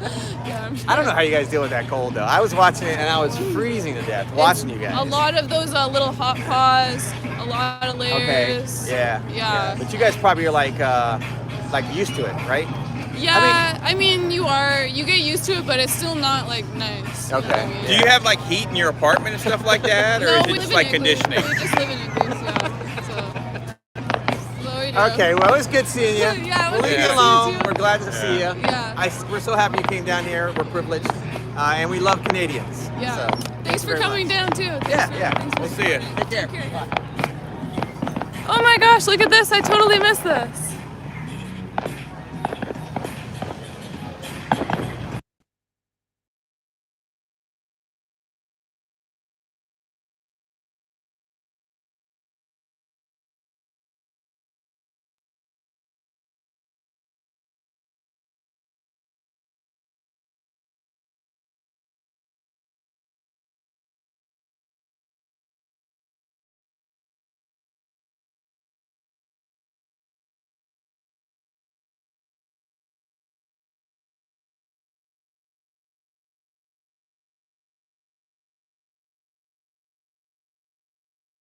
I think I missed the fireworks. I think I just got the tail end of it. But I'm gonna try and get away from the music there. Hey, how's it going? Yeah, for sure. I don't know if I'm gonna get dinged from this. I'm gonna try to stay away from the music as much as possible, but I think when I was talking to those guys, it was pretty loud, so I don't know. It might already be. You want to see everything or you want to see me? I thought she was talking to me. Bye, baby. There you go. America.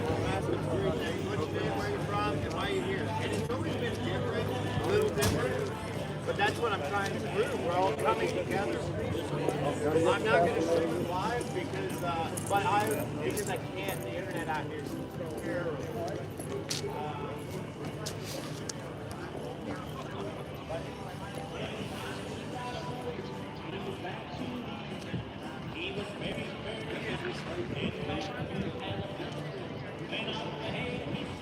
This is like a state fair.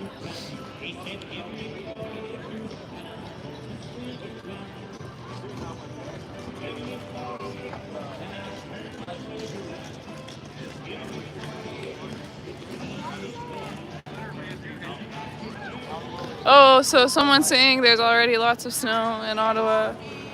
Sucks. Funnel cakes, guys. Ooh. I still haven't been able to sort my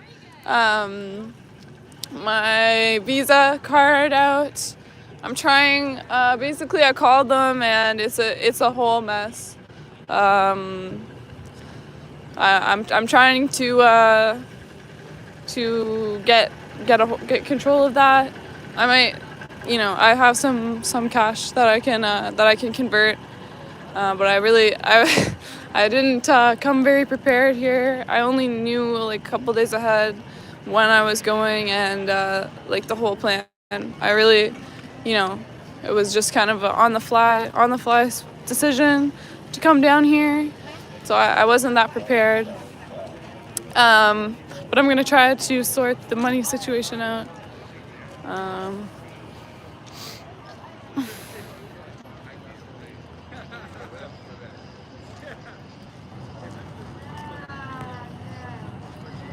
Free funnel cake? I don't know if they're free actually.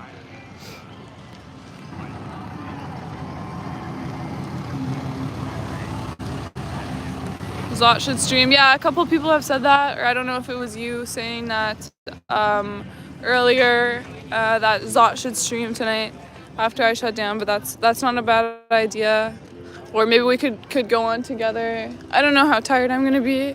Again, I didn't get a lot of sleep. But that's okay.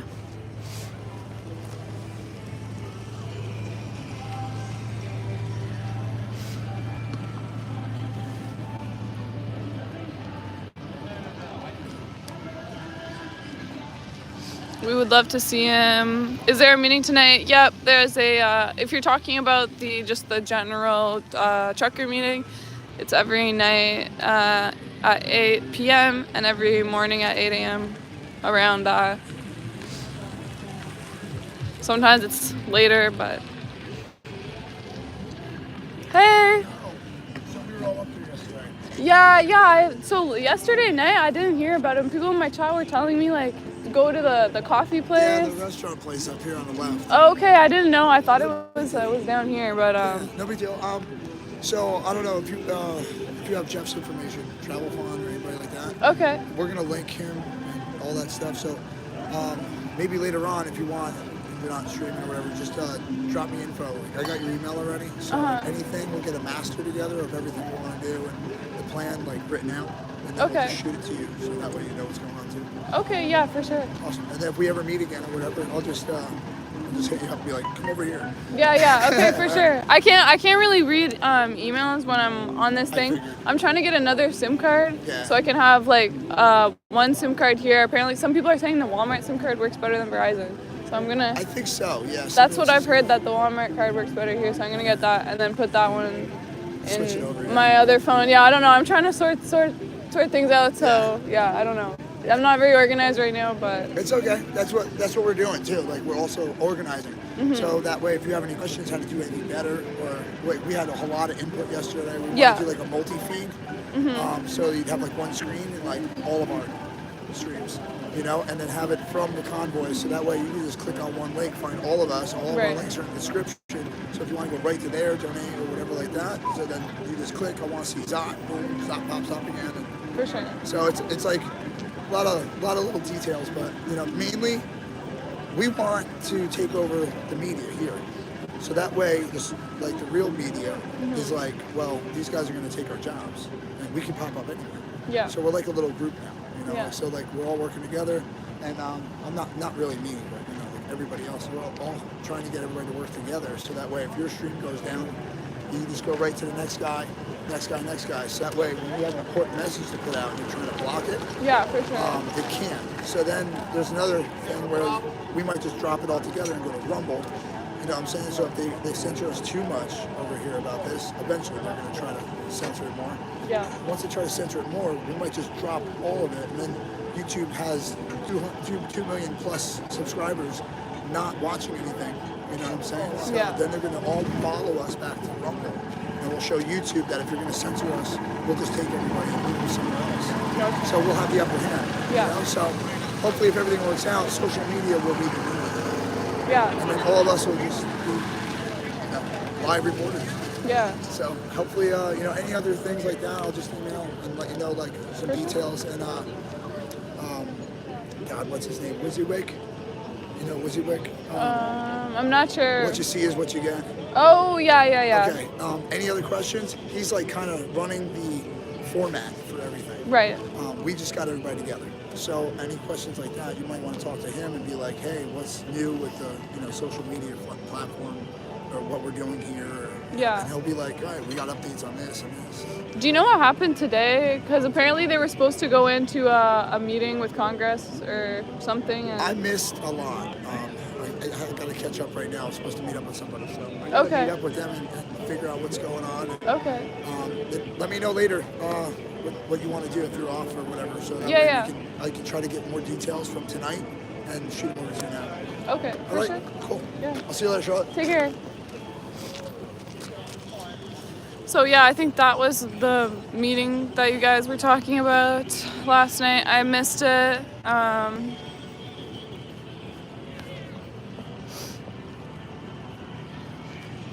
You are Sienna. Oh my god. That car was really close to me.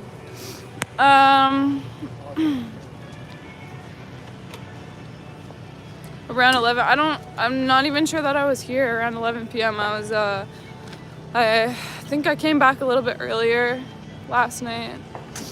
Maybe 10:30. Did I ever get food? No, guys. The line is insane right now, so I'm gonna wait it out a little bit and then try and get some after, because I think they just opened the food, and that whole line is like really loud music near it. It's really loud music near it, so that whole time I would have to be muted, which I don't really want to do, so I'm gonna just wait it out. Usually, the longer I wait, the less people that are there, and I'm just able to get in really quick.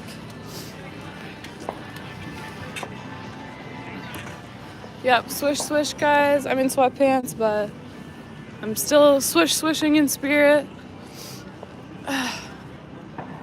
I think here's a sweet spot, because all the music is playing at the same time over each other, so you can't even decipher which song it is.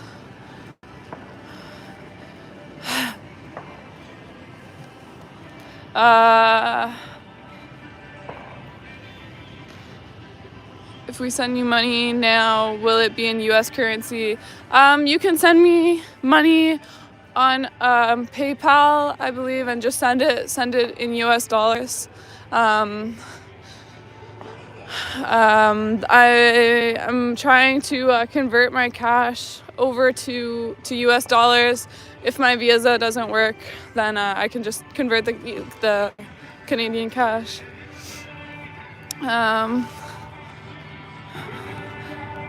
It's not.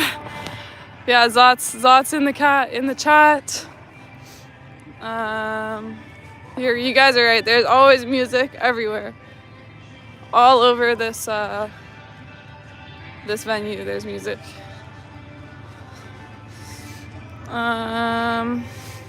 Zot Nation.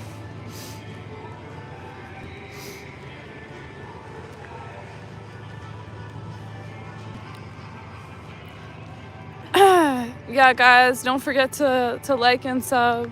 I'm one away from 2,800, so someone like it.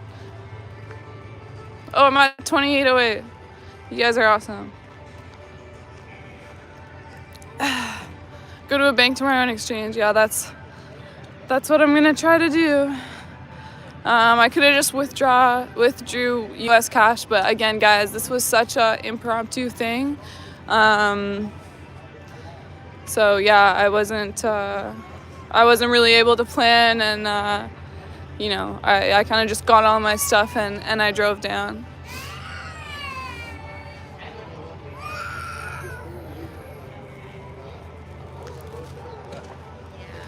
Someone said, "What's in that building on the hill?" Oh, this is the neighbors, I believe, the neighbors' property. So yeah, this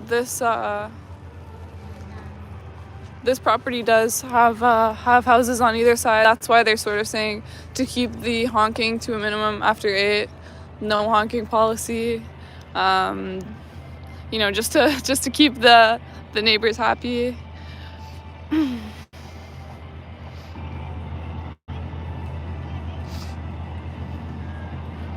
Thought go, we come on later. I'd still have to wait in that line, guys. I really don't want to wait in that line. I'm not a good waiter.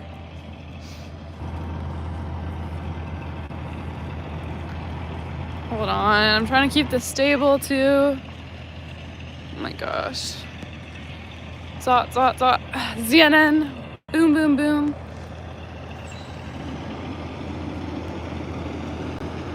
I don't think I need to go inside the bank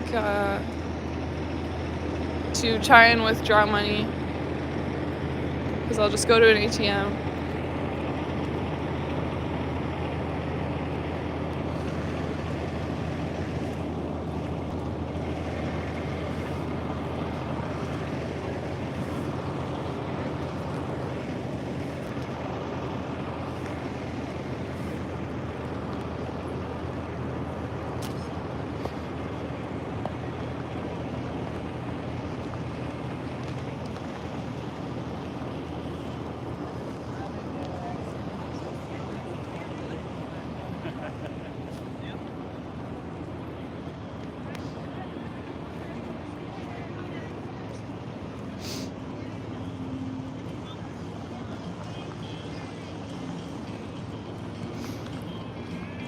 We got some country music.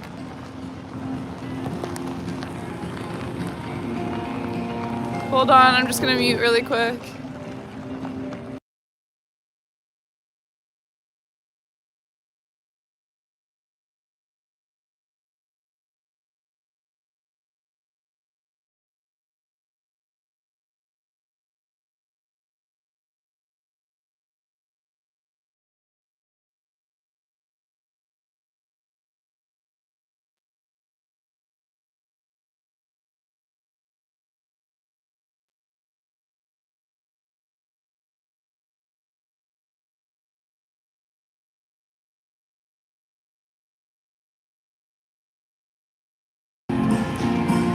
Thank you, Robbie.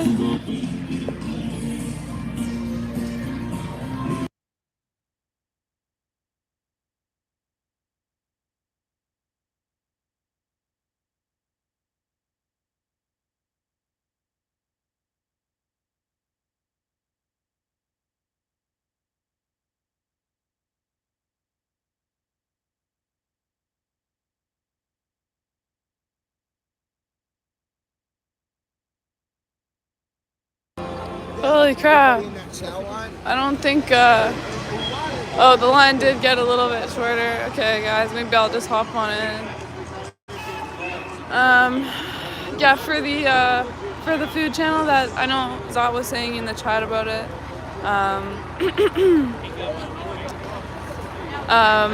Yeah, we've been looking into starting that. I want to do like American Eats or whatever on there. I didn't forget about the Dunkin' Donuts guys.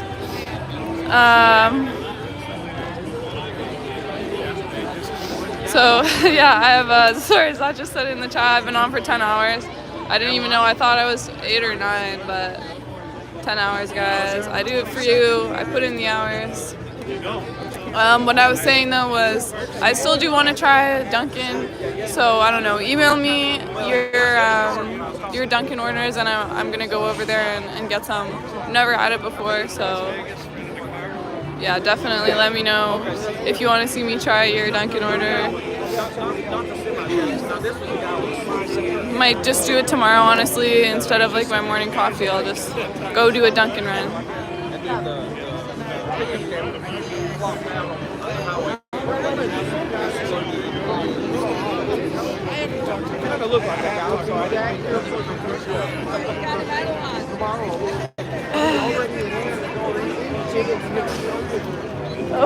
I was like, what is that? Hi. Is it a girl or a boy? He's usually really sweet. Aw. I think he doesn't like me because my hands are so cold. He's like, ew, get that off. Yeah. Like, what's this? What is this? I think he smells the chicken they're cooking, probably. Yeah, he's definitely been smelling it because his nose has been to the ground since he passed. Oh, yeah? And the funnel cakes, too, I'm sure. So cute. What is he? A pit. Oh, yeah. Really, really. So sweet. Where are you from? West Virginia. Okay, cool. So how far of it was I'm how far of a about drive? an hour and a half away, but I'm the only one that's here from my state that I found. Oh, I think I've met some people from West Virginia. Have you? I haven't met any yet, People, so. yeah. I definitely talked to people from like normal Virginia. So yeah. Say I've seen a couple here from Virginia, but I've not seen any yet from West Virginia. I think I met one or two. But when did you get down? Saturday. And how have you liked it so far? I love it. Yeah? I love it. Yeah. It's really it's like a great community out here. It is. It is. Super sweet. Be good. Be good. Be good.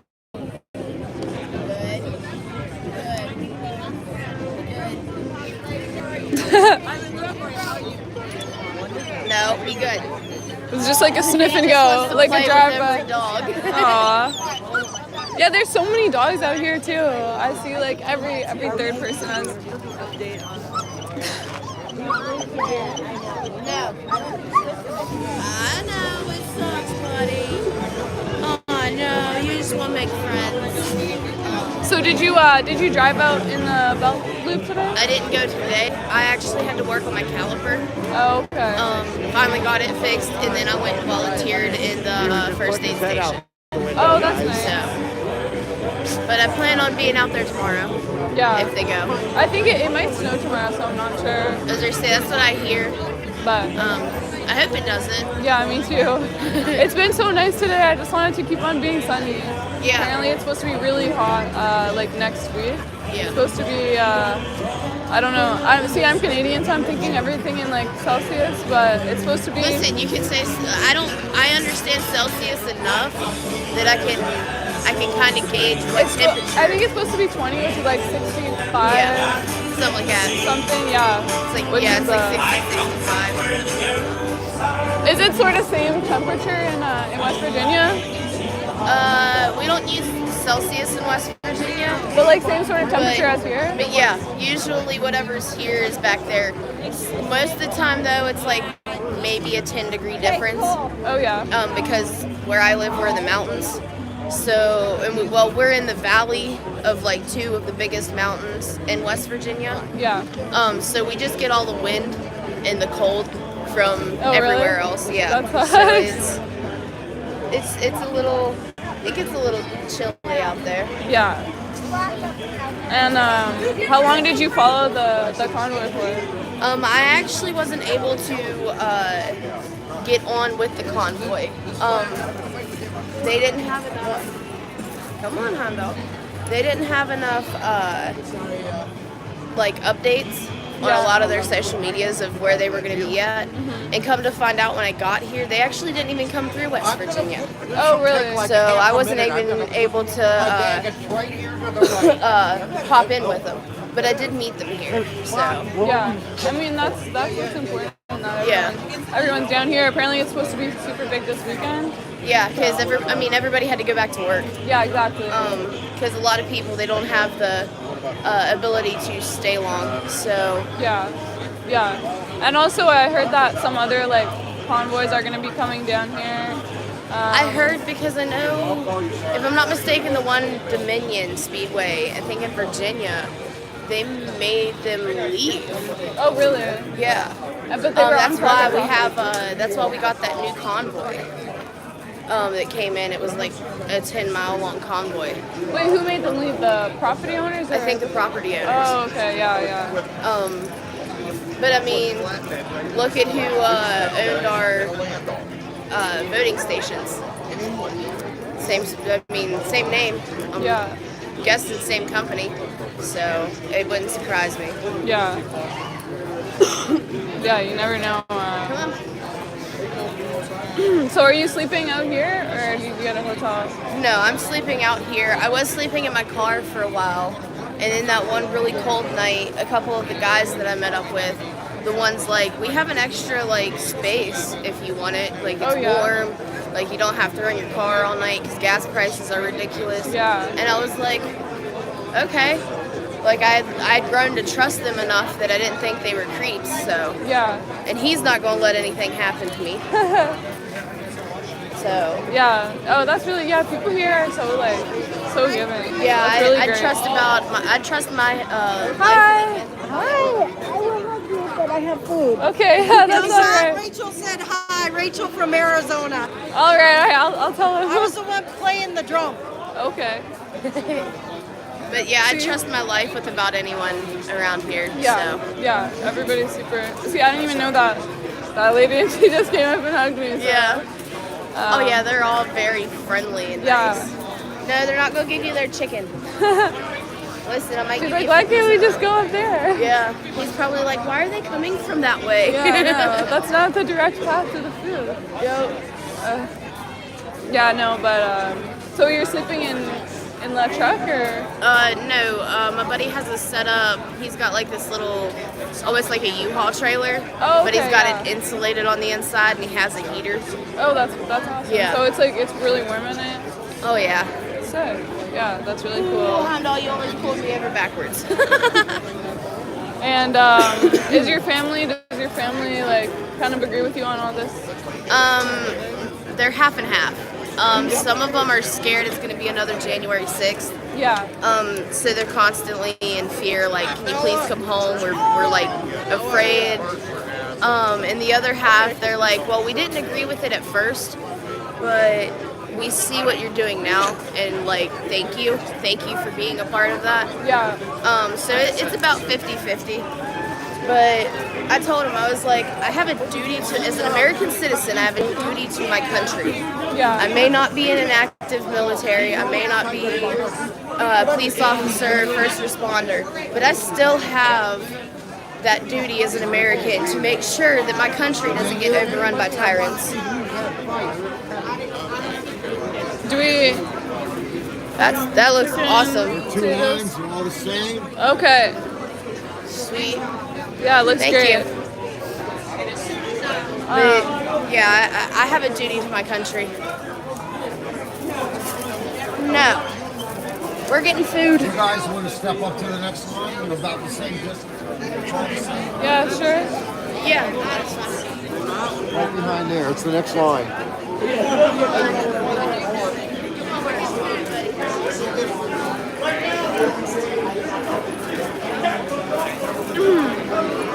But I don't know if you followed the Canadian convoy, but the police ended up coming in and like, kicking everybody out. Do you think that could happen here? So that's where our laws differ from the Canadian laws. That's where our freedoms come into play, even though a lot of them are being taken away. Yeah. We have the right to a peaceful protest. Now, if our government were to come in and forcefully remove us while we're not doing anything wrong except for peacefully assembling, there are things that can go about that can I don't want to get your live banned, so there's some things I can't really say, but let's just say there are things in the Constitution that state that if they come in and try and hurt us while we're being peaceful, we can retaliate. Yeah. We are allowed at that point to retaliate. But like we've experienced the last couple of days, that our government is more tyrannical than a lot of people assumed. Yeah. So I don't know how that would work, because if it came down to our government getting mean with us, I'd say there'd be people that would lose their lives, and that'd be an unfortunate event. Yeah. Especially because all we want is our government to sit down with us. We don't want to fight them. We don't want to go to their steps and scream at them. No, we just want to sit down. We just want to be heard. And there's only 2 of them that's listening right now. Yeah. So I don't know where it's going to go. I hope it doesn't go to that. I hope it doesn't go like Ottawa did. But if it does, a lot of us are prepared. Yeah, I mean, down here, everybody pretty much has guns, so that's like a key difference.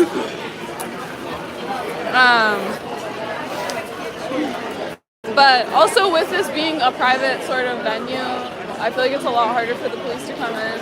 Yes. Especially because they have their own security, so nobody that's meaning to harm us is going to get it. Yeah. Whether it be police, whether it be civilians, whether it be the government itself. I don't think they can harm us here. Yeah. Quit. You're pulling me. Quit it. Listen, I'm stronger than you. He smells chicken. He's like, I know they dropped it over there. Oh my gosh, are there more fireworks? Yes, fireworks is like a nightly thing. Yeah. No, it's awesome. I can't really see it, but they're there. There you go, guys. How long do you think this thing is gonna go? As long as it takes. I mean, in Ottawa, it was 3 weeks. Yeah. And even they're still even protesting in some parts. But I see it going as long as it needs to. I mean, we'll lose people and gain people along the way because people got to go to jobs and some of them can't really afford much. Yeah. But I have a feeling if it goes for 3 or 4 weeks, I think we'll gain more people than we'll lose. So. Yeah. And do you think like what's the ideal like end game? Like what's the ideal outcome of this? As I say, I actually don't know. I just know that I want freedom for the people. I want our rights restored, and I don't want to have to be forced to wear a mask or get a vaccine that I'm not 100% sure about. And now, 2 years later, a year and a half later, after they have started doing more science with it and research, turns out that for one, it doesn't work. It does to an extent, but it doesn't help with transmission. Yeah. And more people die from it than it saves. I don't want it. I don't want to die today. I don't want to purposely test the fate of my life and put it in the hands of my government, because for the last 10 years, I was the type of person that was considered a conspiracy theorist. So I don't want to put my hands in my life in my government, because for the last 10 years I've watched my government do some really shady crap. Yeah. So. How are the mandates in your area or your county? Well, they weren't as strict. They're still. So in West Virginia, you get your hard-headed, they're going to do what they want kind of people. Yeah. So we have the mask mandates. A lot of people were kind of forced to get the vaccine. But there was a lot of people that after a while were like, okay, this isn't right, so we're not going to force it, but we're still going to promote it. I mean, they were giving away millions of dollars. Like, they were having raffles. If you had your vaccine, they were giving away trucks. They were giving away millions of dollars to these people. They had that in Canada, too. And people weren't falling for it. I mean, some were, because in West Virginia, a lot of not the last president, but the president before Trump, put a lot of people in West Virginia out of business. And so $1 million is paying off their farm, making sure their equipment's good and running. Yeah. So a lot of people did it just because I need a new truck, or I need that $1 million to save my farm. Yeah. So it was really shady what they did to the people, because they used them. Yeah. So. Yeah, no. And, can I just get potatoes and carrots and chicken? Potatoes, carrots, and chicken. We don't have no more carrots. Okay, what else do you have?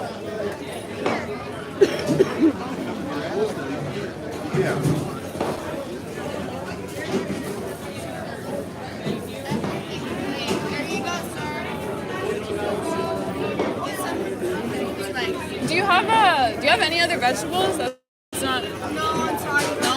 Okay, that's okay. I'll just get potatoes and then chicken. And can I get the fruit salad? Thank you. Chicken and potatoes. What all you got?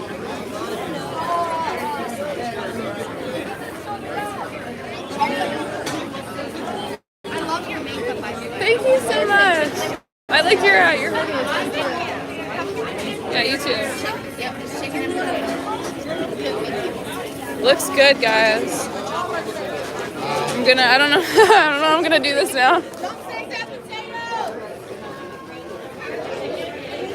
Guys, I'm carrying the live stream in my armpit right now. Well, howdy there. How's it going? I got thanks. Okay, thank you. Actually, I need to get utensils anyway, so. I think they're over there at the end. Oh, over there? Okay. You know where to find one chicken leg. Guys, sorry, the phone is the wrong way around. Oh, over here. I'll be around.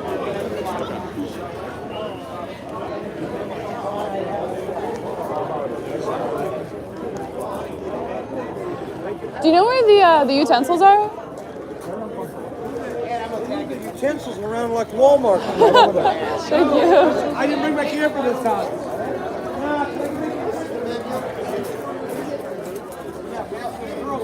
They went to Walmart. Yeah. Well, they move that stuff around like Walmart does.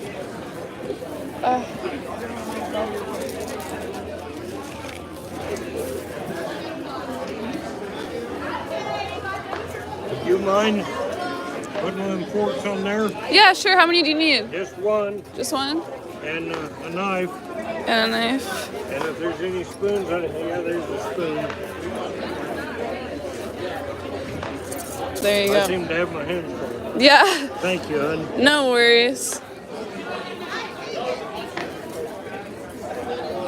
I'm gonna try and find somewhere to sit down, guys. Do you need a hand? Since I'm waiting in line for the utensils. I was just gonna go move this. I was just gonna try and find somewhere to sit down. It's okay. I'll just go sit down over by the water bottles because that's what I did yesterday. I have to put my whole setup and everything. Yeah, I know. I see carrying it. Yeah. Here, I'll just go over here. Thank you. Wow. Oh, look at that. It's amazing. Hi. How's it going? Shout out to Charlotte. Ottawa, Saxon. How's that doing? Good. He's still in Ottawa, but Matt? he's Matt, right?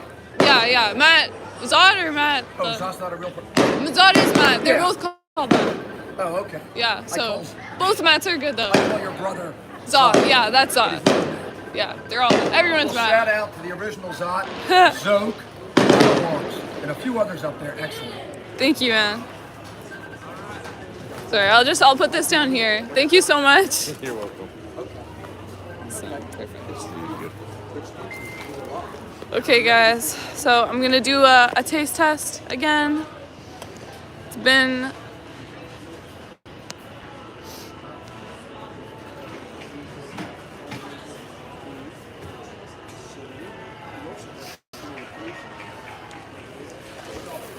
guys, people just keep on stopping to talk to me, and I don't want to be rude. So, luckily, someone stopped to help me, which was really nice of them.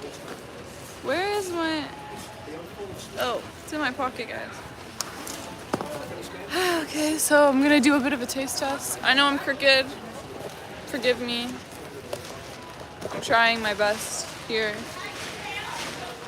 So we got chicken and mashed potatoes. I'm thinking this is good. This young girl, same age as my daughter. I'm up in the cab, just talking to the trucker. You had no idea what you were doing. When? In Ottawa, when you're talking to the trucker, you were reading the live chats. Mhm. And you were like, they want to ask, where are you from? Mhm. Romania. Was Christian from Romania? I didn't interview Christian. Who was from Romania? There were a bunch of truckers from Romania, but there was Christian, Chavavici. There was a bunch. You were in the truck, you left your camera on the left. Oh, yeah. Yeah, I had to go to the bathroom. I was like, oh, no. Who was the driver? That was Christian. Christian. So she's interviewing this guy from Romania. Romania, they're calling the truck.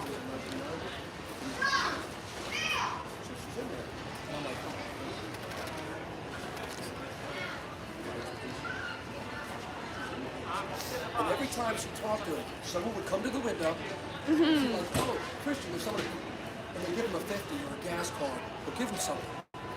A minute later, someone came to the window.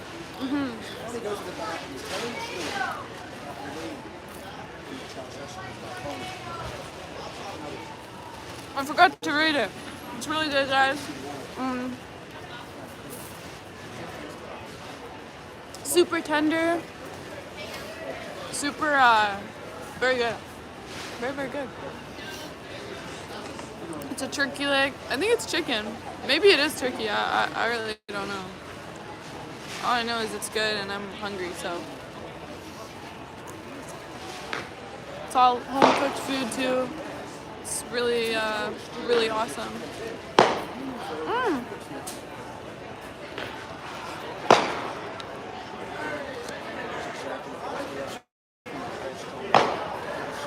There you go, guys. Dinner and a show. Couldn't ask for more.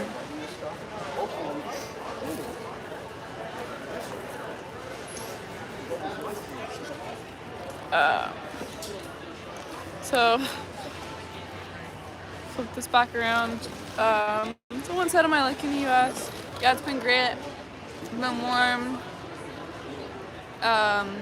You know, super nice people. So yeah, I definitely, I'm really enjoying it down here. Did I get enough food for all of you? I don't know, guys. Come down, have some. You can all have a bite. I also got this fruit salad, which looks really yummy. I think this is what Martin. That's crazy. I hope they do more of those. Every time I turn it around, they do more fireworks. So I'm sorry. Charlotte, can I get in a shot? Yeah, sure. This is a test. This is only a test, Rose. Am I in it? Can you see me? Hold on. I'm waving, Rose. Here, let's bring Rose over. No, this is different. You were just on it. You just had Zaughter. This is a test. Here? Right there. It's delayed. Yes, Come on, that's delayed. okay. That's okay. Okay, so if you want to go on, That's okay.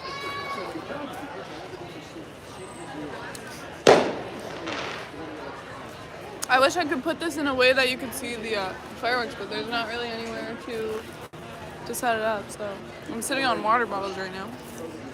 Fruit salad is very, very good.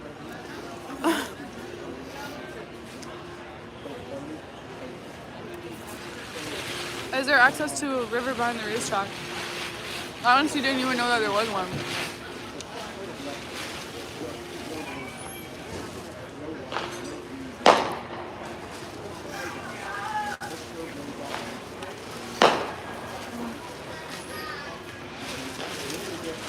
I should have brought a knife.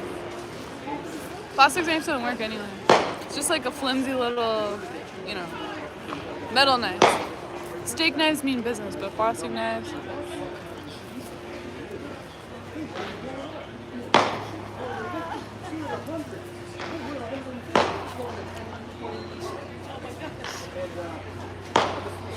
My favorite part of journalism is food breaks. Love it, guys.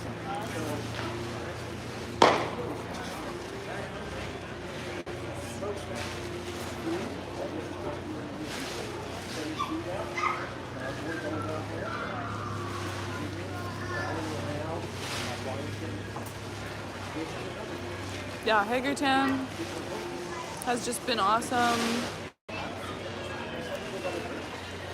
You know, just like Canada, people are super, super nice. Dog mom of 3, awesome job reporting. You're such a hard worker. So glad we're taking a break and enjoying a nice meal. Thanks for all you do. Thank you very much, dog mom of 3. Say hi to your dogs for me.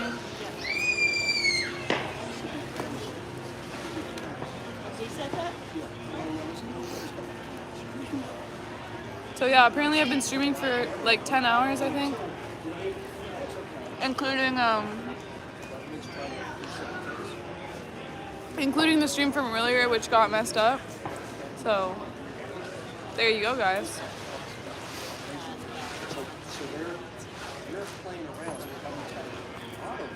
Everyone's downtown. You saw it? I didn't see much of it. So eventually the police can come in and do a forced notification. It's still a video. Police can every 2 hours come in and pull up that car. A new group. That group is police. They could be targeted. Gas. Fire. They've also I don't think that's chicken, it's up dog. Up dog, classic up dog, never gets old.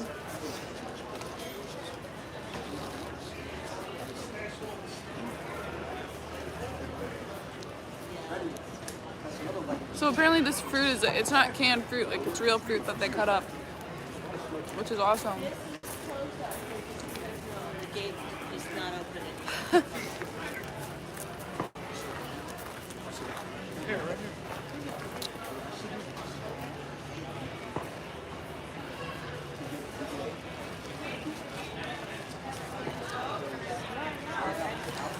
I didn't walk back here. Have a hot dog. Guys, if they do have hot dogs at any day, I'll definitely be taste testing that. Did you bring the chips?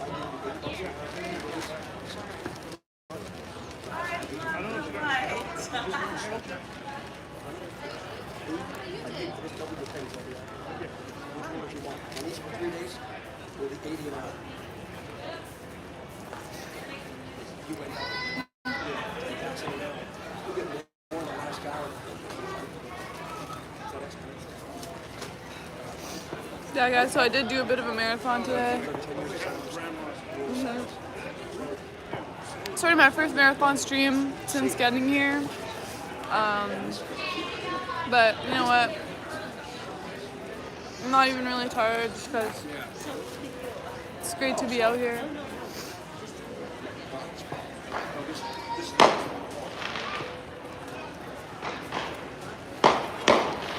You know what? I'm just gonna.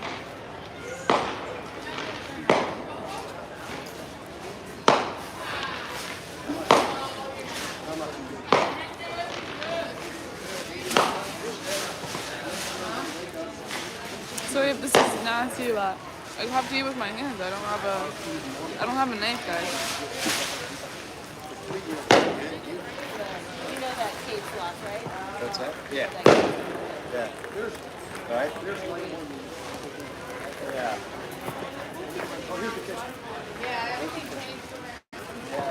I always see that dog walking around. I don't know whose dog that is.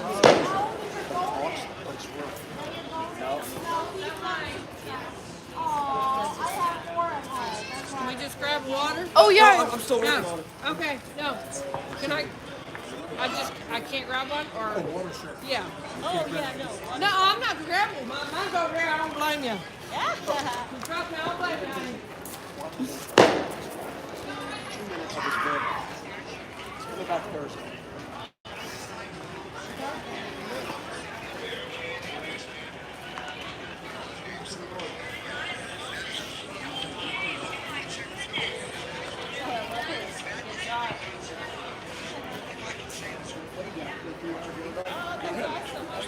Yeah, I just heard the lady say that the auction's dog it is, so it's really cool that they just have like a track dog. So is Justin really Castro's son? Who knows? Who knows anymore? Is he going to make it through the summer? Somehow he's yeah. He's Could keeping be. the week.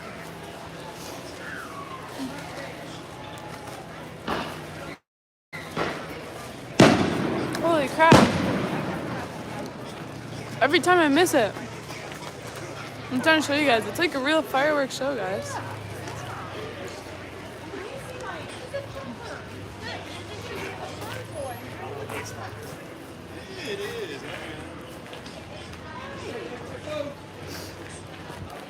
lot of people are doing that.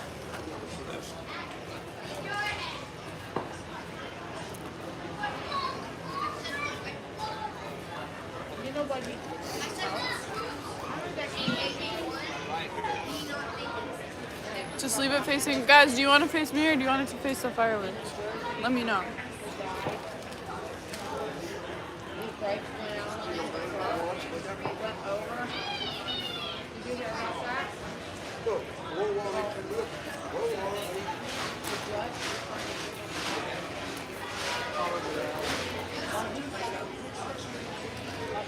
Me.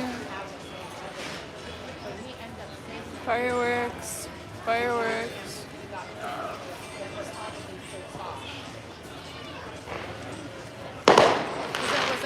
Here, I'll just leave it at the fireworks for a little bit.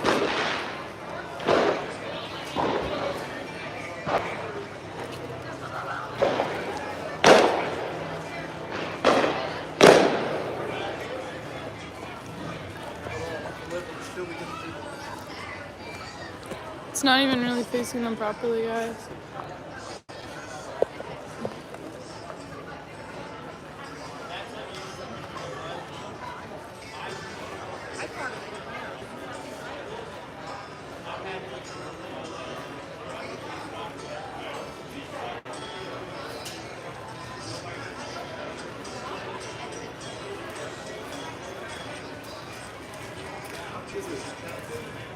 Are you Zach?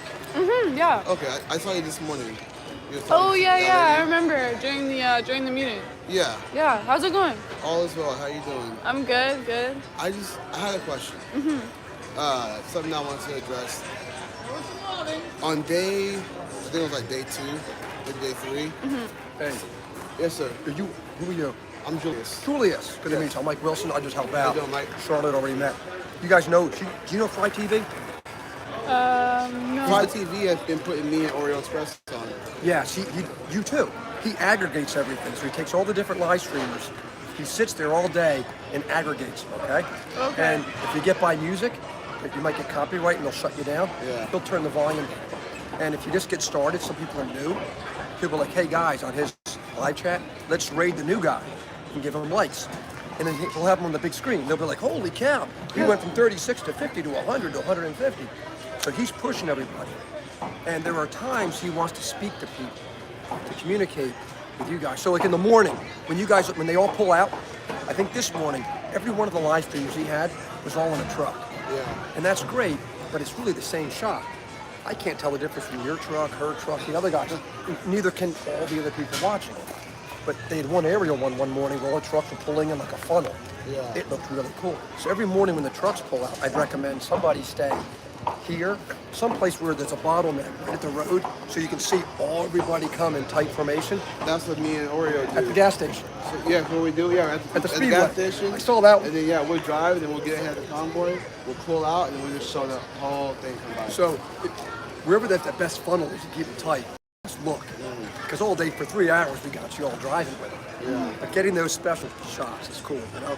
So if you guys, it's possible, you guys can communicate through Fry, just talking to here. He'll hear you. Hey, Mr. Fry TV, we're talking to you, buddy. You can say that. I hear you want, or somehow he can go into your chat and chat to you and you can read. So communicating is important. He's like the studio or the network.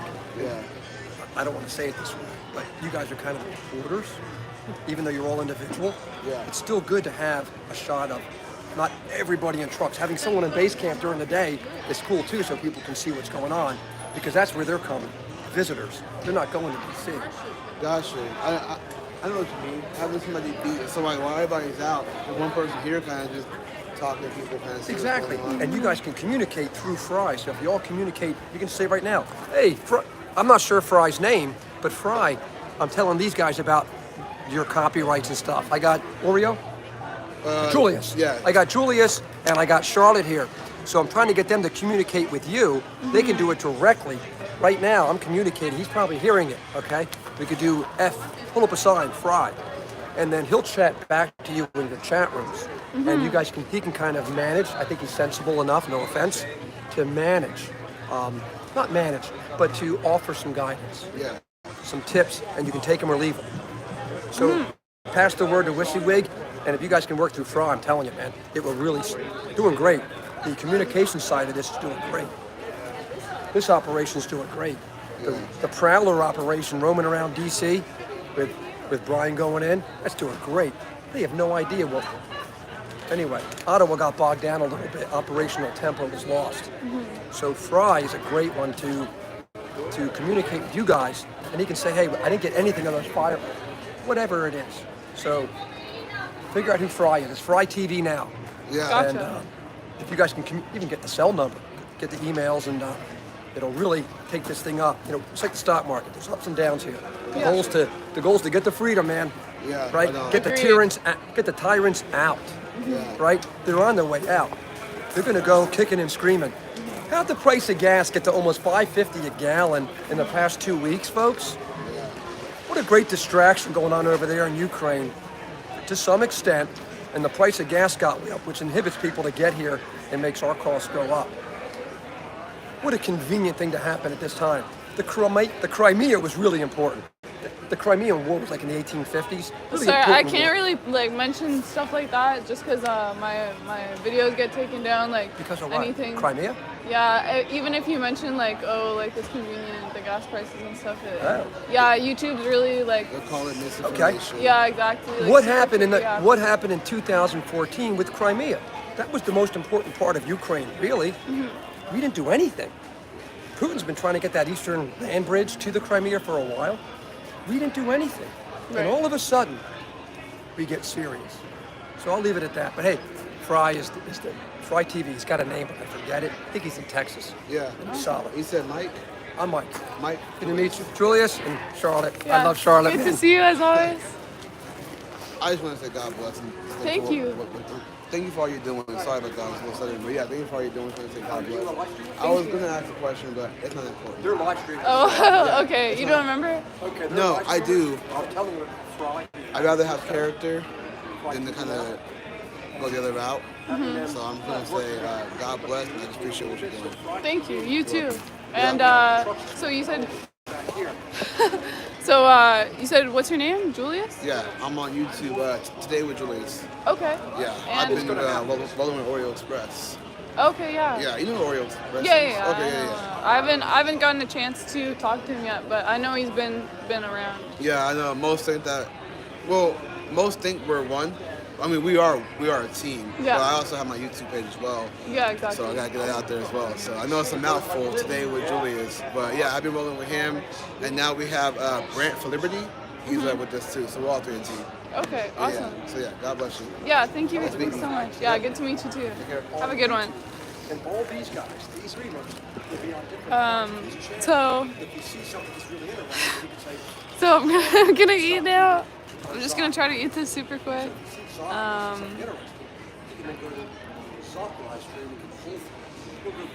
No, just that's our media audience.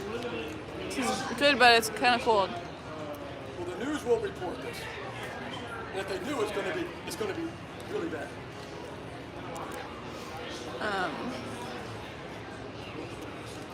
Yeah, there aren't really any more fireworks. I will flip it around and try to show you guys.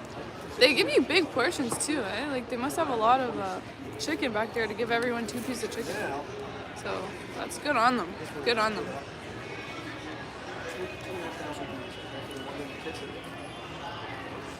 Here's one from 3 years ago that he said, same song. 6 years ago, same song. It's getting a little bit chilly. Oh, no.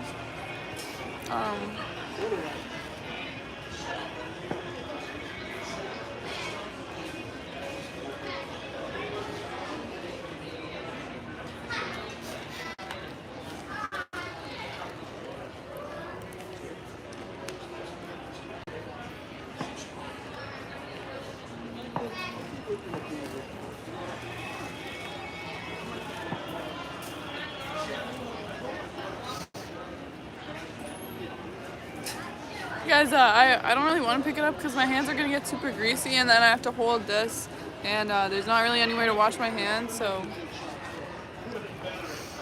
But yeah, this has been very, very delicious.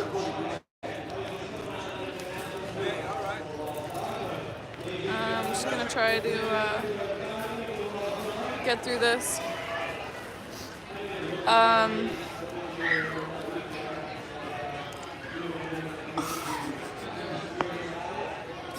Oh my god. I'm trying to eat this.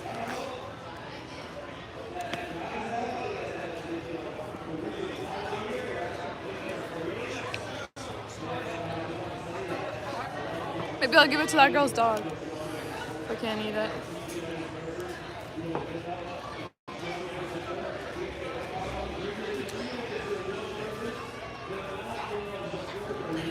Pick it up. I don't know if that's the guys. Did the meeting start?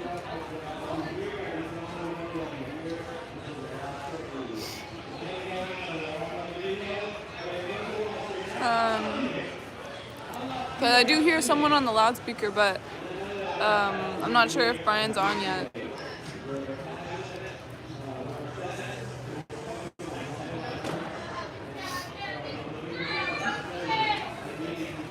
Charizard's on my forehead. Zod, I got a nice little chicken leg for you if you want to come and get it. I know you'll just eat it right up, so.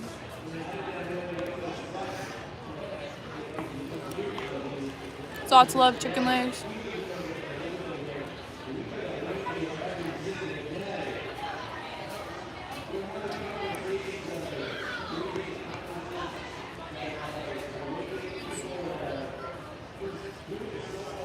Sounds like yeah, I think the meeting might be starting. I'm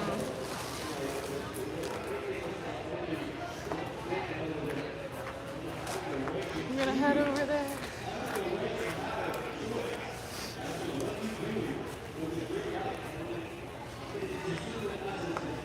So much stuff in my pocket, guys.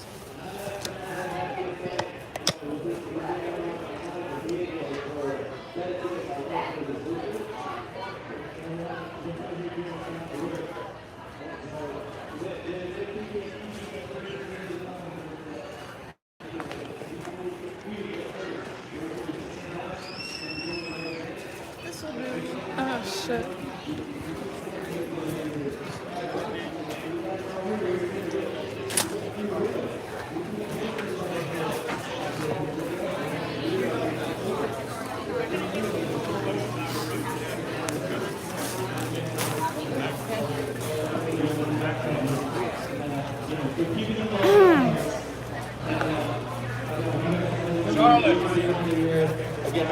Yeah. Sir, I was gonna wait, but then you looked busy, so I was like, okay. I was gonna come say hi, but you looked busy, so I was like, okay. Oh, I was looking all over for you. I was saying, where is she? Oh, that's what you were doing? You were looking for me? I was looking at that and I was saying, okay, I know she's by them bleachers. Cause it's like there's like a leg on it, right? So it's kind of. I don't know. It was pretty up to date. Oh, okay. Yeah, we were just getting up to eat. I'm going, where did she go? Where did she go? Yeah, I saw you. Hey, I got you a pair of gloves. Oh, really? Yeah. Okay, awesome. Okay, and the other thing is, tomorrow's going to be really cold. You're probably not going to come in here, right? When it's really nasty cold? Or are you? Okay. I don't know. So, I'm going to show you a lady that's got all kinds of thermal underwear and everything else if you don't have any already. Oh, yeah? You want to see it? Sure. All right, I'll show you where she is. Did you get to try the chicken? Oh, yeah. It's really good, I had eh? 2 drumsticks. It's crazy. They give out big portions too. Like they don't give you a measly little I only chicken had wing. a little clump of mashed potatoes, and I had a fairly good amount of green beans. It's not going to happen. But I asked for the second drumstick, and man, that was good for me. Yeah. Any pictures, photos, videos, relevant information. I mean, ways in which we can hold our legislative people accountable. That you've got that right there. Can you make it a little announcement about how we could get that? That's exactly why I came up here. I am just learning about this. I've heard about it a few times. I haven't done it yet. Okay. But if you go to bondsforthewin.com. This Bondsforthewin.com. Bonnie's Reefer. Okay. Okay. They're from Pennsylvania. Awesome. They have a whole trailer load of all kinds of stuff. She just got in all kinds of stuff, thermal underwear and everything. Oh, yeah? That's where I got the gloves. If you want the gloves, they're like soft brown. They'll keep your hands warm. Okay, yeah. I probably won't. I'll probably just stay here till the end of the speech today. Yeah. Because I've been live streaming for 10 hours, I think. Yeah. So I'll probably just stay for that and then come tomorrow. If it's not too cold, I guess I'm gonna see like. Oh no, I'm leaving. Oh yeah. I'm leaving. Matter of fact, with the weather coming in, I'm gonna just You're gonna leave tonight? Yeah. And then how long are you gonna be gone for? Well, I have to get my I have to get a brake job done on my truck again because they didn't do it right, and got to get the wheels all polished. I hope to get back here before the good weather. Yeah, You know? get back for the 50, it's supposed to be 60 nice degrees. weather at the end of the week, right? Yeah. On Thursday and Friday, it's gonna be super sunny. So. Nice. Yeah. So we'll see what I can get accomplished down there, and then I can come back. Okay. All right. So do you want the gloves or not? If you don't need them, it's okay. Yeah, sure. Okay. Sure. All right, I'll get them for you. Asshole. What? Also, if you lost your keys or lost the bag, any lost items, you can come up over here. There's a tent. And that's just another thing, folks. And the divine intervention that's here. I don't want to go talking about God and God because everyone has free will. Looks like ton of. Why not? I agree with you. It's freedom of speech. Freedom of speech is what we're all about. Meeting is at 8 o'clock. This one's Bonnie. All right. And this is the one. If you want to come here tomorrow, or maybe tonight, she'll have it open. I don't know. Okay. But they're from Pennsylvania, and they've been taking in all these donations. Oh yeah. And I mean, it's all kinds of stuff in there. Yeah. A lot of winter clothes and everything else came in. So I'll come by. Probably come by tomorrow. I'll see how cold it is too. Did you get to try the fruit salad? Fruit salad? Yeah. This morning? There was some Right tonight. Here? Yeah. Oh, I didn't see it. It's really good. They still had some when you were just eating now? Yeah, I think they had a couple left, so I got some for dessert. It was really good. Okay, where am I? I'm over here. Right? Yes. Yeah. This way. I should probably get you your gloves and then just go and listen to the rest of the speech and then skedaddle out of here. Mm-hmm. I'm just gonna go brush my teeth, and then I saw you and I said, "Oh, I should go find her." Yeah, I've just been just had the dinner there. Really good. Yeah, my wife said she was rewinding your ride with me today, and she was watching. Oh, and she said, "You said." I think I'm riding in a Kenworth cab over. And she said, no, it's not a cab over. Cab over is the flat front without a hood. Yeah. I'm still learning all the terminology, so. There you go. Perfect. Thank you so much. Oh, you're welcome. Awesome. Yeah, these should be good for tomorrow. Yep. I'm just gonna listen to that speech, brush my teeth, and yeah, hit the for road. sure. Really hate to hit the road, but I'm not going to be here for that weather and then have to wait and Yeah. drive in all that slag on the highway. Yeah, no, of course. And especially in the truck without the... Yeah, without the trailer, it's yeah. harder to stop. Harder to get traction. Yeah, hopefully I can head back to my hotel. I mean, my hotel's like 10 minutes away, so Yeah, good. Shouldn't be too much of an issue. Well, send me your email address whenever you get a chance. Yeah, I definitely will. Stay in touch. Yeah, for sure. And let me know when you're coming back, and we can Yeah, because I don't have any way to get in touch with you. I don't have your cell phone number anyway. Yeah.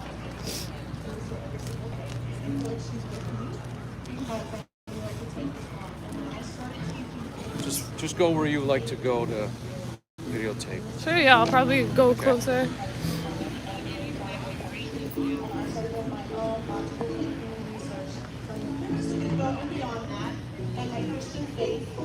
I was very excited to know that when you all showed up, I kid you not, I do think it was a God thing. I've been literally teaching how the Declaration of Independence is, how it was made. And then that unit, I've been in this unit for 2 weeks, and the unit that I started yesterday was the American Revolution.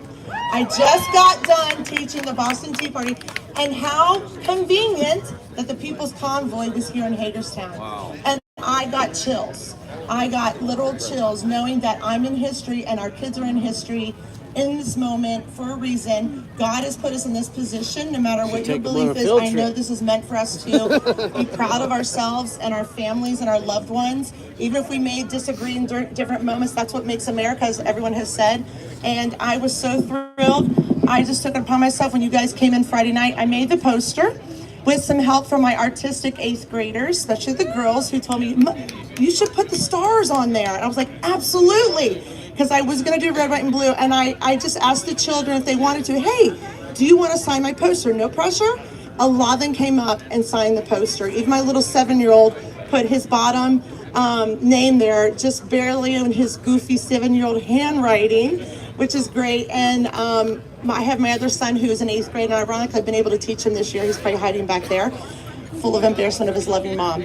But I'm so thrilled because my children at school have been able to understand why our forefathers fought so hard. It makes me emotional. And this past week, I have made great parallels to what you guys are doing for us and for our families and our loved ones who have passed away from incidents that have happened over a lot of things these past few years and couple of years. So it really made sense to them, even if they had different perceptions. It was really a cool conversation where no one was goofing off. And I just explained how parallel it has been to what you guys are doing for us. And we're so blessed that you're here, and a lot of us are so happy to help you all out with groceries and propane tanks and whatever you might need for the clothing. I spoke Sunday night, I was helping with groceries. I just felt called to be here and help. And one of the truckers came by and I said, are you ready for this crazy weather of Maryland? Because it's super hot on Sunday night and you're gonna probably have cold, snowy weather in the middle of the week. So buckle up because it is a 4-season month. Yeah. So I just felt like before I left tonight, I donated some more things. And my one son was with me, my number 3, my 8th grade. And I said, I'm gonna leave the poster with him because I feel like this represents so much of what everybody's doing for our country right now. No matter where your place is in all of this, we're all united. Even with our differences, it's important to stick together as a team. I'm a coach too, and we're a team. So there's no I in team, and that's at my house with a family of 6. There's no I in team. And so I want you guys to keep it. If somebody wants to put it in their truck, there's signatures on it, and I just think it's awesome. So thank you for letting me come in tonight and also help you guys out when you need it. God bless America. Thank you. Hey, can we sign it as well? Absolutely. Put your signatures, go for it. Absolutely. Find a Sharpie and it's yours. Yeah, we have a lot of things that we're signing because we are here making history. These are historical relics. So we're gonna need a lot of signatures. And there's one young man here. What's your name, young man? Gunner's my name. Gunner is his name. Let's hear it for Gunner. Come sign our flags. So Gunner's dad is one of the truckers here, and they have 2 flags hanging on their trucks. It's over there. If you can see it, it's the big blue one, and there's another big white one right next to it. So if you can go get a signature on those flags, that would be awesome.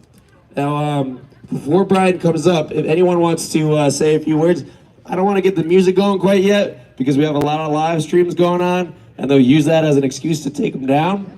So let's give the power to the people. You got some things to say. Let's keep the love in our heart. We don't want anything, other than love. You got something to say, brother?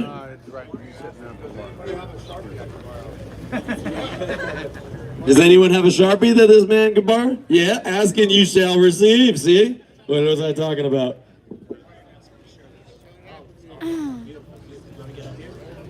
Guys, I'm just gonna block if you're spamming. Hi everybody, I'm Tim from Lancaster, Pennsylvania. Currently live in New York. I'm a Delta frequent flyer mile guy. I'm a platinum member. I fly with them every week. After I heard the story last night, I spent an hour with Delta trying to make it right. I tried to make it right with Delta, tried to get them to rescind what they did, and what they told me to, and what I'm asked to share with you is a 1-800 number to call to complain. I'll write it up on the board as well.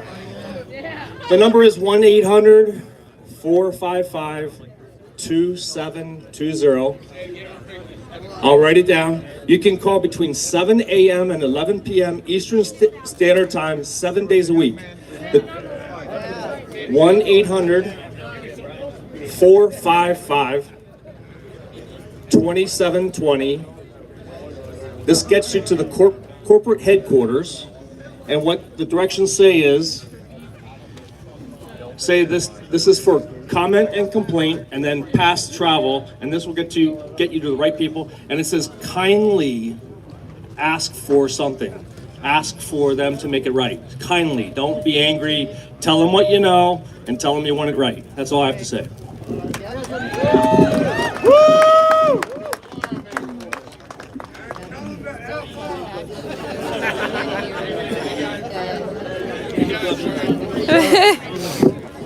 Hi everybody, my name is Eric. Oh, what is Eric that? Tippett. Oh yeah, no, I saw the. You guys have probably the noticed me walking They're around good? handing out a piece of paper.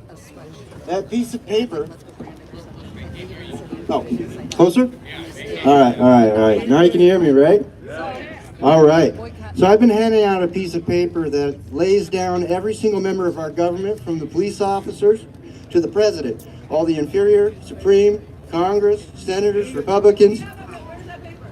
I've got a lot of them. A lot of them right over there at that church. All right. And so I've given this piece of paper to the House Senate in Washington, to the Republicans, Democrats, and the House.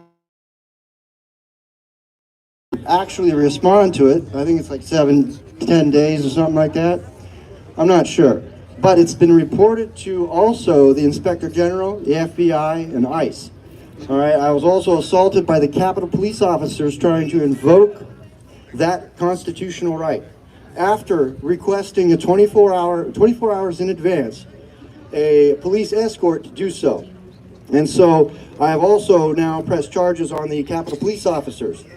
So we are literally whooping some butt.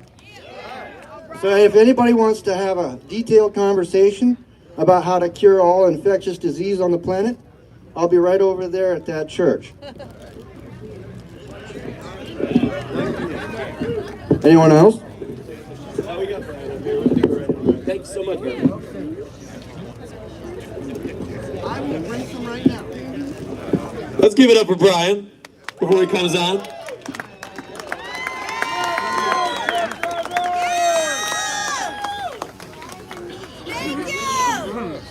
Right after this.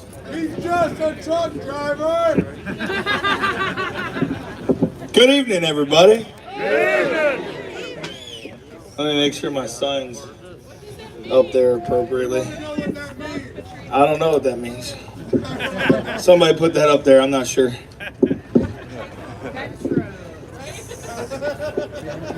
No comment.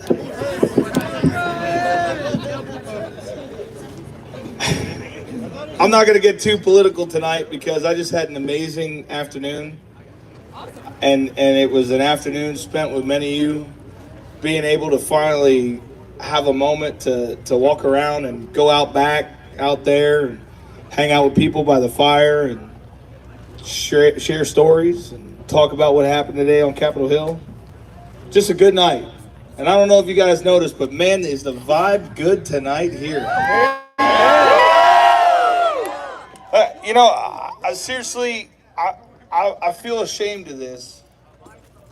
I'm going to touch on that later. Hold on one second. Who's coming up to do the prayer? Come up to do the prayer? Come on up. You come do the prayer tonight.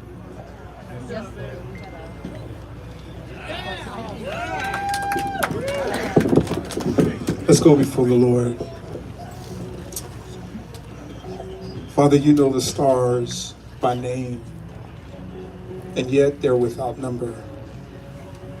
Every grain of sand that rests upon every beach throughout the world, you placed intricately.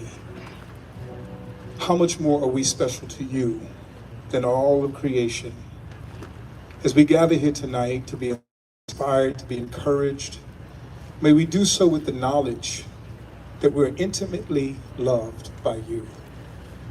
And it is with that love that we can love one another.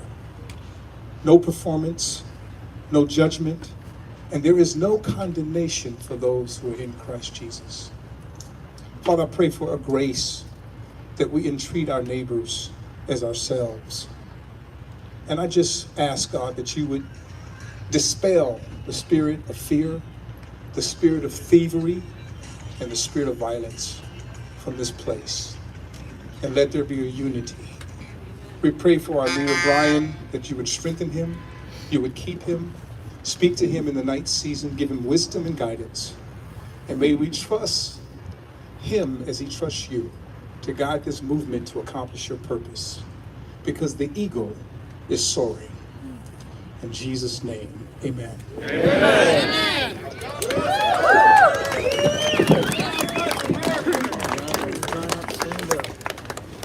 Let me start with this real quick.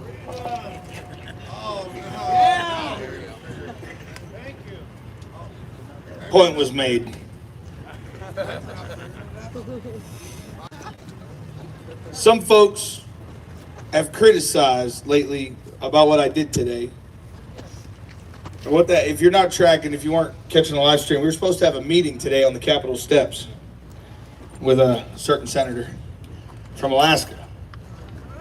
Now, I don't know the outcome of that meeting because I decided not to go in. I decided to walk away from it. I walked away from it because they weren't willing to have it live streamed for you all to see how that meeting took place. Now I'm being criticized because they say that I'm throwing people that are on our side under the bus. But here's what I have to say to that. If they were really on our side, then they wouldn't be afraid of talking in front of a live stream that they support us. And if they ain't willing to say it out loud and in public that they stand beside us, then they don't stand beside us. Now, if you're one of those individuals that seem to be insulted by my actions today and walking away from that meeting, well, I'm sorry, I guess, for that. No. I'm talking, I know not many of you here feel that way, but there's others out there in the public that do feel that way. And here's the thing. I don't care if you're a conservative candidate or a liberal candidate. I don't care if you're Democrat or Republican that's currently sitting in office. I don't care. I don't care what side of the aisle. I really, seriously do not care. I don't align with either one of them. And if you're going to stand there and say that you want to meet with us, well, then you better be willing to meet with us on a live stream so that the people of the People's Convoy can see what is discussed in that meeting. When I go into a meeting with someone, and maybe I'm not in that place to do so, but if I'm the one that goes into a meeting and I'm standing there talking about the People's Convoy, to me, the People's Convoy needs to be in that meeting. I might be the mouthpiece that's in that room, but all of you deserve to know what is discussed. And that's the way I'm going to continue to operate. So those of you out there in the world that might be upset by it, it's a pretty simple answer. Allow the live stream to be a part of the meeting because there are people back here in Hagerstown, there are people on the road in the convoy, and there are people all across America following this, wanting to know, are we making progress or not? That's right. I'm not going to go into a closed-door meeting and then come back and pretend like they were all good, happy-go-lucky, here's another dog and pony show. I'm not doing that. That's not who I am. Now, with that said, that doesn't mean cancel meetings necessarily. It just means I ain't going to be in it. It means that the constituent that they represent will be in that meeting. By all means, if you make a meeting and you invite me, I will gladly go to it. And I encourage all of you to make meetings with your constituents, and we'll figure out how to get you there. I don't know how to get you there. I don't know how, and they might not be able to get you down there. So you probably have to arrange your own transportation to get down there, and you can't bring your trucks. Sorry, but you can't. Got to go by car, and you got to park. Got to pay the meter and go to your meeting. But what I will say is I will not be a part of any meeting with any legislator from any side of the aisle that does not allow it to be live streamed. Woo! Thank you. Transparency is exactly what we need because the lack of transparency is part of the reason why we're in the position. Because I want to talk about something else that touched me near and dear to the heart today. I'm going to try to get through this without crying once again. Tonight, I got to escape the little interviews and all that stuff. I got to escape it a little bit tonight. I literally ignored my phone for like the last 3 hours so that I could go out back and I could go over there and I could go over there. I could go way out there. I could go all over this place tonight, and I did. And I'll tell you something. I am absolutely amazed by how many people were doing so many things. Have you guys seen the Med trailer? Yeah. I walked in there tonight, and was literally blown away. I had no idea. I had no idea that thing was set up the way it is. There's literally cots in there. There's medicines. There's people that actually know what they're doing, standing there, helping you, standing by to help you. They have somebody that stays there overnight just in case anybody needs to go to them during the night. They got blankets. They got heat packs. They got ibuprofen. They got everything, almost everything we need to take care of minor health conditions here.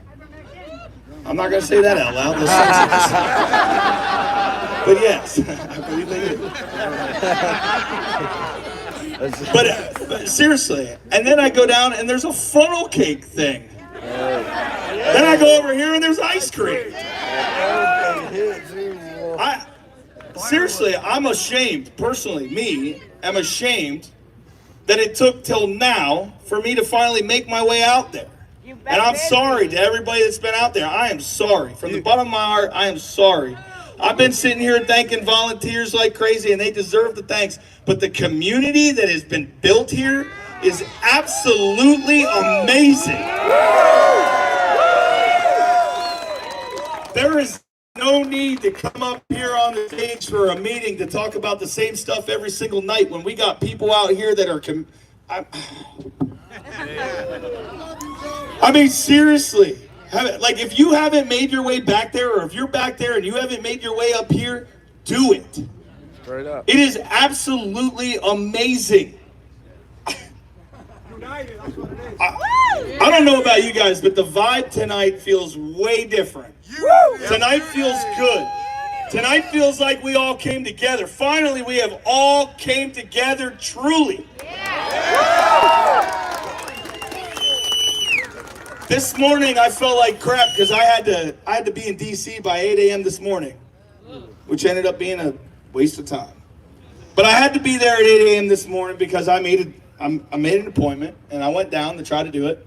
And the 8 a.m. thing happened. It was nothing to live stream. It was filling out some paperwork for something. That's all I'll say about it right now. But I wasn't here for the morning meeting. And then I find out who came up and how well it went. A place called Joppa. Yeah, I ignored it. But anyways, folks can learn a thing or two. Oh, thank you. You guys, thanks seriously, there is food everywhere I walk. Just got a super warmer from that guy. By the time it's time for me to eat, the food's all gone. Well, it turns out all I gotta do is walk between a few trucks and head out back between the cars and the campers, and there's food. Guys, can you see? Food. It's Let amazing. me know if you can I mean, see, honestly, or it's cutting out. It is the way it's supposed to be. I honestly, I remember, like, I'm a second generation truck driver. Technically third if you include a little bit my grandfather drove, but I didn't really get to experience that. So I consider myself a second generation truck driver. And I remember being a kid on the truck, and I remember all the grills that would break out in the back row of the truck stop. Where guys would cook and hang out, talk trucker stories, talk whatever, you know, usually it's like the buck story, right? Oh, I saw this big 16-point buck. You know, the truckers do the same thing. One time I was 110,000 pounds blowing the scale in Minnesota. You all know what I'm talking about. Oh, yeah. It's the truckers here, dude. But I remember that. And for the first time in my life since I was a kid in the truck with my old man, for the first time in my life tonight, I felt that again. Yeah. You guys have brought that back to the industry, and thank you.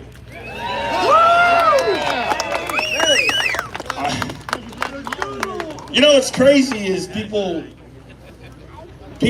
doubt what we're doing out there. It's not a whole lot, but there are people out there that doubt what we're doing. There's people out there that don't believe that this can last. They think we're wasting our time. Nope. But what I saw tonight shows that we're only growing stronger by the day. Yeah! You guys, thank you. Stop thanking me. Thank each other. Shake each other's hand and say thank you. Thank you. Thank you. And I also want to make clear that there are other co-organizers. I ain't the leader of crap. I'm just a mouthpiece. Seriously. I mean, seriously. No comment.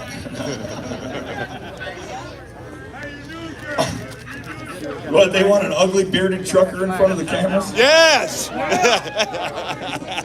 Seriously, I mean, seriously, bottom of my heart, thank you so much. And thank you to all the organizers that are a part of this. Thank you to all the volunteers. I know we say it every single night, but I feel like it's never enough. Thank you to the media that chooses to be embedded with us even this many days in. Thank you for those that are covering the real story. Thank you to the YouTubers, the live streamers. Thank you to the people that just like to go live on their Facebooks and share the message. Just thank you, thank you, thank you. I didn't even notice that either. You know, yesterday was a pretty awesome day. Yesterday was a really awesome morning. Senator Cruz came out here, spoke to the crowd, and he jumped in that truck, and he literally scratched most of his day's schedule to be a part of us, to be here with us. And I think that's pretty impressive. No matter what you think of the guy's politics or him as or you know, his past, I gotta say that's pretty darn respectable of him to come down here and do it. None of the others have done it yet. So I say, I honestly, seriously, no matter how you feel about it, my hats are off to Ted Cruz. Thank you very much for what you did for us.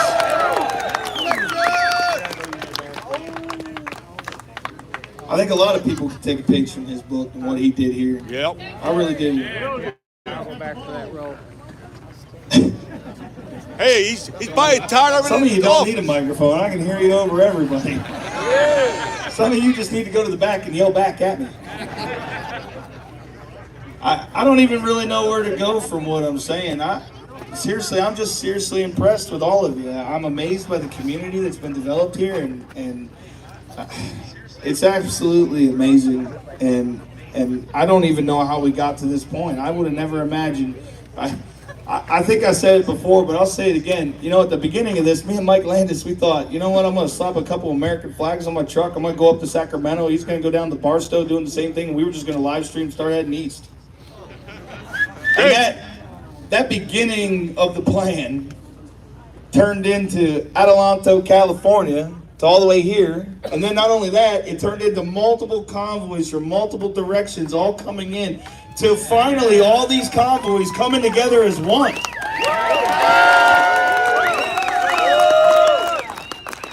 It's absolutely amazing. It really, truly is. And I look forward to what we have coming up ahead yet. I mean, I don't know how we go back from this. I don't think you can. Nope.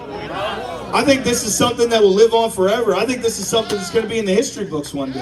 Yeah!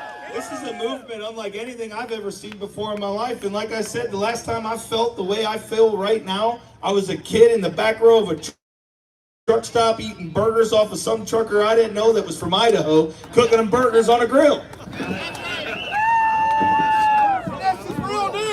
This is absolutely amazing. And what I saw tonight is exactly what the media should be covering. Yeah, they will. This is what the senators and the Senate and the House, the president, elected, unelected officials, city councils, school boards, mayors, governors, attorney generals, this is what they should be seeing. This is what they should be understanding who we are. They should be here experiencing this themselves. Bring up a camping chair and go sit back there at a fire or sit over here at a fire and enjoy a good burger, steak, brisket, whatever they're making, because they're making it all here. Yeah. Just absolutely amazing. I'm going to bring up a gentleman. He's got a poem here. I'm going to let him take the mic for a little bit, and then I think I'll close it out, or we'll let Dr. Lock him up come on up. Yeah, Dr. Lock him up. Lock him up. Lock him up. He'll be up in a little bit. Calm yourself. Yeah. No. I'll put that out in a little bit, all right? We don't have to go nowhere. Here you go, man. Let's give it up for Brian, our leader. Stop saying leader. Co-organizer. Let's give it up for Brian, our leader.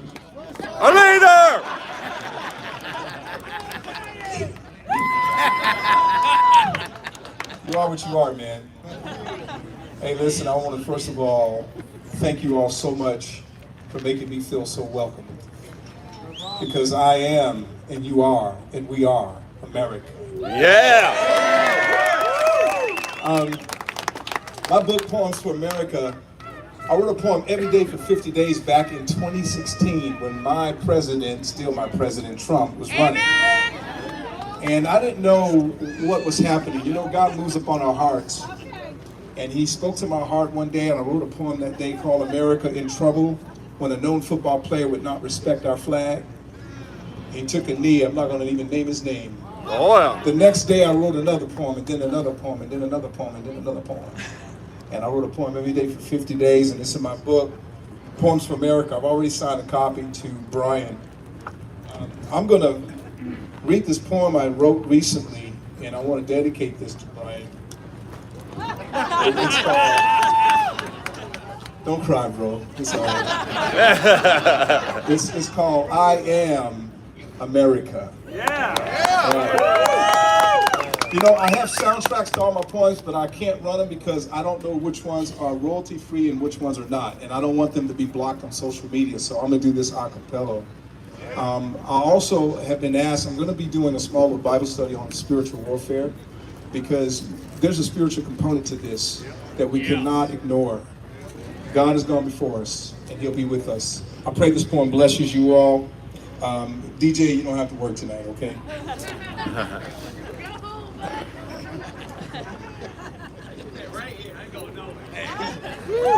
I am America. Who am I? Who are you? Who are we as a nation when we refuse to celebrate the beauty of our pigmentation? To enjoy the God-given expression of our uniqueness as a person. I am black, I am brown, I am red, I am white, I am blue. I am America.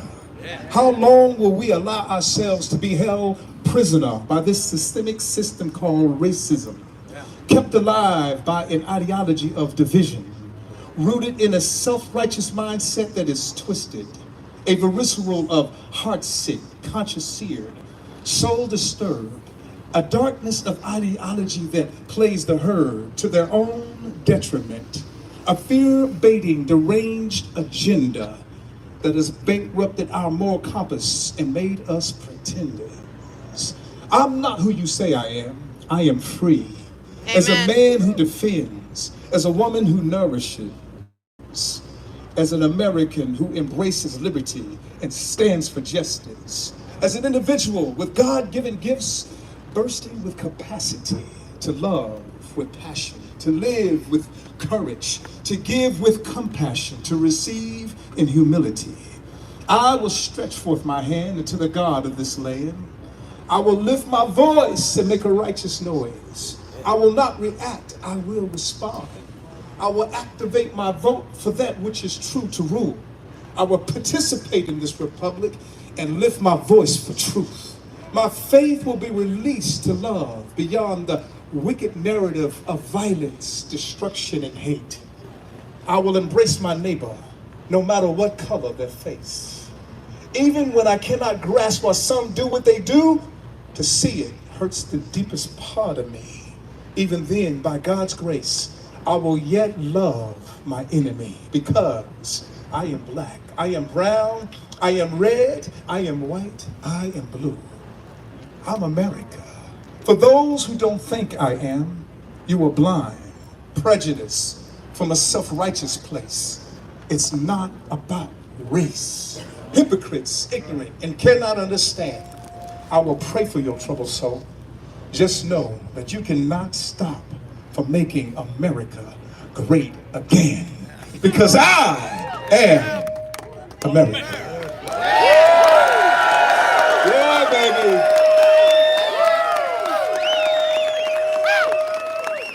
Say that with me. I am America!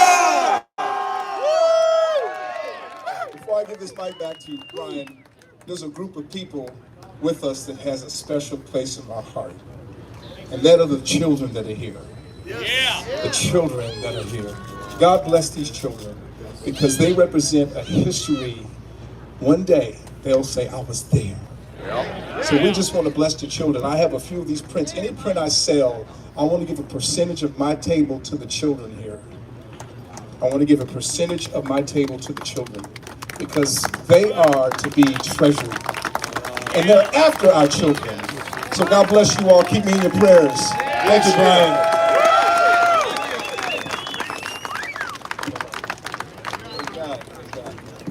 He gets the first copy. This is the first copy of this event. He gets leader. The leader. God bless you. He's seriously talented. Man, next time I have up the medic team up here. I got, Trucker G's here. Yeah. Come up here, Trucker G. Come up here. You two also, come on. You come up here. Come on. Come up here. Why do you always have better flannels than me? I'm gonna steal his flannels. They look my size more than they look yours. Did it? I'm trying to lose weight too. It helps when you don't eat. Trucker G, you weren't down here earlier, but we said a big, huge thank you for dropping your trailer and allow that med trailer to be there. And I know you didn't want recognition for it, but I don't care. Thank you. Thank you. Everybody give him a round of applause.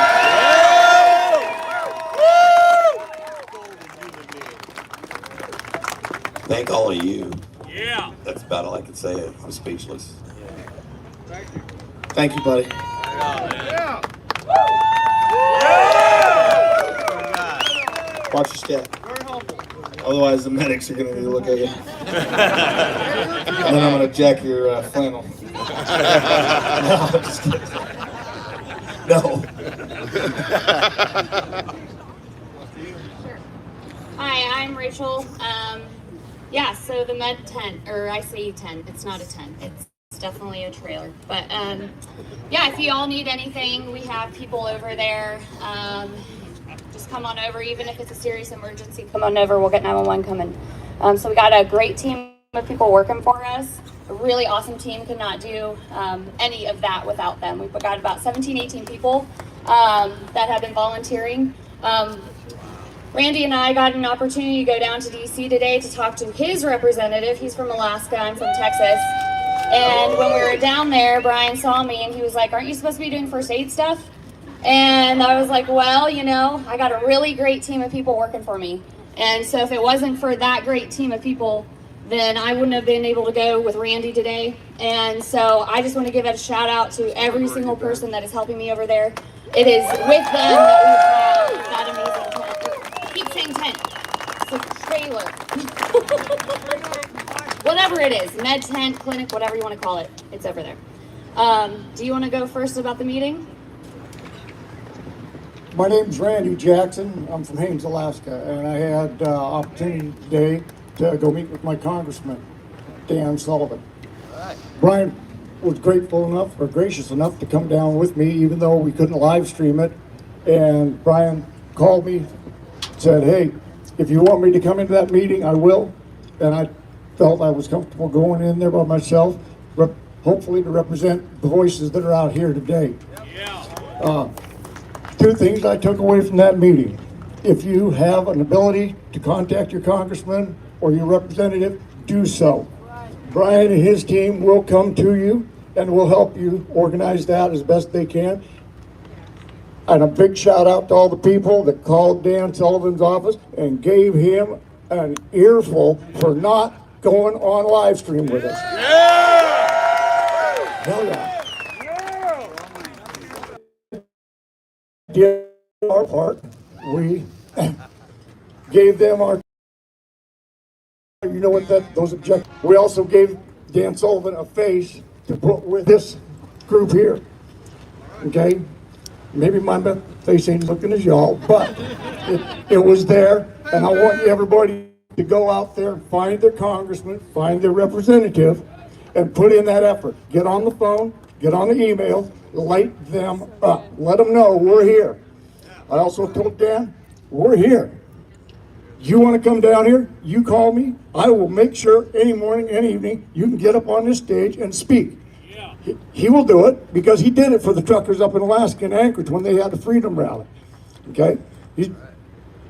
I may have spoke harshly when I called him a coward on the live stream today. However, actions speak louder than words. And I see here actions every day. I also want to give a big shout out to you people that were on the Beltway today. It was awesome. I'd also like to say thank you to the truckers that were the tip of the spear that brought us all here. And thank you for literally backing us up today. That was the best. When I came out here this morning, okay, I've been preaching a little bit. Maybe we need to change the way the convoy goes out. Somebody heard me maybe. I don't care. It happened. And it sounds like it worked out fairly well. Other than that, all I can say is Dan Sullivan does support our convoy. As Rachel pointed out to him, it better be 110%. And he agreed. He's also been on the Senate floor pushing to repeal the Emergency Powers Act. I'll give him credit for that. He's also been against the omnibus bill. He's made it clear he's going to vote no on that crap.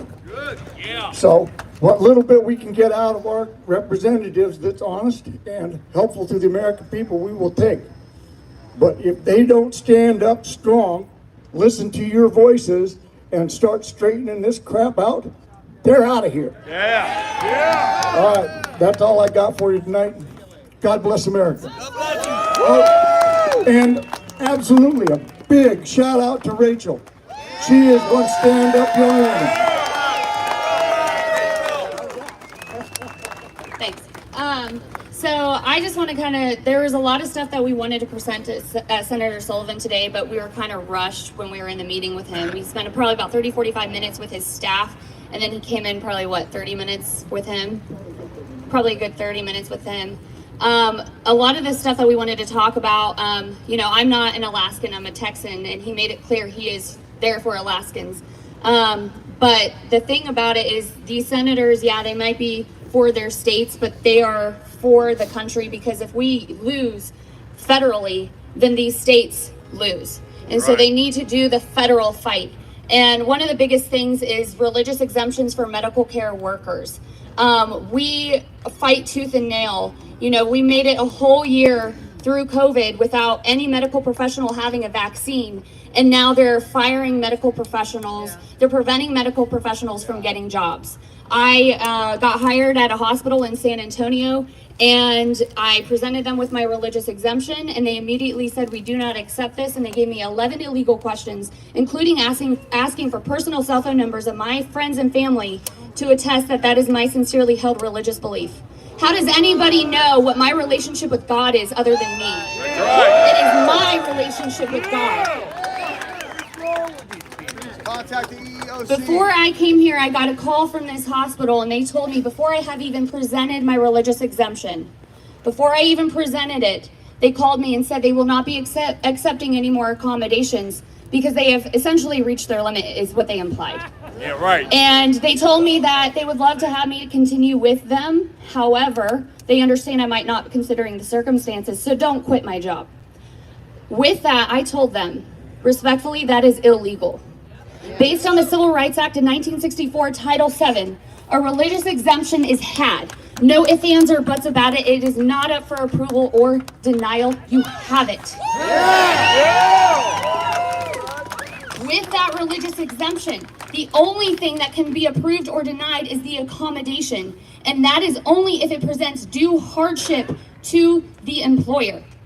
Since every single person that is vaccinated can still get COVID, can still spread COVID, and they made a whole entire year without anybody being vaccinated in the medical field, then my accommodation I am requesting is that you treat me the same as my vaccinated co-workers. The biggest thing out there is we as a people are not educated. Before this process, I was not educated on the Civil Rights Act of 1964, Title VII. Title IV, dealing with education. I was supposed to start paramedic school January 11th, but because of the vaccine mandates, I wouldn't have been able to complete my clinical trials for that, and I wouldn't have been able to get my degree. We as a people need to start educating ourselves on the law. We need to start standing firm, because this hospital called me 2 days ago asking for my religious exemption so that they can process it. I stood in their face, I told them the law, and they are going to see my religious exemption now. So if you know your law, if you educate yourself on it, then you can possibly still defeat it. So anyways, with that was one thing that we were wanting to present, but we also wanted to present all the vaccine injured people and all the COVID. You see why I took this young lady with me?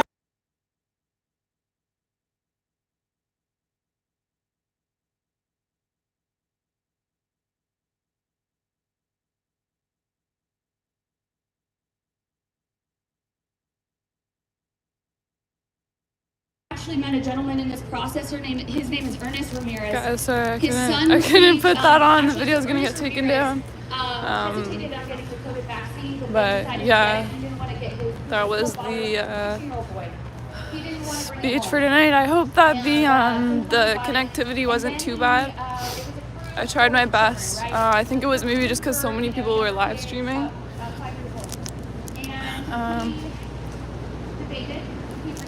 So yeah, I'm gonna go over and I'm gonna see if Marty is still there.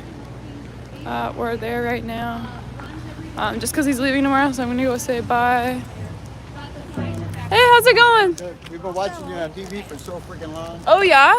Yeah, he was worried he wasn't gonna meet any of you. Oh no, I'm here. Are we live right now? Yeah, I'm live. Hey! Beautiful. Yeah, So we I'm the started with drummer. Auto Walks, and then we started watching Zot. Oh, and yeah. then you took over when he was in trouble, so Yeah. we're like, we gotta keep watching.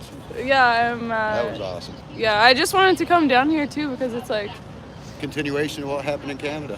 That's Yeah, all. We picked up love the ball. and we're Shaba gonna keep going. VC. I actually took and put him on my Facebook so he could see what was going down when we were in Arizona. Because we're from Arizona. And for all you guys out there that don't think you can make it, we drove from Arizona 36 hours, got here last night. That's right. We had calling, so we're here. You drove 36 hours consecutively? Straight. Wow. We have mission. Yeah. You know? That's dedication. I used to drive the truck, so. Okay. Oh yeah. I love Shaba. Hey, if you're listening, dude, you know Shaba how much VZ, we get love down you. here. Yeah, when we were at the Great American Pizza place down in Kingman, I actually put him on my Facebook, and he got to actually see what was going on there. I got to reach out to him when he can get an opportunity to see us again. But if you're out there, buddy, you know I love you. You're a great guy. Yeah, he's awesome. Yeah, I really, it's funny how you live in a bubble, and then you realize, wow, this is a country right next to you. And you should be connecting with these people, you know? And when we saw how loving and wonderful your people were, we wanted to be a part of that. Yeah. Keep it going. Keep it going. We can't stop. Yeah. We just can't. We got to keep it going. Got to keep up a good fight. I think this is more of a spiritual fight, because in my opinion, if you wanted to ask me, I think Trudeau actually was running from the goodness, the love, the kindness, the spiritual godliness. He felt a good spirit coming to him, and he had to leave. He couldn't be in that Good place. feeling. And I also think that's what's going on with JB too. I don't think he's in that White House. The only thing left, in my opinion, in the White House is evil, and that's what we're here to fight. Maybe they'll blow it up one day. You don't wrestle Better not against say that. flesh and what is it? You don't really wrestle against flesh and blood. We come against this darkness, and we're here to do it for the time that we're here. And we're so glad we got to meet you. Thank you. Yeah. We Thanks fell for in love supporting. with you guys. Thank Zot, you. we love you, man. Wish you were here. God, you guys were in what, 30 something below? I mean, that doesn't beat It was this. brutal. I mean, I'll tell you. I bet. I can't even imagine what it's like to be in Canada and actually have to be out where you're breathing smoke. Yeah. I mean, Without smoking. You really, you gotta suit up for sure. For sure. Well, I'm gonna try and put this in my pocket. And I saw you got on a truck. Thank you. Are you hanging with the truck driver? That's cool. Yeah, Martin, I got to go do the belt today with him, or the beltway. Yeah, and that was really great. Yeah, he's a really nice guy. So awesome. It was awesome being able to go. We love the truckers. Yeah. Sassneck, you know I love you, buddy. You're probably watching this. You're awesome. I love Danny. Yeah, Danny was cool. Oh yeah, we love Danny. Oh yeah. Yeah, it's like he doesn't. They don't realize that they're our family, and so Canada, we love you. Okay, we love you. Thank you. We do. Likewise, we love the too. U.S. We love you too. Take care. Yeah, guys. Good night. So I was gonna go see Marty and just say bye to him, but I'm not sure if he's in his truck. I don't see the lights are on. So yeah, I'm gonna go do that. He got me some gloves, and someone else hooked me up with a big, huge heating pad. So that's awesome. Yeah, he literally just came by and just handed it to me. I don't know if he's here actually.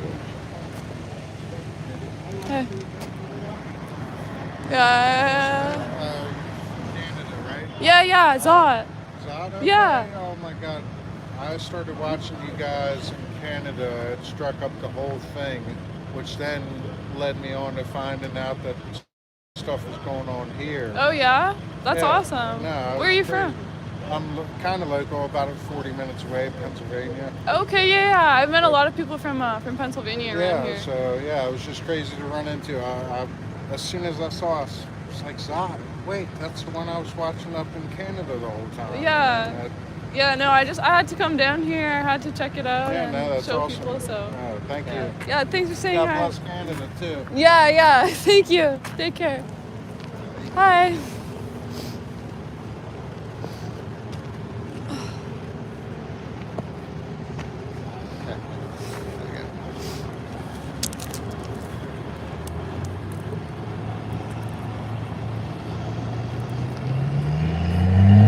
OG Marty.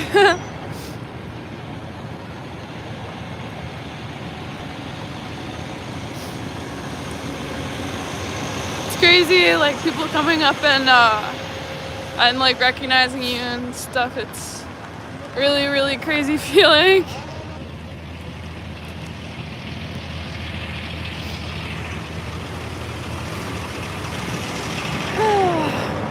So yeah, this is the view tonight. Trucks, everything. It always looks green here, and I don't know why, because that light is not green. It's a white light. How the hell am I gonna get out of here? Oh my god. Okay, I see an opening. Whew. Yeah, it's getting pretty chilly out as well. And yeah, hopefully it doesn't snow too much tomorrow, because I still want to keep this good weather.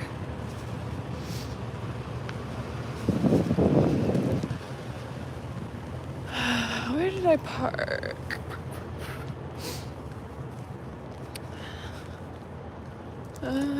Hold on, guys. Trying to find where I parked.